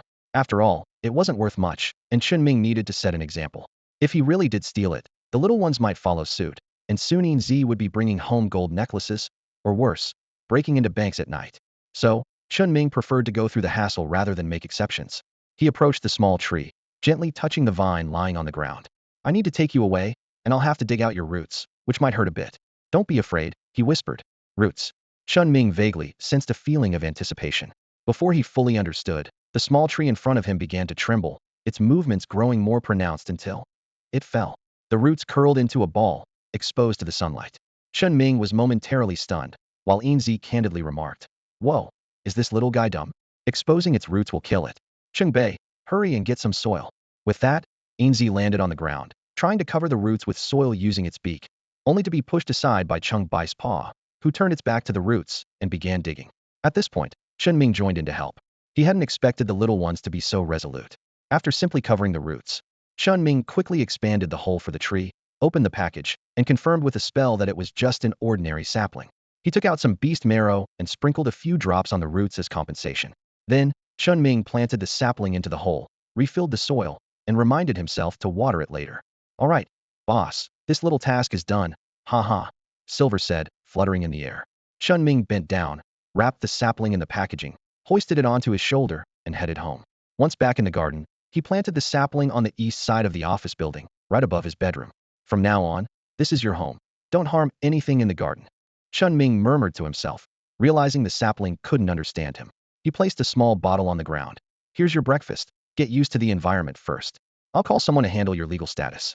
With that, he picked up a slowly crawling vine and tucked it into the bottle's neck. Silver, tell everyone not to bully it, especially those two rabbits. Fu fu fu. Su Hui and Shou Wang sniffed the air and hopped over. Chen Ming picked them up, one in each hand. This is a new friend. Don't bully it, okay? Fu fu fu. He released them, watching as they circled the sapling without touching the beast marrow or nibbling the bark, which reassured him. After breakfast, Chen Ming found the phone number he had from his last visit to the Animal Management Bureau and called it. This time, he didn't need to verify his identity. He explained directly that he wanted someone to come and provide legal certification. The person on the other end was puzzled. Why would you need legal certification for a non-exotic tree? And trees aren't animals. But on second thought, trees didn't have a place for registration. As long as it didn't affect others or involve prohibited species, nobody cared. However, due to Chen Ming's special status, they decided to come over, as long as it wasn't a prohibited species. After arranging the visit, Chen Ming prepared some red envelopes, considering it impolite to have someone come all that way for nothing, a lesson he learned during his business opening. He went downstairs to the sapling and noticed the empty bottle had been taken away by some nocturnal creatures still getting to know their new companion. Chen Ming crouched and tugged on the slowly moving vine. When they come for the inspection, you need to hide your vines and thorns, understand? The sapling remained still, taking a few seconds to comprehend Chen Ming's intention. The vine slowly retracted into the roots, and the barely noticeable thorns flattened against the bark, making them undetectable even to the touch. Chen Ming was satisfied. It now looked like an ordinary honey locust tree, without deadly golden thorns or bloodthirsty vines. When the animal management personnel arrived, they were polite but still conducted a check. Yet, there was little to inspect on a tree. Without Chen Ming's consultant status, they wouldn't have come at all. Uncle Zhang presented the purchase receipt from the morning, and Chen Ming handed over the red envelopes after a polite refusal, creating a harmonious atmosphere that led to the successful stamping of the legal certification card. After seeing them off, Chen Ming happily ran to the sapling and fiddled with its branches. Come out now. You're officially a legal plant. The sapling didn't understand any of this. It couldn't comprehend words. It could only gauge Chen Ming's emotions and sometimes took a moment to react. The vine slowly extended, wrapping around Chen Ming's wrist, and the contract spell was instantly completed. A beam of light connected them. The small tree seemed to sense something and quivered slightly. Chen Ming took out the species awakening card and chose to use it. Tiny specks of light seeped into the small tree, and the vine wrapped around Chen Ming's wrist slowly retracted. Right before Chen Ming's eyes, the small tree began to grow taller, its branches thickening, with prickles transforming into transparent spikes as long as fingers. The slender red vine stretched out like a giant serpent, winding its way among the branches. The rabbits from the north of Enzy city came running over. Half an hour later, the small tree's height surpassed that of a two-story office building, and it stopped growing. The trunk began to expand, accompanied by the creaking sound of tearing. Finally, when the tree stopped, its diameter exceeded 1.5 meters, and its height was nearly 7 meters. The canopy spread out like an open umbrella, blocking the sunlight, and appeared very sturdy. The transparent spikes slowly retracted, leaving behind long, reddish-brown thorns resembling those of a honey locust. The vine, as thick as an arm, quickly descended, wrapped around Chen Ming, and gently placed him on a branch where the spikes had retracted. "Boss, this time the transmission is really clear," Chen Ming exclaimed in delight as he cast a detection spell. "Name: none. Species: golden thorned vine tree. Age: 6 months. Bloodline: golden thorned vine blood tree 5. Skills: poison sword thorn, bloodsuck, wither bloom, self-heal, guard. Talent: wood poison, golden thorn feature, bloodthirsty, dual wood gold elements. Weakness: immobile, fire reverse." Chen Ming was amazed that this little guy had 5 or 6 skills, making it incredibly powerful. He could hardly imagine its potential if fusion was used on it. However, its weaknesses were also apparent and even fatal. But it didn't matter, as there were many companions around to watch over each other, so it wasn't a problem at all. Chen Ming stroked the smooth, tender green bark dotted with tiny holes, filled with joy. "The little guy has grown up. Let's try out its skills and see what it can do." As Chen Ming's words left his mouth, sharp spikes began to protrude from the massive tree canopy. Seeing this change, Chen Ming quickly intervened. "Just a few," aimed at the pavilion over there. The countless spikes that had just emerged quickly retracted. Suddenly, 3 sharp spikes shot out from the trunk at his feet. Thud, thud, crack. 2 wooden spikes were embedded in the pavilion column 5 meters away, while one missed and hit the wall. "I'm sorry, I'll practice harder. Boss, please don't abandon me," a timid voice pleaded cautiously. However, Chen Ming didn't hear it at all. He was staring blankly at the 2 spikes embedded in the column with just their tails visible. Does it matter if they miss the target? It's not like we're in bed. What's truly important is that this tree has tens of thousands of spikes all over it. If they all shot out, wouldn't it be like a storm of arrows? Forget turning someone into a porcupine. If it hit a person, they'd be turned into minced meat. And that's with him not being skilled yet. If he became proficient and could even control the spike's direction, wow, it was definitely worth the effort to transplant this little tree and give it a legal identity. The tree's performance left him extremely satisfied. Chen Ming patted the tree trunk with satisfaction. The spikes were impressive. "Next." "All right, what did you say just now?" "Never mind. I don't know how to absorb without enemies. Moving on next." As he spoke, Chen Ming gestured, and Enzy landed on his shoulder, curiously observing the newly sprouted tree. Chengbei also climbed up, standing on a branch beside Chen Ming. 2 little rabbits couldn't jump up, their ears sparking with electricity in frustration. It was only when a thick vine extended down to form a bridge that they managed to hop up. A red vine as thick as an arm, resembling a giant serpent, extended over 10 meters long. The tip suddenly opened into 3 petals, revealing densely packed, barbed teeth that bit into the tree trunk. The newly planted phoenix tree began to wither from the leaf tips, its full trunk gradually cracking as if drained of water and life, on the verge of death. In the next moment, it quickly returned to its original state, with several clusters of buds appearing on its branches. The scene of impending death seemed like an illusion. The blood-red vine quickly retracted, gently brushing against Chen Ming, seemingly trying to please him. Chen Ming was still a bit puzzled, forcibly extracting the life force of plants and giving it back? Could it be used on humans? I don't know. The blood vine shrank back, while Chen Ming's gaze shifted to Enzy and Chengbei. They instantly moved away from him, leaving the 2 clueless adorable rabbits unaware of what had happened. Ahem, Chen Ming felt a bit embarrassed. It was an instinctive reaction. Then, under Enzy and Chengbei's wary gazes, he resisted the urge to use the nearby rabbits as test subjects and instead rolled up his sleeve to reveal his arm, displaying bravery. "What's there to fear? I'll try it." Gently. That one sentence ruined the heroic vibe he was going for. Enzy covered her mouth, stifling the urge to tease, while Chengbei turned his head to watch, seemingly a bit disdainful. Actually, without Chen Ming's reminder, the blood vine was already cautious and extremely careful. The conical tip opened just a tiny bit, like pursed lips, tentatively secreting a liquid with numbing and blood-activating effects. Then, under Chen Ming's gaze, it revealed densely packed, sharp, barbed teeth of varying lengths. A tender red, flesh-like, vine-like, wood-like conical spike gently pierced the surface of his skin, the whole process painless, even better than some advertised effects. But in the next second, a tearing pain suddenly emerged from beneath the skin. Ouch, ouch, ouch! Chen Ming cried out in pain, and before the pain subsided, the blood vine retracted the energy it had injected, curling up and trembling. Rubbing his bruised arm, Chen Ming wondered, is it really impossible to transfer the vitality of plants into the human body? Or is my body rejecting it? Noticing the frightened appearance of the blood vine, he instinctively reached out to pat it, reassuring. What are you afraid of? I asked for this, you did nothing wrong. Encouraged by Chen Ming, the incredibly strong yet timid blood vine gradually relaxed. Chen Ming gently stroked the tip of the blood vine, as if petting a cat, murmuring to himself, I understand self-healing, let's try the last one. As soon as he spoke, a nearly transparent light green barrier rose from the center of the tree canopy. The blood vine whispered, I'm still small, I can only maintain this for a while. Bei had already thrown out a golden blade, which got stuck in the barrier and, after a few struggles, was pulled back. Bei exclaimed, Meow? I said it could be pierced, but it takes all-out effort. Ming patted the blood vine and decided, let's withdraw, from now on, you'll be called Elder Tree, ha. The barrier vanished instantly, and the blood vine nuzzled Ming's arm, stammering, I'll be strong in the future, I'll definitely block that kind of attack. Ming smiled and replied, you're strong already, don't underestimate yourself. He was very pleased with this unexpected little tree, and although he didn't understand why the blood vine always seemed so scared, he believed that with time and interaction, it would regain its confidence. Ming knew he had to set some restrictions on the blood vine, given its highly aggressive poison thorns and blood-sucking capabilities. The rules were threefold. First, no harming other plants or animals in the park. Second, no revealing its unusual nature to other humans in the park without permission. Third, to protect the safety of the zoo's perimeter.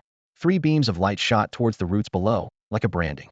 Ming patted the trunk, picked up 2 curious rabbits, and said with a smile, take me down, Enzy. Explain the zoo to it, let it get familiar. He was gently placed on the ground, and after setting the rabbits down, he clapped his hands and walked away contentedly. However, Enzy and Bei had their eyes on this tree. Bei scratched the trunk, and the blood vine, which was about to retreat, hurried over, baring its fearsome teeth to touch both Bei and Enzy. Bei coldly asked, Elder, are you happy? The blood vine stammered, happy. Bei sternly warned, I'll say this only once. If you can't remember or fail to comply, I'll sever your roots and burn you as firewood. Seeing the slightly trembling blood vine, Bei slowly revealed his claws. I only used 1/3 of my strength earlier. With Enzy, it would be enough. At the perfect moment, Enzy opened his mouth, revealing a ball of phoenix flame, causing the blood vine to tremble violently, yet it dared not retreat. You speak. Bei's vertical pupils scanned the surroundings as he whispered. The boss doesn't know we can hear the contract options.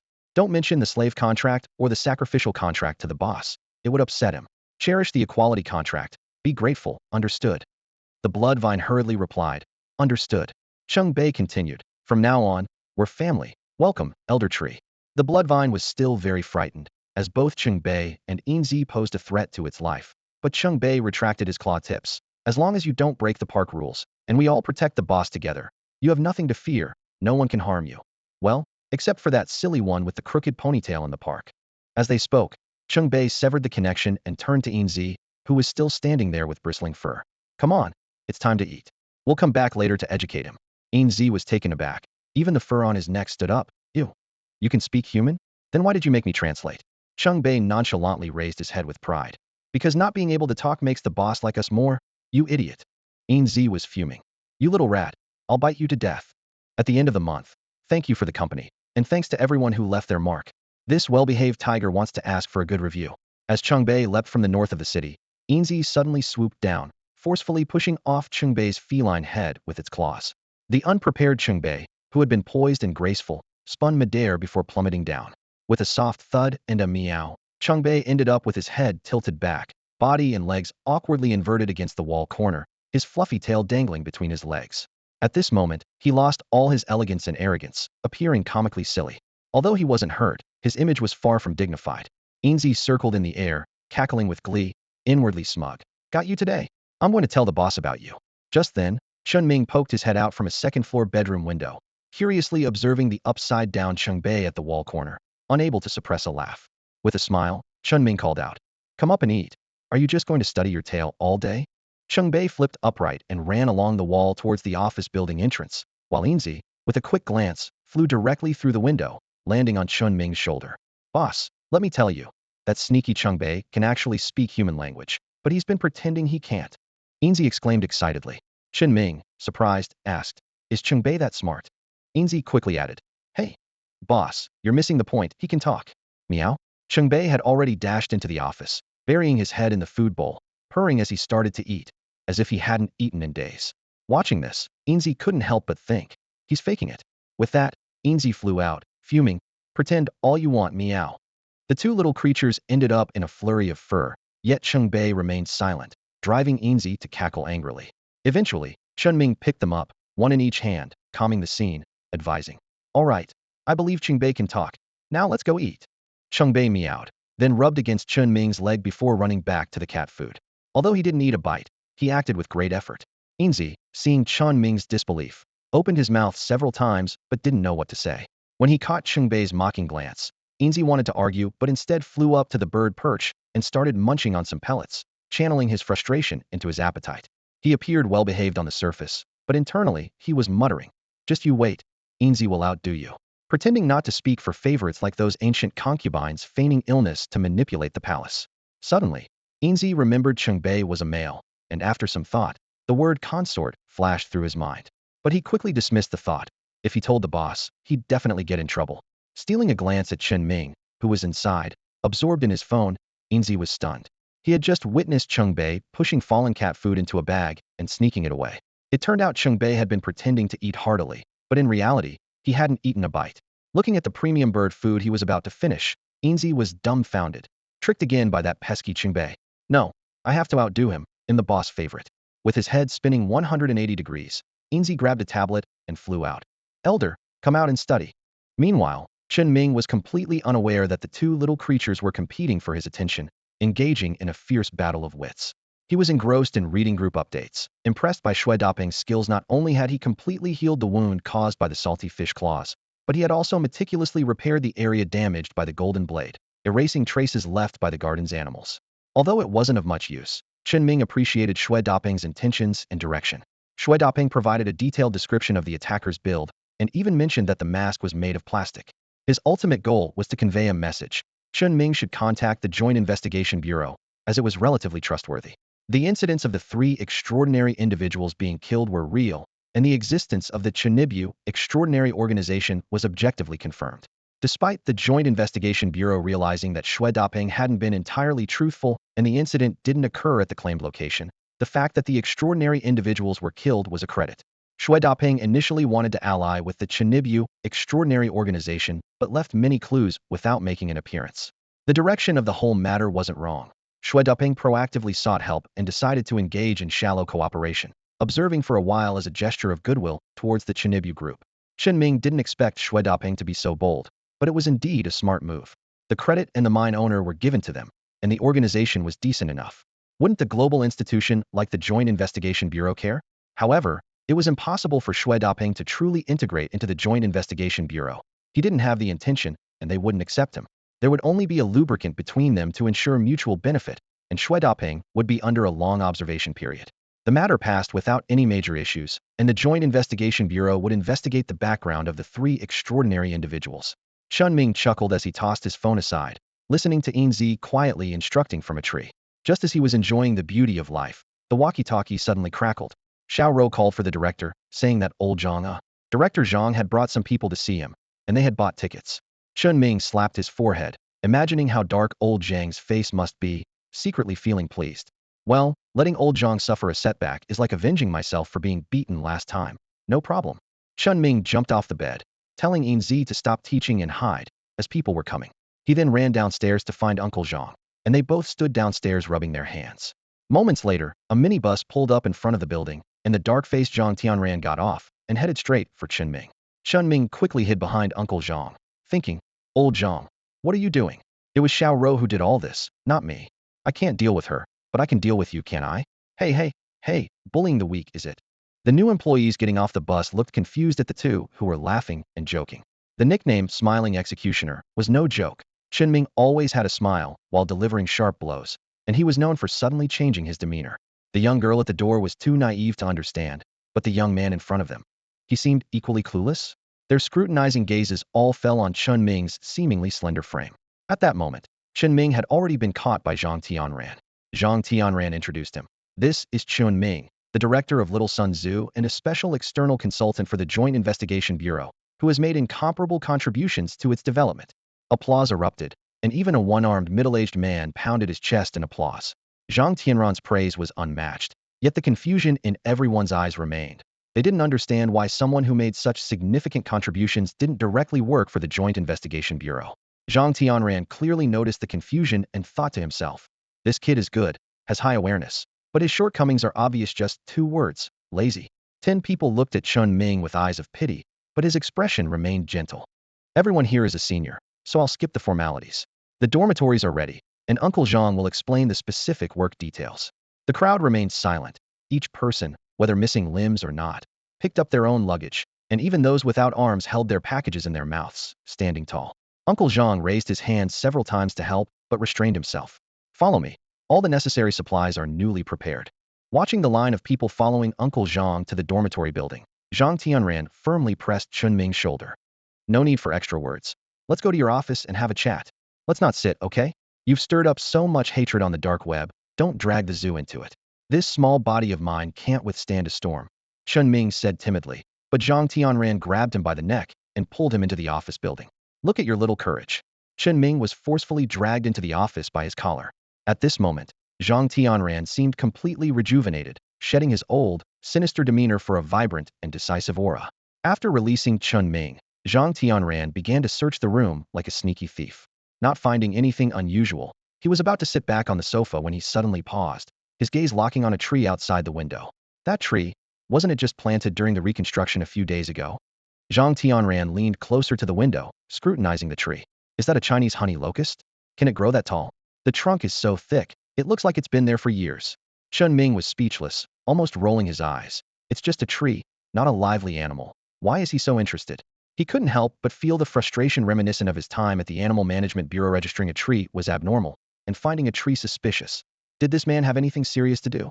After staring at the tree for a while and finding nothing unusual, Zhang Tianran turned and sat across from Chen Ming. Someone might come after me for revenge soon, but don't worry about it. I'm afraid they might be too scared to confront me directly and might come after you instead, so I'm giving you a heads up, he said, fixing his gaze on Chen Ming. It took Chen Ming a moment to understand what Zhang Tianran meant. He retorted helplessly, I really can't get in touch with that student organization. I mean, I just can't. What happened yesterday indicates that someone from that organization might be attending a school and watching. They're all over the place, causing trouble and leaving the bureau to clean up. Even though Xue Dapeng's phone was smashed, I checked his call records. Just then, a familiar voice came from outside the door. Here he comes. That sneaky old man is back. Chen Ming jumped to his feet, frantically searching for his phone, muttering, is this true? I had do not disturb on last night. Didn't get any messages. Those kids didn't run away, did they? Are you trying to trick me? Zhang Tianran's face bore a sly grin. Hey, I didn't say I called you, nor did I say who from that group was involved. Chen Ming frowned, his face darkening with anger. At that moment, Enzy stumbled into the office, clutching her phone. Boss, my phone's out of battery, can you charge it for me? Zhang Tianran's smile froze instantly. Chen Ming grabbed Enzy angrily. Did Xue call you last night? Old Xue. Enzy blinked in confusion. Some crazy person called in the middle of the night, interrupting my study. I answered but didn't hear clearly, so I hung up. She then looked at Zhang Tianran in surprise. Wow, old Zhang, you look more handsome. She craned her neck, trying to spot the imaginary furry foxtail. Enzy's antics lightened the mood, but Zhang Tianran's smile gradually faded. Unable to argue with Enzy, he turned to Chen Ming. You didn't know about last night? Do I need to know? Why are you so nervous? I lost my phone, and you're not worried? Those kids helped me out, so what good is worrying? Chen Ming retorted angrily. I have my reasons, but don't use the old man as a scapegoat. I can definitely contact that group of kids. Zhang Tianran sneered. Sure, I can contact them, but I won't give them to you. They want to quietly do good, without causing trouble, so why should I let you tie them down? Chen Ming was taken aback, not expecting his words to come out so quickly, but the conversation left a bitter taste. I'm doing this for their own good. How many people have been left to cry in a dark corner because of the words for your own good? Crying silently, afraid to make a sound. You think you know, huh? Chen Ming panted heavily, recalling something that suddenly made him angry. The two who had been on good terms fell into silence. After a moment, Chen Ming calmed down. He pointed outside the window. Can you understand animal language? No. For your own good. He'll have Enzy teach you for free. You must complete a stack of assignments every day. He can understand all the animals in the garden, just a few dozen. As a member of the United Investigation Bureau, learning animal language is necessary, right? He emphasized the words, for your own good. Goodbye. Zhang Tianran stood up to leave. At the door, he suddenly stopped and turned his back to Chen Ming. Can it really understand animal language? No, I lied to you. Chen Ming showed a strong side for the first time in front of Zhang Tianran. His expression was odd, a mix of a smile and tears, with an air of arrogance and madness in his eyes, and a mocking smile on his lips. Those words seemed to have deeply hurt him, opening a crack in his tightly locked heart, ready to unleash a wild, frenzied beast. Zhang Tianran turned back to glance at Chen Ming in surprise. I won't ask anymore. Wipe your tears away, you're a grown man. With that, Zhang Tianran turned and left. Only then did Chen Ming lift his hand expressionlessly. Unbeknownst to him, tears had already started to flow. Enzy silently pressed against Chen Ming's neck, not making a sound. Bei jumped onto the table and quietly licked the tears from Chen Ming's fingertips. Chen Ming's rigid expression slightly softened, though he still felt a bit dejected. No matter what you do, there will always be someone trying to tear you down. So just ignore those who don't truly care about you. Be strong, incredibly strong, strong enough that no one dares to criticize you. Pleasing yourself is what matters most. His tone gradually rose from somber to determined. Chen Ming rubbed his face, calming down as the crack in his heart slowly closed. After a while, a gentle smile appeared. Once he had adjusted his mindset, Chen Ming wrapped his arm around Bei, with Enzy perched on his shoulder, and headed outside. Life goes on, and we will only get better. They arrived at the dormitory area. Uncle Zhang was chatting with everyone, the atmosphere unexpectedly lively. The smell of smoke was a bit overwhelming. Chen Ming paused at the door, gently setting down Bei, who had covered its nose with a paw. He whispered, you two go play by yourselves. I'm just going in for a bit. Once the two little ones quietly left, Chinming took a deep breath and tidied his clothes. Only then did he knock on the open door. How's the place? Is it all right? The 10 newcomers, including Uncle Zhang, moved in unison, pinching their cigarette butts behind them as they stood up. Even their gestures of waving to disperse the smoke were identical. Chen Ming kept smiling without any polite words, heading straight for Uncle Zhang. The dormitory is fine, just don't smoke in the park and bother the animals and visitors. Uncle, give me a cigarette. Uncle Zhang stared blankly as Chen Ming extended 2 fingers. He knew Chen Ming didn't like smoking, even hated the smell, but after a brief pause, he handed one over. Chen Ming took it, glanced around, and spotted a lighter on someone's bed. He quickly leaned over. Can I borrow a light? The person, with one arm, hurriedly lit it for him. The previously tense atmosphere relaxed as Chen Ming puffed out the smoke like a cigar, not inhaling deeply. Sit down, you're all seniors, don't be formal.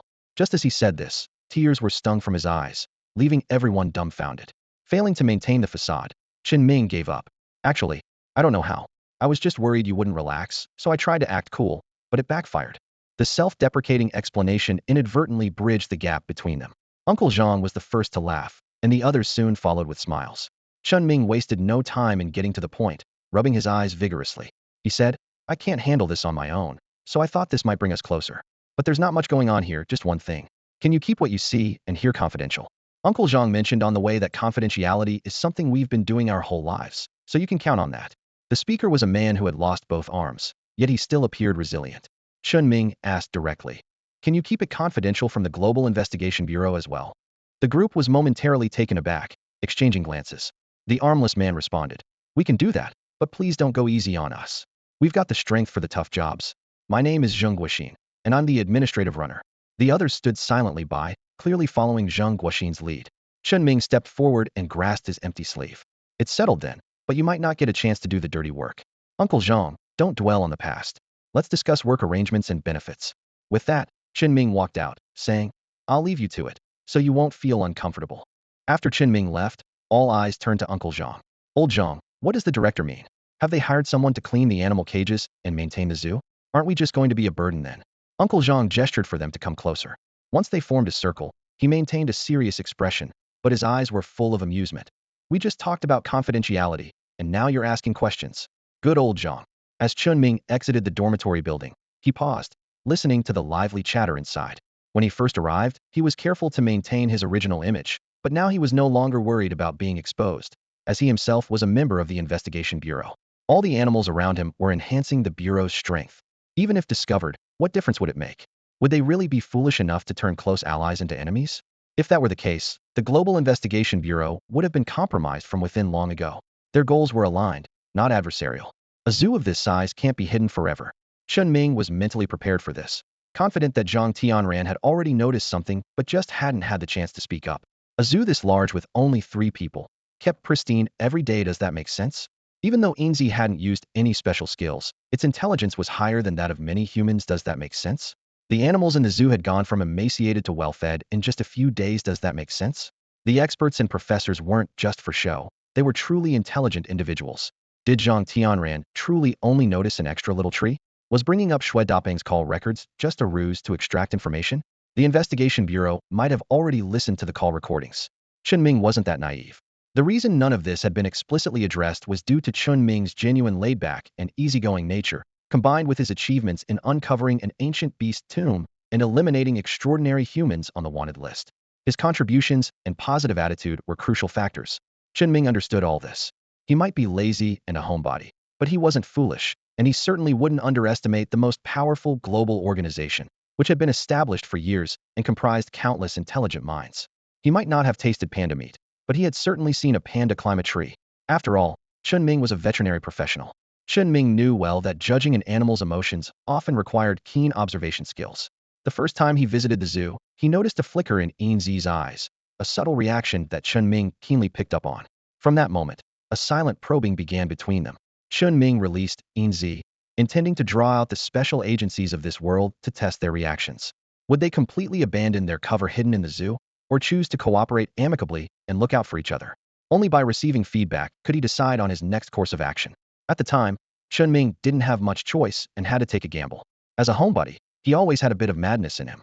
How could he naively believe he could easily deceive the seasoned professional investigators of the Global United Investigation Bureau?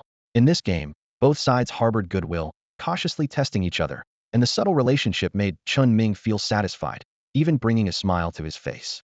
Even if their relationship becomes clear in the future, perhaps the Bureau might still seek his help, even resorting to doing menial tasks for him. Chen Ming looked around, pondering where the zoo's observers might be hiding. During a night visit, he quietly searched around Huashan. The previous investigators had all withdrawn from behind the ancient beast's tomb. He looked up at the night sky. Meanwhile, Zhang Tianran, sitting in the back seat of a vehicle, noticed Chen Ming's actions through a monitor. She smirked, thinking to herself, "This kid dares to yell at me? He's got guts." She couldn't help but laugh. Chen Ming's personality wasn't as gentle as she had imagined. The first time he was refused when buying a parrot, the second time he was given a certificate, and this time's probing all made her feel a slight danger, yet she couldn't pinpoint its source. Leaning back in her chair, Zhang Tianran muttered to herself, "Who's responsible for the zoo's cleanup? How strong is that little girl? The backup from the Bureau is clearly a small tree only 1.1 meters tall." She thought, Chen Ming is truly a difficult character, with a definitely positive attitude, never causing trouble, staying at home for over half a month before stepping out, yet remaining mysterious and intriguing. He was always cheerfully joking with his parrot, but she never voiced her fondness for his girlfriend. Suddenly, Zhang Tianran's thoughts were interrupted, and Chen Ming's seemingly laughing yet crying expression and dangerously mad eyes flashed in her mind. She realized that behind his cheerful exterior, he hid a fierce dragon. Those 3 words were like a key, almost leading her to an irreversible path. She decided to be gentler with Chen Ming, as he could change his attitude in an instant. "Are you talking about yourself?" The smiling devil, changing faces faster than a dog. Zhang Tianran awkwardly turned her head to look at the elderly professor who hadn't left the car. "Do you think just because you're old, I won't dare to hit you? Haha, hit me? I could pull out my teeth and say you did it. Do you believe I could have a word with Lawrence and add something to your nutrient solution so you won't recover for life?" The old professor, with his silver hair, didn't even lift his head and responded sternly, "You're focused on the parrot and the tree, but your perception is correct. Look here." He pointed at the multi-screen display in front of him. In the still image, a cute little cat appeared silently behind Zhang Tianran, its tail straight, eyes like cold golden lines, claws quietly digging into the floor. Zhang Tianran enlarged the still image and finally noticed the metallic sheen at the tip of the cat's claws in the north of the city. This is a mythical beast?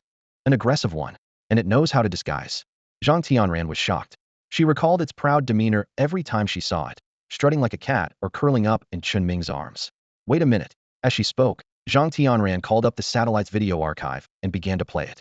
The night scene was blurry, but with careful observation, a white shadow could be seen crouching on a water tower. The old professor adjusted his glasses and spoke with a mysterious tone. "It's fascinating how it's guarding this zoo. The reports on the animal hair samples showed no anomalies, but this little cat, overlooked by everyone, seems even more formidable than the rock tiger at headquarters. Look here. The old professor pointed at the screen as the footage rewound and played slowly, showing the north of the city silently facing Enzy, as if plotting something. The old professor analyzed. This is their reaction after you triggered something inside Chen Ming. Judging by their behavior, they might be planning to surround you.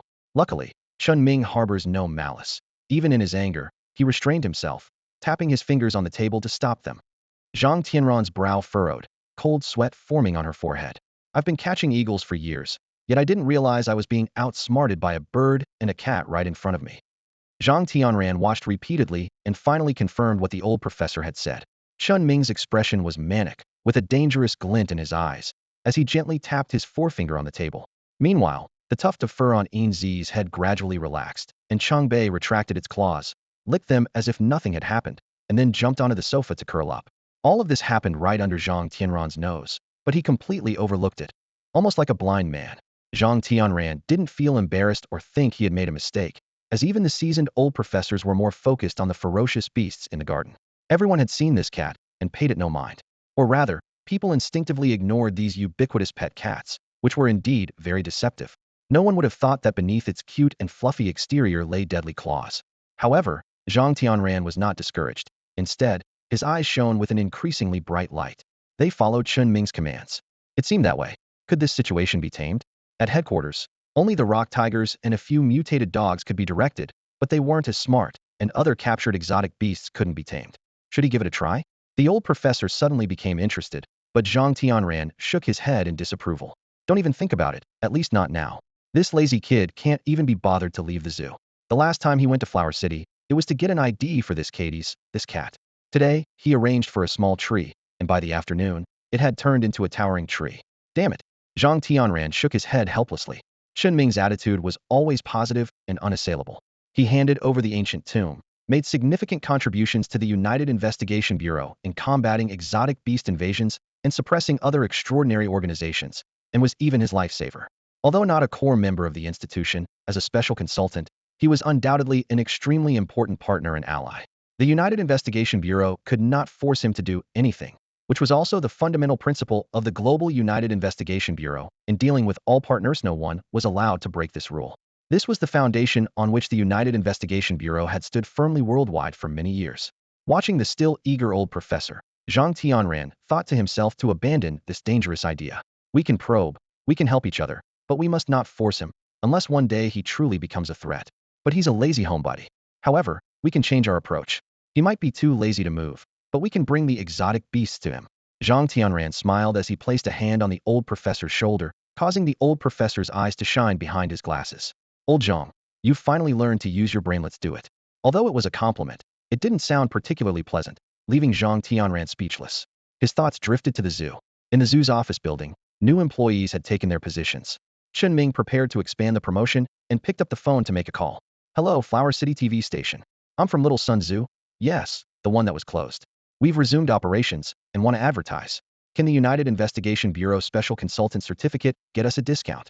The person on the other end was stunned. How could they know about this? Chen Ming didn't care about these details. Why let the certificate gather dust when asking might save on advertising fees? Flower City Daily? Flower City Business Channel, Flower City. Can the Special Consultant Certificate get us a discount? After making 7 or 8 calls, Chen Ming managed to slash the advertising costs significantly. Everyone had been eager to visit the Little Sun Zoo, but after being forcefully turned away before, they were hesitant. When Chen Ming extended an invitation, both parties quickly reached an agreement. Although they had their suspicions, they never expected this young zoo owner to have ties with the Joint Investigation Bureau. They weren't sure about the level of a special advisor, but it certainly sounded impressive. As soon as the news broke, the phones at the bureau were flooded with calls from people trying to verify Chen Ming's identity. Just returned, Zhang Tianran and the old professor exchanged looks of disbelief. Zhang Tianran, with a dark expression, gritted his teeth and said, "Look at him, using his special advisor certificate for advertising discounts. I can't believe it." The old professor, however, found it quite amusing and laughed. Isn't it practical? Dedicating himself to running the zoo. What's wrong with that? Only a fool wouldn't use the benefits they're entitled to. Meanwhile, Chinming was talking to himself. Only a fool wouldn't use it, and I'm not misusing it. He carefully put away the certificate and started going through various reports. However, the screen remained silent, with no updates. He was unaware that all parties needed to verify his identity first. wait for leadership approval, and then coordinate an interview time before any broadcast could be arranged. After waiting for a while, Chen Ming disappointedly put down his phone. Just then, he heard a shout from the door. "Director, come down for dinner." In front of outsiders, Uncle Zhang and Xiao Rou still referred to Chen Ming as the director. Hearing this, Chen Ming immediately got up and rushed downstairs. In the dining hall, Uncle Zhang was cheerfully introducing the new employees. "This is the first time our dining hall is open. Previously, with just 3 people, there was no need for such a large space." Chen Ming, not putting on any airs, first helped Zhang Guoxin, who had no arms, by serving his meal and joked, "Let's help each other out, all right? In the future, you can assist me with administrative approvals or something." The more casual Chen Ming was, the more at ease everyone felt. After the meal, Uncle Zhang took the newcomers to familiarize themselves with the environment. Meanwhile, Chen Ming received a friend request notification. Upon accepting it, he was added to a group chat. The group name instantly caught his attention: Little Sun Zoo Promotion and Distribution Group. The group consisted of 7 or 8 representatives from various sectors. One of the group members began speaking. "Now that Director Chen is here, I'll keep it brief. In the spirit of promoting Huaqing's unique characteristics." Chen Ming's initial excitement quickly faded. If it weren't for the group name, he would have left the chat. The person went on for over 10 minutes about various ideals without getting to the point. Chen Ming was becoming numb, so he quietly opened the voice feature, trying to maintain a gentle tone. "Can we get straight to the point? If you don't want to offer a discount on an ad, just say so." The group fell silent for a moment. Zhang Tianran, undercover in the group, struggled to keep a straight face and then burst into laughter. She slapped the old professor on the head, sending his silver wig flying. "Huh? Listen to that complaint. All about the discount. Who would believe he can control powerful mythical beasts?" The old professor retrieved his wig and put it back on. Despite the intricate expression on his face, his tone was serious. It's rare to find someone powerful who isn't arrogant or using their abilities for personal gain, but instead follows the rules. "You shouldn't tease him." Zhang Tianran paused, then put away her smile. "You're right. I'm just used to being close to him. You don't understand Eastern humor, but the sentiment is correct." With that, she sent a few messages. The group, which had been quiet for a moment, came back to life. Someone said, "All right, we're out of time for today. There will be a text ad broadcast tonight, and we'll conduct a joint interview and report at 9 a.m. tomorrow. We hope Director Chen is prepared." Prepared? Prepared for what? Chen Ming was puzzled and was about to ask when an interview and promotion schedule was sent over. He studied it diligently, as if preparing for an exam. Entry routes, promotional phrases for each area, animal feature displays, highlight showcases. Looking at the zoo map on the schedule, Chen Ming's lips curled into a smile. "Old Zhang, I knew it was you." The detailed map of the newly renovated park couldn't possibly be in the media's hands. Though it was just a hunch, Chen Ming was almost certain. But his smile quickly faded. Promotional phrases, feature highlights?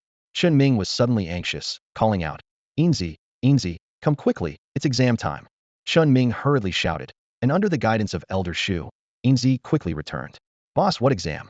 Enzy landed on Chen Ming's shoulder, blinking and observing seriously before confidently asking, "Is there a video or voice version?"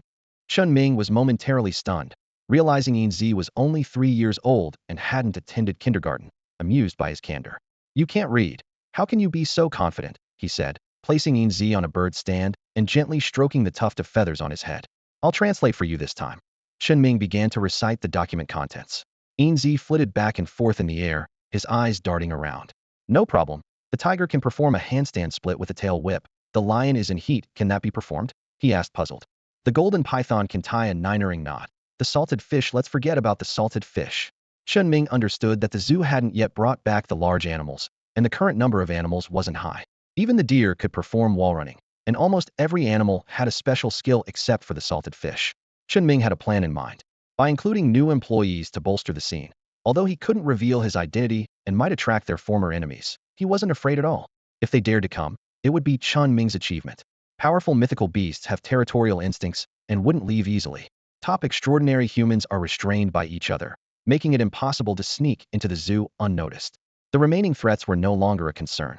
After all, the zoo had plenty of staff, with over 5,000 night visitors alone, and Elder Shu had tens of thousands of poisonous darts.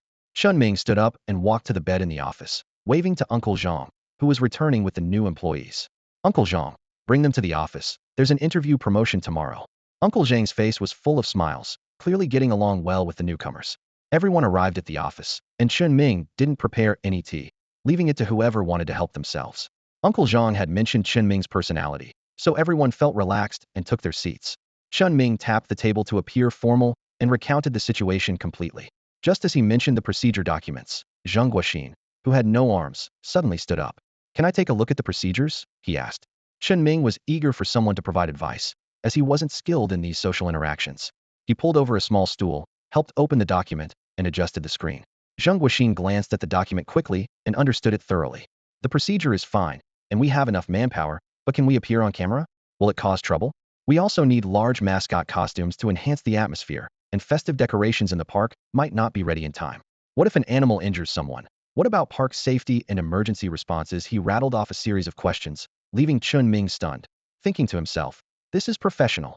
Chen Ming listened in a daze, as if transported back to the opening day with just streamers and fireworks. He could only watch dumbfounded as Shui Daping directed the setup, completely bewildered. Truly, this is the work of someone in administration. He turned to see Uncle Zhang also looking dazed. And although the remaining 9 seemed normal, they were somewhat puzzled too. Turning back, Chen Ming looked at the calm Zheng Guoxin. "Old Zheng, as long as we're in the park, there's no external security threat, and the animals won't harm anyone. But I'll leave the rest to you. Can you arrange what you just mentioned?" At this moment, Chen Ming's eyes were shining, as if the person in front of him held the exam paper and answers for tomorrow's test. The hungry gaze seemed to devour everything, causing the once confident Mr. Zhang to involuntarily move his chair back. "Don't get too excited, Principal," he stammered. The other person, however, couldn't conceal their excitement as they recalled the opening day with ribbons and fireworks, leaving him dumbfounded. Fortunately, his friends came to the rescue. Chen Ming also leaned in, and the two ended up in a knee-to-knee conversation, gently touching knees. Mr. Zhang dared not make any sudden moves and turned his head to seek help from Uncle Zhang. Uncle Zhang finally stood up, speaking earnestly. "We haven't had a dedicated administration for a long time. It was only recently re-established. Last time, we didn't even prepare red envelopes for the interview, relying solely on Enzy to hold the fort. The opening ceremony was quite hasty."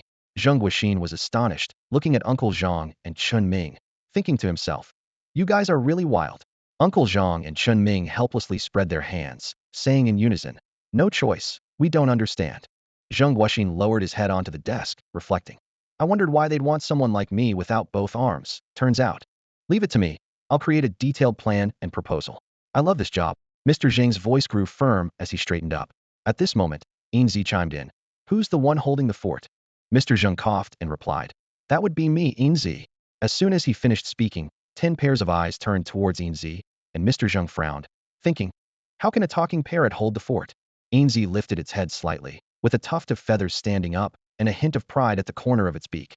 "I can make the girls happy, which is better than you single guys, right?" Chen Ming quickly intervened. "Boss, I didn't mean you're a single dog." He grabbed Enzy and covered its mouth. Enzy continued, "Ahem, I'm particularly clever, just sometimes speak too harshly." Mr. Zheng and the others stared dumbfounded at Enzy, while Uncle Zhang directly interrupted everyone's questions. "It's a result of a classified incident with the Joint Investigation Bureau. All the animals here are very smart. No need to be surprised." Enzy took the opportunity to showcase its talents. "Brother Zheng, feel free to plan. We have special skills and highlights among the animals. I can act as a temporary host, no problem. I'm well acquainted with them." That's great." Mr. Zheng was also a bit bewildered, thinking, "I've dealt with all kinds of people, even extraordinary humans, but never collaborated with a bird." But listening to Enzy's ability to express and think logically, it's no different from a person. He glanced at Chen Ming for confirmation. Chen Ming nodded with a smile. "Go ahead, it's all yours." Mr. Zheng took a deep breath. "We'll make Enzy the main attraction, and consider other animals later. Enzy will be the biggest highlight." Enzy immediately coordinated with Mr. Zhang to draft a detailed plan. Uncle Zhang took charge of shopping, and others prepared for unloading. The entire zoo suddenly became bustling without any warning, which left Chen Ming, who was only prepared to line up for reception, feeling dizzy, thinking, "Let's hope the animals perform well, and just hand out a red envelope at the end." Everyone worked tirelessly into the night, barely managing to set up from the entrance to each zoo area. The entire zoo was lively and vibrant.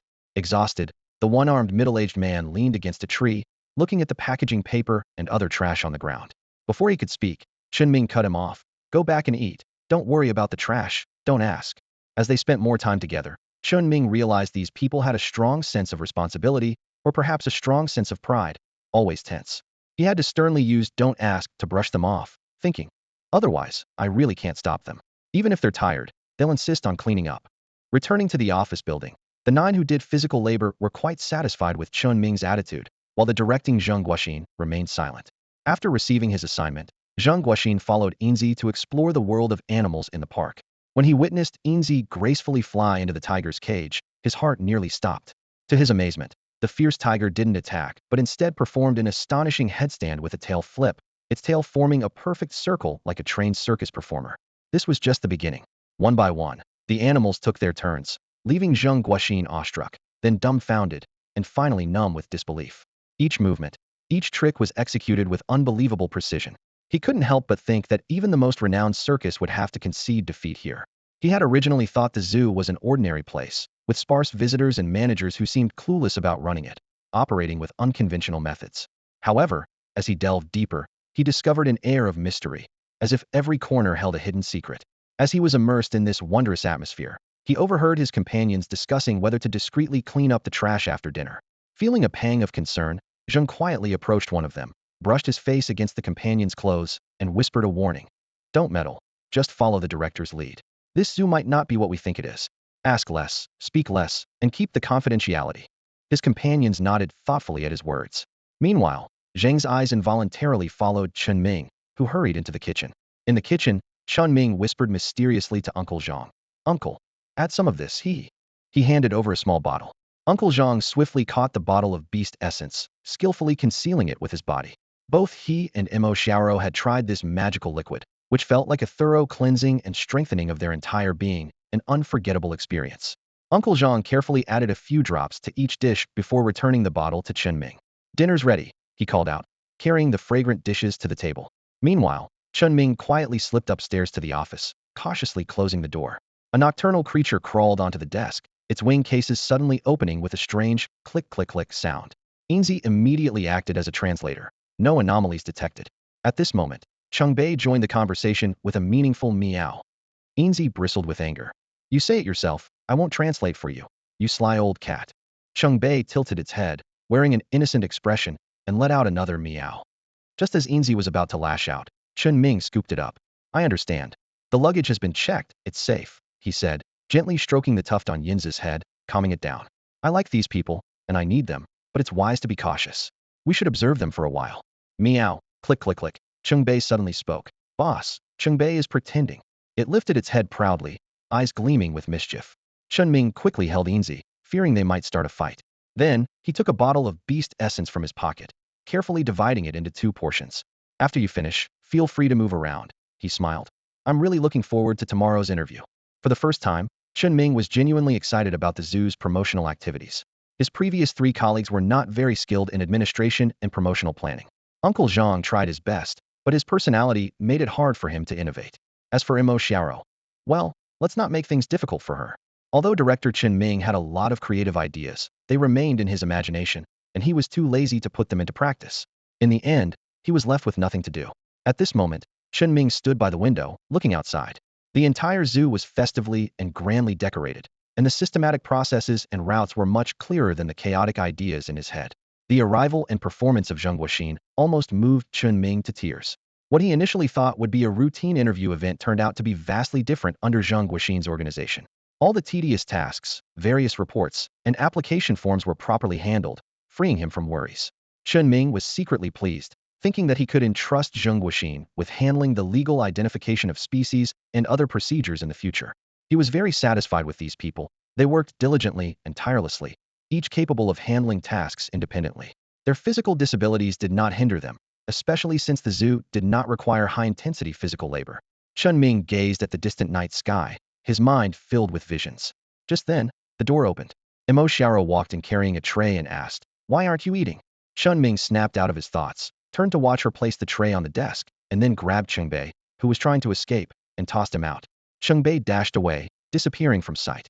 Chen Ming sat back in his office chair, picked up his chopsticks, while Mo Xiaoro, with a bun in her mouth, sat across from him and began eating. As she picked up some food, she glanced at Chen Ming and asked, Why are you staring at me? Chen Ming quickly looked down to eat, but his mind was buzzing with thoughts. Mo Xiaoro was youthful and charming, playful yet adorable, always barefaced with a casual ponytail, without any pretentiousness. Her endearing demeanor was oddly comforting. Her figure was impressive, with visible abs. Was she attractive? Absolutely. Otherwise, she wouldn't have caught the attention of a wealthy heir who couldn't forget her even after being hospitalized. However, strangely enough, while their normal interactions were pleasant, Whenever Mo Xiaoro tried to cross the line, Chen Ming felt a strong sense of repulsion. Initially, he thought Mo Xiaoro's feelings were directed at him, unrelated to himself. They had no romantic feelings and were practically strangers, which explained the aversion. But as they spent more time together, Chen Ming felt increasingly uneasy. Logically, he was Chen Ming, with a normal orientation, and although he didn't dwell on emotional matters, he shouldn't have such a strong aversion to beauty. He even questioned whether something was wrong with him and secretly tried some educational materials without money. But when faced with teachers less attractive than Mo Xiaoro, Chen Ming finally confirmed he was fine. So, where was the problem? He pondered deeply, while a certain egg in his mind laughed helplessly, shaking and rolling around. After the meal, Mo Xiaoro playfully wiped Chen Ming's mouth, then picked up the tray and said cheekily, "Whether you accept it or not is your business. How I do it is mine, humph." After finishing her sentence, she flipped her ponytail and walked away without hesitation. Chen Ming wiped the grease off the corner of his mouth, but it left a red mark, almost scraping his skin. Thankfully, he was fully evolved and healed quickly, or it would have been a problem tomorrow. In the morning, the alarm kept ringing. Chen Ming rubbed his eyes, turned it off, and headed to the bathroom. Today was an important day, so he dressed up in his work uniform and overalls, attaching the magic patch with the park's name to his chest. He couldn't help but admire how old Zheng had planned and executed the patch, making him realize his own shortcomings in management and planning. Old Zheng would have to handle all the strategic thinking from now on. As Chen Ming happily stood by the window with 2 nocturnal animals in hand, he noticed the staff already up, gathered at a distant fork with brooms and small buckets, discussing something. The 2 nocturnal animals were dozing off, so he quickly put them in his pocket and ran downstairs. As he got closer, he caught snippets of their conversation. "Old Zheng, we've checked everywhere. The entire zoo is spotless, not a single piece of dung in the cages, not even a dead leaf. Look for yourself." Indeed, even the signs didn't need cleaning, and there were no fallen leaves. Even the cigarette but they had intentionally placed under the trash can yesterday was gone, as if the trash can had been licked clean. The speaker crouched down and wiped a hand across the ground to show everyone. "It's cleaner than my foot basin, quite eerie. No professional cleaning company would do such a thorough job in the middle of the night." Zheng Guoxin was silent for a moment, then sighed. "Don't discuss it or ask questions, just pretend you don't know." "Good morning, Director." Chen Ming approached with a smile. "Didn't I say you didn't need to clean? Why not sleep in a bit? We're used to getting up early. Besides, there wasn't much to do, so we thought we'd tidy up." As everyone nodded and played dumb, Chen Ming waved a hand. "Go have breakfast, then open the gates on time to welcome visitors." "Got it." The staff returned with their tools, but old Zheng lingered behind. "Director, did you see the text ad from last night?" "No, I didn't. I went to bed right after my shower." Chen Ming replied sheepishly, having forgotten about it. Zheng Guoxin sighed inwardly, finally understanding why such a good zoo had so few visitors. The director was too laid back, merely a ticket seller, while old Zhang was struggling with 2 kids. "Director, I found out last night that after the ad was released, many streamers want to come visit. You need to be prepared." "All right, I'll definitely prepare." Chen Ming replied earnestly, though he had no idea what he needed to prepare for. It was beyond his knowledge. Old Zheng stared at him. "Prepare red envelopes. It's easy to deal with the big guys, but the small fry can be troublesome." Chen Ming wanted to ask how troublesome, but seeing old Zheng's disappointed look, he held back. "Okay, I'll get ready, though I did have a spat with some streamers before him." "Do your best." Old Zheng shook his head and walked towards the office building, while Chen Ming didn't feel threatened. Everyone should follow the rules, and if someone didn't, he wouldn't hold back. After breakfast, everyone went about their tasks, some donning mascot costumes, others practicing expressions in the mirror. As opening time approached, everyone headed to the park gates to welcome visitors. Outside the gates, quite a few streamers were already waiting, curious about this little-known zoo. During the lockdown, the zoo had even made headlines, though it was later overshadowed. Now, with some buzz and word of official media coming for an interview, they were ready to capitalize on the attention. When Chen Ming arrived at the gates, Mo Xiaoro, dressed in an adorable panda costume, was already there. Seeing Chen Ming, she quickly ran over. "Chen Ming, some of the streamers from last time are here too. Let them come. If friends visit, we'll treat them well. If troublemakers show up, we'll deal with them." "No worries." Mo Xiaoro bounced back to the ticket booth. During the interview, Chen Ming had instructed that admission be free, as it wouldn't be right to charge guests they'd invited. He felt his emotional intelligence had skyrocketed, though in truth, it was still lacking. The gates of the Little Sun Zoo opened, and Mo Xiaoro excitedly welcomed everyone with a cheerful bounce.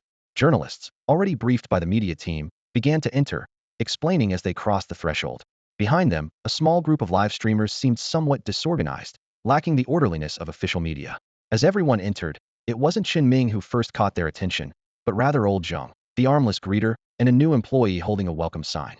Despite his physical limitations, Old Jing's enthusiasm was unmistakable. A reporter from Huaqing picked up a microphone and looked directly at Zheng Wuxin, asking, "Hello, can you explain what's happening here? Are you supporting the re-employment of disabled people?" Old Zheng seemed taken aback, his smile becoming slightly rigid as he was about to respond. Suddenly, a strange laughter echoed from above. "Oh, the ladies have arrived," and ignored Enzy, instead going for Old Zheng. "Are they attracted by his robust physique?" Enzy teased unabashedly before flying onto a lady's shoulder. "Don't ask, it's confidential," Enzy whispered before hovering in front of the camera, excitedly saying, "Welcome to Little Sun Zoo, wishing all viewers good luck. Enzy greets you all." Enzy's shrill greeting instantly drew all eyes, with even the streamers in the back raising their phones to record.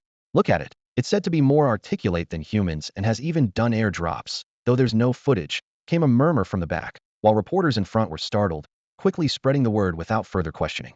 Instead, they continued to explain the zoo's features. Old Zheng became a background figure, trailing behind to add commentary. "All the animals here have been rigorously trained by top experts to be friendly with humans, like these two Siberian tigers." An employee at the tiger enclosure unlocked the gate, causing the media to take a step back. The well-fed, majestic tiger confidently approached the gate and, with a hook of its paw, closed it. As you can see, unlike other zoos, this fierce tiger can close the gate itself. "It's truly amazing, a testament to its specialized training." Wow.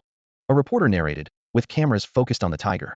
The tiger then turned gracefully, stood on its hind legs, and walked away, its tail swinging like a whip, leaving both reporters and photographers in awe.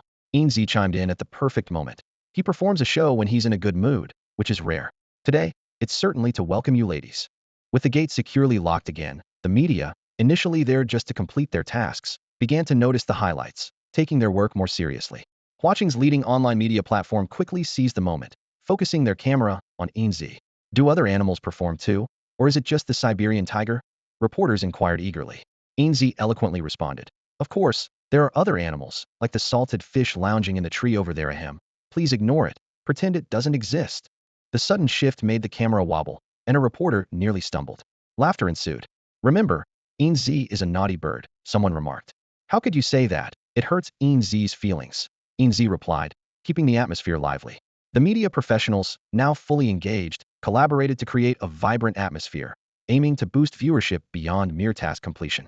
The once rigid questioning turned into an impromptu performance, with Enzy becoming the center of attention. His sweet talk could charm, his witty words could deceive, and even his occasional break from character became a source of laughter. He was lively and quick-witted, making jokes and enduring hardships. At this moment, he stood in the arms of a beautiful reporter from Huaqing, gradually disappearing from view with the crowd. This made Old Zheng, who was left behind, question himself for the first time. "Am I inferior to a bird?" The host nearby joined in, live streaming and commenting. "Wow, this is no bad bird. It's a total player." Cozying up to the pretty reporter, while the male photographer doesn't even glance. "You single guys should take notes." Old Zheng watched as several hosts passed by, snapping photos, and couldn't help but wonder, can official media interviews be this casual? Just as this thought emerged, he dismissed it. Official media interviews indeed can't be casual, but if the host isn't human, that's a different story. With animal performances, they are willing to cooperate enthusiastically.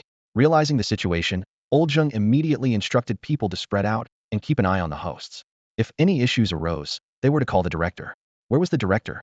Everyone looked at each other, unsure where the director had gone during such an important event. In fact, Chen Ming had already left. At this moment, he was watching a group of hosts, the same ones who had blocked the entrance and tried to force their way in earlier. However, their current performance was decent. Although their introduction was bland, they didn't deliberately smear, which made Chen Ming breathe a sigh of relief. But he didn't let his guard down and continued to follow them from a distance. Chen Ming thought that after the main display process, there would be a free shooting session. The entire event would last about 2 hours. The people ahead wore slight smiles, having arranged with Niu Ji and Lao Ji to attract attention and amplify certain issues in the opposite direction. A zoo like theirs couldn't be drowned by a few internet trolls. The group exchanged knowing glances, filming with their phones, and occasionally saying a few good words. But their smug looks towards Chinming were instantly caught by his keen observation. He paused, pondering where exactly things had gone wrong. Chinming was indeed laid back, but that was due to his personality. Often, he wouldn't take things too seriously. However, when he did, the situation became far from simple. The warmth on Chinming's face gradually faded as he turned and walked away, while pressing the microphone to report on the situation. "Nothing at the entrance, nothing in the south area, in the east area. A few hosts seem to have issues. I'm handling it now." This is Zheng Wuxin, Make sure there are no disputes, and definitely don't use force. Keep smiling, wait for me. Chen Ming took a deep breath. He was in the west area, directly opposite the east area, making it impossible for him to get there in time. Old Zheng's intention was clear. Any dispute would cement their bad reputation. Old Zheng didn't need to intervene. Just follow the scene, and I'll handle it. The earpiece went silent for a moment, and 3 seconds later, Old Zheng replied, "Understood, Director." Chen Ming's lips curled into a mocking smile. "Want to play games, huh? Just don't cry later." As soon as he finished speaking, Chen Ming pulled out Yu from his pocket and told Enzy that some hosts in the east were playing dirty. They couldn't use force, but they could retaliate fiercely. Yu remained still in Chen Ming's hand, while another Yu emerged from the turf at the edge of the east area, flying towards Enzy, who was making the beautiful reporters laugh heartily. Click, click, click. This Yu didn't linger. A silver flash darted into the bushes, causing the tuft of hair on his head to stand up and his neck to appear much thicker. "Ladies, someone is causing trouble, so I'll go handle it. If you could hold the fort, I'd appreciate it. I'll be right back." With that, Silver flapped his wings and soared into the sky. From above, he focused on a spot not far away and dived swiftly. This zoo doesn't seem to have anything interesting, and the animals around are nothing new. Silver couldn't help but complain. "Let me tell you, they've hired a bunch of disabled people here. It must be a heartless owner trying to save money, and they won't let you question it. I heard the tickets are 250, ridiculously expensive." The two of them were live streaming on their phones, riling up the uninformed audience who began cursing the unscrupulous owner. Well, with so many gullible people these days, scammers are in short supply, and there will always be someone who believes it. Brother Nyoji is right. By the way, my name is Silver, and I'm a fan of yours. Silver perched on his shoulder, eyes fixed on the screen, indignantly exposing the zoo's dark secrets. Silver wished he could incinerate the streamer with a single fiery breath, but Chen Ming had advised that violence wouldn't solve anything, and brains would be needed instead. So, Silver adjusted his angle to appear in the camera. "Hello everyone, I'm Silver from Little Sun Zoo. I really admire Brother Nyoji, but there's always been something I'm curious about." Nyoji watched as the viewers, who had been cursing the zoo, suddenly shifted their focus to the bird's ability to speak. Surprised, Nyoji hadn't expected Silver to compliment him. Just as a smile spread across his face, Silver posed a question that caught him off guard. "Brother Nyoji, I've always wondered, are you a person with a Nyoji on you, or is Nyoji a person with you on him?" Nyoji was momentarily stunned, and the live stream erupted with laughter. "Whoa, this bird. Haha, amazing. Look at the streamer's face. This is classic. Record it. I've been following for over a year and never thought of this." Jolted back to reality, Nyoji, embarrassed and angry, instinctively reached out to grab Silver. But Silver didn't dodge. Instead, he glanced at the media charging towards them with cameras in hand. "Nyoji, you're done for." At this moment, Nyoji was overwhelmed by his anger towards Enzy, wishing he could crush it to death right there. He actually tried, but being just an ordinary person, even his furious attempt failed. Just as he was about to exert all his strength, a high-heeled shoe suddenly flew towards him. In broad daylight, someone was trying to harm this celebrity animal with legal status. Nyoji's heart skipped a beat. This was bad. Thud. The high heel struck hard on his head, jolting him awake, his gaze falling on the barely alive Enzy in his hands. I didn't kill it. I was just trying to squeeze it. No, I didn't mean to." As he spoke, Enzy fell to the ground with a soft thud, lying motionless. The entire scene was captured on camera, causing an uproar in the live stream. Could what the streamer said be true? This parrot could speak so fluently, and even had legal status. How could he dare? Glancing back at the official response, Nyoji felt something was off. At that moment, his mind went blank as he stared dumbfounded at Enzy, lying with its wings spread and head tilted, lifeless on the ground, repeatedly defending himself in his mind. "I didn't kill it. I can't crush it. It's a scam. This bird is scamming." Saying this, Nyoji turned to flee. However, he hadn't run far before a one-armed strongman in a fat fox costume swung him single-handedly onto the grass. The fierce aura of the strongman made the reporters from Huacheng freeze in their tracks. He turned to face the halted reporters and cameras, trying to muster a gentle smile. But to everyone else, he looked menacing, causing them to involuntarily step back. "Help me check that phone. I only have one hand." The cameras were promptly turned off. A reporter from Huacheng TV first picked up Enzy to check it over, confirming it was still alive before picking up the phone to review it. The more she watched, the grimmer her expression became, having already guessed the rough identity of these physically impaired employees. Heroes may remain unknown, but they must not be defamed. She quickly dialed a phone number, but a faint voice came from her chest. "Sister, over there, there's another one. Don't let him go." Ignoring the voice of the station manager in her ear, she scanned the area, spotting a figure walking away briskly. "The one in green, stop him, he's an accomplice." "Better not shout." But as she called out, the person started running. However, he hadn't run far before Uncle Zhang, with a dark expression, pinned him to the ground. Uncle Zhang picked up the phone, dragged the person over, handed the phone silently to the reporter, and left directly after taking Enzy from her chest. The reporter then reviewed the other phone, beginning to report, "Station manager, there's a special situation.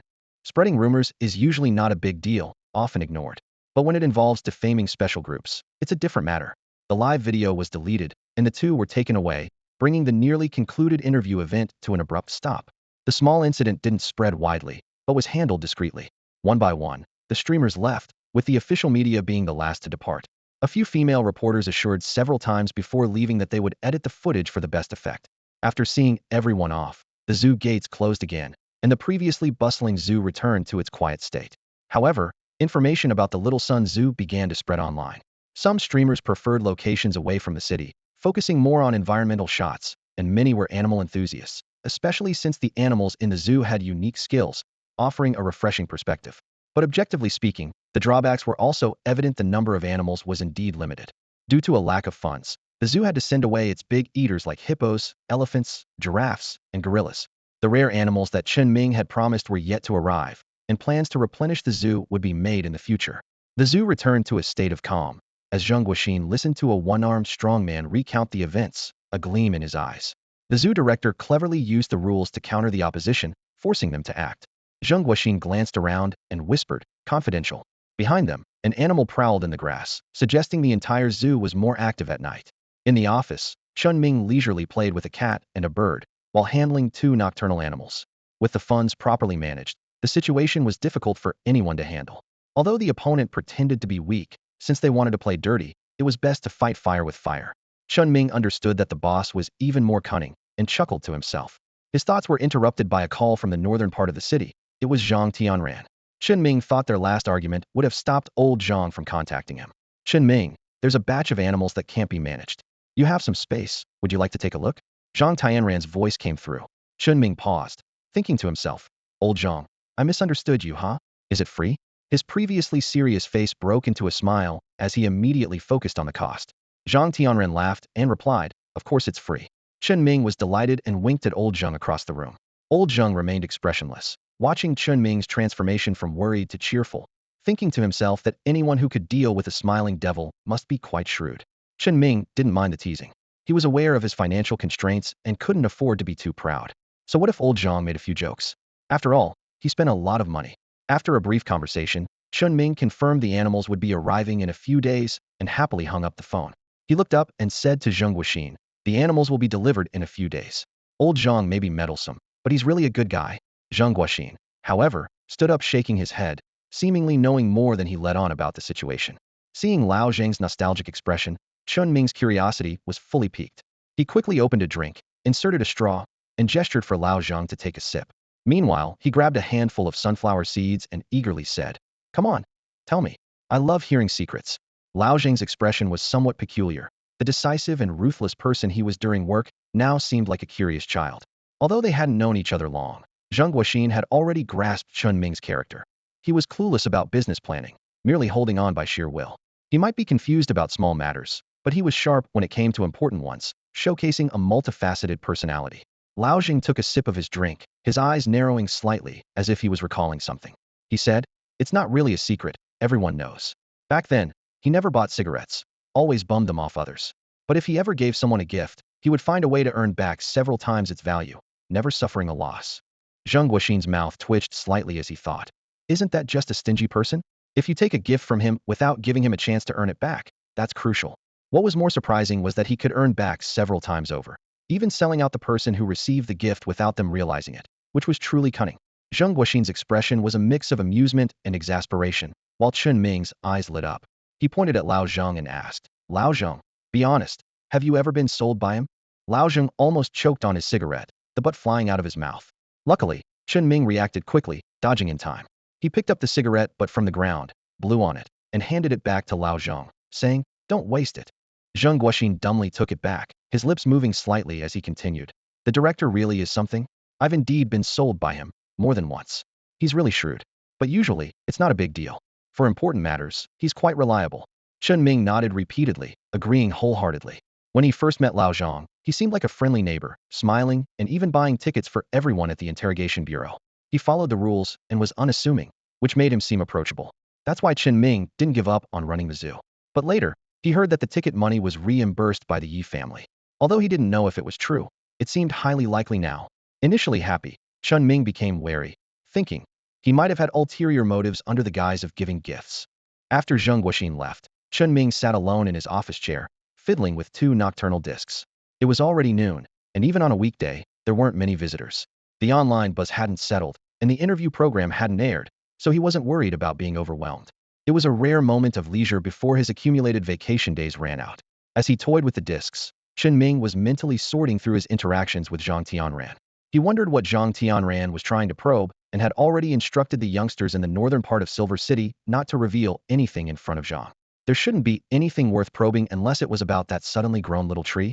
The Animal Management Bureau would report this, which didn't surprise Chen Ming, but it was indeed just a tree. Its thorns and vines were hidden, so it shouldn't have been exposed. After pondering for a long time, Chen Ming couldn't find any issues, so he decided not to dwell on it. Whatever Zhang Tianran's true intentions were, doing the opposite would surely be the right approach. Time flew by, and soon it was evening. Chen Ming, having received the notice, gathered everyone in the cafeteria, turned on the TV, and waited for the program to air. Zheng Guoxin and the others sat upright, their expressions focused. Chen Ming sat on the chair, leaning against the wall, with his legs gently swinging and only two chair legs touching the ground. Hello everyone. Today we will be conducting an interview at a magical zoo in the city. Please, viewers at home, refrain from drinking beverages or eating sunflower seeds to avoid any accidents. Look, the zoo gate is quite impressive. Xiao Rou, you're on camera. Look at your silly expression. Where am I silly? Uncle Zhang ruffled Xiao Rou's hair, but his eyes were excitedly fixed on the TV screen. Everyone's attention was focused on different things. Zheng Guoxin frowned, thinking there should have been arrangements outside the gate as well, realizing he had overlooked something. Nothing is perfect. If you hadn't come, I wouldn't have had time to replan. Chen Ming's attitude left old Zheng speechless. By this time, the TV broadcast had already moved into the zoo. Old Lu and Old Li, you're on TV, huh? Qin Guzi, you're on too. Look at your little eyes, surely staring at the hosts too. Ahem. Armless old Zheng knocked his forehead on the table, instantly bringing silence to everyone. The scene flashed by, giving a glimpse without drawing attention. Chen Ming knew what they were worried about, but there was no need to explain. He knew no one would believe him, so he didn't bother convincing them. In the footage, just as old Zheng appeared, Enzy blocked the camera. Enzy first advertised, "Little Sun Zoo welcomes everyone, wishing you good fortune in front of the TV.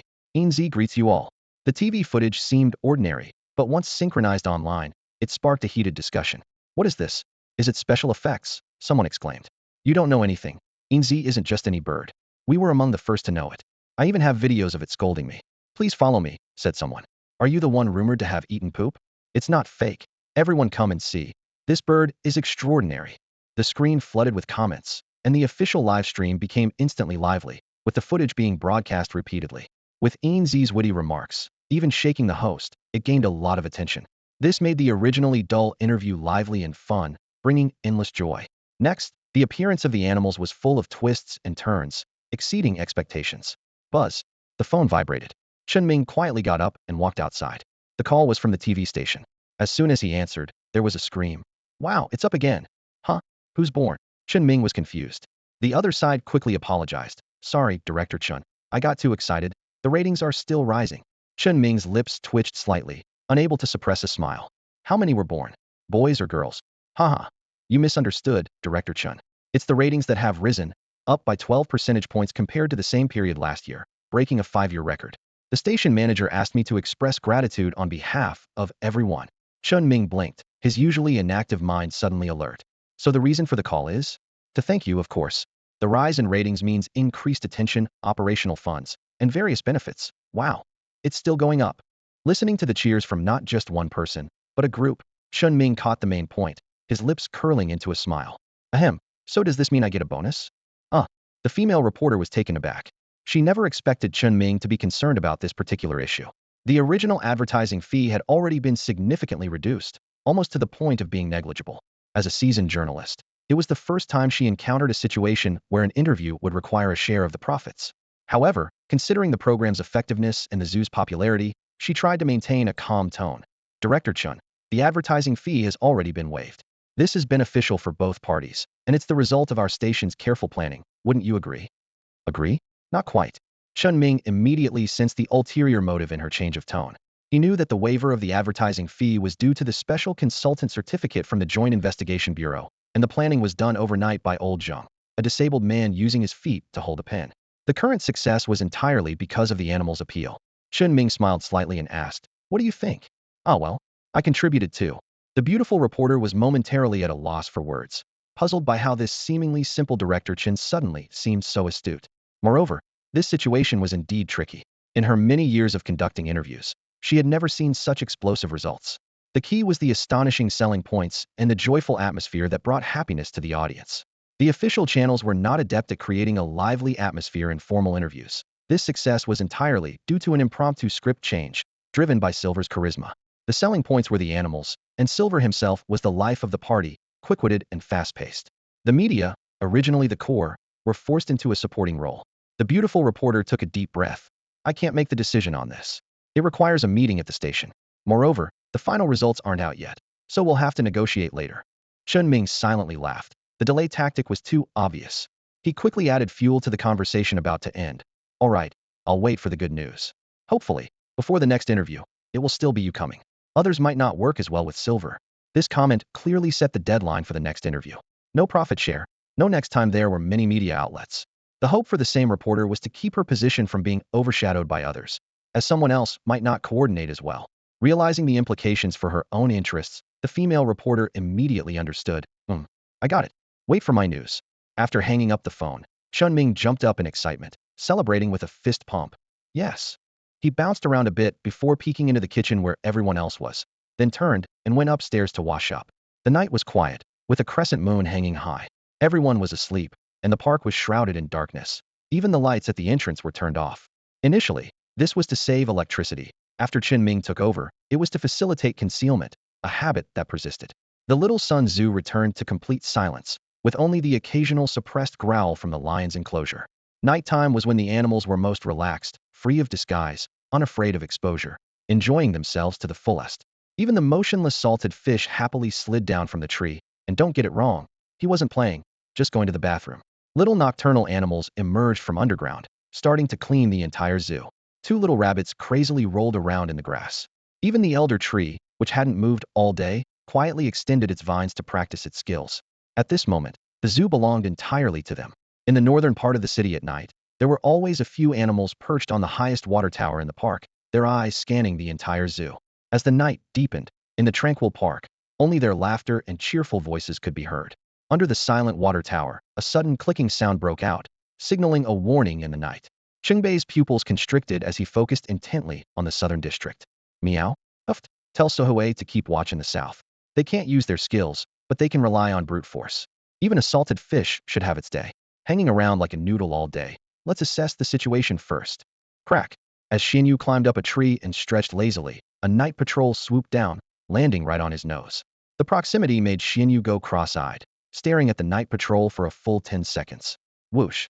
Xianyu vanished instantly, leaving the night patrol to fall onto a branch. Elsewhere, two rabbits received the alert. Their eyes turned red as they looked towards the south, their twitching noses betraying their excitement. They then dived into the low bushes, heading south. They didn't notify Enzy or Elder Tree couldn't move, and Enzy needed to stay in the office to protect the boss. Chen Ming was a deep sleeper and didn't need to be disturbed by such minor issues. In the southern district of the zoo, three figures climbed over the fence. "Boss, this zoo even saves on electricity bills. Can that bird really be a mythical beast?" "Idiot, didn't you see the video where it talked fluently? Even if it's not a mythical beast, it's definitely not an ordinary bird. If it really is a mythical beast, extracting its core and marrow might give us the power of flight." The boss's reasoning seemed sound. Before anyone else reacted, and since it was a pet bird, it wouldn't be too vigilant. "We could grab it and make a quick getaway, and even the Joint Investigation Bureau wouldn't be able to catch us." Their conversation was overheard clearly by Chengbei, perched in the tree. Only two were extraordinary beings. One had hands turned into hooves, the other had a right leg like a thick drumstick, tearing through his pants and causing him to limp. The remaining ordinary person wore a greasy, dirty work uniform, wielding a wrench. The two extraordinary ones looked like incomplete beings, accompanied by a not-so-bright brother. Chengbei thought these three would be laughable if they stood in a crowd. However, their next words stirred a murderous intent in Chengbei. "Boss, what if we're discovered? Are you stupid? Besides the zookeeper and ticket seller, the rest are all old, weak, and sick. If anyone obstructs us, just like before, kill them. As for the women, that woman is quite pretty. Knock her out and take her. Yeah, I'm stupid. Boss, you forgot. We just arrived in Huaching and have to run again, Sai. The boss and second-in-command fell silent. But Cheng Bei, perched in the tree, wasn't silent. Meow, hiss, swoosh. The three looked up simultaneously to see Cheng Bei glaring down at them. Where did this while before the second-in-command could finish his sentence, a white blur kicked him in the face, a crisp crack resounding as he was knocked out cold. The boss barely had time to react. His head hadn't even turned when three deep, bone-revealing gashes appeared on his neck, slicing open half of it. The third brother turned to flee without a word, but in the darkness without a flashlight, he crashed with a thud, causing the tree beneath Cheng Bei to shake. The third brother hugged the trunk and slowly slid to the ground, having knocked himself out. The boss clutched his neck wound with hooves, unable to see who attacked him. He couldn't speak either, as his throat and artery were completely severed, blood foaming at his mouth with a bubbling sound. His extraordinary physique prevented immediate death, but he wouldn't last long. The next second, a white blur kicked the back of his head with a crunch, snapping his neck. The three brothers were left with one dead and two unconscious, not even knowing if they had any skills. Xianyu suddenly appeared, curiously examining the blood on his claws. Just as he was about to lick it, Cheng Bei stopped him. Meow? If you dare eat that, you'll be thrown out of the zoo by the boss. Xianyu immediately shook his paw, rubbing it on the ground, but finding it wouldn't come clean. His small eyes turned to Sohui and Shouwang. The two rabbits touched ears, revealing large buck teeth as they grinned. Perhaps realizing it wasn't wise to take on two at once, Xianyu rubbed his paw on the corpse's pants, then raised it to show Cheng Bei, looking adorably silly yet cunning. Cheng Bei waved a small paw, sending out two golden blades that spun and retracted instantly. Scatter. Night patrol. Hide these three by elder tree. I'll inform the boss later. Let him sleep a bit longer. Xianyu vanished instantly, while the two rabbits hopped to the edge of the bushes and stopped, looking at Cheng Bei. Understood, credit goes to everyone. I won't take it all for myself. Protecting the boss in the zoo is everyone's responsibility. Uff, that idiot's rubbing off on me. The four little creatures dispersed one after another. Meanwhile, Chen Ming, their boss, was still unaware that credit was already on its way to him. Chen Ming was sleeping soundly, clutching the lower part of the blanket between his legs while hugging the upper part with both arms, his head buried deep inside, like a big shrimp dreaming sweetly. However, his dream was abruptly interrupted by the sound of Xiao Shua's voice. Groggily opening one eye, Chinming glanced around and thought to himself, "Oh Qingbei, don't bother me. Let me sleep a bit longer." Meow. Boss, Qingbei's sixth brother said there are three dumb thieves sneaking into the garden, trying to do something nasty and dig out Yinzi's beast core and marrow, and they want to kidnap Sister Xiao. They're really bold. Xiao Shua rambled on. Chen Ming mumbled sleepily, half opening one eye, froze for 2 seconds, then suddenly opened both eyes wide, threw off the blanket, and jumped out of bed. Where are they? Tell Nightwalker to dig a pit. I'll sacrifice them alive. Meow. Cheng Bei purred softly, gracefully jumping off the bed and rubbing against Chen Ming's calf. Boss, the sixth brother said it's already been handled. Didn't dare to wake you. I'm so mad. He really knows how to talk. Boss, trust me. I trust you. Handled? Who did it? Chen Ming asked. Boss, you don't love me anymore. You're so dismissive, boo-hoo. Cheng Bei raised a wing to cover its face and cried. Chen Ming grabbed it and placed it on his shoulder. I heard you talking to him in the tree, and I saw you kick him. But he just likes pretending he can't talk. Why make it difficult for him? Meow. Cheng Bei's meow changed tone. While Enzy had already put down its wing, the whole bird stunned. Chen Ming placed Cheng Bei back on the bed, thinking to himself, in a family, everyone has different likes. For instance, Enzy, I pretend not to know you hide coins, and Cheng Bei can talk. I pretend not to know that too. As long as you're happy, I'm supportive. Meow. Cheng Bei still didn't speak, seemingly unsure if the boss was testing him. So, it got up and nuzzled into Chen Ming's arms, while the tuft on Enzy's head drooped down against its neck. So the boss knew all along. No wonder the numbers never matched, every day. You count nonsense. Can't you tell when something's off? Talk business. Enzy stopped dwelling on it and looked directly at Cheng Bei. Nightwalker discovered them. Xianyu and Suhui Shouwang participated, didn't call Enzy because he wanted to protect the boss. Suhui Shouwang didn't use skills, just brute force. The bodies are already moved under the tree outside the window, Cheng Bei explained. Chen Ming, holding the cat and balancing the bird, walked to the window and looked down. 3 bodies lay neatly. Black donkey hoofs? Pickled chicken feet, what's this stuff? It wasn't yet dawn, but Chen Ming's eyesight was sharp enough to see clearly. Elder, take me down. Bloodvine extended over, picking Chen Ming from the window and setting him on the ground, its tip resting on his shoulder like a large snake. Chen Ming picked up a stick, poking at the hoof, then the large chicken claw. What kind of supernatural creature is this? He wondered, feeling puzzled. Although old Zhang's fusion failed and aged him a bit, he wasn't this strange. The supernaturals he had encountered before, though beastly, were harmonious and even powerful. These two were a mess. Chen Ming scratched his head. Is everything cleaned up? Meow mm. Good thing. Waking up to a job well done.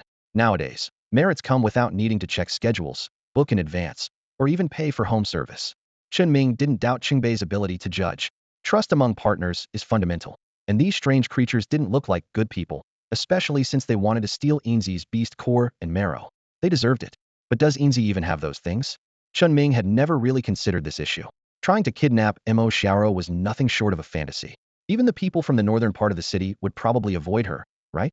Chen Ming thought to himself. Even if a night-walking amalgamation appeared, Mo Xiaoro would probably catch it and slam it down like a giant. He pondered for a moment, and suddenly a spark of inspiration flashed in his eyes. Enzy, go quietly call Lao Zheng over. Got it. Enzy immediately flapped its wings and flew out. Moments later, Zheng Guoxin hurried over wearing just slippers, without even putting on a vest. Director, it's so early, it's not even light yet. He mumbled with a flashlight in his mouth, running awkwardly. Suddenly startled, he lost one of his slippers, and the flashlight fell to the ground. Chen Ming picked up the flashlight and turned it off, then retrieved the slipper and helped him put it back on. Don't worry, it's nothing. I called you here to see if you have any ideas, or if you might know them. Is this extraordinary? Zheng Guoxin was tense all over. Chen Ming pulled him under a tree and then turned on the flashlight. Is this considered extraordinary? Are black donkey hooves really for warding off evil? And that big chicken claw? To be honest, Director, we've been feeling something strange in the park these past 2 days. Zheng Guoxin swallowed hard and then nudged the body with his foot. It's definitely extraordinary, but although the fusion was successful, it's incomplete. I don't know much about it, as I don't have enough authority. So how should we handle it? As they spoke, Chen Ming shone the flashlight on his own face. His smile gentle, but somewhat eerie in the light. Director, don't joke around. It's already chilly. With a look from Chen Ming, Enzy instantly flew into the bedroom and tossed over a coat. After putting on the coat, Chen Ming turned off the flashlight. So how should we handle it? I'd like to hear your opinion. Director, how about we turn the light back on? Chen Ming didn't expect him to be afraid of this. After turning the light back on, Zheng Guoxin's expression relaxed significantly. I've never been involved in something like this, and it's uncertain who they are. If they're bad people, killing them shouldn't be a problem, and there might even be a reward. Chen Ming raised his hand and directly dialed a number on the phone Enzy dropped. When it connected, Zhang Tianran's voice almost blasted through the receiver. Are you done yet? Ahem, reporting to Director Zhang. We've discovered 3 dangerous individuals who need their identities checked. Speak. Zhang Tianran's words were squeezed out through gritted teeth. Chen Ming smiled and scratched the corner of his eye with his finger. 2 extraordinary, a black donkey hoof and a big chicken claw. Hold on. There was a request for assistance from nearby Yinzhou.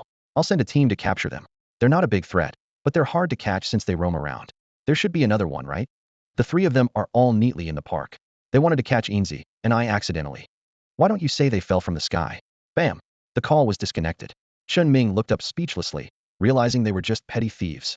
Old Zhang was so rude, hanging up without a word. Zheng Guoxin held back his urge to complain, thinking, which of you is actually the rude one?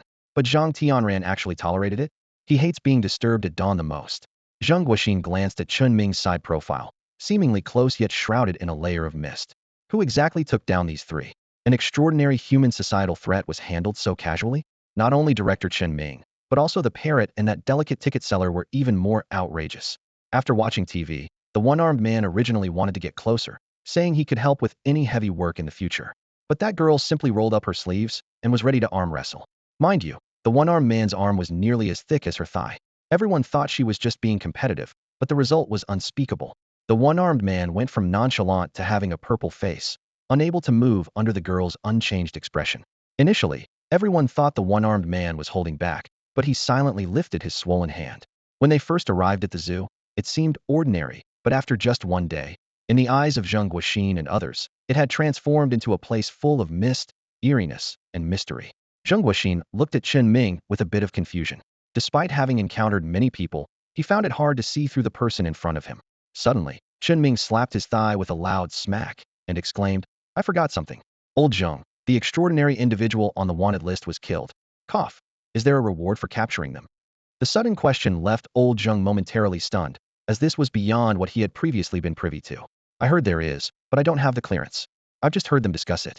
The rewards for those in the top 50 are quite high and can also be exchanged for other valuable items.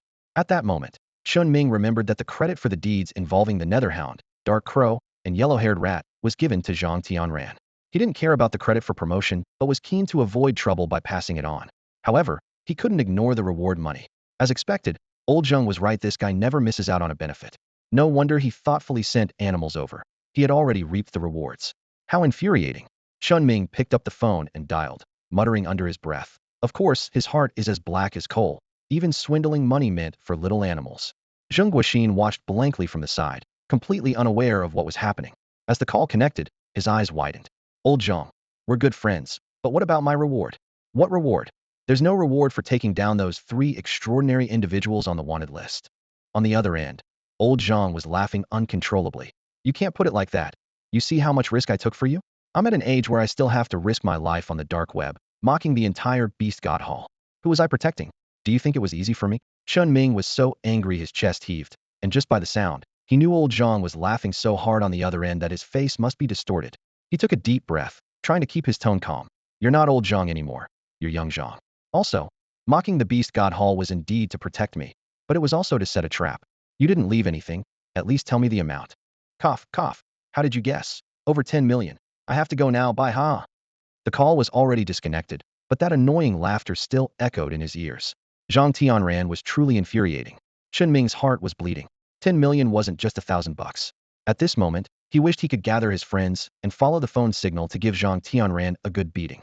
This left Zheng Guoxin dumbfounded beside him. He roughly understood the situation but found it hard to believe. The director in front of him, with his clear eyes and boyish demeanor, had actually killed 3 extraordinary individuals? Old Zhang took the credit and mocked the Beast God Hall? Is this something I should know about? Zheng Guoxin snapped back to reality and saw Chen Ming leaning against the wall, looking utterly dejected. Unable to offer physical comfort due to his lack of arms, Zheng Guoxin racked his brains.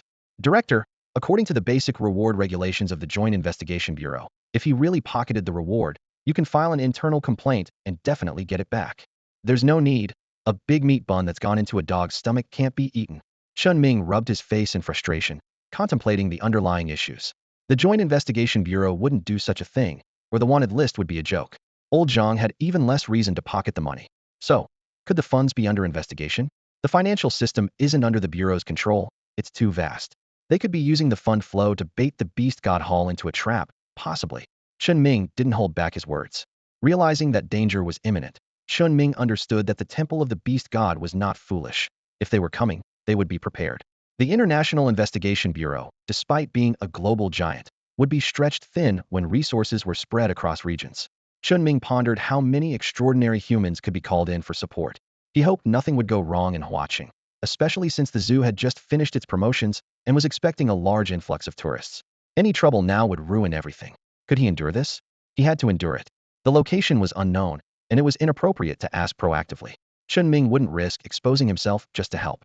He could only hope Zhang Tianran would take action and not have their defenses breached. As Chen Ming contemplated, Zheng Guoxin felt uneasy. He sensed the pressure from Chen Ming, yet Chen Ming's expression suggested he wasn't going to pursue the matter, leaving Zheng Guoxin puzzled. Running a private zoo was difficult to profit from. Even if profitable, taxes were due, and many struggling zoos relied on subsidies. There was clearly a significant income opportunity at hand. Could it be that the director didn't intend to pursue it? Zheng Guoxin suppressed his curiosity and asked, Director, what should I do next? Startled from his thoughts, Chen Ming replied, nothing. Just prepare to welcome the tourists. Focus on administrative management, and if it's inconvenient, take Uncle Zhang with you. Don't worry about anything else. Zheng Guoxin nodded, preparing to return to rest. I'll go back to sleep for a bit. Give me the flashlight. Chen Ming handed him the flashlight and watched him leave. At dawn, Captain Fong called to say he had arrived at the entrance. Once inside, Captain Fong quickly packed up and, before leaving, quietly advised, Director Zhang asked me to tell you it might not be peaceful soon. Seeing Captain Fong off, Chen Ming confirmed his suspicions but kept them to himself, maintaining the status quo. A fresh day began, filled with the holiday spirit. After breakfast, everyone prepared for the day. The surveillance showed cars parking outside the zoo, mostly families with children and some curious visitors. As the zoo opened, people began purchasing tickets and entering in an orderly fashion, with occasional screams and laughter echoing throughout. Chen Ming watched briefly before pulling out 2 night owls to perch on his hand. He reminded everyone, night owls, be extra vigilant recently. If you sense danger at night, wake me up. Humans can be more terrifying than you can imagine. The two night owls in his hand gradually fell asleep, while another emerged from under the desk, clicking softly. Feeling reassured by their response, Chen Ming glanced at the monitors, feeling slightly comforted. Everyone was doing their best, and as visitors arrived, the zoo seemed to come alive, bringing a smile to Chen Ming's face. This was truly his place. The morning passed quickly, and by closing time, everyone was in high spirits. While not a windfall, it was an excellent start. This was just the beginning, with many online discussions about organizing group visits. After lunch, everyone enthusiastically returned to work. Feeling sleepy after eating, Chen Ming retreated to his office to rest and ended up dozing off in his chair. When he awoke 2 hours later, he instinctively checked the monitors. He was instantly alert when he saw over a dozen tourists gathered near the low fence of Central Park, with 2 police officers present, clearly indicating an incident. Old Zheng and another employee were negotiating. Chen Ming checked his phone, finding no calls, and his radio was silent, indicating they didn't want to disturb him, the director. Chen Ming stared at the screen, gently wiping the corners of his eyes. Near Central Park, there was only one sloth named Xianyu, and it usually only went to the bathroom at night, so it shouldn't cause any trouble, right? With nothing else to do, Chen Ming grabbed his phone and hurried to the scene.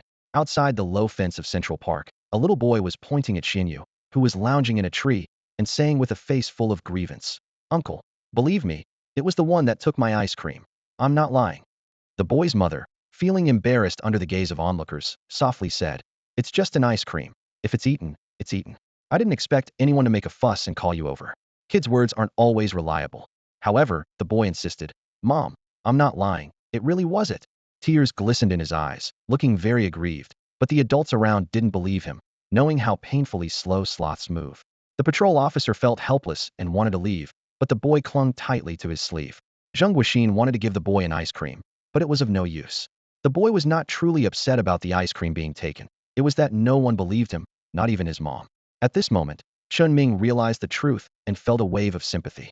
Seeing the boy's aggrieved little face, on the verge of tears, yet holding back, he looked all of 3 or 4 years old.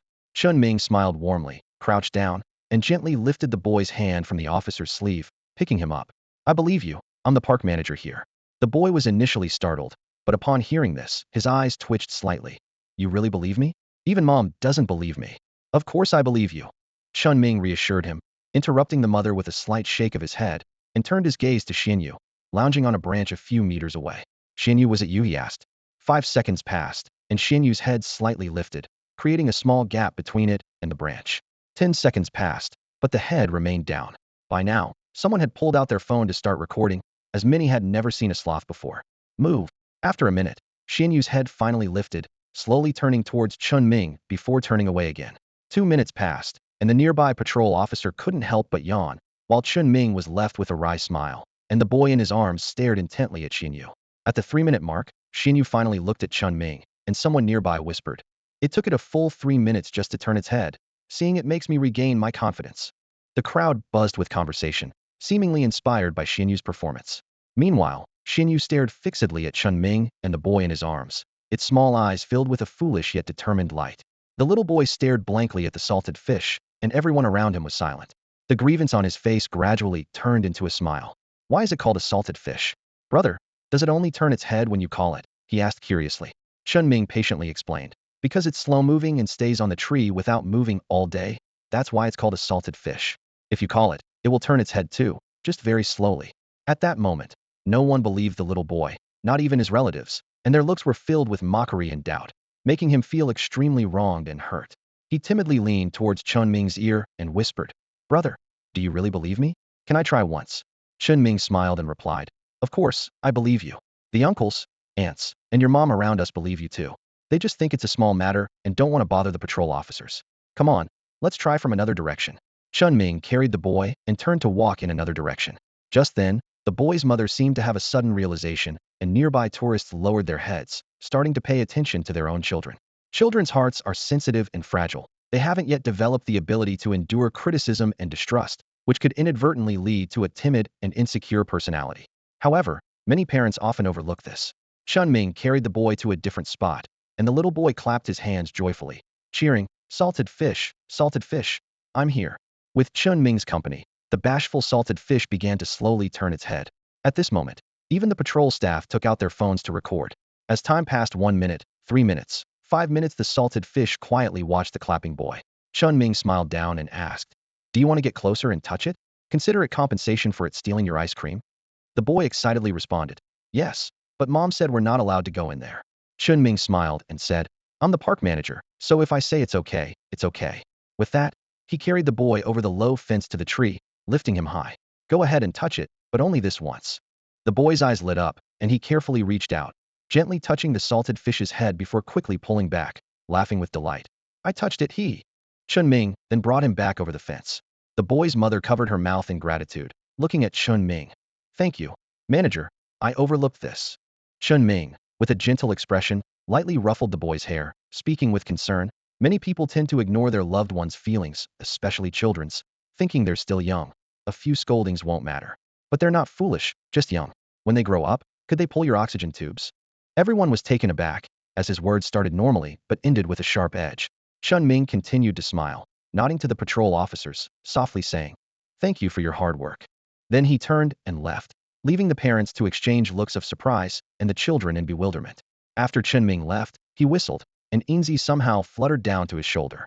Boss, it was the salted fish that took it. Although it didn't hurt anyone, it was shocked the first time it ate something cold and fell into the bushes, then suddenly returned to its spot. Chen Ming shook his head helplessly, thinking, using lightning powers to steal a kid's ice cream. That's just unreasonable. Luckily, no adults noticed, and the surveillance footage would need to be erased. According to regulations, he couldn't use his powers to harm other creatures and had to protect the zoo. Who would have thought this seemingly silly little creature was not only bold, but also a bit cunning? In broad daylight, someone actually snatched ice cream from a little kid. Chen Ming rubbed his face, pondering how to show Xinyu the power of the 7 wolves after the park closed that night.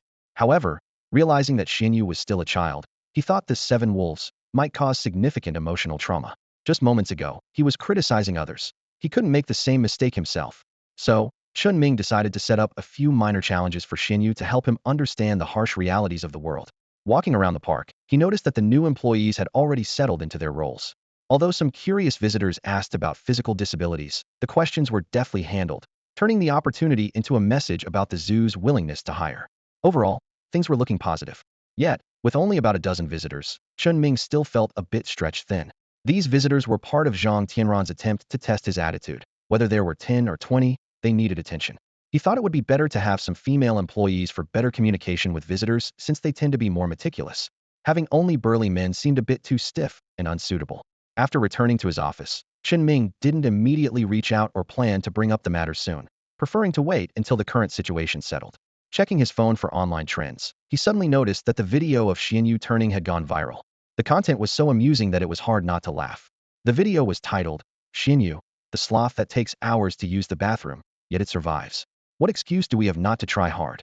The 3-minute video was shot right next to Chen Ming, with no dialogue, just Xinyu turning its head at an incredibly slow pace. Chen Ming was puzzled as to why such a video became popular. Opening the comments section, he was amazed by what he saw. Sloths, so lazy that even with leaves right by their mouths, they can't be bothered to eat. Even when they manage to eat, they can't be bothered to chew, waiting for it to soften, and when a leopard drags them down, they can't be bothered to resist. He was curious how such a creature could survive. It was just a sloth. If it was striving to achieve its goals, what excuse did he have to be lazy? He was moved, seeing the sloth take 3 whole minutes to turn its head, silently yet profoundly inspiring. The person who made it turn its head was really mean.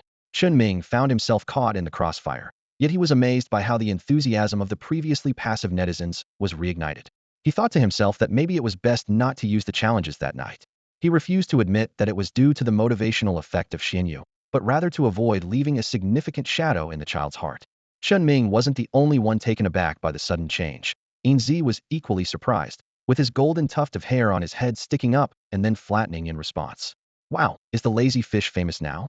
Did it just win by hanging like noodles on a tree? Chen Ming continued scrolling through videos and comments, while Enzy moved back and forth on his shoulder, seemingly puzzled and unable to figure out the reason. Just as they were engrossed in watching, Enzy suddenly burst out laughing. Haha, these netizens are amazing. It was just a joke, and now it's become a legend. Chen Ming, who was drinking water, sprayed it out in surprise. He wiped his phone, and before he could speak, Enzy flapped his wings. Boss, scroll up. Yes, that long one. Look at the emoji at the end. Chen Ming scrolled a few times and finally found the comment. The picture showed a real salted fish, with a caption that read, I don't deserve to be a salted fish. The content had a deeper meaning. Despite being slower than a turtle, even slower than a snail, It still tried its hardest to turn its head, a simple action that took a full 5 minutes. Inspirational salted fish, you are my role model. I will learn from you. I'm going to the zoo tomorrow to see if it's true. If you really respond, I will give it my all and make a vow. Chen Ming stared blankly as countless people made vows. It seemed like a joke, yet it inexplicably had a sense of excitement and renewed hope. Even older office workers started self-reflecting, realizing their lives were mostly about feeling inadequate at everything, pretending to know everything, smiling at strangers, but frowning at family. They spoke of living aimlessly, yet after seeing the fish turn, they were ready to give it their all. Chen Ming frowned slightly and rubbed his face. This wasn't funny. The fish had clearly become a symbol for many ordinary people who struggled but felt powerless to change, much like he once did. Chen Ming sighed, as if recalling unpleasant memories. He knew he had to keep hope alive and not let it fade away. At that moment, Bei jumped into Chen Ming's arms, gently licking and occasionally nibbling his fingers. Enzy perked up and began translating. The boss means our zoo isn't just for profit. We also need to provide a positive experience for visitors. Boss, look, he can really talk, he just chooses not to. Bei playfully nibbled Chen Ming's fingers, hugging his wrist with his paws and kicking his arm with his hind legs. Chen Ming affectionately pinched his ears, thinking, if he doesn't want to talk, he doesn't have to. Why force him to do something he doesn't want to do? Enzy was stunned, recalling Bei's words. Not talking makes the boss like me more, you fool. Enzy got upset, flapping his wings and landing on the table in front of Chen Ming. Boss, then I won't talk anymore either. Chen Ming thought to himself, sure, if that's what you want. However, the once proud and energetic golden tufted Enzy suddenly deflated. But wouldn't that suffocate me? Huh. At night, the zoo gates closed, and after dinner, everyone dispersed, leaving the zoo in darkness as the lights went out one by one. Chen Ming strolled leisurely through the zoo under the night sky, twirling 2 night owls in his hand. Silver leaped silently from treetop to treetop in the northern part of the city, while 2 little rabbits, Su Hui and Shou Wang, hopped along behind him. Chen Ming paused in the empty southern section, and just as he sat down in a pavilion, he heard a dull thud. Salted fish slid down a smooth pillar, and the other little creatures gathered around. Placing the night owls on a stone table, Chen Ming took out 6 small bottles filled with beast marrow. For our shared home, one for each of you know fighting, he said, hearing enthusiastic cheers of Fufu, Ong, Kaka, and Meow. They all praised him, calling him the best leader ever. Amused, Chen Ming thought to himself, isn't immortalized for the dead? He opened all the bottles and took one for himself, deciding to drink first and talk later. After speaking, Chen Ming slowly drank the beast marrow from his bottle, leaving the small amount that clung to the bottle for the night owls to handle. Once he set the bottle down, he waited quietly as the little ones ate slowly. When the night owls had collected the empty bottles, Chen Ming began to speak about serious matters. The zoo is our shared home. We need to make money, but it's not just about money. We should earn it. But there are other things we must do. He paused, and Silver began to recount the story of salted fish snatching a little boy's ice cream. Salted fish shrank back, looking at Chen Ming with wide, innocent eyes. Who would have thought that this seemingly naive creature could cause trouble? The 2 rabbits and a cat, unaware of the incident, stared at him. Salted fish muttered defensively. I checked it out first. I wouldn't have been caught, but the ice cream was too cold. It startled me, and I dropped it in the bushes. It was all the ice cream's fault. Chen Ming chuckled in exasperation. A third Gradurno, even a preschooler cow'd come up with a better excuse. Blaming the ice cream, really. He grabbed the silly salted fish, who could have easily dodged but allowed himself to be picked up by Chen Ming. Looking into those mischievous, yet innocent eyes, Chen Ming placed salted fish across his lap. He considered using the 7 wolves to teach him a lesson but ultimately decided against it, opting for a gentler approach with a pat on the back. In the end, he let it go. Silver then began to seriously explain the online reactions to the video and Chen Ming's perspective, as well as the zoo's development direction. The Little Sun Zoo needed a core mission, to bring hope and joy to visitors within its capabilities, which was what Chen Ming wished for. The little creatures listened intently, especially salted fish, who lifted his head with a look that seemed to ask, does this mean I won't be punished? Chen Ming chuckled, tugging at his neck gently. I won't hit you, but you can't be a lazy bum anymore. You need to respond when called, like during the day, and keep it up. Can you do that? Hong, salted fish replied that he could, but only if he got an ice cream every night, the very thing that led him astray. Chen Ming sighed, amused by his stubbornness, yet the request wasn't unreasonable. When he nodded in agreement, salted fish gleefully vanished, reappearing upside down on the pavilion's beam in the blink of an eye. Chen Ming turned to the 2 rabbits, Su Hui and Shou Wang, who twitched their noses. You 2 should also think about what you can do to bring joy to visitors, as long as no one gets hurt. It's okay if you can't think of anything. No pressure.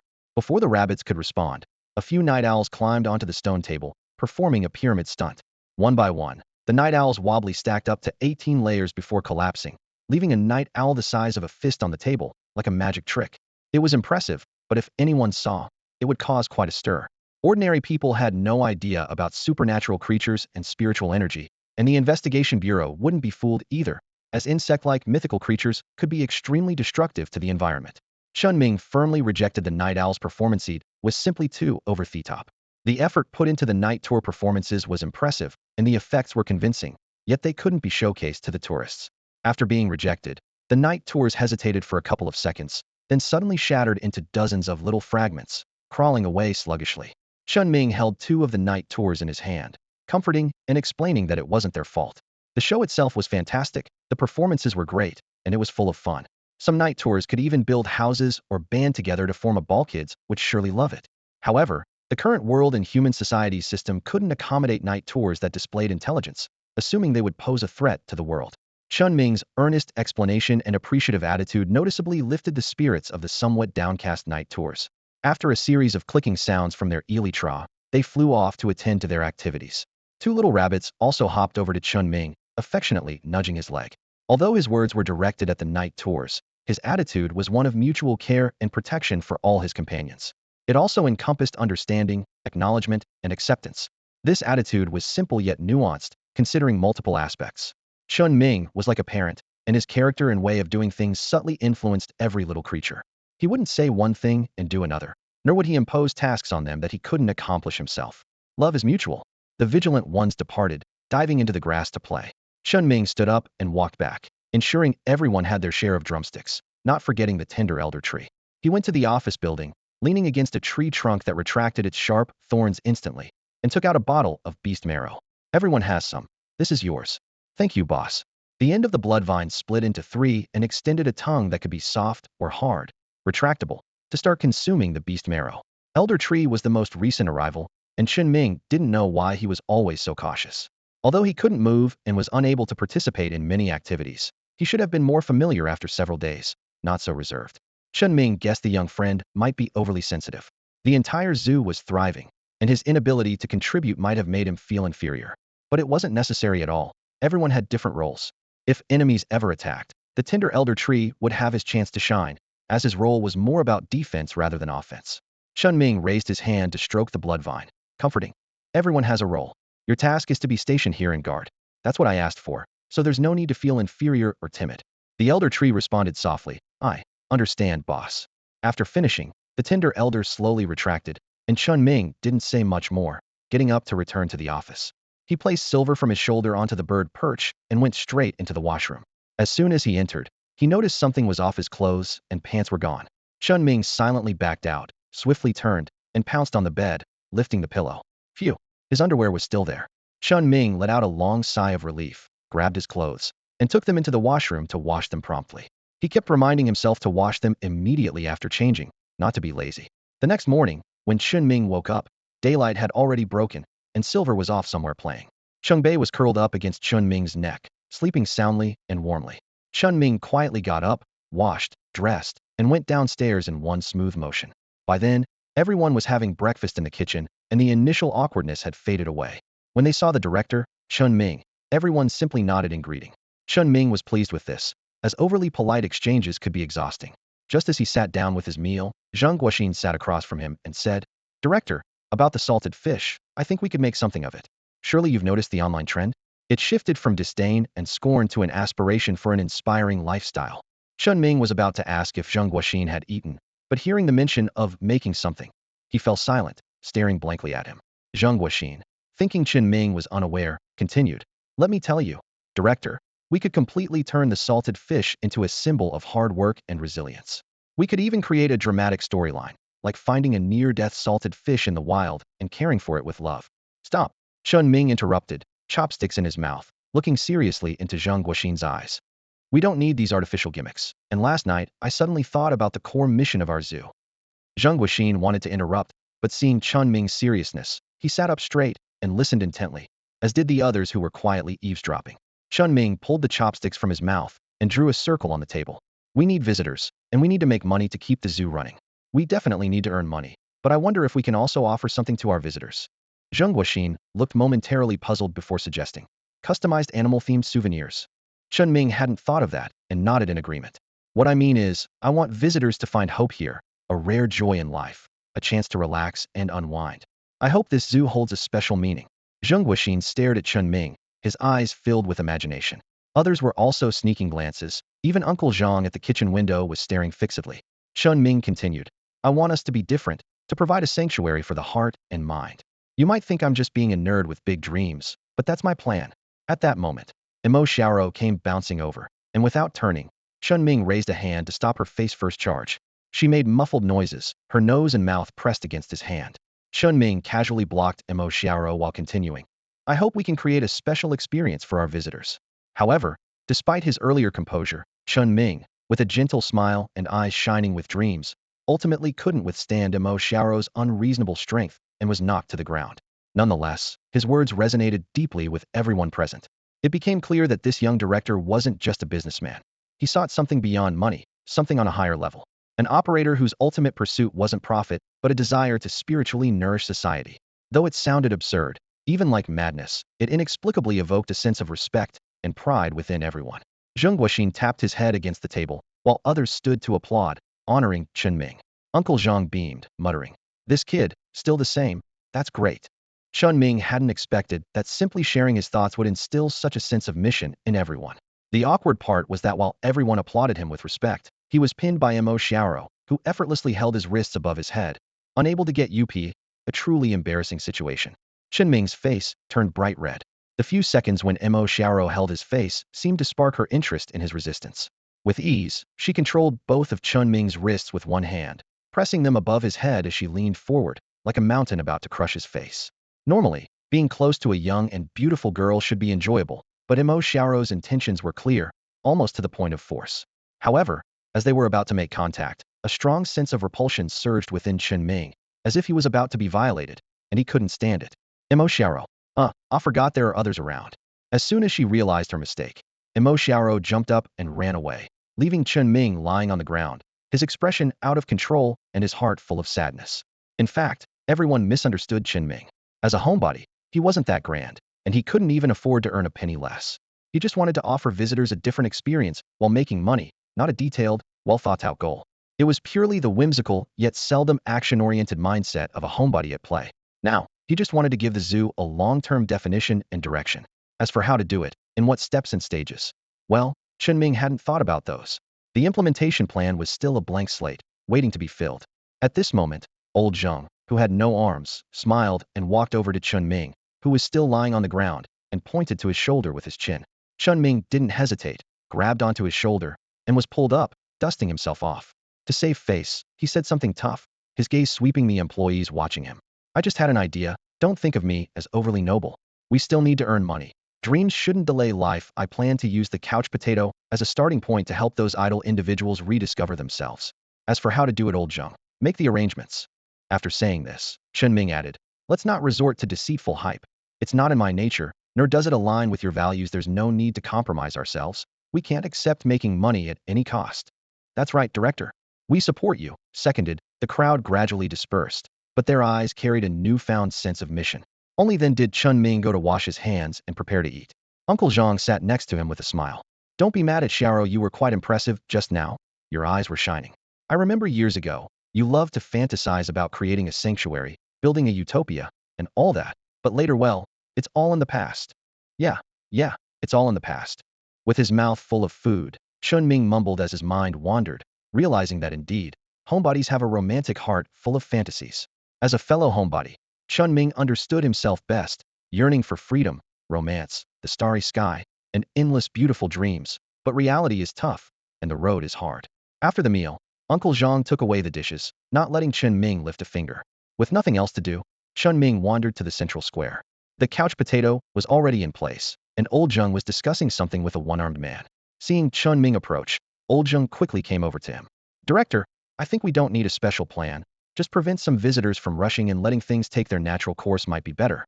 The only problem now is, we're not sure if the sloth will cooperate, given that it's genuinely lazy. The salted fish slowly began to turn its head. Although its small eyes exuded a clear, innocent charm, they hid a cunning intelligence. It wasn't dumb, On the contrary, it was quite smart. As long as order was maintained, everything would be fine. If things got out of control, the solution was to simply remove the troublemakers. Chen Ming had to take responsibility for everyone. Otherwise, chaos would ensue. Moreover, these employees had strong psychological resilience, making them more adept at handling situations than the average person. Chen Ming glanced at the yet-eterned salted fish, smiled, and walked away, greeting the animals along the way before returning to his office. The surveillance showed the park gates had opened. Mo Xiaoro was manning the ticket gate with an imposing presence, like a female general, allowing no one in without a ticket. As the visitors poured in, many rushed towards the central plaza. Chen Ming was concerned that if someone with poor manners decided to jump over the low fence, it might incite a disturbance that old Zheng and his team might not be able to handle. Therefore, he had preemptively sent Uncle Zhang to the tiger enclosure. If things became unmanageable, they would release the tigers. The tigers were no longer the emaciated creatures they once were. They were now robust and formidable, capable of scaring several visitors with a single roar. This was just the first plan. The backup plan was to lock the gates and go to support Mo Xiaoro if necessary. With all the surveillance active, they had to ensure they were in the right. The crowd of visitors surged towards the central plaza where the salted fish was located, resembling a long dragon, as if they were rushing to grab money. The warnings came through the walkie-talkie. They're coming. They're all heading that way. Old Zheng, be ready for the rush. Old Zheng stood ready, his burly one-armed figure frowning as he raised a small megaphone. Please stay calm. Don't get excited. Jumping over the fence is strictly prohibited, otherwise the consequences will be. Before he could finish, a disheveled young man rushed forward and interrupted him with a heart-wrenching shout. Salted fish. The piercing cry cut through the air, and the rushing visitors halted as if obeying a command, panting as they slowed their pace. At that moment, the one-armed man's mouth finally uttered the last word. Severe. Though not loud, the word was remarkably clear in the sudden silence. It drew angry glares from countless visitors, as if accusing him of disturbing a sacred ritual. The one-armed man, who was supposed to continue maintaining order, hesitated, unsure whether to proceed, as the crowd had fallen completely silent, quietly inching forward. The young man who initially shouted didn't jump the fence. He stopped running and moved in an odd manner, heel to toe. Although the path from the park gate to the central plaza was crowded with visitors, it was eerily quiet. A mysterious, oppressive atmosphere, imbued with a sense of sanctity and solemnity, enveloped the surroundings. The once frenzied crowd now seemed afraid to disturb the salted fish, which had slightly lifted its head. The scene was bizarre and hard to comprehend, yet everyone involved seemed to be hoping for a spark of hope to be ignited. Old Zheng approached the hesitant one-armed man, leaning in to whisper, his voice softer than a mosquito's buzz, like a gentle breath. Close it off. Clear the path. The towering, broad-shouldered one-armed man silently turned off the small speaker and walked towards the roadside.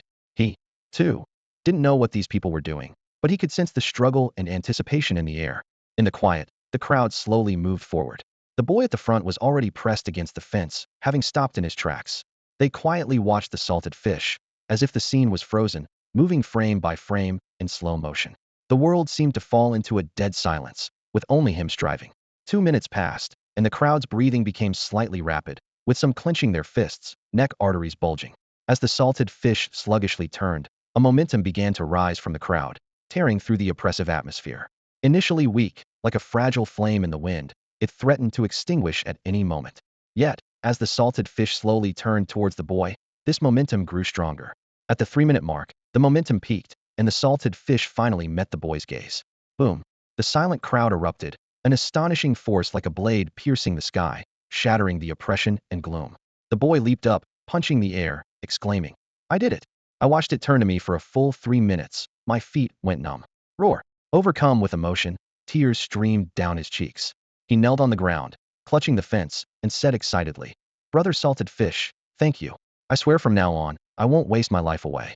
If I succeed, I'll come back to thank you. Or perhaps we'll never meet again. My name is Zhang Sanli. Finishing his shout, the boy wiped his face and turned to leave. With a newfound spark ignited within him, the crowd parted to let him through, their eyes filled with blessings and hope. Perhaps he would achieve great things, or maybe he would never return. But at this moment, the fire of determination burned brightly within him, full of fighting spirit. The future is uncertain, but perhaps they would meet again someday. The young man left, transitioning from a slow, hesitant walk to a confident stride as he exited the zoo. Chen Ming, watching through the surveillance footage, captured every change in the young man's expression and gaze. Initially, he appeared utterly dejected, with greasy hair resembling a bird's nest and bloodshot eyes indicating sleepless nights, embodying a state of disarray. Although hopeful, His heart was filled with anxiety, radiating a do-or-die intensity, akin to a gambler betting everything. Strangely, after shouting salted fish, it was as if he poured all his remaining energy into that moment. Miraculously, he calmed down, staring intently into the innocent eyes of the fish. As the fish slowly turned its head, his spirit seemed to wither, leaving behind an empty shell. Yet, just as the fish was about to look at him, an inexplicable emotion brewed in his once lifeless eyes, gradually growing, until it finally emerged when their eyes met. His gaze was filled with excitement, joy, and a long-lost passion and courage. It was as if he had bid farewell to his past and was reborn. He left behind his despair and madness in the central square, departing with a newfound determination and a steady stride. Chen Ming leaned against the table, quietly observing the footage. Though he couldn't fully empathize, he was nonetheless moved.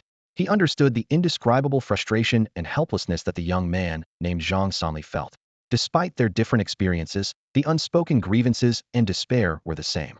Chen Ming, always wearing a gentle smile and treating everyone with kindness, especially considerate of the little ones as if raising children, had once endured extreme frustration himself, eventually succumbing to madness and unleashing the dragon buried within. Unable to change anything, he had resorted to destruction. Chen Ming exhaled deeply, rubbing his face vigorously. Zhang Sanli's transformation reminded him of his past self. He couldn't fully empathize because he never found something that could save and rekindle his spirit, choosing a different path instead. Moreover, he knew that his own salted fish wasn't limited to slow movements. Preconceptions were hard to overcome. Watching the footage of the crowd gathered in the central square, Chen Ming noticed the orderliness without any need for enforcement. The tourists seemed prepared and behaved accordingly, without any competitive antics or simultaneous attempts to tease the fish. Fortunately, they didn't call out all at once, as the outcome would have been unpredictable. The fish could easily win by simply staying still and unresponsive.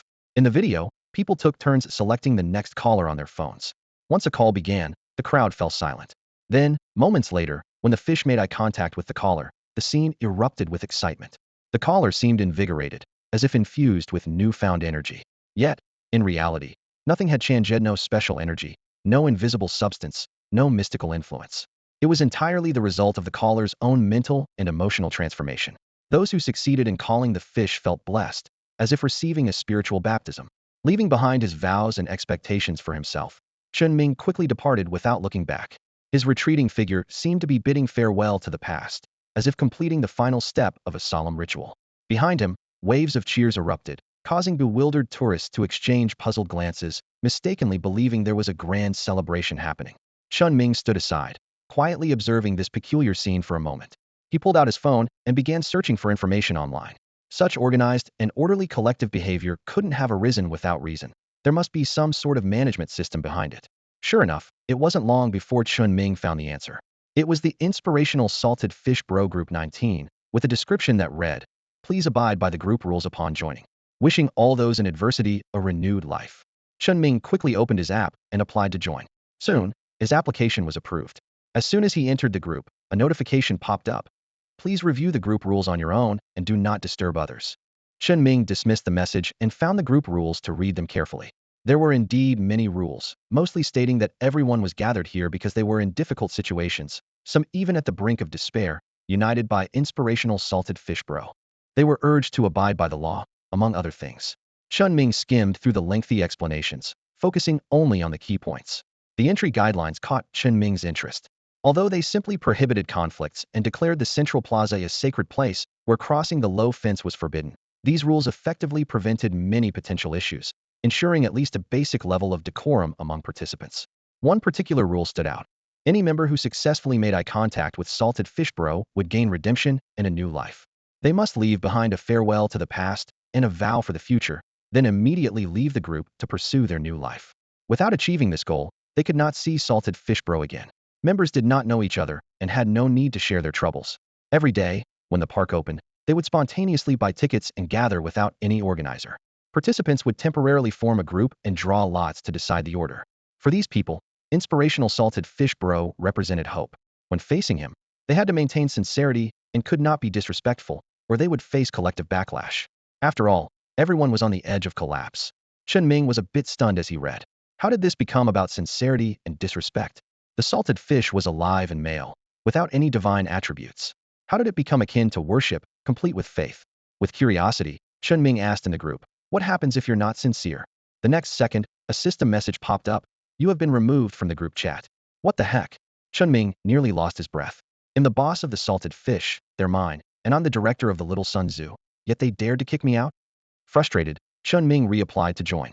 However, the system quickly responded. Sorry, application failed. You have been blacklisted. Darn it, is there no justice? No fairness. Chen Ming muttered indignantly. Not even an explanation, just a kick and a block. Chen Ming scratched his head in frustration. Despite his annoyance, it didn't seem all that bad. He began pondering this phenomenon.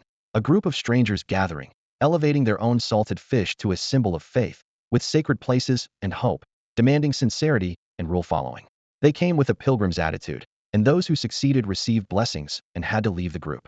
They didn't know each other, and perhaps only years later, in casual conversations, would they discover each other's existence. Suddenly, Chinming paused. Isn't this exactly what he wanted? Does it matter who organized it? Do the rules matter? None of that is important. Chen Ming looked up, his gaze fixed on the surveillance video screen. The group remained there, with some successful ones crying tears of joy as they embarked on their new lives, while others maintained expressionless faces, their nerves taut. Chen Ming quietly watched the departing visitors, lost in thought. Chen Ming's previously gloomy face suddenly lit up with a smile. The salted fish seemed to transform into the embodiment of the protagonist from Forrest Gump, becoming a leader and a symbol of people's faith, reigniting their fighting spirit. However, the salted fish unexpectedly became the central gathering spot in the zoo, which gave Enzy an inexplicable sense of crisis. Even the sixth brother from the north of the city, who usually stayed silent to please the boss, had become popular like the salted fish. Standing on a tree branch, Enzy felt a twinge of worry, but then his gaze sharpened as he noticed a man and a woman walking outside the deer park. The two walked half a meter apart, heading in the same direction. Enzy's small eyes darted around before he flapped his wings and flew over to quietly observe them. The boy stole glances at the girl 5 times, and though she noticed, she pretended not to. When the boy looked away, she bit her lip and glared at him. Neither noticed Enzy above them until he suddenly spoke. Hey, young man, got a girlfriend? They both jumped, and the boy looked up in a daze to see Enzy. Oh, it's Enzy, the famous bird. I don't have one, the boy replied with a shy smile, scratching his head, his eyes involuntarily drifting towards the girl. Enzy couldn't help but roll his eyes. Pretty lady, do you have a boyfriend? No. Why do you ask? The girl replied playfully, hands behind her back and looking up. Enzy chuckled. Neither of you has a partner, so why not hold hands and give it a try? The two were stunned, then quickly looked at each other before turning away. Enzy landed on the boy's shoulder, teasing. Such a big guy, why so timid? Listen to me, hold her hand, and walk together for the rest of your lives. The boy seemed spurred on, suddenly mustering the courage to grab the girl's hand. She covered her mouth with her other hand, her eyes smiling, but she didn't pull away. Enzy flapped his wings and took off, blessing them. May lovers never part, and always walk hand in hand. Come visit often. This is a place of promises. The boy's face turned crimson, unsure if from shyness or excitement, as he waved at Enzy, stammering. Thank you, Enzy, for bringing us together. We'll definitely visit often. Enzy didn't respond, his eyes shining as if he had found a new direction. Enzy felt like they'd stumbled upon a new idea. Although the crowd was flocking to Xinyu, Enzy saw those people as a bunch of slightly unhinged individuals. They didn't actually explore the zoo, they just went wild for a while and left, treating Central Park as their own territory. However, they did buy tickets and followed the rules.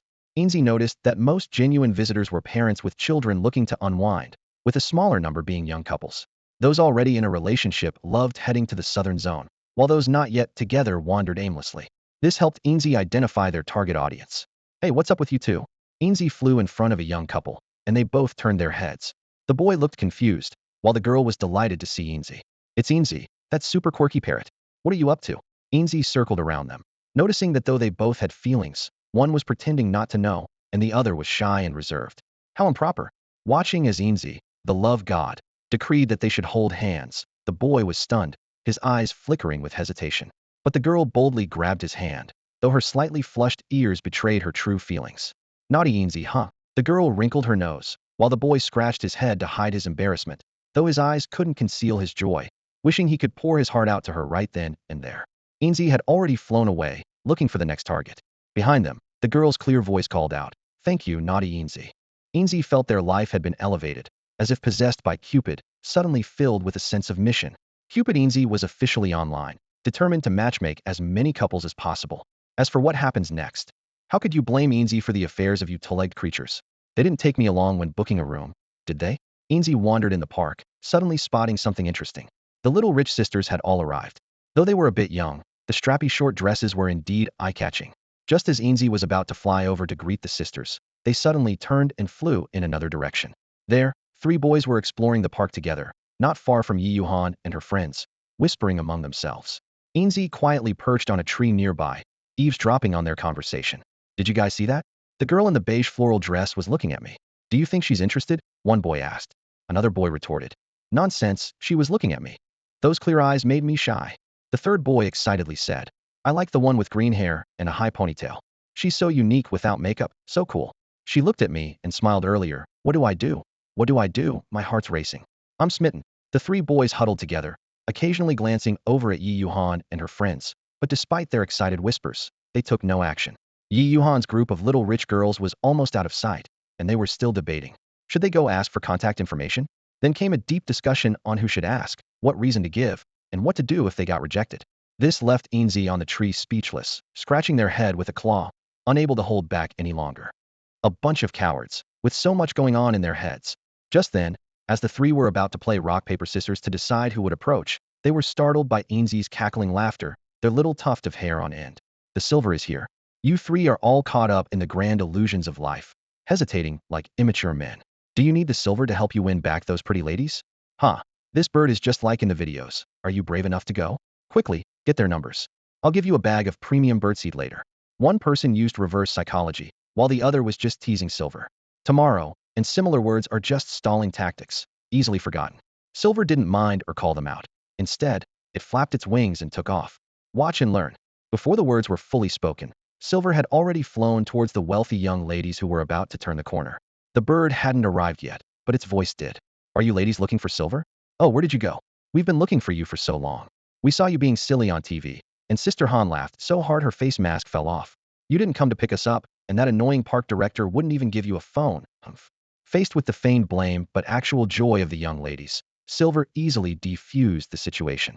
Oh dear, it's all Silver's fault. You've worked so hard, sisters, moi moi. Without excuses or explanations, Silver handled it with ease. Once the ladies finally stopped pretending to be stern and burst into laughter, Silver perched on Yi Yuhan's shoulder, leaning against her head, its wings awkwardly crossed in front, exuding a roguish charm. To be honest, Silver just met three young men who were captivated by your charm and specifically asked Silver to get your contact information to invite you for a chat. Yi Yuhan playfully poked Silver with her finger. Oh wow, selling us out the moment you meet them? Before Silver could respond, Yi Yuhan suddenly shook her head. The previously roguish Silver immediately grabbed her ponytail, swinging to the other shoulder like a pendulum. Come on, sisters, let's check it out. By now, Silver had let go and flown up, circling above the girls. Seeing this, the three young men were left speechless. They all shared the same thought. Are we less than a bird? Despite their questions, the trio, who had previously put so much effort into preparing and building up their courage, froze as the group of confident ladies approached with smiles. Their earlier preparations and mental fortifications were all for naught. Before Yi Yuhan and her friends could even reach them, the three turned and ran, their speed impressive enough for a sprinting competition. This left Yi Yuhan, who had initially wanted to see who dared to approach her, standing there surprised, while the other girls were equally puzzled. Only Silver calmly descended, shaking its head. I think they had a lot going on in their minds, discussing for ages. They probably even thought of what to name their future kids, but when the time came, just this. Silver sighed as it recounted what it saw. This made the girls laugh so hard they squatted down. They're so strange. We were looking for you. Even Yi Yuhan couldn't hold back anymore. Silver, you're so naughty. Let them discuss in vain, huh? Why did they run? Yi Yuhan laughed as she played with Silver. However, Silver remained perched on her shoulder, looking towards the central square. Something was happening over there. The central square of the zoo was now packed. Zheng Guoxin and the one-armed man stood on either side, quietly speaking with the squad leader from the Joint Investigation Bureau. Chen Ming had also received the news by now. The reason the Joint Investigation Bureau sent a whole team of nearly 20 people was due to multiple reports of illegal gatherings, submitting group rules, and bizarre images of large gatherings, which caught the Bureau's attention. The real reason the Federal Investigation Bureau had to get involved was because numerous animal-worshipping cults were emerging, most of which were causing harm to society. It was unusual for something meant to be a spiritual refuge to have such a significant impact. The video footage sent to the police by a whistleblower was particularly eerie, leaving viewers with a sense of dread. A group of people stood frozen, silently staring with fervent eyes at a sloth. Minutes later, they erupted into cheers, as if they had completed some sinister ritual. Outsiders found it hard to comprehend their behavior. As time passed, more and more people joined in. including participants from other cities, provinces, and even countries. This movement was gaining momentum, with members calling themselves the Inspired Sloth Collective. Although the Bureau immediately monitored their chat groups, there was little activity besides motivational speeches and worship guidelines. The unusual quietness of these chats caught the Bureau's attention, leading to the current situation. Upon investigation, the people involved were found to be quite law-abiding. Laozheng objectively described the entire process, while investigators from the Bureau, under the watchful eyes of many angry onlookers, examined the sloth. Their findings were consistent with those of professors analyzing all animals at archaeological sites. The behavior of the sloth species was indeed difficult to articulate. After leaving the plaza, the Bureau's personnel, Captain Fong went alone to the office to find Chen Ming, who had remained out of sight. "What do you think of this situation?" he asked. Chen Ming, leaning back in his chair and pointing at the surveillance footage, replied, "I watched through the monitors." He felt that as long as order wasn't disrupted, such phenomena were positive. Self-redemption is often hard for others to understand. For instance, a poor student might be inspired by anime and start studying hard, or someone might watch a movie and resolve to make the most of their life. Captain Fong was a bit anxious facing Chinming alone. He fiddled with the water cup in his hand, choosing his words carefully. They now have the makings of a cult. The Bureau is concerned that this force could be exploited by those with ulterior motives, so we wanted to hear your thoughts, especially since you're the senior advisor here. This time, Chinming didn't answer immediately. To be honest, he hadn't considered the situation from so many angles. He simply thought it was good that these people could find spiritual nourishment from the sloth and achieve self-redemption. As for participants from other cities, provinces, or even further afield, he hadn't considered any potential harm. However, Captain Fong's concerns were not unfounded. Many of these people were already repressed, part of misunderstood niche groups. It wasn't an exaggeration to say that half of them were in a mental state of one step to enlightenment, one step to madness. The constant buildup of internal repression meant no one knew how long they could endure, and they could explode at any moment. Thus, the sloth had become a symbol of hope and contrast in their lives. Chen Ming drummed his fingers on the table, lost in thought. He realized his consideration might have been too simplistic, limited to the confines of the zoo. The Bureau's inquiry, though framed as a question, clearly suggested a course of action. Temporarily remove the sloth from the public eye, and the gathered followers would naturally disperse, eliminating potential instability. Yet, observing the devoted followers surrounding the sloth on the monitor, neither they nor the sloth had done anything wrong. The followers, as visitors, had bought tickets, entered the park, and followed the rules, all in search of hope. The sloth, hanging from the tree like a limp noodle. Is there anything wrong with that? What's wrong with being ambitious? Even when you've done nothing wrong, you're restricted, stopped, or persuaded to leave because of potential threats from certain forces or people. It's not the rule followers who are at fault, but those who intend to disrupt order. Instead of dealing with the troublemakers, they restrict the good people just because they play by the rules. Chen Ming, caught in a moment of rebellious thought, felt that this was wrong. He unconsciously increased the pressure of his fingers tapping on the table, feeling as if a hand was gripping his throat, making it hard to breathe. An inner voice seemed to scream in frustration. Why should the rule-abiders be punished? Why can those who intend to disrupt order act with impunity? Bang! Chen Ming's finger left a small dent on the table, which he quickly covered with his hand, startling Captain Fong. No need to get worked up, we're all on the same team here, remember? Chen Ming exhaled deeply and suddenly began to laugh.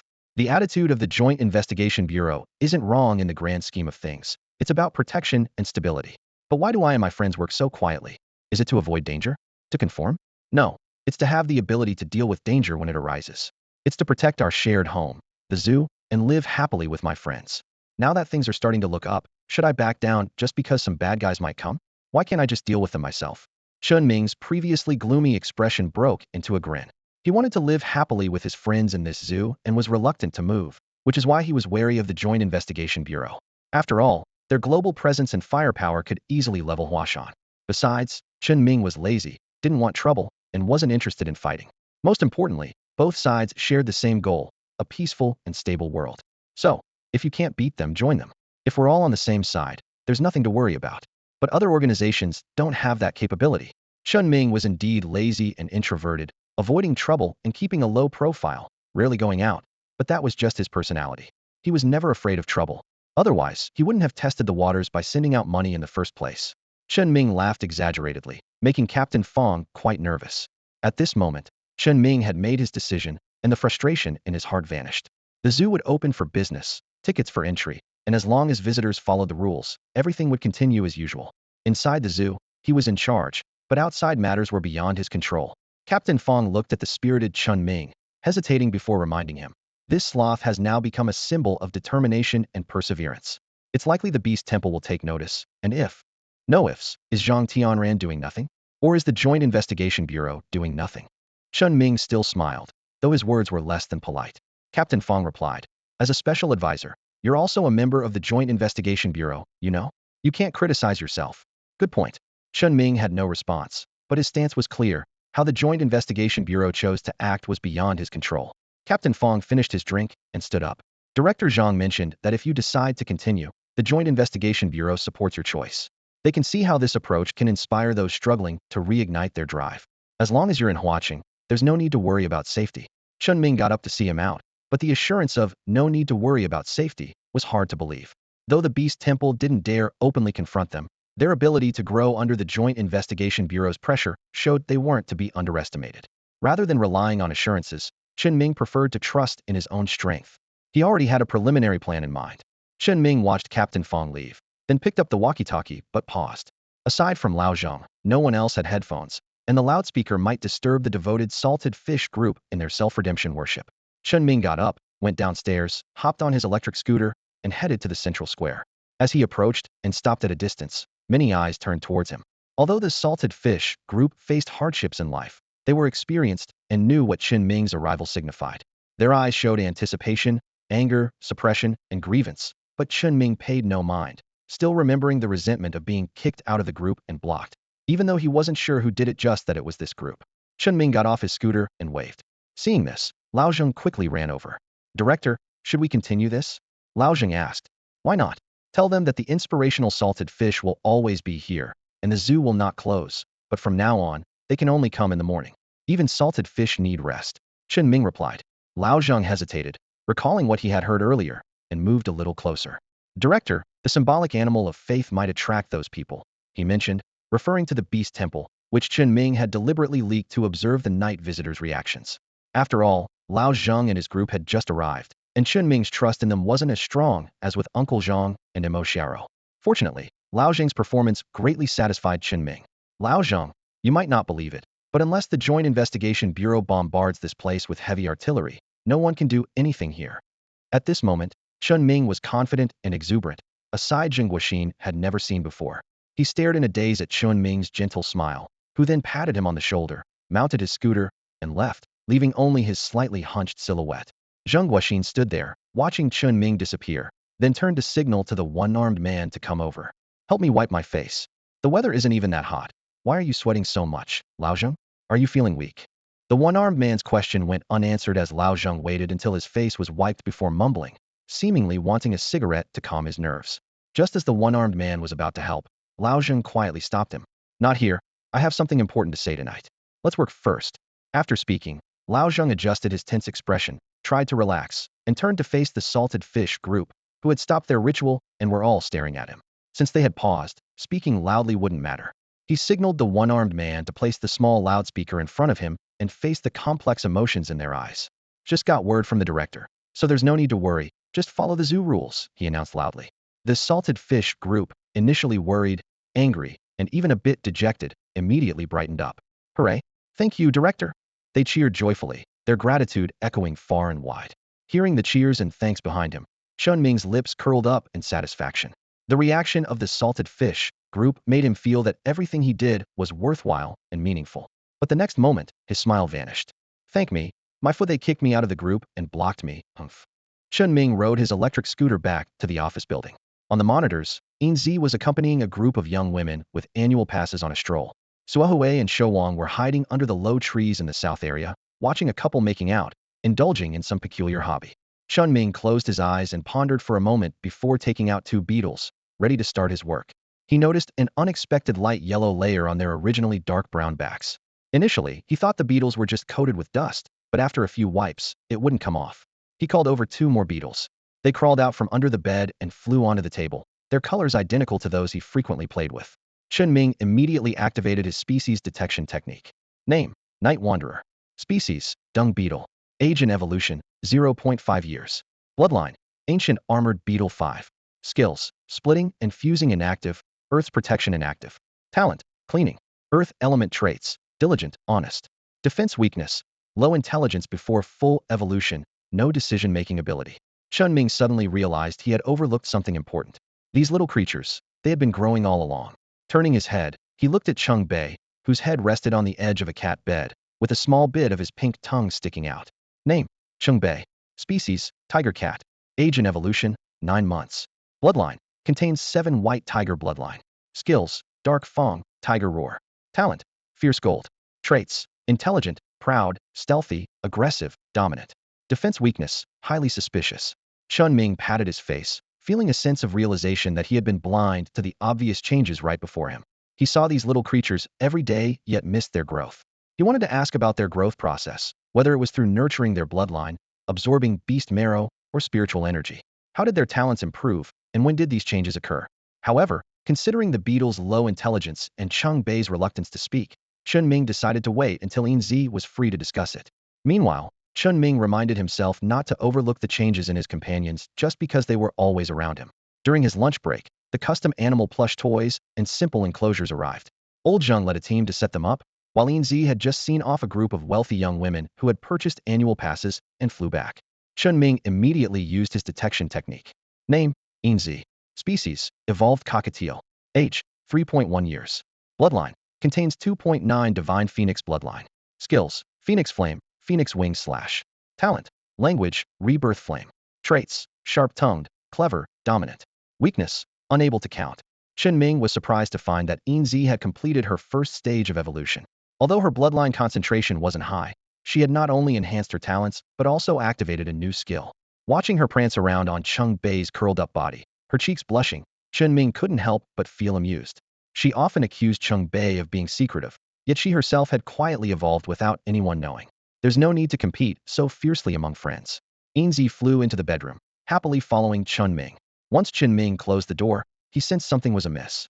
Enzy immediately hopped onto the windowsill, ready to flee, fearing that her mischievous leader would pull out something strange. Chen Ming did indeed have a mischievous grin as he sat on the bed and beckoned Enzy over. So, when did you get stronger? Huh? Enzy didn't understand her leader's question. Her golden crest wobbled, and her little eyes darted around. Chen Ming smiled and gestured, not exposing her secret. Realizing she couldn't hide it any longer, Enzy quickly flew over, leaned in, and whispered, "You have to keep it a secret, boss. I want to work hard and outshine them." She then playfully nudged Chen Ming's cheek with her crest, tickling him. "Of course, I'll keep your secret. You're amazing, Enzy. How did you do it? Hee hee, let me tell you quietly." With her beak nearly touching Chen Ming's ear, Enzy whispered so softly, it was almost inaudible. "Boss, let me tell you, the other day I went to the kitchen, planning to sneak a bite when Uncle Zhang wasn't looking. Well, not exactly.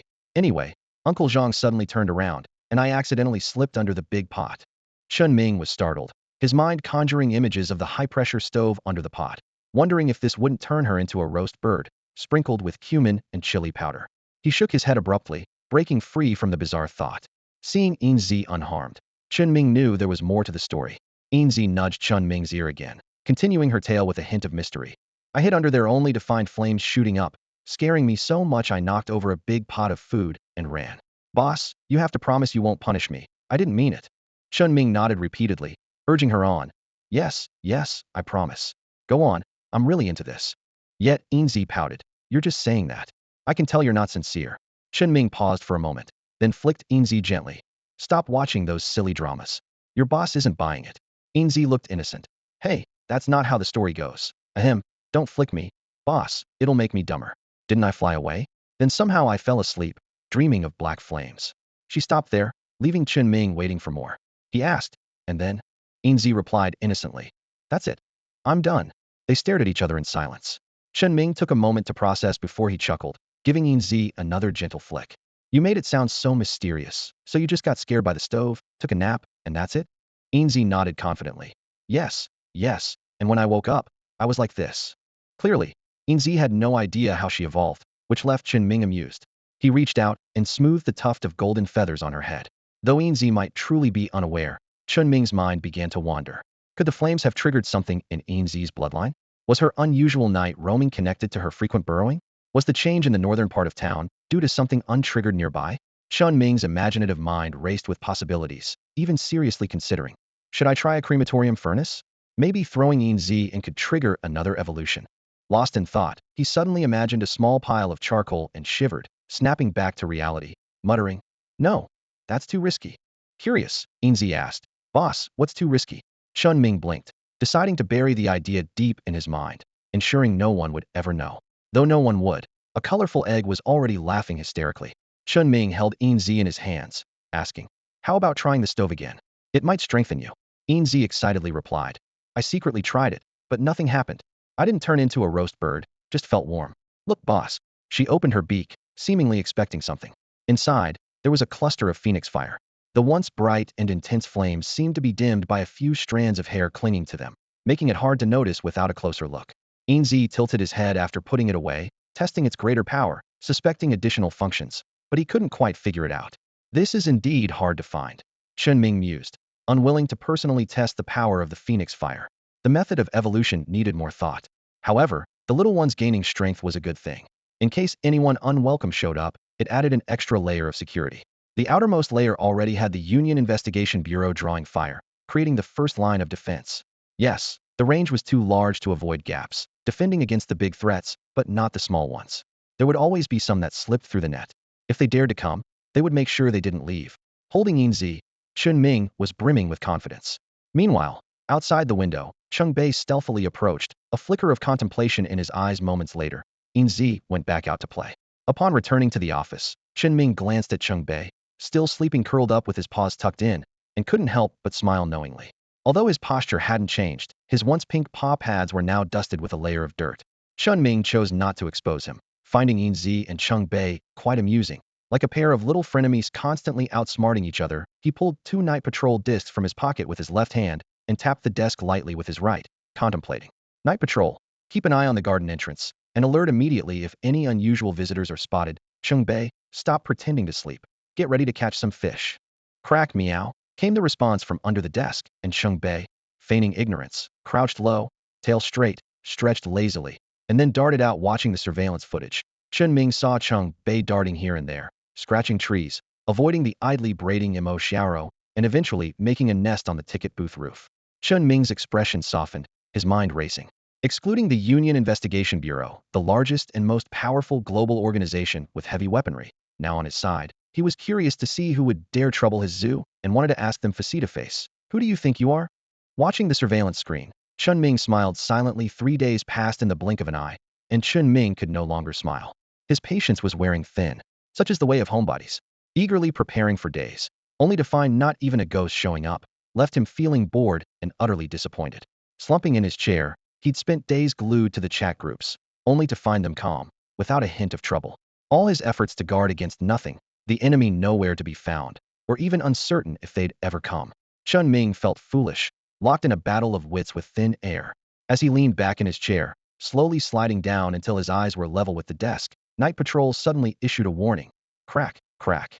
Chen Ming jolted upright. Enzy, translate. Cheng Bei had spotted 3 unusual individuals, led by a blonde woman with large earrings on the left, one of whom mistakenly addressed her as Saintess before being promptly corrected. They were currently in the central square. After relaying the information, Enzy bounced around the desk like a lively chicken. "Finally here, my spear has long awaited this moment." Chen Ming's mouth widened in excitement, though he could only internally grumble. "Damn it, you already said it all." Chen Ming adjusted the surveillance footage, worried about being detected, and deliberately avoided close-range cameras, opting for the furthest camera to zoom in on the scene. The target was found. She had voluminous golden wavy hair lazily draped over her shoulders, wearing a dark green camisole and dark red shorts, paired with black sandals, giving a very fresh look.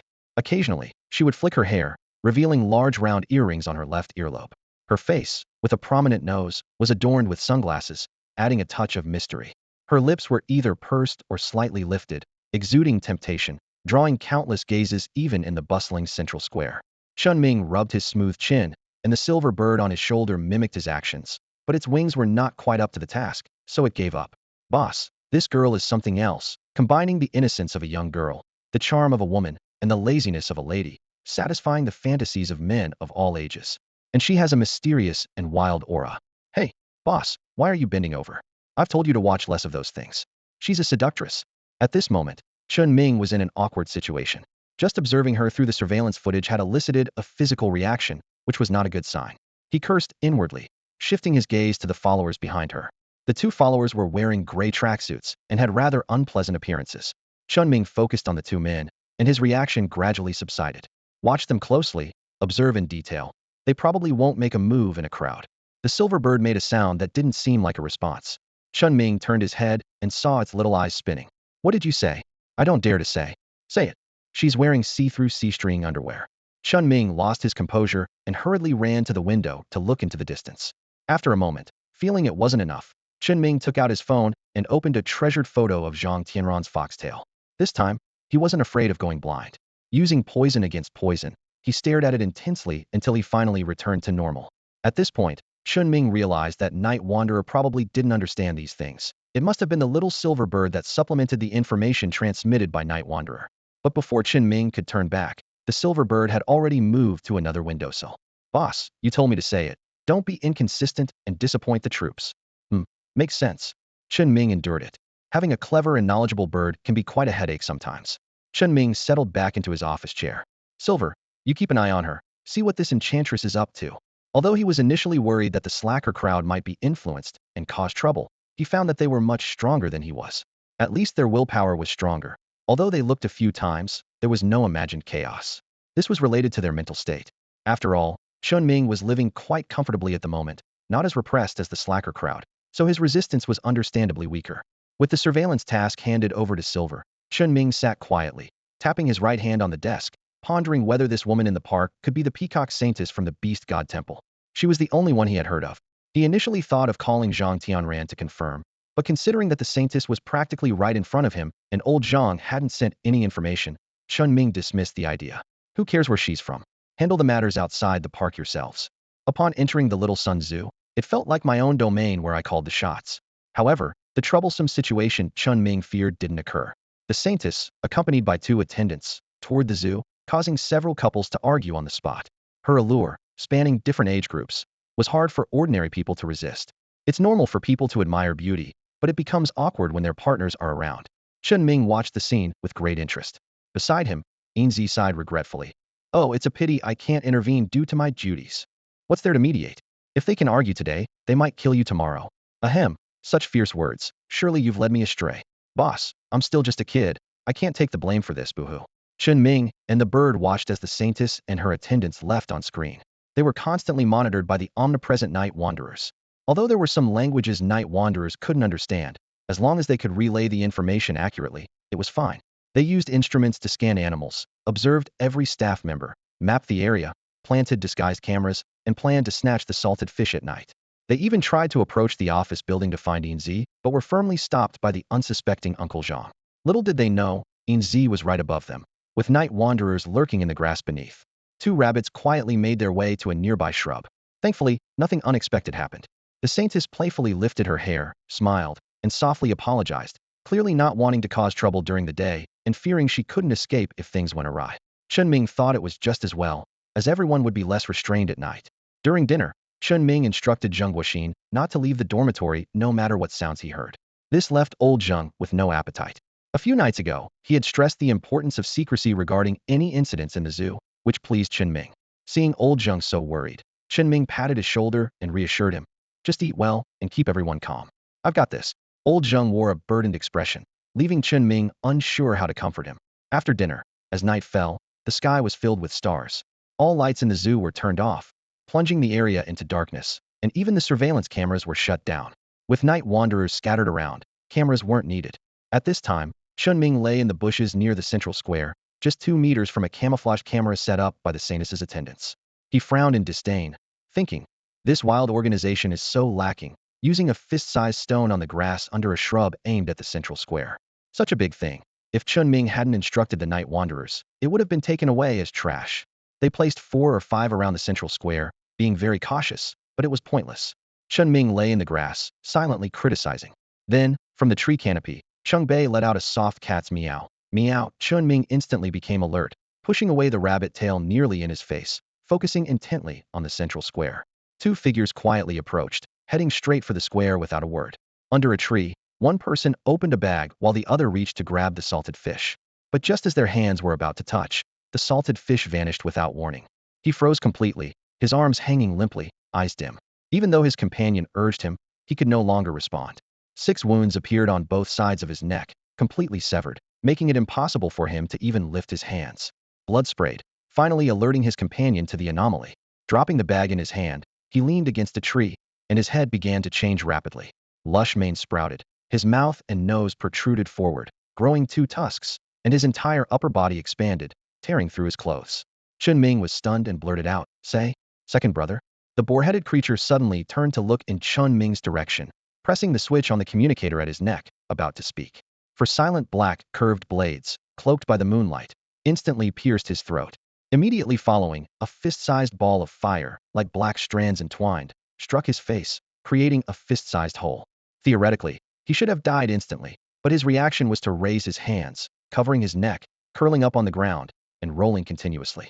Chen Ming, covered in grass, stood up and walked out of the bushes, retrieved Feng Yan's silver coin, and landed it on his shoulder, leaning close to his ear, and said, "Boss, my black line is supposed to attack the soul or spirit body."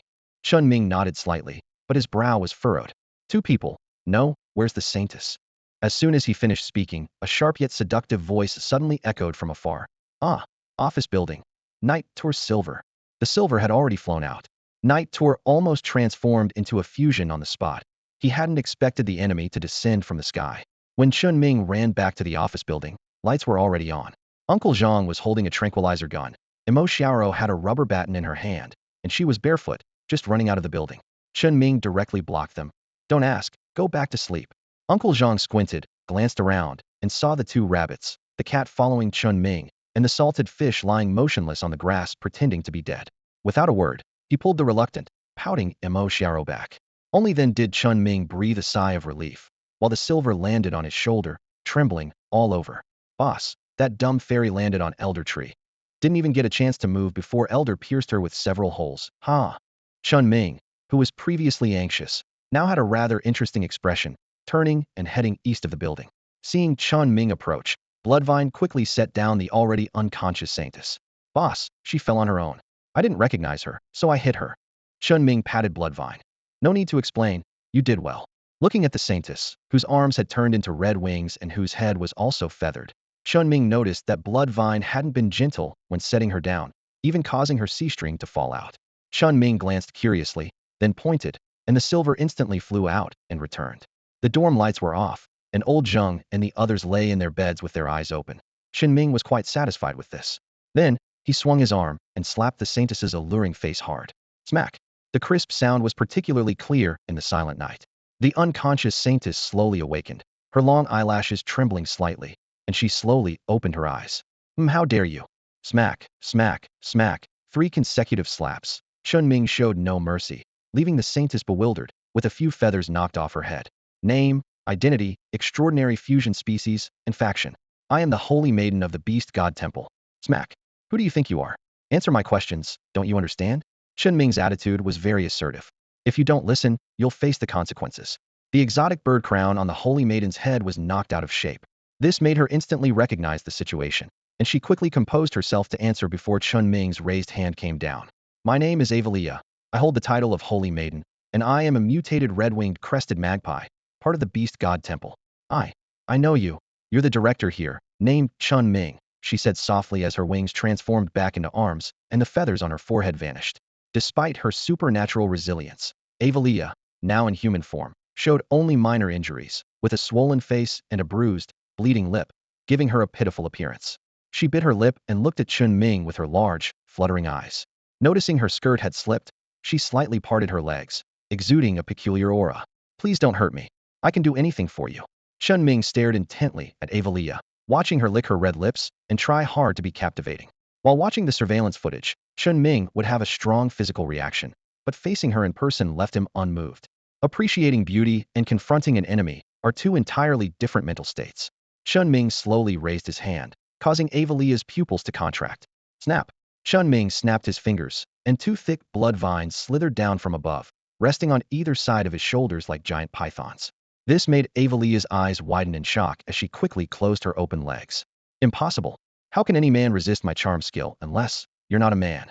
And what is this? A powerful mutated plant?" Avalia was completely bewildered. Chen Ming didn't even notice the skill she mentioned, but he understood her words. Using a skill to seduce me? I'm not a man. It seems you still don't understand your current situation. Gag her, break her limbs. MMPH? A night beetle the size of an egg crawled into her mouth. Two rabbits descended from above, landing on her arms, while the blood vines speared towards her legs like long spears. Everything happened in an instant, causing Avalia's beautiful eyes to nearly pop out of their sockets. The powerful mutated plant, the obedient rabbits, and the beetle gagging her mouth. They all obeyed Chen Ming's commands, and the mental charm skill, which was unbeatable against men, was ineffective on him. As the holy maiden of the beast god temple, Avalia had seen and experienced countless things, especially with men. But the events before her left her in disbelief. Pain wouldn't break her. Those who survived the agony of species fusion had a high pain tolerance. But this seemingly unremarkable zoo shattered her understanding and psychological defenses. Her eyes were dazed as she stared blankly at Chinming. By this time, two half-meter-tall rabbits were holding half-eaten carrots, standing behind Chinming like loyal guardians. After breaking her legs, the blood vines flicked off the blood droplets and retreated to hover on either side of Chinming's head, their tips opening into three petals revealing countless sharp teeth, resembling two abyssal maws. Chungbei leapt onto Chinming's left shoulder, and Enzy landed with a sinister laugh on his right. Avalia was now in a stupor, her gaze vacant, and the ground beneath her was wet. Yet, at this moment, her previously unfocused eyes suddenly sharpened as black beetles swarmed from all directions, some even crawling over her. The one in her mouth also retreated. She didn't call for help or make any sound, just opened her mouth wide in shock, staring at the massive super beetle covered in spikes like a truck that appeared behind Chinming. Chinming's eyes gleamed with excitement as he gracefully spread his arms wide. Welcome to Little Sun Zoo. Averia was so shocked that she lost control, not just physically but emotionally as well. Her wide, watery eyes were filled with a complex mix of emotions that were hard to decipher. Disbelief, shock, regret, surprise, fear, attachment all intertwined. Even with her kneecaps shattered, she clamped her legs tightly together, staring unblinkingly at the scene before her. Powerful mythical beasts surrounded Chinming like stars orbiting a moon. Her complicated gaze gradually turned to admiration, a ripple of longing stirring within her heart. Averia bit her lip hard, not even noticing the blood trickling down the corner of her mouth. Her thoughts were consumed with making these mythical creatures appear as mere background to the elegant figure of Chinming, who stood with arms open in welcome. In that moment, there was no stage, no spotlight, no sunlight casting its glow. The only audience was Averia, the saintess of the beast god temple, but this image etched itself deeply into her heart. She looked at Chinming with admiration, her bitten lips slowly parting. Her voice, once seductive and alluring, now carried a tone of ethereal purity. Thank you. Chinming, who had complete control of the situation, was momentarily stunned by an unexpected flare of youthful arrogance. Had she been struck dumb from the beating? What was with the thank you? Next to him, a sloth, which had inspired countless warriors, flopped to the ground like a lump of clay at Chinming's feet, jolting Averia back to reality. She hadn't expected this creature, which had ignited so much fighting spirit in others, to be a mythical beast. Her eyes now bright, she struggled to crawl on the ground despite her broken limbs, pressing her forehead to the earth, using her uninjured thigh to push herself into a kneeling position. She reverently addressed the descent of the beast god, pledging to serve as a humble servant, devoutly attending to the beast god's every need, hoping for the beast god's mercy. Chinming was genuinely baffled this time. The extraordinary physical resilience of humans was indeed impressive, but to kneel in such a state without regard for the pain? And what on earth was a beast god? I'm a human, a fully evolved, pure human being, he thought to himself, though Averia's sincere demeanor left him puzzled. Why was she calling him the beast god? Wasn't that just a myth made up to deceive people? According to the ancient stele, the beast god wielded unparalleled power to command all beasts. Both divine and demonic beasts submitted to him, and when creatures from another world invaded, the beast god led the beasts to attack the other realm. One day, the beast god would return.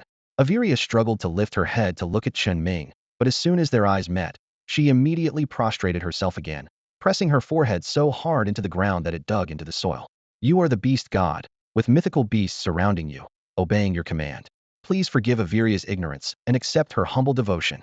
Chinming thought to himself. Could this girl be so smitten by my dashing presence that she's willing to serve me? Yet he felt they were on entirely different wavelengths. Averia's words suddenly reminded him of a dream he once had.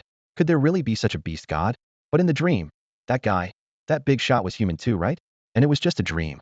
Chinming scratched his head, his elegant demeanor, mysterious aura, and the strange atmosphere all dissipating in an instant. In a secluded corner, Chinming silently mocked himself. Earlier, he had thought about showing off when no one was watching, but now he couldn't continue with that plan. Clearing his throat, he silently recited in his mind. Serving you is the greatest honor for your humble WeChat disciple, AI Wylia. This thought left him speechless. He much preferred her previous rebellious demeanor. Her current attitude made him uncomfortable. The silver on his shoulder and Chungbei both appeared resigned. AI Wylia held half a carrot in her arms, looking dazed, while the salted fish at Chen Ming's feet slowly turned its mischievous little eyes. Having lost his composure, Chen Ming sat cross-legged on the ground, contemplating the beast god's plan. The Dragon King, Ox King, and Hao King of the Beast God Temple, along with the four elders, had mobilized to join forces with the Mountain and Sea Alliance and the Dark Forest. They were preparing to head to Flower City to launch a fierce attack on the Joint Investigation Bureau, aiming to re-establish their authority and raid the Flower City branch. Wait, isn't the Mountain and Sea Alliance allied with the Joint Investigation Bureau? Chinming wondered, puzzled. The beast god's deceit was not as apparent as it seemed, and AI Wylia dared not lie to him, leaving him to speculate. Chinming felt a numbness, even goosebumps. The sudden shift in the enemy's demeanor surprised him. AI Wylia's submissive attitude left Chinming disinterested. Despite her beauty, which seemed to fulfill all his expectations of a beautiful girl, he felt no attraction to her. Having witnessed the true scenery of the Little Sun Zoo, Chinming thought to himself that he wouldn't spare her, regardless of her devotion or defiance. She would ultimately meet her end. Praise the great beast god. AI Wylia is grateful for the beast god's mercy and is honored to return to the beast god's embrace. Her voice carried a trace of reverence, but Chinming felt a wave of nausea, as if something filthy clung to him, making him sick. He shuddered, thinking that her bizarre and insane attitude was unbearable. The little creatures scattered around to play, while Chinming fell into deep thought.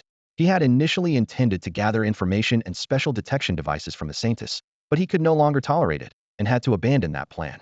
Chinming even suspected that if he didn't break AI Wylia's limbs, she might crawl over in her absurd state. Considering the many men in the Beast God Temple, if they were all like this, the thought alone was chilling. However, Chinming did gain some useful information. But how could he convey this information to Zhang Tianran? The source was difficult to explain, and members of the Beast God Temple wouldn't divulge anything even if captured. Was it because they were captivated by his handsome appearance? Old Zhang might explode with anger on the spot. As Chinming struggled with his dilemma, Silver suddenly landed on his shoulder and reminded him, "Boss, your phone screen just lit up." Chinming took out his phone and immediately smiled. It was a call from Zhang Tianran. Chinming picked up the phone, and before he could speak, Zhang Tianran's urgent voice came through like a barrage of bullets. "Hey, kid, do me a favor, get in touch with that group of superheroes who protect the world. Tell them to get to the East Suburb Wetland Park ASAP. Something's happened here. Be careful on your end. Zhang Tianran. Even an old fox like you makes mistakes, huh? Huh. Isn't it a bit late to call for help now? Lei Xiao, your Shanghai alliance is done for. Just wait for the Joint Investigation Bureau to settle the score. Click." The call abruptly ended, as if the phone or headset had been smashed. Chinming's heart tightened instantly. It seemed he was too late to warn them. He didn't want Huacheng to descend into chaos, nor did he want the Joint Investigation Bureau's branch to be taken down. The problem was, this superhero organization didn't actually exist. It was completely made up on the spot. Plus, Chinming couldn't be in two places at once to help out. If he let the little ones show up, they'd be exposed immediately. In this tense moment, Chinming's usually lazy brain kicked into high gear like an engine with NOS. Ding! He suddenly had an idea. Chinming picked up two night owls nearby, and the fusion technique took effect instantly. Split. Three Chinmings, each under a meter tall, looked at each other in confusion, one wearing a big t-shirt, the other two stark naked. It was his first time, so mishaps were inevitable. Chinming thought to himself as the three of them joined hands to fuse. He intended to become two, but lost control and returned to his original form. The t-shirt still fit, but his pants were on the floor. Click, this photo could fetch a good price from Xiaoro, huh? Chinming's face darkened as he stood there in just a t-shirt. Nearby, the North City was eager, eyes fixed on Silver. Even the fish pretending to be invisible on the ground turned to look at Silver, who stood on the ledge of the office building. The two adorable little rabbits hopped to the base of the wall, tilting their heads to look up. There was no need for words. This guy was asking for it, and everyone was ready to join in. It was only fair to give him a beating, and the boss wouldn't mind. Silver, quick to react, instantly played it safe. "Boss, I've deleted it. I'm loyal to you beyond family and friends. Even if Xiao Ro offered more money, she wouldn't get your private photos. I'd never betray you, boss." Mwah. Silver flew to Chinming's shoulder, nuzzling him. Chinming checked his phone to confirm it was deleted, then lightened up and playfully flicked the hair on Silver's head. Old Zhang got backstabbed, and we're disguising as superheroes to help. But I can't control my skills well, and I'm not good at multitasking. What should I do? Silver's eyes darted around quickly, having almost gotten himself into trouble with his photo habit. But before he could think of a solution, The night owl explained itself. Click, click. The boss said. Cough, cough. He said, haha. It's like when you suddenly cut off while doing your business. It was a rather colorful analogy. Despite the humor, considering the night owl's expressive abilities, Chen Ming sincerely thanked it. At least from its perspective, it truly wanted to help, and this might be its most straightforward way of expressing it. Chen Ming tried to find that cutoff feeling. Split. Success. Ridiculously effective. Although, one Chen Ming was tall and skinny, while the other was short and chubby, creating quite an awkward contrast. The tall one was about 1.3 meters, while the short and chubby one might not even be in the first grade. But indeed, they were split according to Chen Ming's idea into two. This was good. It made it easier for others to believe they were two people. After a few minutes of simple experiments, Chen Ming could basically control these two identities, his eyes flickering as he looked towards Enzy and Chungbei. The fusion art could only merge two species at a time, and now that Chen Ming was split into two, Night Wanderer occupied one slot, leaving each with one more. It's important to learn to find loopholes and break through mental barriers. The tall, thin Chen Ming reached out to merge with Enzy, while the short, chubby Chen Ming touched Chungbei with both hands. Chungbei looked at Chen Ming in confusion, and Chen Ming's mouth twitched, appearing somewhat embarrassed. It seemed like he hadn't found a glitch. How annoying. Chen Ming angrily rubbed the cat's head, picked it up, and took a deep breath. Chungbei looked at him, and Night Wanderer. 2/3 is enough? Let's go fight monsters. As soon as he finished speaking, Chen Ming instantly merged into one. Countless Night Wanderers quickly crawled in to merge with him. There were some unexpected issues when using his abilities. After all, Chen Ming had never flown before, and even with wings, he couldn't take off right away, flapping like a big rooster in the yard for a while before awkwardly gaining height. He didn't take off directly but first went into the bedroom, grabbed 2 masks, 2 red scarves, and 2 pairs of shorts, then climbed over the wall in a huashan before spreading his wings to fly. Although his flight was wobbly and seemed like he might fall at any moment, he managed to stay airborne. This was the biggest difference between Chen Ming and extraordinary humans. At his core, he was still human. He hadn't taken fusion potions, wasn't an extraordinary human, and wouldn't be fixed into a half-human, half-beast form. The fusion art allowed him to merge with contracted species. Initially, he could only use the species skills, but once fully evolved, he could utilize all its abilities, meaning Chen Ming could completely transform into the contracted species he merged with. However, he was truly lazy and had never practiced seriously. While stumbling through low-altitude flight, Chen Ming experienced unrestrained freedom. He couldn't help but sing loudly. This was the feeling of flying. This was the feeling of freedom in a bloodstained sky. Ah crap, not cool for more than 3 seconds. Chen Ming flapped his wings too hard, spun 360 in the air, lost balance, and spiraled down onto the rooftop of an office building. When he finally stopped after rolling like a donkey and crashing into a wall, Chen Ming's face turned pale with fright. A few seconds later, he regained his composure, immediately looking down to check himself, even poking with his feather-covered wings. His little buddy was unharmed, and his body seemed fine, without even a feather lost, which made Chen Ming breathe a sigh of relief. At the same time, he couldn't help but marvel at Night Wanderer's impressive defense. Panting, Chen Ming crouched up, muttering, Enzy, maybe you should fly instead? I'm afraid of crashing into someone else's house next time. Little did Chen Ming know, Enzy was feeling even more embarrassed than him. He and Night Wanderer were on a colorful cloud platform, pressed down by an egg. Darn it. Just you wait, one day I'll boil you. Crackle. Ignorant bird, if it weren't for appearing right next to the master, do you think I'd give you my precious bloodline? Stop messing around, bug, behave. Enzy didn't know about his own bloodline, and Chen Ming had never mentioned it. Master? Boss. The boss has an egg hidden? I'm telling the boss on you, just wait. Hee. Without that part of your memory, what are you going to report? It's not kindergarten. Not afraid of being tattled on. As soon as he finished speaking, a colorful mist swept over, and Enzy stretched his neck and fell asleep with a squawk, and Night Wanderer stopped struggling. Meanwhile, the egg suddenly began to shake violently. Ha.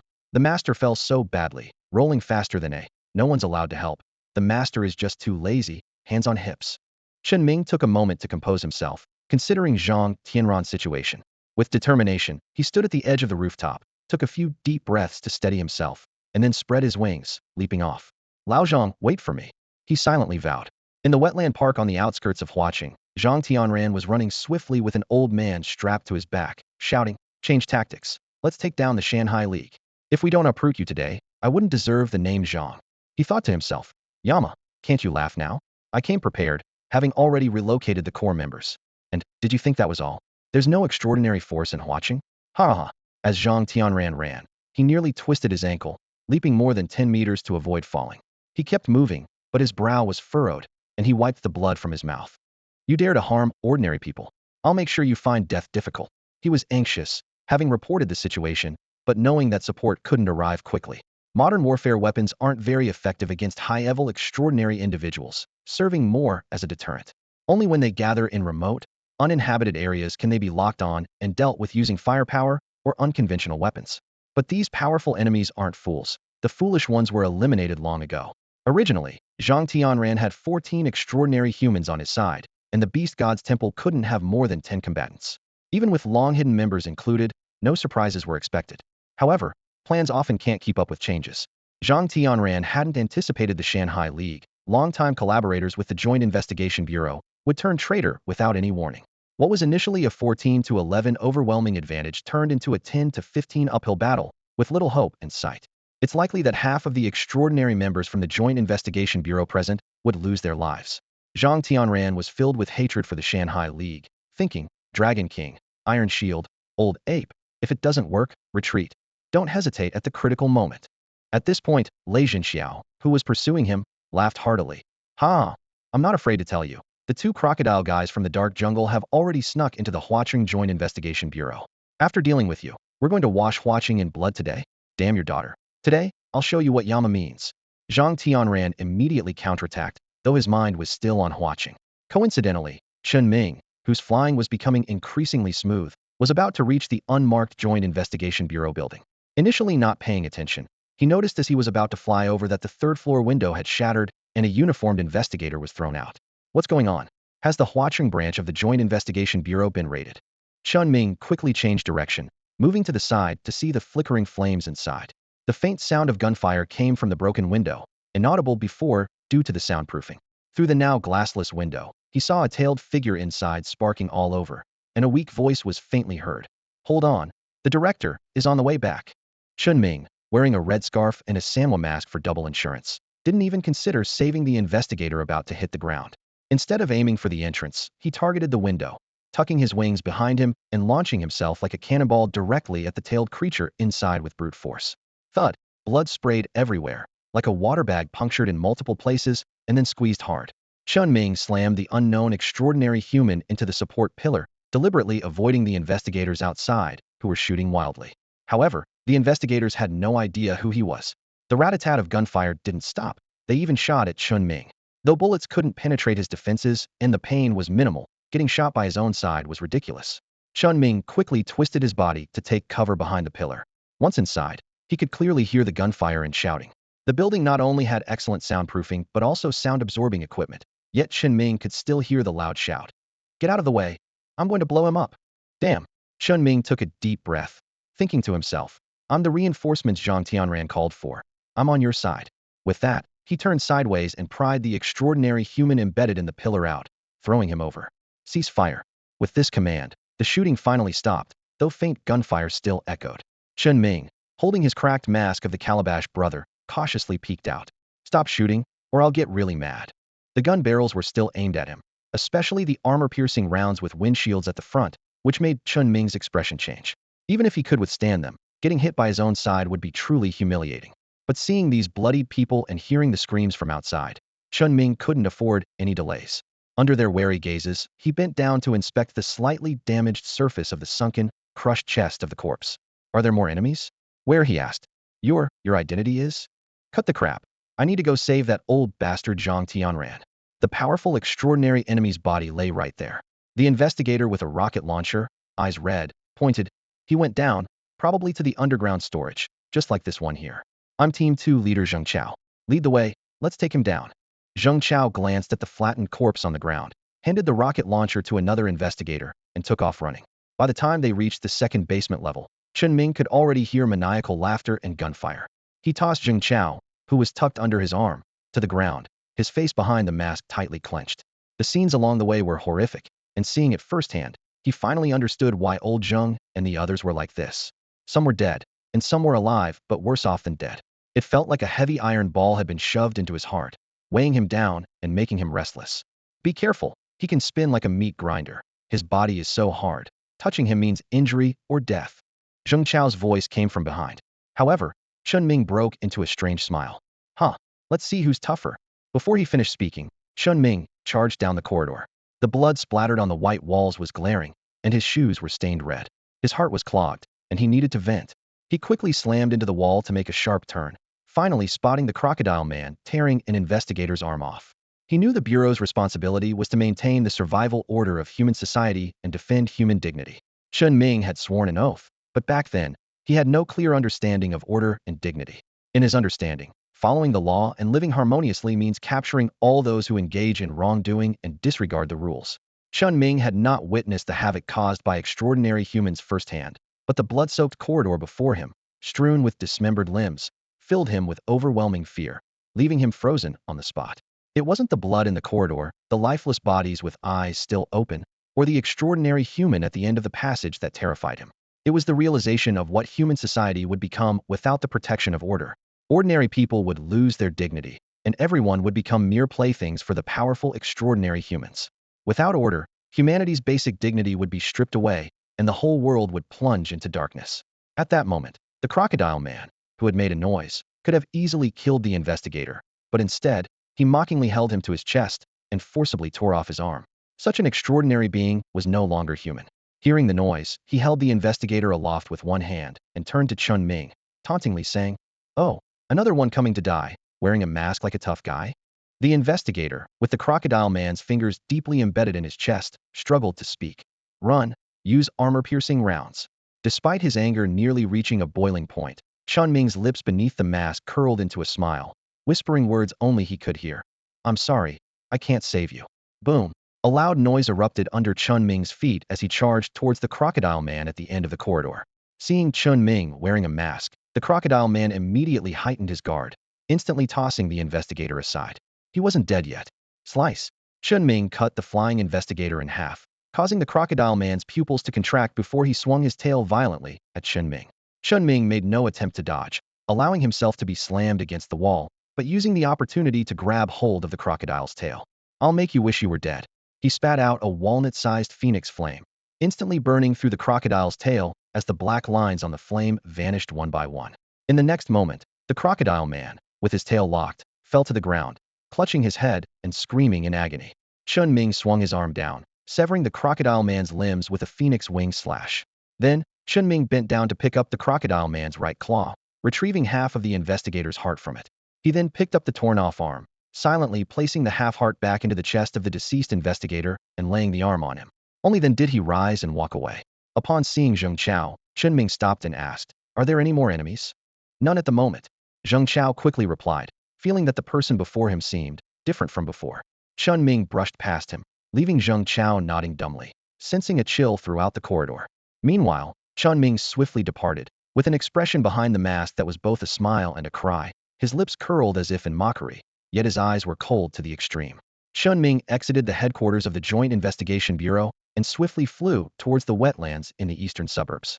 At this moment, he was silent and ethereal, with his mind free of those tragic images, as if everything had been automatically blocked out. He felt neither anger nor oppression. His heart was empty. His expression resembled that of a golden mask of Calabash brothers, shattered and haphazardly taped together. In the eastern suburb wetland park, Zhang Tianran was on the brink of exhaustion. Although the three kings of the Beast Temple were entangled and unable to break free, the Joint Investigation Bureau was at a numerical disadvantage, compounded by the betrayal of the Shanghai Alliance, leaving two wounded before the battle even began. Zhang Tianran was being relentlessly pursued by two attackers, Lei Zhenxiao from the Shanghai Alliance and the sinister Mantis from the Dark Forest. The Dark Forest was an organization of extraordinary assassins, and most of the wounds on Zhang Tianran were inflicted by the Mantis, nearly severing his bushy foxtail. Meanwhile, Lei Zhenxiao, seemingly holding a grudge for years, taunted him incessantly, not only disturbing his mind, but also launching personal attacks. Isn't Lord Yanwang supposed to be domineering? Why is he running away like a lost dog? Guess how many people are left at Huaqing's Joint Investigation Bureau? The Crocodile Brothers' twisted games might just end in a bloody mess, huh? Zhang Tianran gritted his teeth, remaining silent. With every step he took, blood gushed from the wound on his side. He knew that if this continued, he wouldn't have much time left, but he couldn't let the old professor on his back die here. The professor was crucial to the latest applications of ancient beast marrow and the development of a new generation of species fusion agents. Although the professor was also extraordinary and not weak in combat, he was severely injured and fell into a coma due to the betrayal of the Shanghai Alliance. Thud. In a moment of distraction, Zhang Tianran was struck again by a scythe. If not for his quick reflexes, his entire tail would have been severed. Fortunately, the shadow flash skill from his fusion with the ghost fox saved his life. As he ran, he surveyed the surroundings and found the Joint Investigation Bureau at an absolute disadvantage. In the distance, Iron Shield was being attacked by 3 people. If not for his tough skin, he would have been defeated long ago. Behind him, Lei Jinxiao's despicable voice continued. If we capture this beautiful foxtail alive and sell it as a human pet, it should fetch a good price, especially with the infamous Laughing Yinluo's name. TSK, the perverts on the dark web are in for a treat. Zhang Tianran had no energy to retort, his heart aching at the thought of Huaqing's Joint Investigation Bureau being slaughtered. He cared little for his own life or death. At this tense moment, the old professor on his back suddenly regained consciousness. Though he had 2 daggers embedded in his waist and his spine was gravely injured, rendering him powerless and barely able to speak, he managed to say, "Old Zhang, if this goes on, we'll all die. Leave me behind to save the others." "Shut up, you fool." Old Zhang coughed, his voice hoarse. "I have an untested new potion. It might kill you instantly, or it could double your strength for a short time before you die. Do you want to try it?" In his frantic escape, Zhang Tianren almost laughed, but ended up coughing blood instead. These high IQ bastards, even at a time like this, still had a habit of beating around the bush. Trying it was as good as dying, just a matter of sooner or later. He thought to himself, if I, Zhang Tianran, weren't worried about you dying here, would I be chased by these 2 beasts like a dog? As Zhang Tianran ran, he opened his mouth in urgency. The old professor, jostled about, had his wig flipped back, hanging precariously on the back of his head. He shakily reached into his pocket, grasping a vial of red potion, and while smiling and coughing up blood, he whispered into Zhang Tianran's ear, "When it's your time to go, take me with you so we can keep each other company." Despite his harsh words, Zhang Tianran felt a warmth inside. Just as the old professor pulled out the potion, an untimely voice rang out ahead. "This way is blocked. The head of Laughing Yinluo is worth a fortune." The 2 were cornered, on the brink of doom, with no chance of survival for all 3. As he ran, Zhang Tianran's lips cracked with urgency as he yelled, "Hurry up, you old geezer." Just as the ambush closed in, the old professor handed over the potion.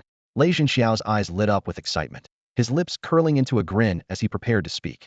In the tense moment when Zhang Tianran turned to bite the potion bottle, a sharp whistling sound suddenly pierced the air from above.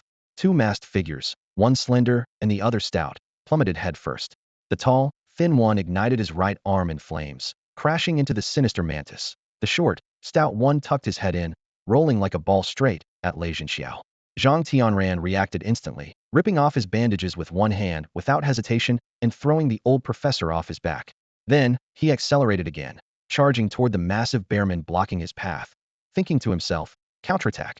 As he ran, Zhang Tianran flickered, appearing on the bearman's back, grabbing its hair with his left hand and thrusting a knife into its neck with his right. Only then did he have a moment to glance at the other 2. The sinister mantis's arm was severed with a slash, followed by a scream as it fell.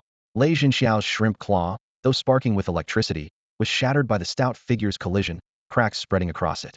The stout figure's mask broke, and as he rolled and got up, he sported a red scarf, his large t-shirt reduced to tatters, and he charged at Lei Jinxiao with bare, short legs, his momentum as formidable as a tank.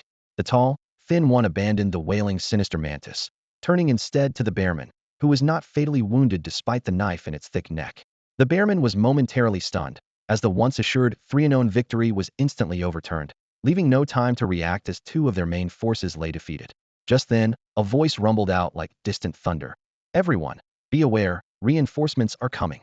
This infuriated Zhang Tianran, who drew a dagger to stab at the bearmouth that issued the warning, but it was caught by its swiftly closing teeth. He anxiously glanced at the tall, slow-walking Chen Ming, thinking, "Help out. It's harder to kill them if others are prepared. Let him call, and we can deal with them all together." Both Zhang Tianran and the bearman, locked in a struggle, were startled. Zhang Tianran, biting the dagger, wondered who this audacious figure was. His heart sank, realizing that the overly dramatic young man couldn't be relied upon. It was too high profile.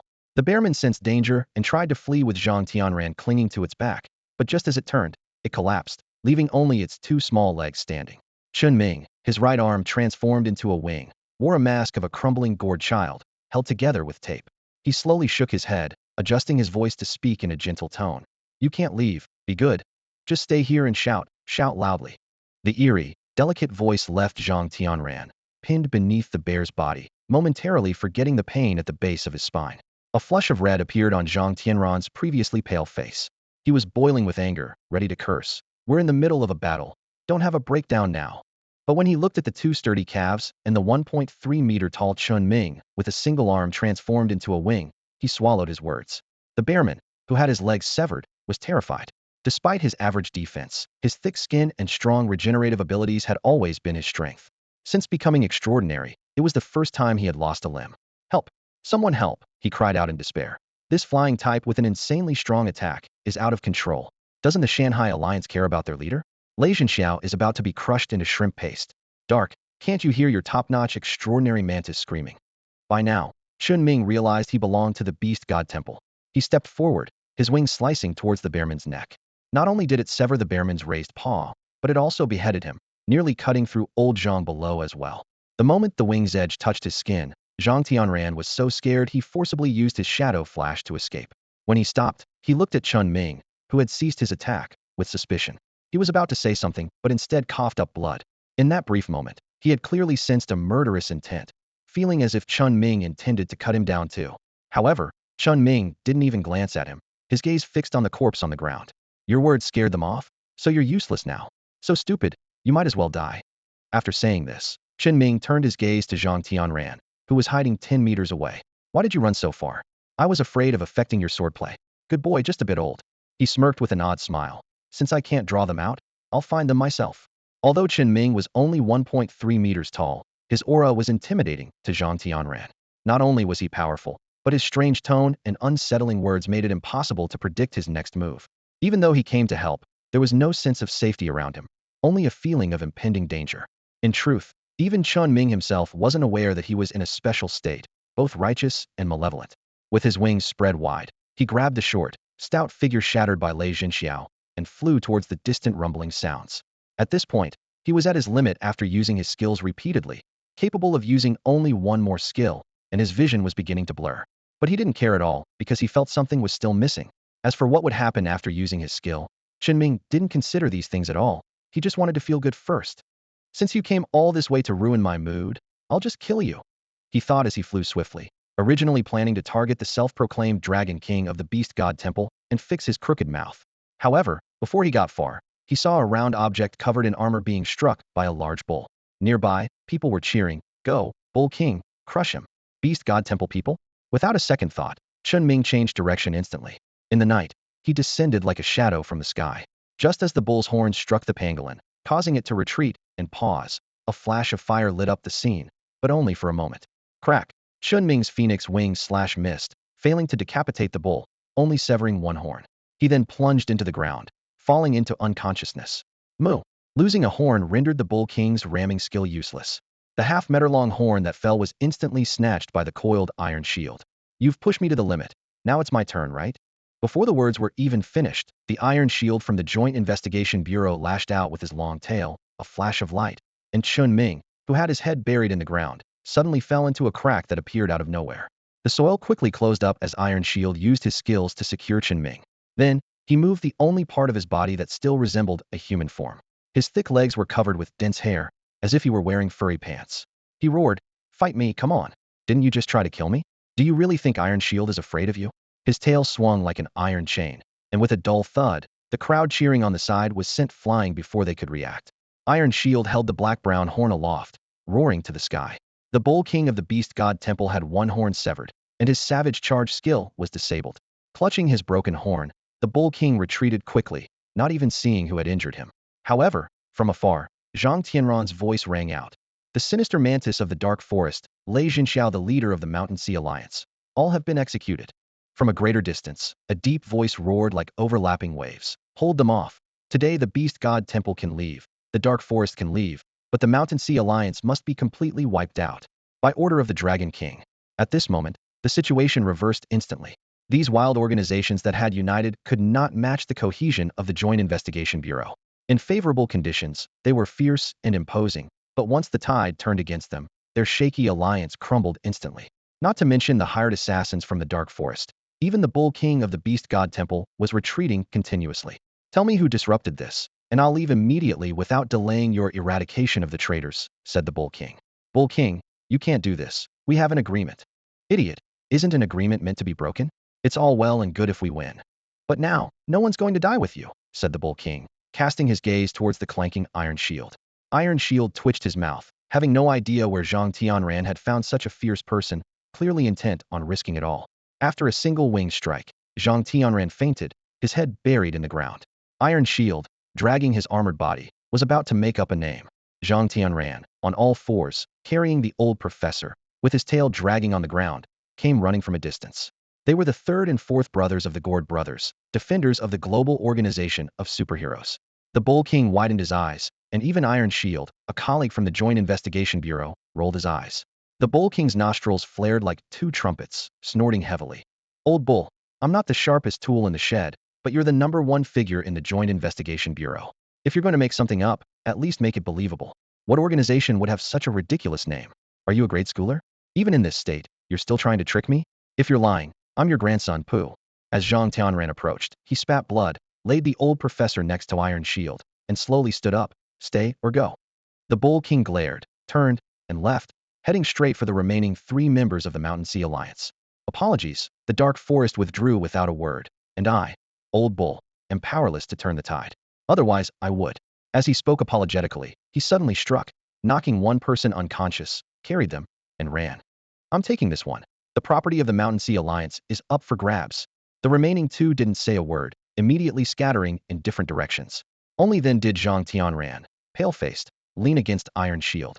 Let Black Wolf chase them. I'm out of energy. Where did those 2? No, those 2 rescue heroes go. 2.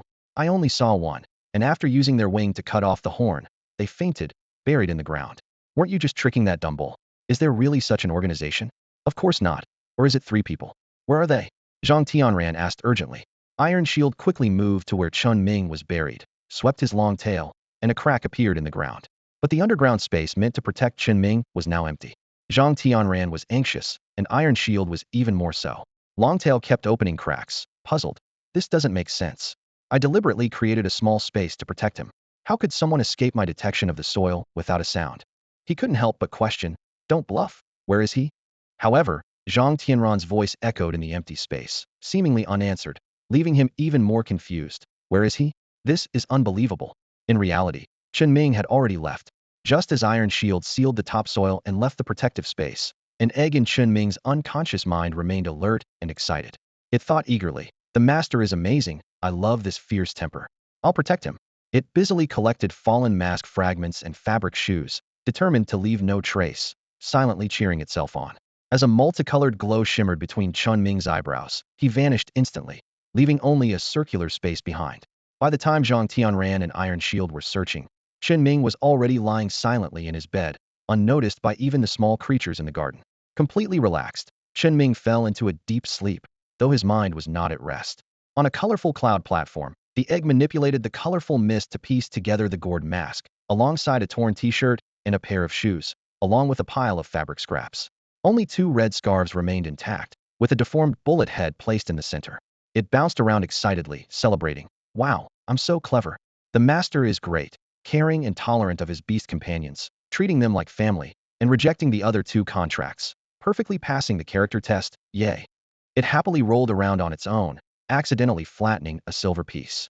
Fortunately, this wasn't in the real world.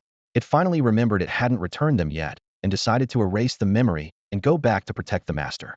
Thinking about reporting, it dismissed the idea. Dream on, roll away, birdie. As the cloud mist surged, the silver piece vanished instantly. Meanwhile, a bird suddenly shot out from the sleeping Chinming. Thud! The silver piece spread its wings, sticking to the wall like a specimen. The egg in Chinming's mind circled around the night tour. Armored bug. How about a bug explosion? Pushing a little mountain maybe? So silly. Should I level up a bit? It mused to itself, as a black sea urchin-like object the size of a fist emerged from the eggshell, only to retract before falling. I can't let the master find out. He's very smart. Although lazy, he'll definitely notice me. Anxious, it decided to send the night tour out. The night tour fell out as well, scattered and unconscious, but better off than the silver piece stuck to the wall. When only the egg was left in the colorful space, it bounced around, tilting left and right, starting to collect the broken mask, bullet head, and strips of t-shirt from the cloud platform, feeling secretly pleased. I'll give these to the master later. Haha, time to start the next stage of the test.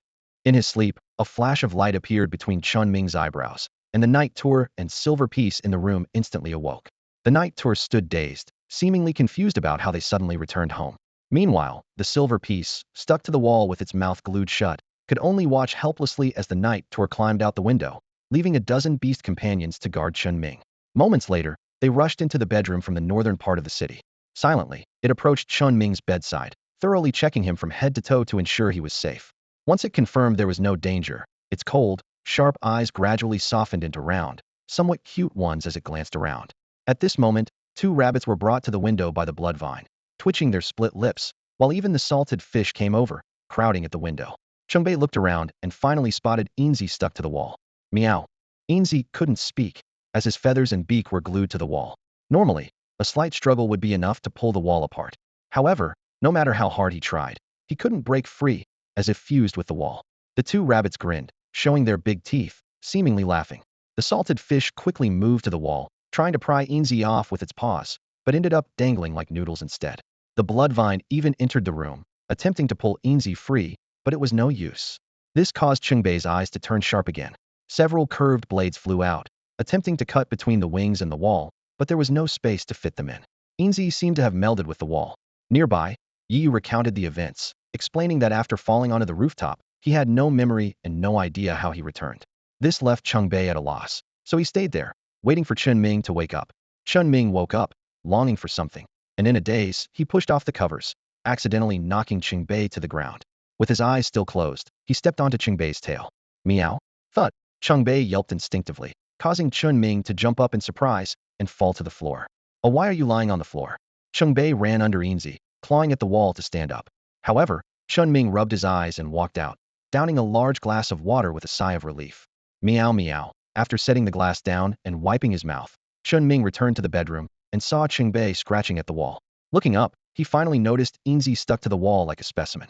Only then did the groggy Chen Ming recall the events of the night. Seeing the dim light of dawn outside, he was puzzled. How did I get back? Muttering to himself, he looked down to find himself in just shorts, a mask, a scarf, and a t-shirt, with his shoes and pants missing. Without thinking too much, he stood on the bed, easily grabbing Enzy and pulling him down effortlessly. Why were you stuck up there? How did we get back? Enzy whimpered, tears streaming down as he burrowed into Chen Ming's embrace. Boss, there was something dirty. I got stuck, and Chungbei and the others couldn't get me down. Boo-hoo-hoo. 10 minutes later, Enzy finally recovered, but his memory, like Yiyu's, was mostly missing. Boss, did we both hit our heads? Chen Ming didn't think it was from the fall, as he remembered everything before he lost consciousness. The anger, suppression, dead silence, explosion, and those strange words. Though he still remembered them, all the negative emotions had been released, and he felt calm. He scratched his head, hesitantly taking out his phone to call Zhang Tianran. The call was answered after just one ring. Kid, how's it going over there? On my end it's safe for now, how about you? Cough cough. I'm fine, just a few minor injuries. I beat the beast god's temple, cut off the bull king's horn anyway.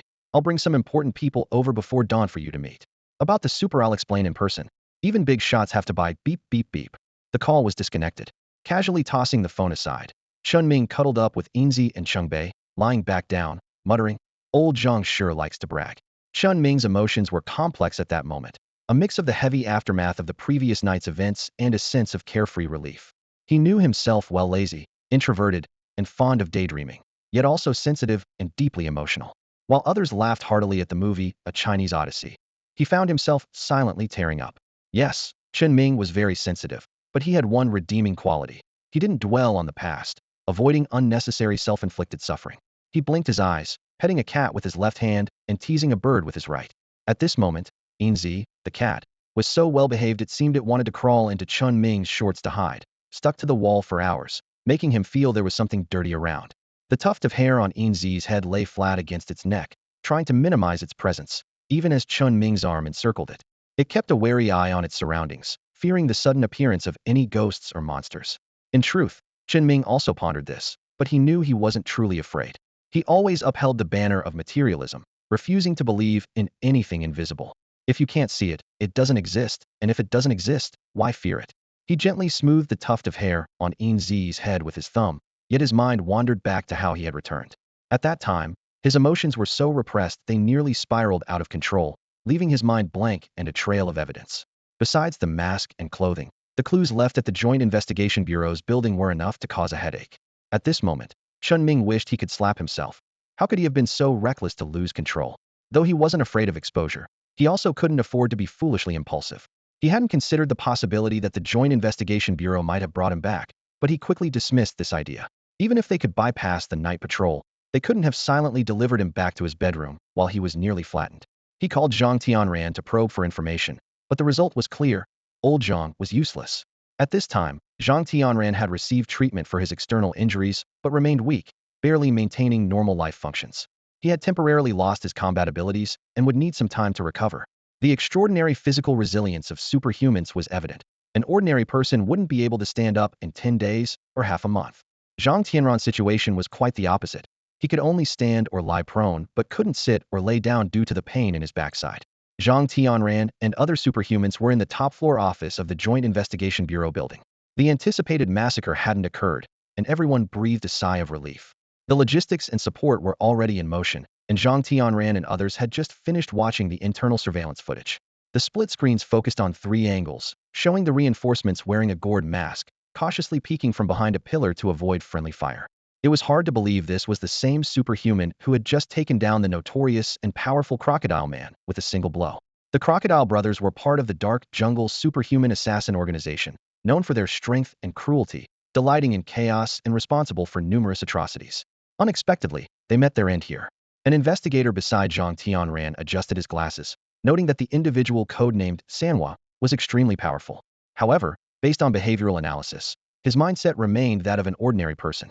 Even after rescuing others and being attacked by his own side's investigators, he merely expressed his grievances verbally without retaliating. As the investigator's light pen pointed to the next image, his demeanor changed. Clearly affected by the horrors he had witnessed, he seemed to lose control, taking on a completely different tone and presence. In the third image, he decisively cut through the body of a fellow investigator, whose heart had been removed and was used to block his path. He endured the blow from a crocodile's tail, seized the opportunity to counterattack, and severed its limbs. The crocodile died a gruesome death, howling in pain and still alive when the group returned, enduring over 2 hours of torment. The investigator looked around solemnly and concluded that Sanhua, though young and from a middle-class family, had a strong sense of justice, a passionate yet naive nature, and a somewhat simple demeanor. He had the air of a typical city dweller, wanting to be assertive but unable to, reluctant to back down yet unwilling to give in. With a sigh, the investigator noted that Sanhua's personality was extremely polarized, becoming cold and filled with a chilling intent to kill when provoked. Even his words seemed pathological. After the investigator closed his notebook, the others nodded in agreement, believing that this personality fit their organization's naming, a group of passionate young individuals who refused to be controlled and roamed the world independently. However, their organization's power was formidable, and if led astray, it could pose an immeasurable threat to the world. The group began discussing how to approach them gently and guide them, except for Zhang Tianran, who frowned and dropped a bombshell. What I saw were 2 people. One was less than 1.5 meters tall, skilled in flying, with powerful fire attacks. The other was a chubby kid, not even a meter tall, who punched Lei Jinxiao to death. The others, having never seen this, looked at each other in confusion. Just then, an old professor with a neck brace, looking like he had a stiff neck, walked in. I saw the chubby kid too, hitting the ground so hard it trembled. I was close and got knocked out by a flying shrimp claw. Not only did my skull crack, but my neck almost broke. The group was shocked, simultaneously realizing that although this organization seemed juvenile, its power was absurd. Chen Ming was unaware that a group was studying him closely. He had left his bedroom, turned on his computer, and logged into the dark web. What started as mere curiosity had now turned personal. Various organizations, like the Bull King and the Superheroes, were speaking out. The Bull King challenged, "Dare to ambush, but not show yourself." Black Viper added, "We in the dark jungle will remember this. Don't let me find you." The Northern Ocean Sea King was startled. "Even I wouldn't dare do such a thing. Shut up and eat your seafood." The Sea King retorted to anyone, known for his extraordinary mouth rather than his water and ice powers. Chen Ming figured only Enzy could argue with him, and it would be an even match. Watching the Bull King and Black Viper provoke further, Chen Ming felt uneasy. It wasn't their taunts that bothered him, but the realization that Zhang Tianran had sold him out, creating hostility between the 2 factions. The underlying motive was clear, leveraging the rivalry between the Beast Temple and the Dark Jungle to pressure the superheroes into aligning with the Joint Investigation Bureau. This tactic had been effective for millennia, assuming the superheroes actually existed. Unfortunately, it was a fabricated force. Chen Ming usually didn't even leave the zoo, let alone get involved in such matters. This time, it was simply because it happened too close. Otherwise, he would have just watched from afar. But being sold out was something Chen Ming couldn't forget. "Enzy, go wake up Xiao." When Zhang Tianran and the others arrived, charge them for admission, and push annual passes theory, all big shots. For the sake of appearances, they must get an annual pass. Enzy complied, preparing for the guests. Half an hour later, as Chen Ming was still engrossed in the dark web, his phone suddenly rang. Zhang Tianran, with a dozen people blocked at the entrance, had a rather complex expression on his face. Zhang Tianran was blocked by Mo Xiaoro, who stood like a guardian deity at the gate. This scene was particularly novel to the onlookers, and some couldn't resist taking photos and sharing them in a gossip group. In the live recording of the ticket sales, the usually intimidating Yen Luo found himself unable to retaliate against the young girl, completely at her mercy. Tickets were required for entry, as per the park rules. Mo Xiaoro, dressed in overalls with her ponytail swaying to the left, clearly wasn't in a good mood. Last night, strange female voices had disturbed her sleep, leaving her irritable. She pounded her small fist against the gatepost, causing the entire gate to shake and startling everyone. Most of the people present were there to support, unaware of the gentle girl's formidable strength. Zhang Tianran was no exception and quickly stepped back. He wasn't scared, but rather pulled out his phone to call the main person in charge. Chinming, what's going on? Didn't I give you a heads up before? Zhang Tianran asked urgently. Yeah, that's why I quickly called Xiaoro to collect tickets. Chinming's voice came from the other end of the line. What? You're unbelievable. Zhang Tianran almost laughed out of frustration. I gave you a heads up because an important person was coming, and you woke her up. What's the logic in that? Before Chen Ming could respond, a voice from above interjected. You're unbelievable. Oh right, you're not a good bird. Your bird is broken. Some people couldn't help but burst into laughter. Amidst the laughter, Zhang Tianran's expression was speechless, a blush creeping up his pale face, theoretically a sign of anger. Everyone's attention turned to Enzy, whose reputation preceded him. Iron Shield, although not tall, was solidly built, sporting a shiny bald head. Hello, want some soy milk? Hello, interested in a yearly pass? Iron Shield held a bag of soy milk, looking somewhat surprised. I offer you soy milk, yet you want to dig into my savings for a wife. Enzy said bluntly. What are you saying? Isn't it a waste to save so much for a wife when you don't have one? What if you meet someone who truly understands you? You won't need to buy a hat your whole life. But a yearly pass, once you have it, it's yours and no one else can use it. A group of single folks pondered over this for a moment. An old professor suddenly slapped his head. Get the pass. No more talk. Today we all must get it. It's a life lesson. Beside him, Iron Shield frowned and nudged the old professor with his shoulder. What do you mean, old ma? The old professor didn't look too pleased but explained. What kind of girl would truly understand you, making you feel like you've found your soulmate, willing to give her your heart? Of course, a good girl. The old professor walked directly up to Mo Xiaoro. I want a yearly pass. Mo Xiaoro blinked, smiled, and gave a thumbs up. Great choice. Please come this way. The two went off to handle the pass. Iron Shield then pulled Zhang Tianran aside. Old Zhang, what does he mean? Am I wrong? Zhang Tianran didn't know how to respond, but Enzy, laughing mischievously, swooped in. You seem like an honest person. Without extensive experience with men, how can you truly understand someone? How can you make them willingly give you their all? It's no wonder you can't tell the good from the bad at your age. Enzy circled around the group. If you're one of us, you get a discount on membership cards. Normally, the annual card is. Sister Xiaoro, how much is it again? 6,001, with 100 off to make it even. You are all important people. It's a shame not to have a card when you go out. With an annual card, you won't be at a loss. Whether you keep your money for hats or get a card is entirely up to you. Enzy's little eyes darted around. Not getting a card means saving for a hat. Buying a hat will get you mercilessly ridiculed, and you'll never live it down. Get a card, the highest level one. Tai Dun led the charge. However, before Enzy could speak, Mo Xiaoro took over. The highest level lifetime membership card is not issued without special contributions. Tai Dun was speechless. He felt like he shouldn't have come today. Once everyone had their cards, Enzy's attitude changed instantly. Welcome VIP annual card holders to tour the park, or you can head directly to the office, but Enzy suggests you follow me. Where to? Zhang Tianran asked irritably. If it weren't for considering Enzy and the white cat, plus needing to thank that group of middle schoolers, Zhang Tianran and his group wouldn't have gotten cards. They're usually stationed all over. Who has time to visit a zoo? They won't even come once a year. Oh well, they've already got the cards. Zhang Tianran glanced back at the box Tai Dun was holding. He thought, I'll give you a good smack later. The group followed the mysterious Enzy to the east side of the office building. As they turned the corner, Zhang Tianran squinted his eyes. In front of him, Chen Ming stood with arms crossed against the wall, beside three bodies. Kid, what's going on? Sanhua and Siwa did it. How should I know what happened? They were right there when you called last night. Otherwise, how could they have gotten there so fast? Chen Ming replied confidently. Then, with a smile, he crouched and extended his hand to Tai Dun, who was holding a suitcase and a soy milk. You must be the big shot Zhangju mentioned, right? Nice to meet you. Welcome to oversee the work. Tai Dun, still sipping from a straw, was taken aback. He first looked at his floral shorts, then at Zhang Tianran's wide-eyed stare, and finally at the young man with a square face, not particularly strong but with muscular cheeks, in a mandarin-collared suit at the back of the group. He nodded towards him. The Dragon King is over there. Ah, cough. Apologies for not welcoming you sooner, Dragon King. Chen Ming extended his hand and jogged over. The Dragon King's lips twitched, suppressing a smile. Before he could raise his hand, Chen Ming grabbed it. Welcome to guide the work. Special advisor, nice to meet you. I'm a simple man, surnamed Xie, called Xie Ding. They call me the king, but it's just a nickname. Let's check the bodies first. Beast God Temple's Peacock Saintess Avelia. The other two should be attendants. All wounds brutally destroyed. Stop fooling around. The bounty is in the box. How many people did you see? Zhang Tianran really had no better way to handle Chen Ming. He was an external special advisor with two unknown powerful beasts, and he got along well with that group of middle schoolers. Zhang Tianran considered testing Chen Ming himself. But before he could, he saw the short and the skinny ones. His gaze turned to Chen Ming. But Chen Ming was looking at the box in Tai Dun's hand. After swallowing, he got serious. Saw 3, skinny Siwa, short Sanwa, and Lei Jinzi. By the way, does this woman have a bounty?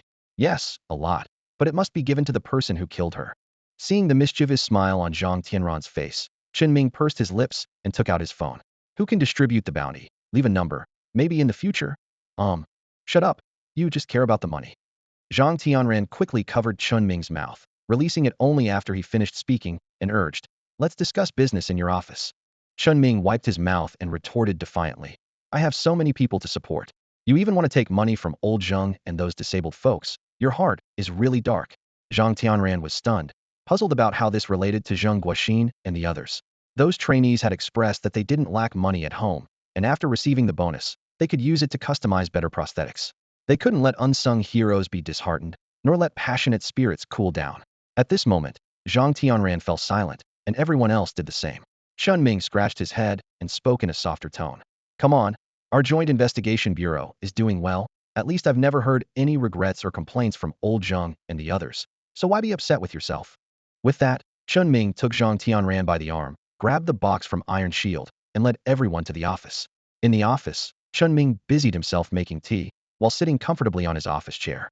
He remarked that the manpower was a bit stretched and suggested, if possible, we could add 15 more people, preferably including a few women for a softer touch.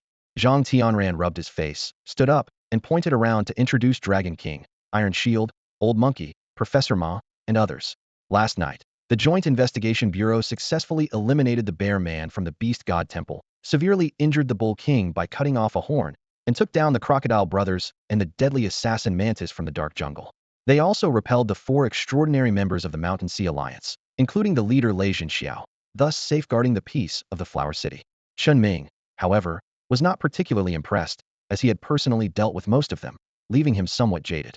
Zhang Tianran felt particularly uncomfortable with Chen Ming's indifferent attitude, as these achievements were hard-won through life-threatening efforts. Just as Zhang Tianran was about to emphasize the significance of this accomplishment to Chen Ming, a sudden thought struck him, and he asked, did they tell you what happened? Did all 3 come? Chen Ming spread his hands helplessly. Although Zhang Tianran had a thick skin, he couldn't help but feel a bit awkward and immediately asked, so how did they return? Did they mention it? Others were also keenly interested in this question. Chen Ming slowly shook his head and sighed. Just when everyone thought he didn't know, he replied with a hint of mystery. Haven't you seen the Calabash brothers?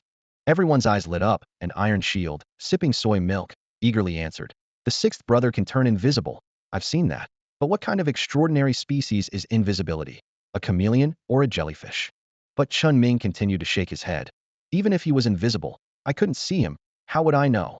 Everyone fell into deep thought, while Zhang Tianran had already recovered from his embarrassment and got to the point. The main reason I'm here is to meet those superheroes and thank them personally. Chen Ming, however, replied, can't get in touch. They blocked and deleted me yesterday. Zhang Tianran instinctively felt Chen Ming was lying, but Chen Ming handed over his phone directly. Because I charged them for tickets. Such small-minded people.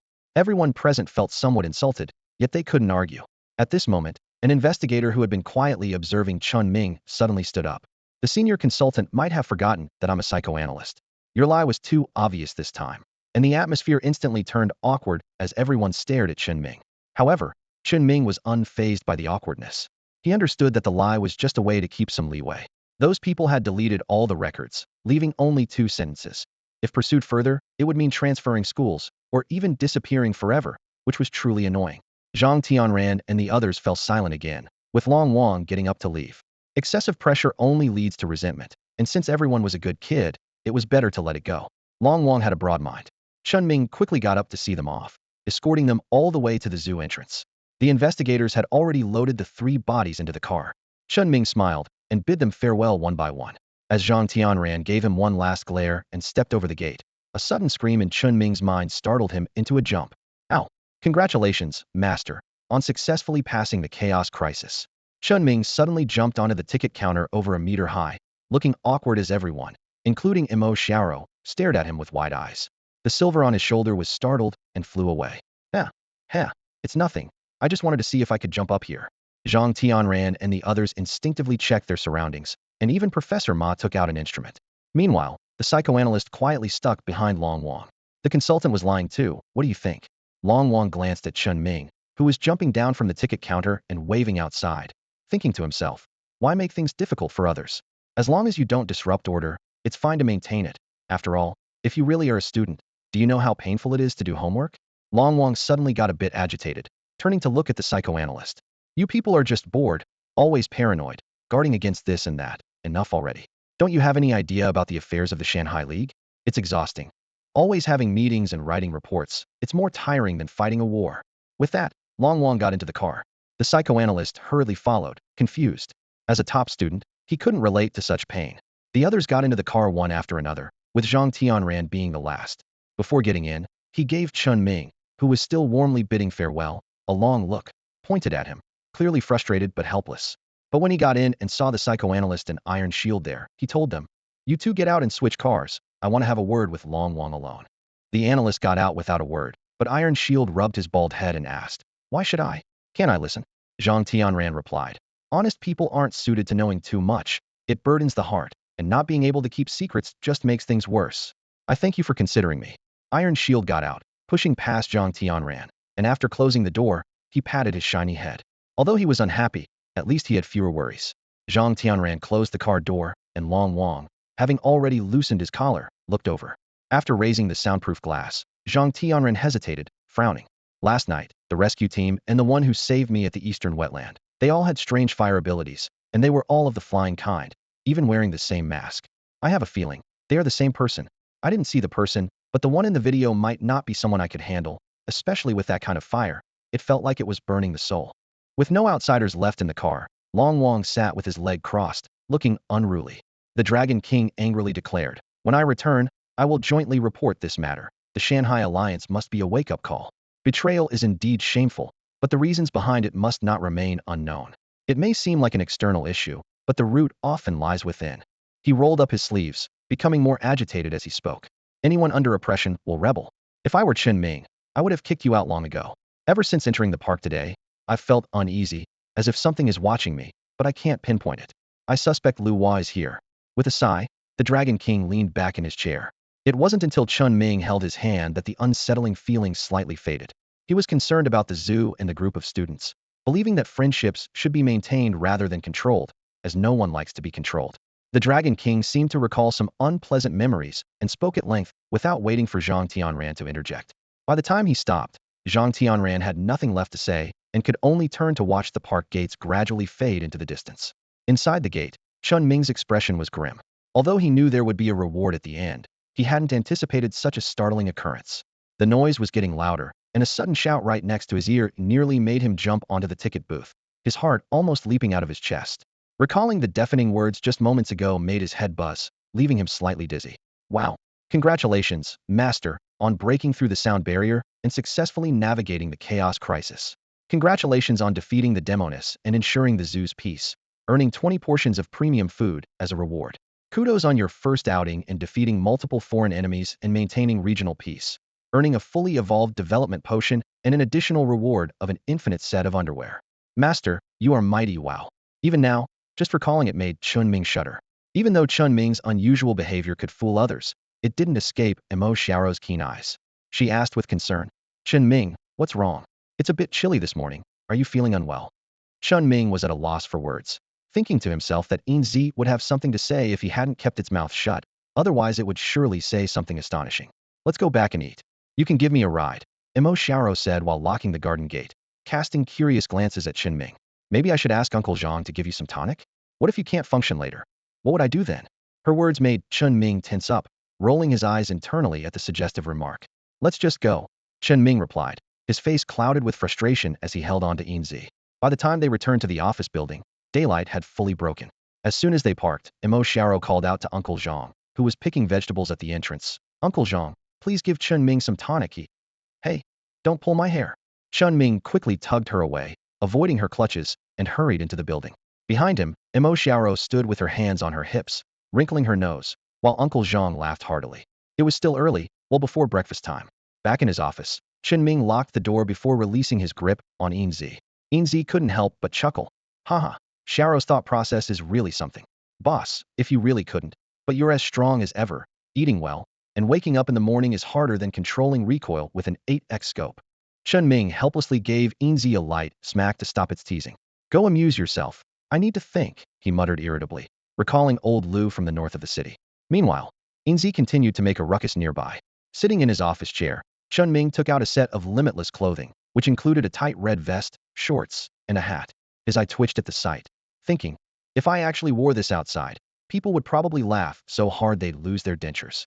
He pulled at the little vest, stretching it over a meter without tearing it, and the hat and shorts were the same. Gradually calming down, Chen Ming took out 2 night-walking spirit fusion techniques. As the night-walking spirit fused with his body, he grabbed the 3-piece outfit and ran into the bedroom to change. Instantly, for Chen Ming's, all the height of a coffee table appeared in the room, dressed identically with hats that only revealed their eyes, noses, and mouths, red vests, and red shorts. The only difference was that one wore oversized sneakers while the others were barefoot, staring at each other. This ridiculous system. Can it be black instead? It's not like it's our zodiac year. Chen Ming complained.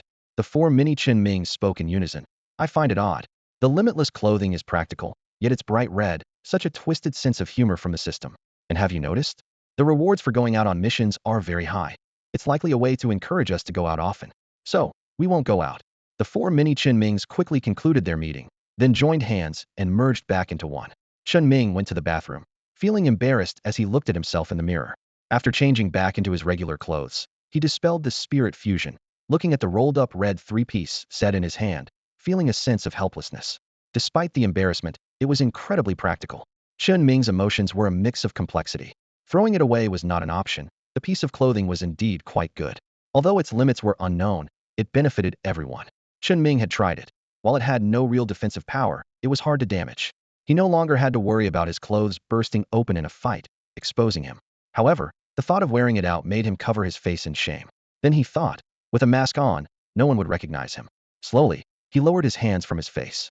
As for the high-grade food, Chen Ming already had some left, so he didn't bother checking.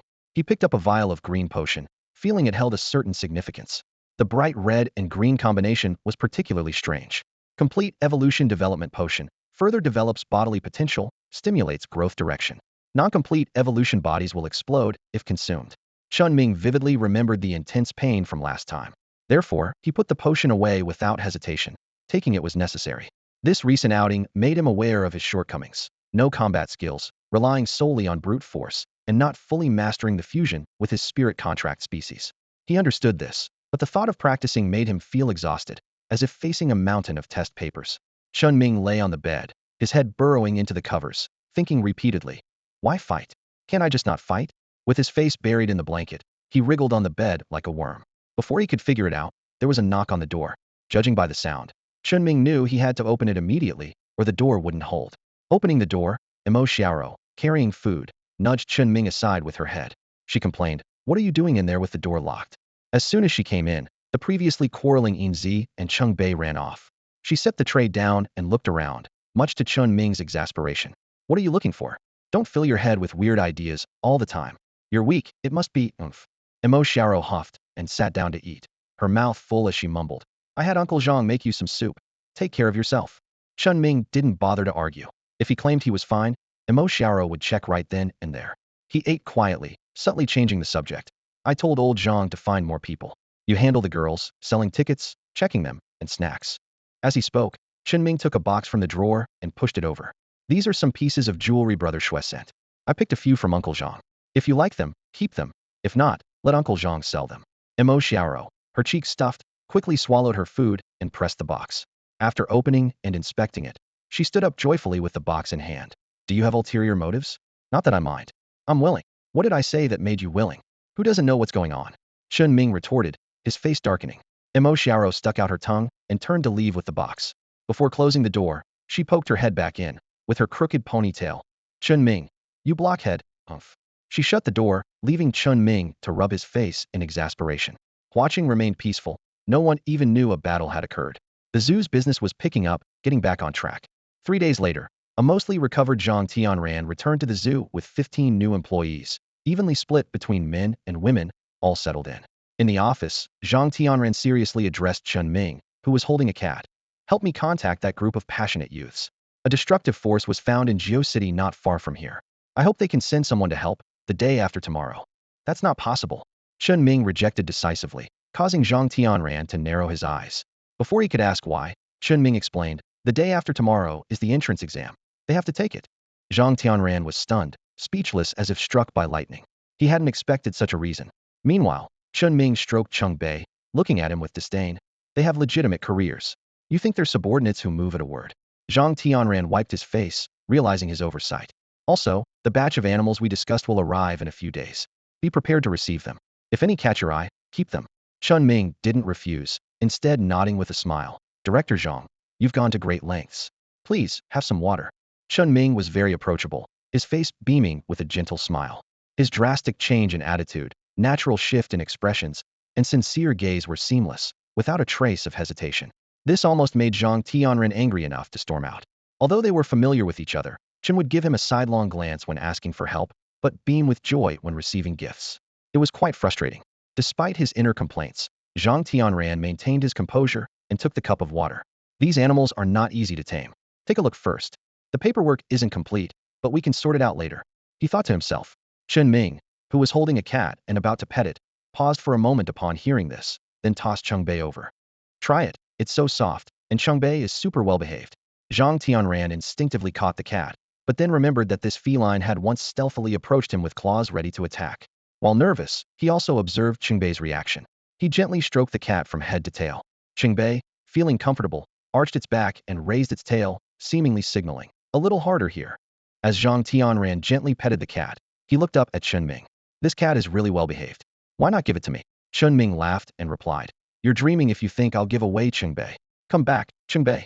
Hearing the call, Cheng Bei tried to jump onto the table, but was gently held down by Zhang Tianran's large hand, unable to escape.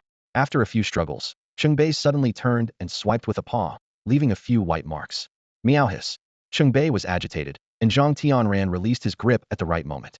Freed from the grasp, Cheng Bei leapt into Chen Ming's arms, snuggling close. After a few calming strokes, it relaxed, curled up, and comfortably lay down. Had Cheng Bei not been vaccinated and had its claws trimmed, those swipes could have left some scratches. As Chen Ming petted the cat, Zhang Tianran, though outwardly calm, was inwardly astounded. The cat showed no abnormal behavior, acting just like a regular pet cat, truly remarkable. He then looked up at Chen Ming, who was still smiling. Honestly, I'd like to have a cat for company too. How about giving me one when it has kittens? Chen Ming teased. You couldn't tell the difference in the school exam, and now you can't even distinguish between male and female cats? Cheng Bei still has his bell. Maybe you should just get a pig instead. That day, Zhang Tianran felt like both Chen Ming and his pet were playing him, yet he couldn't say anything. At this moment, he wasn't even sure if Chen Ming knew there was something unusual about his pet. After all, without the hidden camera, even Zhang Tianran wouldn't be able to tell there was anything special about Cheng Bei. Watching Cheng Bei curled up in Chen Ming's arms, purring, Zhang Tianran placed a business card on the table and started to leave. No need to see me out. With these, you're one of us now. The Joint Investigation Bureau can only provide standard prosthetics, but this is a reliable high-end prosthetics company abroad. It's not cheap, but there's a discount.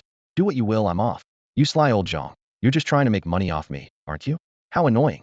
Just as he stepped out the door, Zhang Tianran stumbled and was about to retort, but then saw something silver fly over. He could only curse inwardly. You brat. He turned and left, while Chen Ming, despite his words, smiled as he picked up the business card. For someone like Lao Zhang, who lost both arms at the shoulders, regular prosthetics are not an option. They would need to insert guiding posts through drilled holes to use prosthetics. Of course, there are better options available, but Chinming can't afford them. This wasn't a spur-of-the-moment decision for Chinming. Money, of course, needs to be earned. The zoo's revenue is accounted for separately and shared among the three of them, while the bounties from the United Investigation Bureau for defeating enemies are kept in a different account. The salaries for Zheng Guoxin and everyone else, as well as all living expenses, are covered by this bounty money. This arrangement was made after a discussion between Chen Ming, Uncle Zhang, and Mo Xiao. The zoo is a home shared by the three of them. Chen Ming is like the head of the family, with the other two being his closest relatives in this world.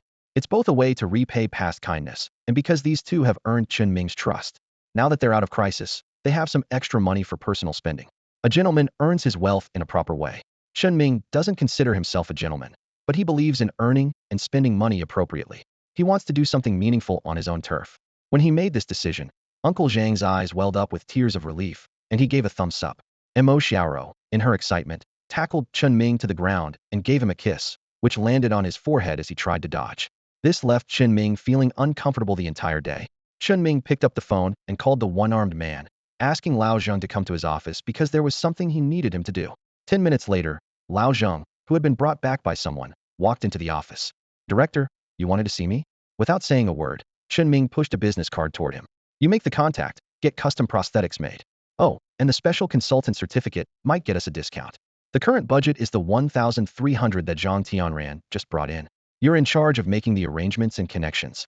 Zheng Guoxin leaned over and stared at the business card for a full minute, then wiped his eyes with his pants before looking again for another minute. There weren't many words on the card, yet he stared at it for 2 minutes before looking up at Chen Ming. "Director, we're just rough folks, not worth using something so expensive." Before Lao Zheng could finish, Chen Ming interrupted by raising his hand. "No, no, no. You all are my people now, and my people are valuable. I'm not good at these things, so I have to entrust this to you." Zheng Guoxin looked steadily at Chen Ming, then bit down on the business card, turned around, and left, mumbling, "I understand, Director. Zheng Guoxin will get it done." Chen Ming felt extremely happy at that moment, even more so than if he had won $1 million prize.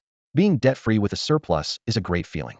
Money is just a tool, and as long as it's enough, Chen Ming doesn't place too much importance on it. If he were truly money-driven, would it be difficult to have Night Tour dig through the silver vaults and empty the treasury? Not at all. It would be easy, leaving no trace and impossible to investigate. Chen Ming has a scale in his heart, with his own principles and standards. Against his enemies, he's ruthless and merciless, often saying little. But to those he trusts, he's warm, enthusiastic, and caring. Within the rules, on the zoo's grounds that he owns, within his abilities, he uses funds specifically to help his own people. Not only does it purify his soul, but it's also a hope. If he didn't have the ability, he would just look out for himself. But now that he can, he helps those around him who are worth helping. Taking care of the animals with dedication means good employees shouldn't be overlooked either. That's what's meaningful. This is what Chen Ming envisions for his harmonious and loving little son zoo. Plus, it achieves multiple goals. 3 days later, the new employees gradually integrated into the team, and their admiration for Chen Ming became increasingly evident. They all knew that despite his casual attire, this young director had made significant efforts for the zoo. Even the funds were kept with Uncle Zhang. Zheng Guoxin and his group had long understood that Chen Ming's vision for the zoo was noble, aimed at giving back to society and instilling a sense of mission in everyone's work. Learning that this vision was also closely related to them, and knowing about the substantial investment, they felt their mindset shift from merely having a job to embracing a mission. The zoo became a shared home for everyone, with Chen Ming seen as the head of this big family. Meanwhile, the Joint Investigation Bureau was closely monitoring the situation. When Zheng Guoxin reached out to the prosthetic company, they began to follow up. Once all negotiation details were revealed, everyone, including Zhang Tianran, fell into silence. They were puzzled by this newly joined special consultant who had once made a fool of himself. Chen Ming's statements like, "Buy a ticket, no entry without one, protect Little Sun Zoo," painted him as a money-conscious rule follower. However, the negotiation amounts provided by the prosthetic company offered a new perspective on Chen Ming. Despite appearing money-focused, he invested all his bonuses in these unsung heroes. At this moment, Chen Ming wore a gentle smile, like a sunny young man, holding a tray with breakfast as he nodded kindly to colleagues, showing none of the commanding presence one might expect from a director.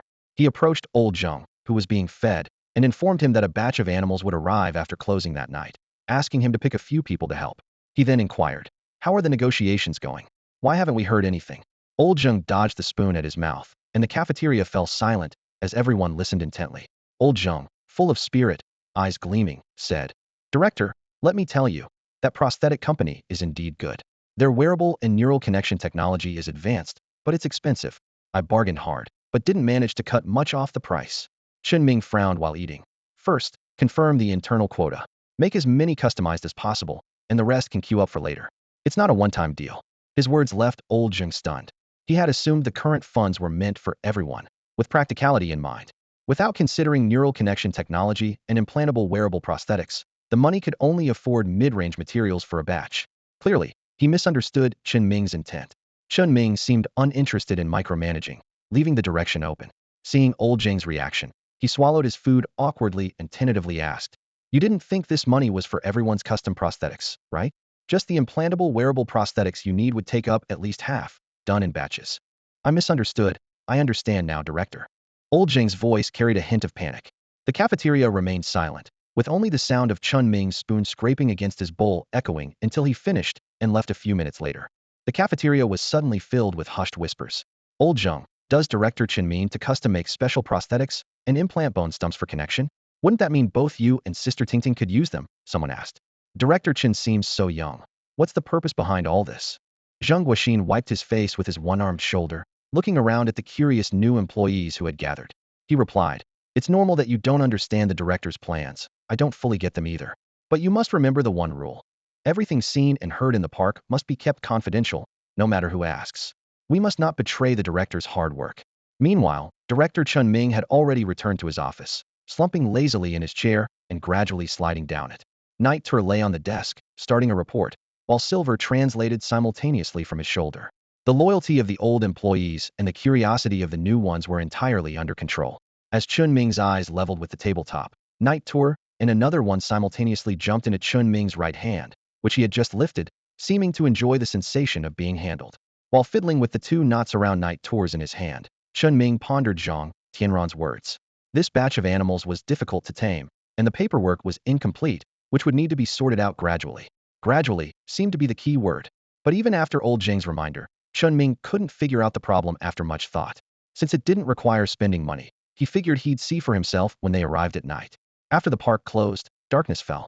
Chen Ming and a few others finished dinner and strolled to the southern area to wait.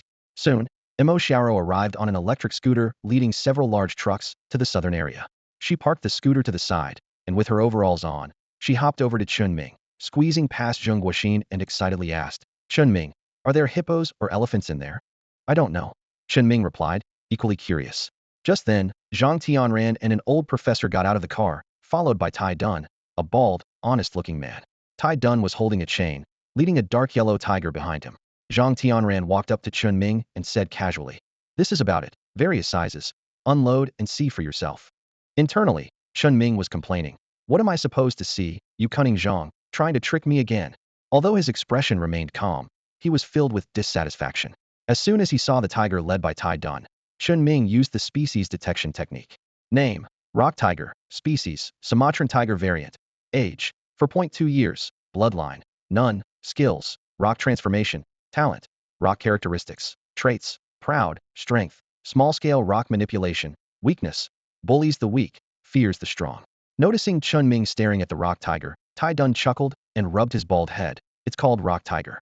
It spent 2 years in a circus, knows a bit of human nature, but was caught after causing trouble. It can control rocks and transform its body to enhance defense, but it's particularly arrogant and doesn't listen well." The rock tiger roared fiercely at Chen Ming, seemingly asserting its status. However, Chen Ming was unfazed. The creature in his arms, Cheng Bei, wasn't pleased and emitted an invisible aura. It opened its mouth slightly, releasing a soft hiss. Hiss. Meow. The rock tiger, mid-roar, seemed suddenly choked, its robust voice turning thin and almost inaudible. Then, under Tai Dun's astonished gaze, the rock tiger folded its ears back, slowly lay on the ground, opened its mouth to stick out its tongue, and lay on its back, showing its white belly, looking at Chen Ming. A small puddle of water appeared where it had just stood. This left Tai Dun, who had intended to show off, with his hand rubbing his head seemingly glued in place. Zhang Tianran and the old professor were speechless. Wasn't it usually so wild and arrogant at headquarters? Roaring at everyone, demanding a full body massage before cooperating with checks, acting like a lord and insisting on female attendance. Yet, it had just met them and hadn't even finished roaring before it wet itself. Now it lay there like a dog, tail between its legs, tongue out. What's going on here? The members of the investigation bureau were all staring at the once formidable and arrogant Yenhu, now acting cute. This was a stark contrast to the fierce beast they remembered. After circus training, Yenhu became more human-like, especially after being captured, with no record of harming anyone. Through observation, Yenhu realized its value and understood that cooperation came with rewards and never resulted in harm. However, when denied benefits, it would roar, throw tantrums, and even damage research equipment to delay progress. The Bureau hoped to gather more data and had plans to tame the beast, and Yinhu's behavior gave them hope. It struck the perfect balance, never crossing the Bureau's line, and occasionally appearing obedient, able to understand simple commands. When in a bad mood, it would refuse to cooperate, even with the Dragon King's authority, and would protest by refusing to eat after being punished, leading to its long-standing dominance. Now, this timid tiger, acting like a harmless kitten, lay on its back, paws up, tongue out, in a display of cuteness never seen before. Its closest companion, the honest Tai Dun, even licked his bald head in a show of affection. Zhang Tenran was filled with suspicion, while the old professor was animated, and Tai Dun seemed bewildered, his expression saying, "Aren't we the real buddies? What's going on?" Before they could react, Chen Ming stood still as Imo Xiao dashed over, exclaiming, "Wow, such a cute big cat. Let me give you some love." With that, Imo Xiao, with her lopsided ponytail, crouched down and gently held Yinhu's mouth. Yinhu had no intention of playing cute. It was about to roar to show this ignorant two-legged creature its power, signaling, "Not just anyone can touch me." But before it could open its mouth, Imo Xiao easily clasped it shut with one hand. Yinhu was stunned. Sensing its struggle, Imo Xiao applied more pressure, making Yinhu feel like its teeth might shatter, almost petrifying it on the spot. Initially planning to swat with its paw, Yinhu quickly retracted its claws, and after giving up the struggle, felt the pressure ease, almost bringing it to tears. Filled with grievance, it thought, "What kind of place is this? Why don't they take me seriously?" Imo Xiao didn't care, holding its mouth with her left hand while her right hand stroked down its neck, teasing, "This could be a tonic for Chen Ming, something not to be touched. Chen Ming, let's not keep this big cat. Let's take this for your health, okay?" Chen Ming and the others instantly wore dark expressions, while Zheng Guoxin and the others wanted to laugh, but didn't dare. At this moment, Yinhu dared not move, only making sad whimpering sounds from its nose, tears of humiliation in its eyes. Feeling utterly defeated, Yinhu wanted to seek help from Tai Dun, only to find him standing there, stunned as if struck by lightning.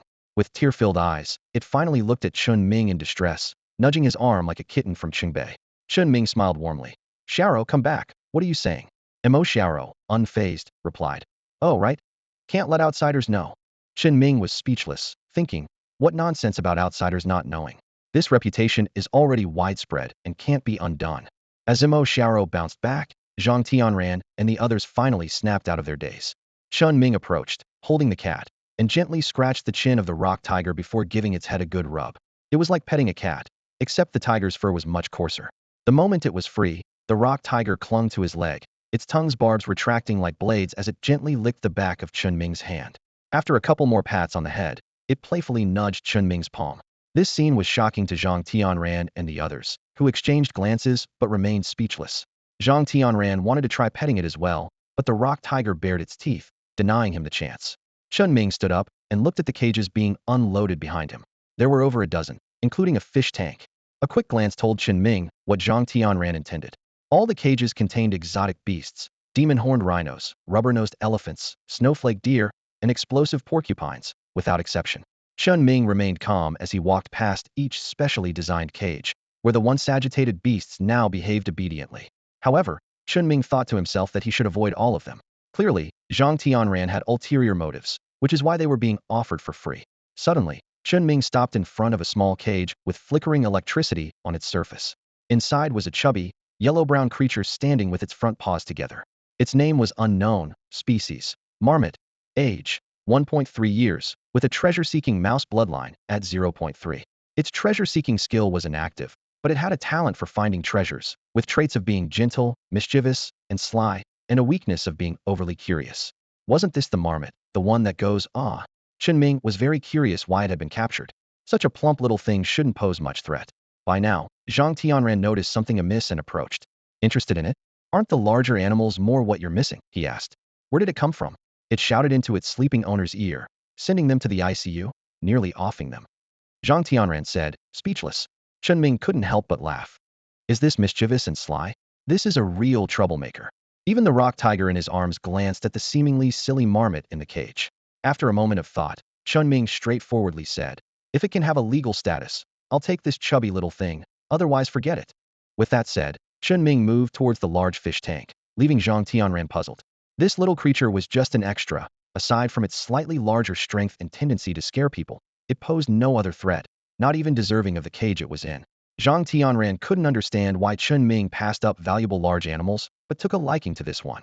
Was it because it looked so cute and chubby? Or was there more to it? Zhang Tianran's eyes flickered as he exchanged a glance with the old professor, then quickly caught up with Chen Ming. It already has legal status, just need to process a transfer. I thought you might like it because it looks chubby, he explained. I do like it, it would make a nice pillow to hug in bed. Before Zhang Tianran could retort, Chen Ming reached into the fish tank and pulled out a turtle. What's this supposed to mean? A hint to me? Soup? Do you want it? Smack. Chen Ming tossed the turtle back. No, I don't have an aquarium. Even manta rays are being shipped in. Where would I put aquatic creatures? He declined. If you like it, keep it. I can help you build an aquarium. Zhang Tianran offered sincerely. However, in his heart, Chen Ming thought, you're so sneaky. Yet his eyes couldn't leave the manta ray. He stared at a stone below for a full minute before reluctantly sighing and shaking his head. Never mind, it's too much trouble. They've been shipped already, I'll just take a couple of stones. Uncle Zhang's bathtub needs some decoration. Chen Ming said, then picked up a net to scoop out a few pieces of coral stone, handing them to Zhang Tianran. Help me take these out. Uncle Zhang, these coral stones look nice. They would be perfect in our bathtub as decorations. At this point, Zhang Tianran couldn't discern Chen Ming's true intentions.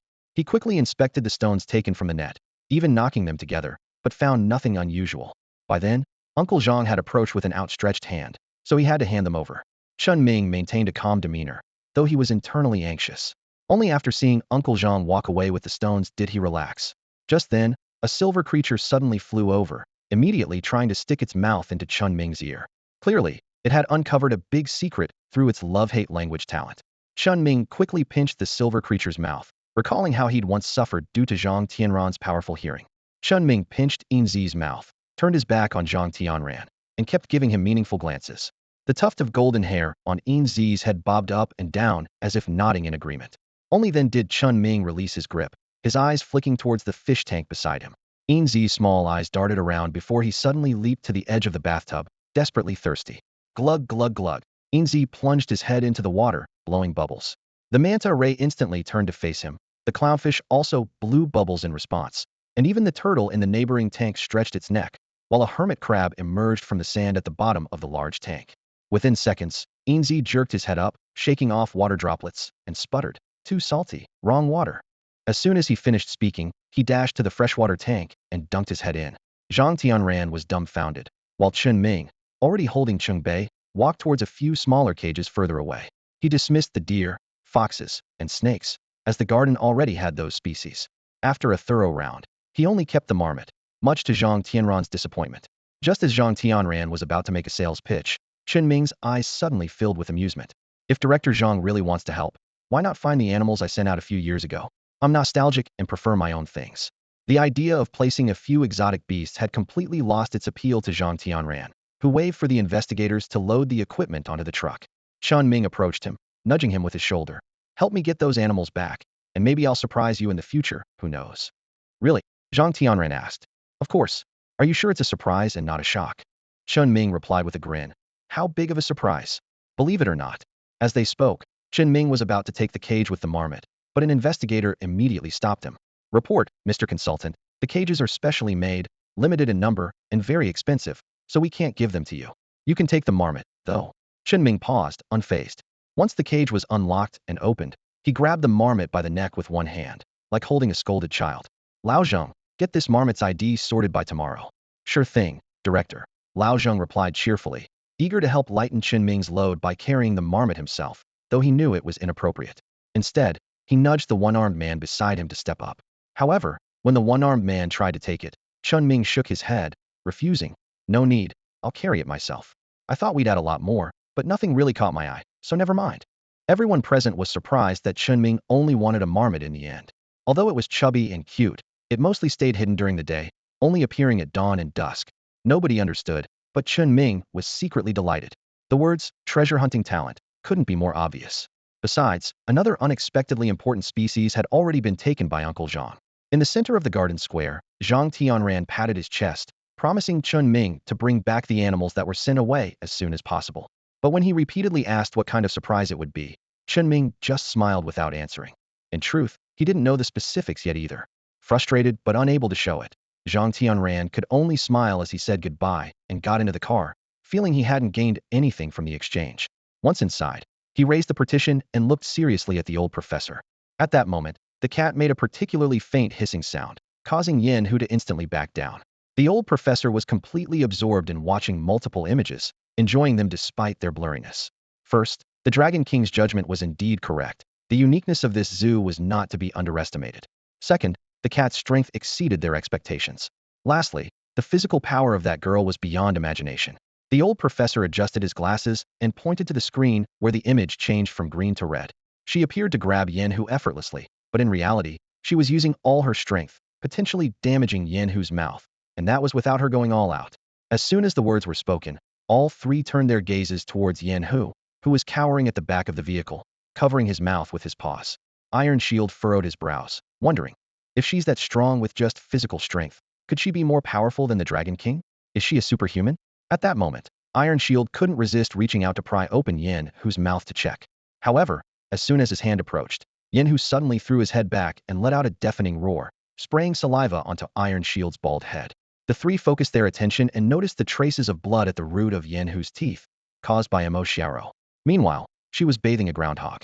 The groundhog was mischievous, cooperating during the bath, but secretly holding water in its mouth to spray on Emo Xiao's face. Next, the groundhog was suspended in midair by several rubber-tipped metal clips connected by ropes, its mouth wrapped with 3 layers of tape, looking innocent and puzzled, as if thinking, why isn't this going as expected? After the bath, it was obediently carried into the office. Chen Ming tugged its ear, then looked towards the north of the city and suggested taking it out for a walk to get familiar with the place and later explain the rules.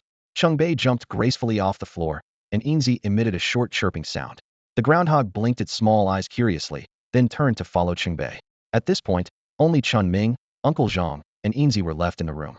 Chinming rubbed his hands and asked Uncle Zhang, Uncle, where's the stone? Uncle Zhang pointed to a water basin nearby, filled with water from their large fish tank. What did you discover? Chinming chuckled without explaining, picked up a magnifying glass, and ran to the basin, grinning foolishly as he lifted it. Inside the basin was a reddish-brown porous coral stone, with a few hard-to-detect little creatures hidden in its holes. Chinming raised the magnifying glass and excitedly shouted, Come and see.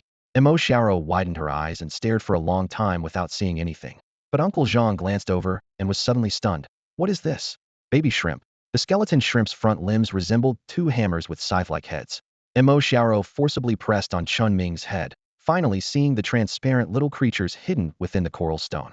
However, neither she nor Uncle Zhang understood why Chinming was so concerned about this skeleton shrimp. Chinming didn't explain, and, after sending the 2 away, happily picked up the skeleton shrimp again. Name, none. Species, skeleton shrimp. Age, 0.2 years. Bloodline, giant hammer venomous stinger 1.1. Skills, reproduction, devour unactivated. Abilities, dark trait, concealment. Weakness, low intelligence. Chinming thought to himself, isn't it obvious? He took out some marrow fluid, dripped 2 drops, and watched the skeleton shrimp wave its tiny front limbs, pondering how to arrange things. At this moment, Chinming was most concerned about the secrets Enzy had learned from the animals. He sat back in his office chair, stroking the tuft of fur on Enzy's head, and finally said, Boss, 3 land ancient beast tombs, 1 underwater relic. We're going to be rich. However, the locations needed to be slowly figured out, as their descriptions were quite vague. Chinming was shocked, initially thinking it was a gold mine or a diamond mine, but it turned out to be ancient beast tombs. Immediately, questions arose. How do they know it's ancient beast tombs? Why would they tell you? Enzy lifted its head, its golden tuft standing upright, and explained, Of course, they don't know they're ancient beast tombs, but Enzy's descriptions match almost perfectly with what we've dug up. At this point, Enzy scratched its head with a paw. It's just that the underwater relic seems to have been discovered first. A humanoid giant fish tried to squeeze in but got stuck in the crevice, and a turtle person is guarding nearby, trying to rescue her, saying it's been a long time. Chinming leaned back in his chair, suddenly jumping up, thinking to himself, this is unbelievable. Chinming was stunned. Who was the human-shaped giant ribbon fish? It was Qiao Nan, codenamed Thunder Eel, ranked 3rd on the wanted list. And the turtle man guarding her must be Chun Guangda, codenamed Black Turtle, ranked 5th on the list. Weren't these Chinming's parents who had been missing for 3 years? It was unbelievable. Chinming was truly shocked. His mind went blank for a moment. The first thought that crossed his mind was about the zoo's ownership, then how to face the 2 of them, and whether he should act first. Finally, he wondered what Uncle Zhang and Xiao Rou's reactions would be when they found out. Chen Ming was at a loss for words. He never imagined that the two had faked their deaths and left their son behind to go treasure hunting. Even more frustrating was that he had learned they were alive. Chen Ming's mind was in a complete mess. Boss, what's wrong? His friend asked with concern. Chen Ming waved his hand, signaling for silence so he could calm down. He walked to the window, leaning on the windowsill, and gazed at the park shrouded in the night. Nearby, a stout and lovable groundhog was sitting on the grass under the trees, surrounded by Qingbei, Xinyu, a few night owls, and two who were clutching carrots. The scene was amusing, especially since the groundhog already looked adorable, and now with its tiny paws unsure where to go, it resembled a little student awkwardly standing under the watchful eyes of 5 teachers, looking pitiful. Watching this, Chen Ming almost burst out laughing, and the chaos in his mind gradually settled. Chen Ming took a deep breath, his tangled thoughts now clear. At that moment, Silver flew onto his shoulder and softly reassured him. Boss, don't worry, we'll be with you no matter what happens. Feeling Silver nuzzling against his ear, a smile slowly returned to Chen Ming's face. Although he had inherited the zoo under Chen Ming's name, with all its debts and barely enough to eat, and legally had no ties to his parents, he still felt a sense of obligation.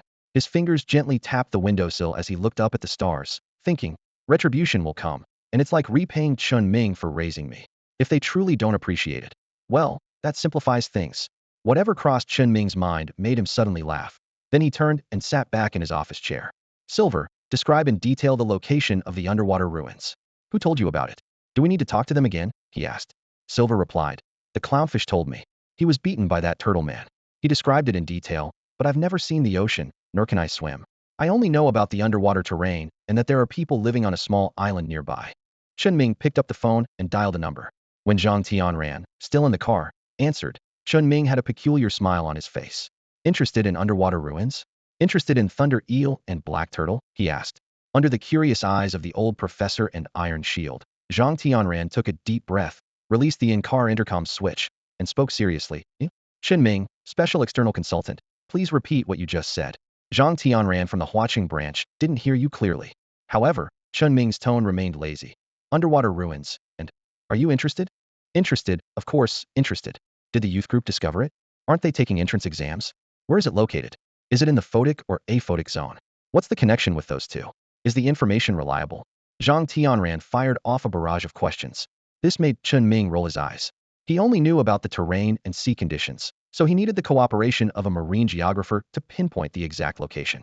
The information source was accurate, and those two reportedly got stuck in the cracks of the ruins. I'll arrange it right now and head back immediately. Before he could finish, Chen Ming interrupted. What's the rush? It's late at night, and I was about to sleep. Bring people over tomorrow afternoon. In the morning, I need to handle legal paperwork for the groundhog. I'll take care of it. I'll make sure the Animal Management Bureau sends it to you early in the morning.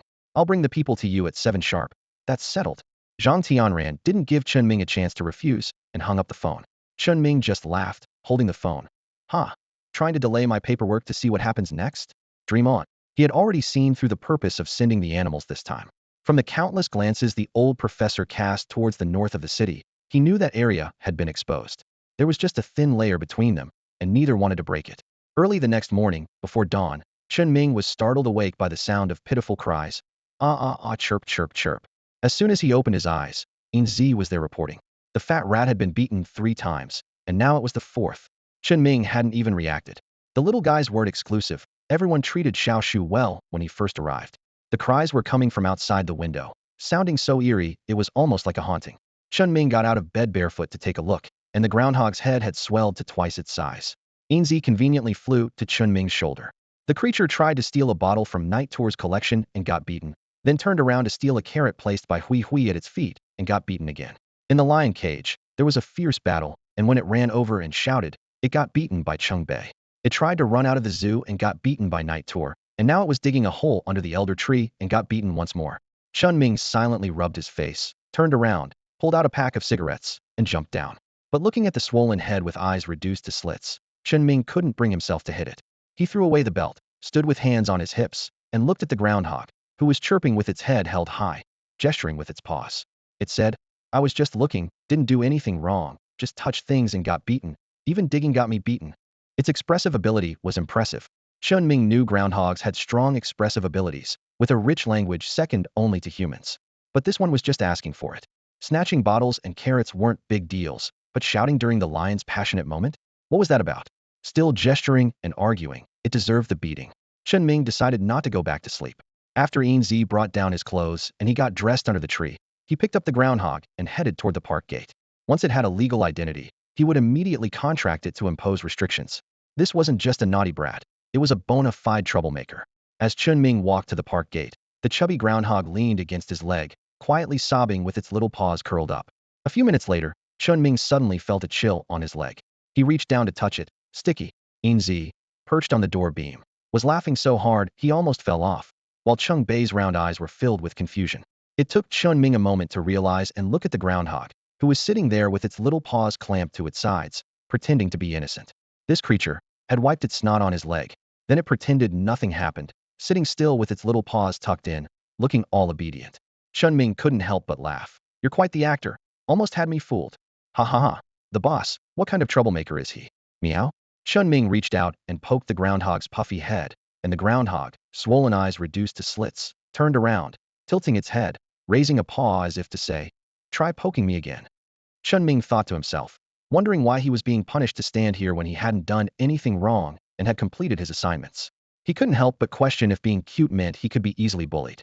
Strange dialogues filled his mind as he looked at the chubby marmot in front of him, tilting its head and raising its little paws. Its head was swollen, yet it stubbornly maintained an attitude of, I did nothing wrong, making Chen Ming want to poke it. Let's see what happens, he thought, giving the marmot a gentle poke. It responded with a squeak, seemingly protesting. Why are you poking me? I haven't done anything wrong. Try that again. Meanwhile, Cheng Bei stood nearby, his eyes deep as night, his voice low, as if also observing the scene. Chen Ming couldn't help but laugh, pointing to the snot on his leg, and then to the camera above, teasing, what do you think this is? And what's that up there? The marmot paused, then gestured with its little paws, its sounds becoming more chaotic. Enzy interjected, Boss, this guy's got a tough mouth. It's not his fault. He didn't move at all. He's an honest marmot. It must have been. Cheng Bei's drool falling from above. He's the culprit. Meow. Cheng Bei jumped down, tilting his head to look at the marmot with swollen eyes, scaring it into jumping between Chen Ming's legs. Chen Ming helplessly patted his forehead, amused. The marmot continued making noises by Chen Ming's leg, while Enzy laughed so hard he almost fell out of Chen Ming's arms, insisting, it was Cheng Bei. Don't be fooled by his white fur. He's got a dark heart, super naughty. Boss, I can't take it. Enzy clutched his stomach, laughing uncontrollably, as Cheng Bei's tail stood upright, clearly irritated and ready to make the marmot even chubbier. Enzy rolled with laughter, even falling out of Chen Ming's arms, continuing to tease, Boss, look, the cat's getting anxious after being exposed, stop him.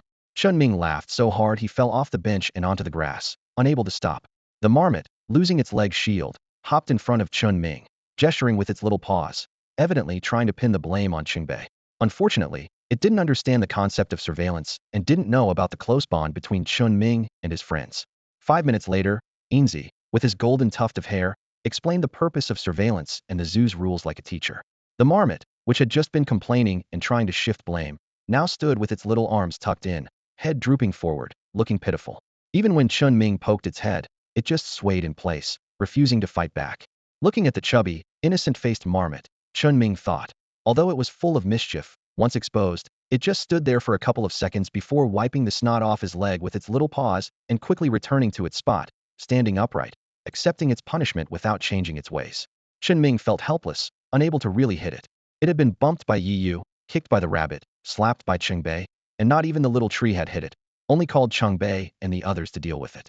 Now, with its head swollen, its nature remained unchanged, only to be restricted in the future. And that self-righteous look was actually quite adorable.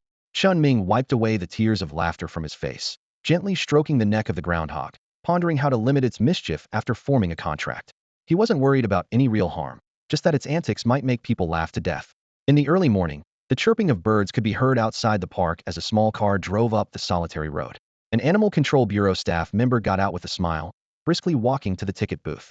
Hello, Mr. Chen. These are the identity documents. Please sign them.